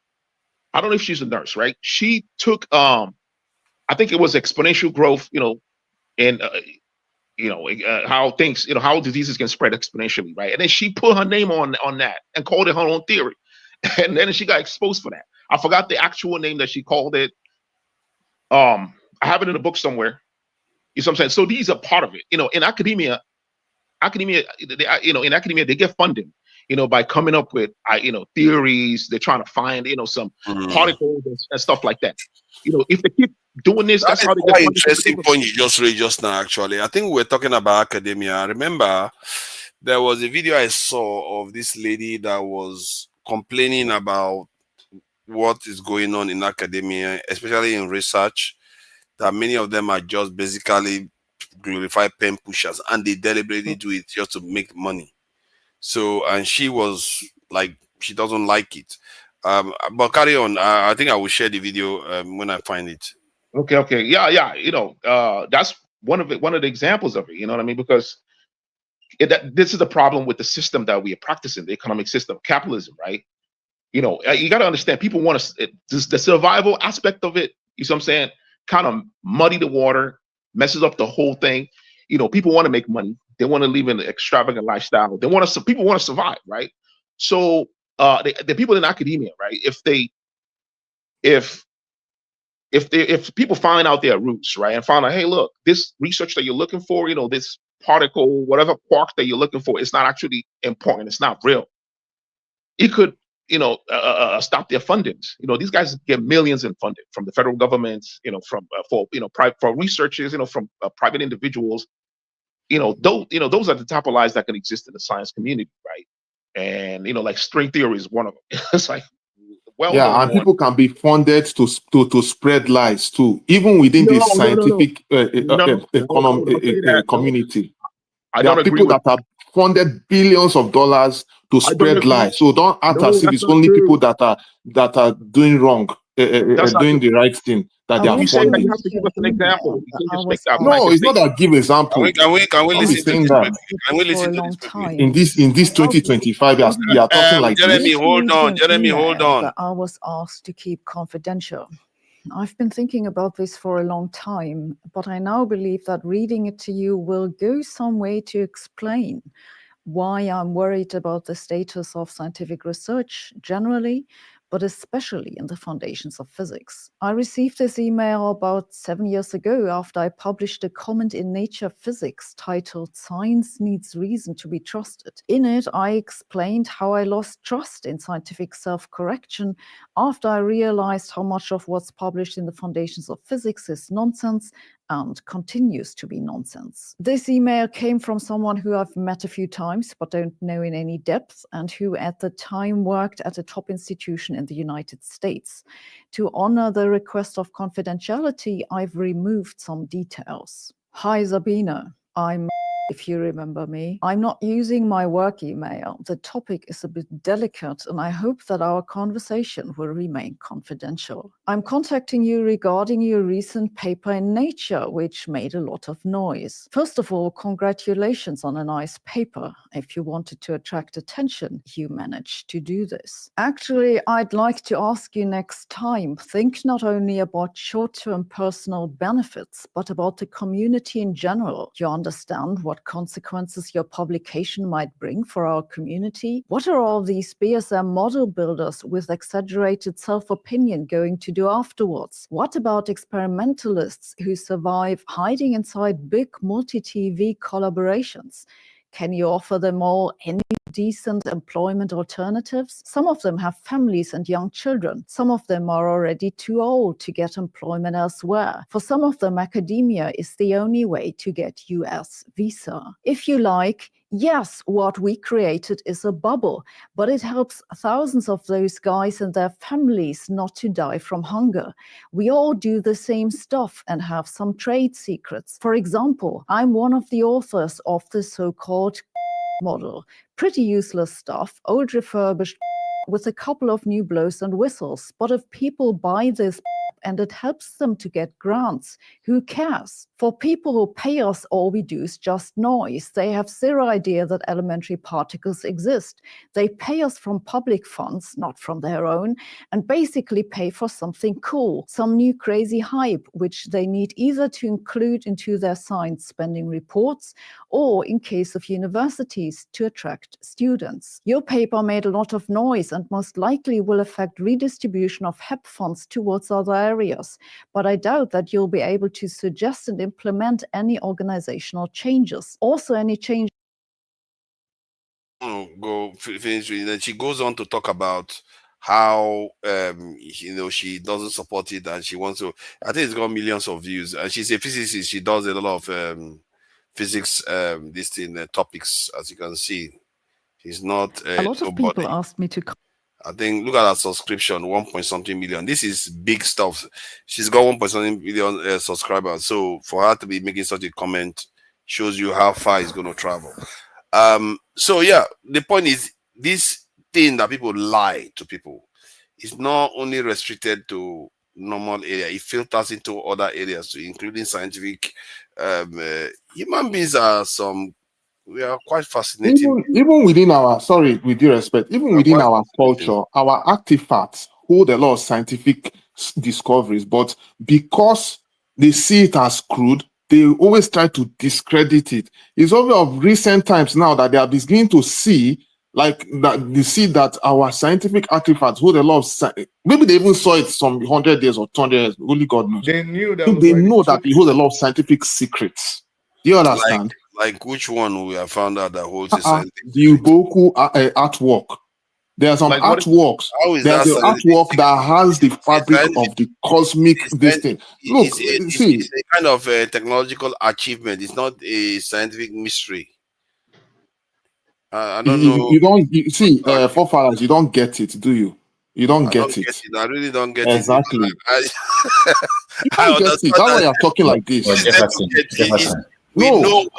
With due respect, listen. With due respect, whether you like it or not, most of our cultures hold a lot of scientific secrets. Jefferson. That even most scientists, even for tomorrow, cannot explain. Jefferson, look, the thing is, they can't explain it. It is incumbent upon us, if we truly hold those knowledge, to utilize it to our betterment. If we can't, if we are yes, I agree with you. What happened is, of course, we don't need to go too far now. We had a lot of issues with our history. We can't claim ownership of what we don't know. Don't take. What do you mean that don't take ownership of what you don't know? Is it not our same ancestors that were stolen close to 400 years, and they were making all manner of discoveries outside of the continent? What are you talking about? Okay, now what do you mean? Why you be talking like this? When you don't know your history, that's why you act. You talk as if we don't achieve nothing. Jefferson, we are trying to start a week off very, No, very no, well. sorry, Emma, I don't mean to lash at you. I know I'm talking like this. Most of us are misinformed. That even outsiders even knows us more than we know ourselves. And that is how bad it is. It's extremely bad that way. That outsiders knows us more than we know ourselves. Let that sink in. That we let outsiders define us to that point that we don't even know ourselves, and we are not taking outsiders' definition of us as us. That is You don't understand. We are lost in translation. Let me hear We're from in ignorance, and that's why we're in this state of confusion. Jeremy. Let me hear Maybe from because I'm not been talking like these things, but I just have to say it so that we understand. to round up so that we can wish our people happy week. You know, diaspora, this is voting. Please go ahead. Okay. For me, for others, I think the premise of which you start the question is even wrong. The foundation, your takeoff was wrong, because like I thought you first of all ask the question truth or lie, telling the truth or telling lies. You understand? What is the benefit of it, or what are the pros and cons? You understand? And later you switch. You were trying to now cage the question into compartments. You're trying to compartmentalize the question. If it's true or lie in engineering, is different from truth or lie in medicine. It's also different from truth or lie in religion. Also different from truth. So you can't put all the same to say, okay, the truth or lie in medicine and truth or lie in engineering, they are the same, or science, or farming, you understand, or in religion. No, they are not the same. You understand? The only way you can have a direct answer to that is if you discuss it openly, as in a broad form. You understand? And truth or lie is different from true or false. They're not the same. True or false, yes, is the opposite. Is in fact different from truth or lie. You understand? Yes. And what is truth? What is lie? You understand? A lie to you can be my truth, and I'm ready to go to grave with it. You are ready to go to grave with that. But because we are opposite each other, we are seeing it different. Just like you are seeing a 6, I'm seeing a 9. Put your gun in your head, you will like, that is it. Put your gun in my head, that is it. But put up I tell you the truth. But from your own lens, I'm seeing it as a lie. Or from my lens, I see it as a lie. But from yours, see it as the truth. You understand? And if you ask now, who is the creator of truth? And who is the creator of lie? Did you have a creator? You understand? If you say yes, it came from the same source. Did not come from opposite source. The creator, the same source, whoever created lie and truth, the same source. You understand? And if it's the same source, so it now depends on the perception. Yeah. You understand? So it now what now like you now have to put it into 2 track. Yeah. You can tell a lie and the truth, and both of them will still coexist in the same track, going to a particular direction, a particular destination, or to achieve a particular motive. You can also tell a truth and a lie; they will be on the opposite track, going also be maybe to a negative or whatever. So you can tell truth that will cause destruction. Wait, you can sorry. also tell truth that will also cause. Why you dividing truth and lie as if they are 2 different things? That's what I'm struggling to. Separate. You either when you switch off the light, you see light. If you switch it off, you see darkness. It is just the opposite side, right? Yes, it's of the same point. See. Even in the same sciences, you have 2 states. You are simply saying the lie. No, calm down. In sciences, you have 2 states, 1 and 0. Even within, I don't know, there's something they call qubits. That's binary. Qubit. 3. Yes, qubit is the modification of binary that gives 2 states.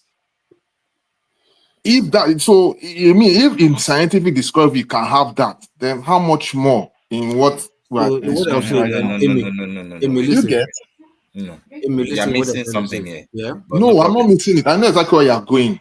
You say someone's truth can be a lie, someone's lie can be a truth. I'm not the one that said I said within the scientific context, you can have a state that is mixed. You have pseudo state, you have real state, but they are still trying to achieve the same thing in some context. That's what I'm telling you now. So like that, I say truth and lie can coexist in the same track and achieve the same. Exactly. Thank you. Now that we come to an agreement. Thank you, gentlemen. the week is coming up, and Okay. let's round up and say some, if you want to anyway, say some, leave some message for Nigerians and people. What kind of, I think just kind of farewell message for the week, I guess. So let me start with Obe. Obe didn't say too much. I really appreciate you for joining us. Sometimes these rough people that think that they are landlords, when they show up here, they won't let anybody else talk again. Let me interrupt you real quick, please. Obi, I wanted to ask that question. That was why I came on. Remember? Yeah, not now, though. I mean, not now. We are closing out. We are closing out. I can even answer it in 1 minute. Anyway, that's not a problem. Don't worry. Before you know it, Jefferson will join, and then May will join. It will regenerate. When diaspora vote join is over. You are not going anywhere today. So I really appreciate you people for coming in, and the way everybody has engaged. They've been engaged in good spirit. You see, this is why philosophical topics are good, because it doesn't lead to very acrimonious discussion. The moment we start talking about Nigeria and Babangida, IBB, all hell breaks loose. Everybody start telling each other, say out. We only have two topic. When discuss something about parties, let me just start now. Godfather, just 1 minute, just to save the curiosity of what's his name again? Yeah, thank you. I think I have an elder brother. My daddy is military man, retired. Oga Loco will remember Babangida must go in New Benin when it happened. Yeah. My father gave instruction in the morning that nobody should step out of the house, based on security report he had as a military man. Wow. And based on he was close to the corridors of the military meetings and whatever they were holding. So the first son, eldest brother, went there to go and see because of youthful exuberance. They picked him. And they took him to Niger State. An old man told me, what did I say? The mother cried, almost called the whole family on top of him. He did not travel out of it. He didn't make a call. He said he should go and he should pass through it so that we understand that when your father tell you next time, don't go out. You will not go out. Did your father tell you the truth? He told the mother. That's why I say nobody should say anything. Because did your father tell you the truth? He told the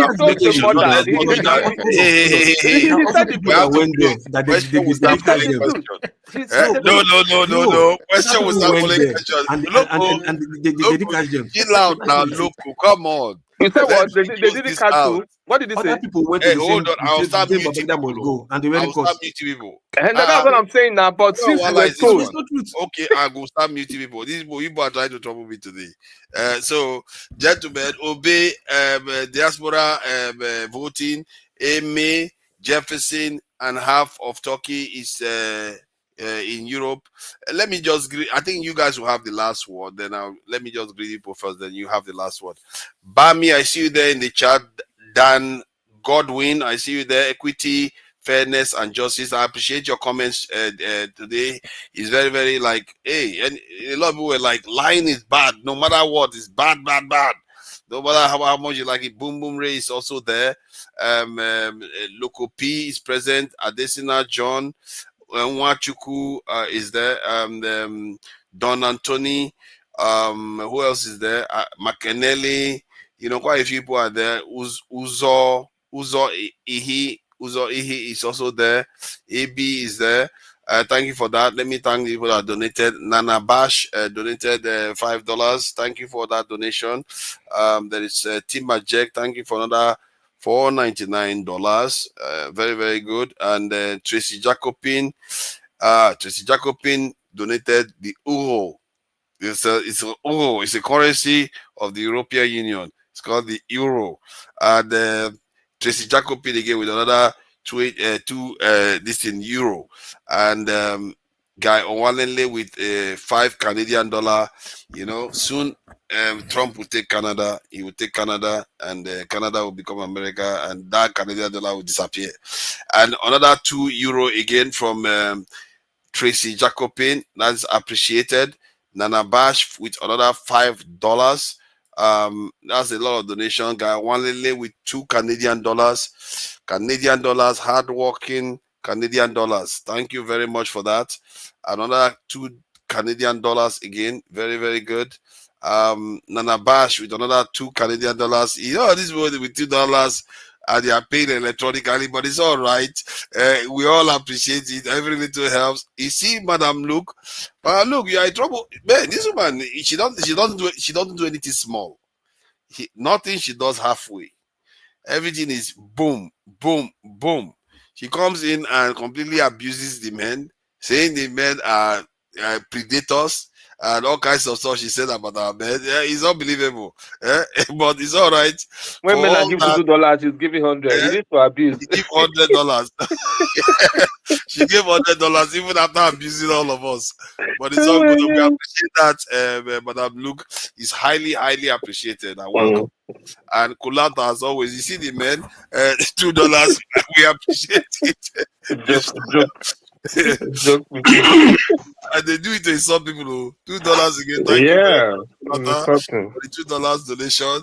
And Life with NATO, another $10. You see, the women are the ones standing up. Thank you for that. And Igbo Basic, as always, $5. Thank you for the donation. And now let me give everybody a chance to wish Nigerians a good week. And so we can close out for the day. We really appreciate that, all the donations. All right, so let's start with Obey. So what message have you got for our Nigerian people for the week? I think more drama will ensue. I learned Fubara gave in earlier. He gave a broadcast saying that he will obey the Supreme Court order and commanded all the local government chairmen to step down and hand over to the secretary of the local government. So that means that they were going to read through the original copy and be able to take it off from there. So more drama from Akpabio end. I'm envisaging an Akpabio's probably he won't survive the end of this tenure. But even if he does, he's not going to come back because there's be a time people will get tired of him and they will want to make a change because from the way it's going, too much of talk, you know. So based on that, Naira was beginning to do some 10 Naira, 20 Naira, you know. Balancing it at 1490 to 15 and all that. So we're looking at some drama at that end. Then from the international scene, God help us, we'll begin to see more White House drama too, you know. But I think Nigeria, to be well with them, everybody will. It will be better off for them anyway, from one step to another. You know, I wish everybody a good week and a fruitful and a prosperous week ahead of us. Thank you. Very good one. Nice one. I appreciate that.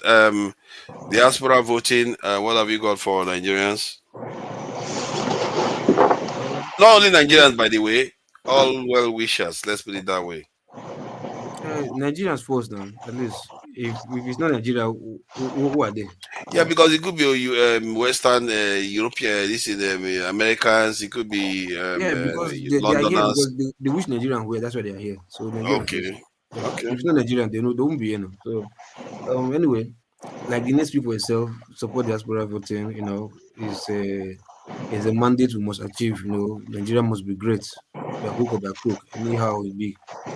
So whatever it is, you know, we should stop. You know, being more division. You know, instead of trying to unite together. So wish you all peace and love and have a good week ahead. Thank you. I appreciate that. Jefferson, any message for Nigerians and everyone out there watching? Oh, well, I'll say Nigerians are survivors. You know, I'll put it that way. It's tough out there. Tough out there for our people back home. Equally tough out there for people abroad. So all over the world, it's a give and take situation we're in right now. I would say let us keep on being strong. Of course, there's so much drama in the political space, home and abroad.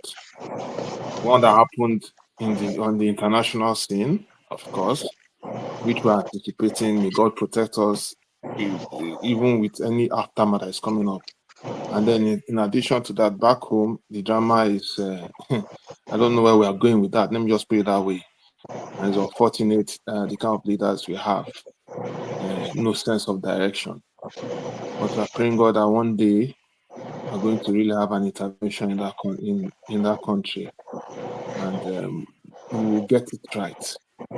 We'll have a change of heart, change right mindset. It's not like someone said. He said, "Oh, that is my parents' generation, our generation, and our generation." They say when those generations go before Nigeria can be great, but I totally disagree with him.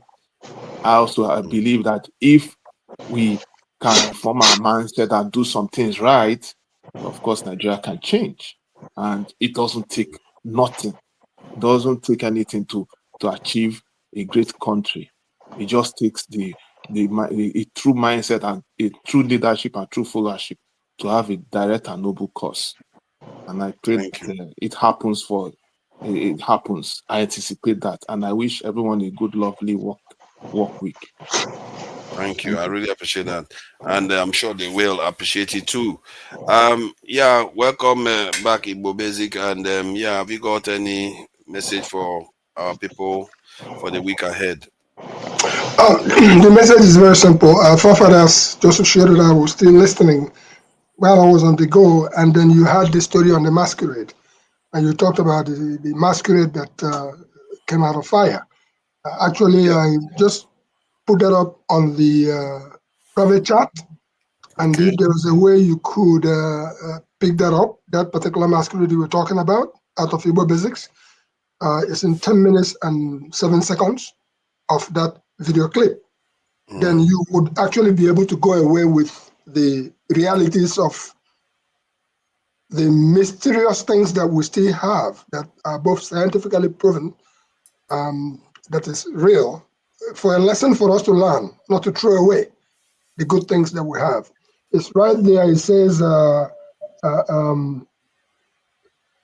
it's Ekpo Beke of Sweet 16 and Ekpo Igbo. I put it up there because you can actually see that masquerade you're talking about that is coming out of a fire, real fire, not a joke.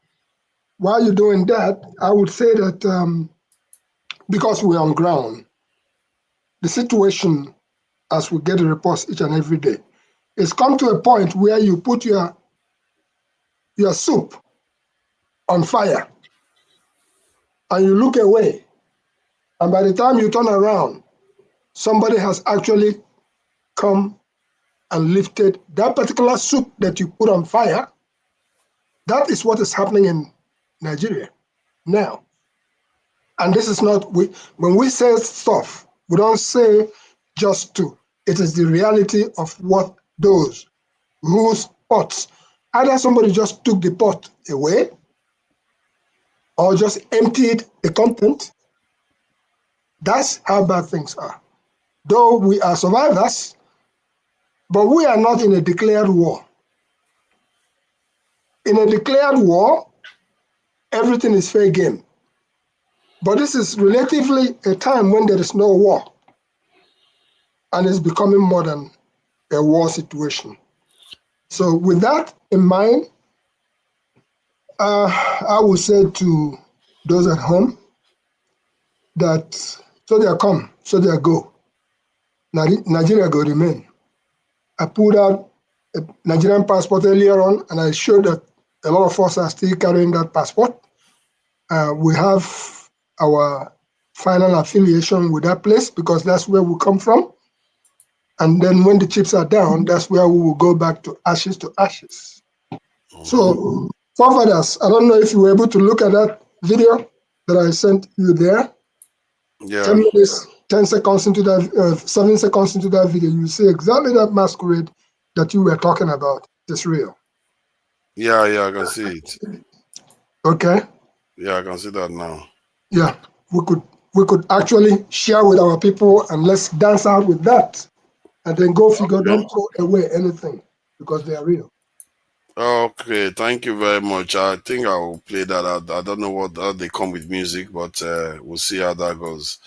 All right. So regarding my own this thing, what I will say is I hope everyone has a great week ahead, and I hope we should be able to feel that we are not constrained and be daring, and because we have a lot of ground to cover. Any of our people that feel like anything is not for them, they should not believe that, because other people, just as much as they are in this world, we all deserve to be here too. There's a reason why God put us on this earth. We deserve a place in it, and we should not feel like anything is above us.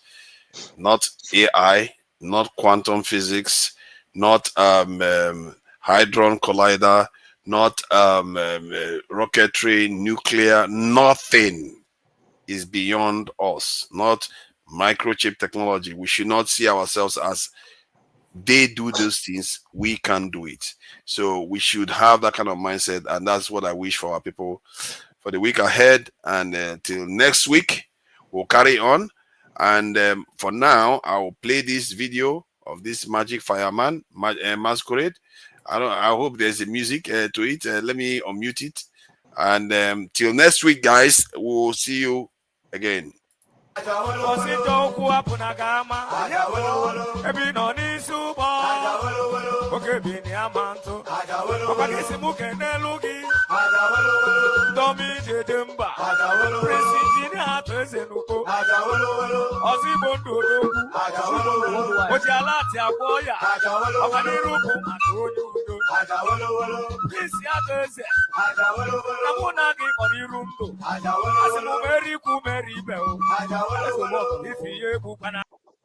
onye chọrọ ụka oge eme gị ya nwụkwa dachi ụzọ onye ji gị amụ ije ọ ya dalili ngwọlọ ọfọtigboru gajọ mmadụ ana m erieru gị ndị ilo osisi fụrụ ụka atụ mkpe ufere ma jiri ya onu onye tụrụ isi dị wee dị ọrịta na-ebido ya rịba ka arụrụ enu echie ya unyi a na-agha ya aja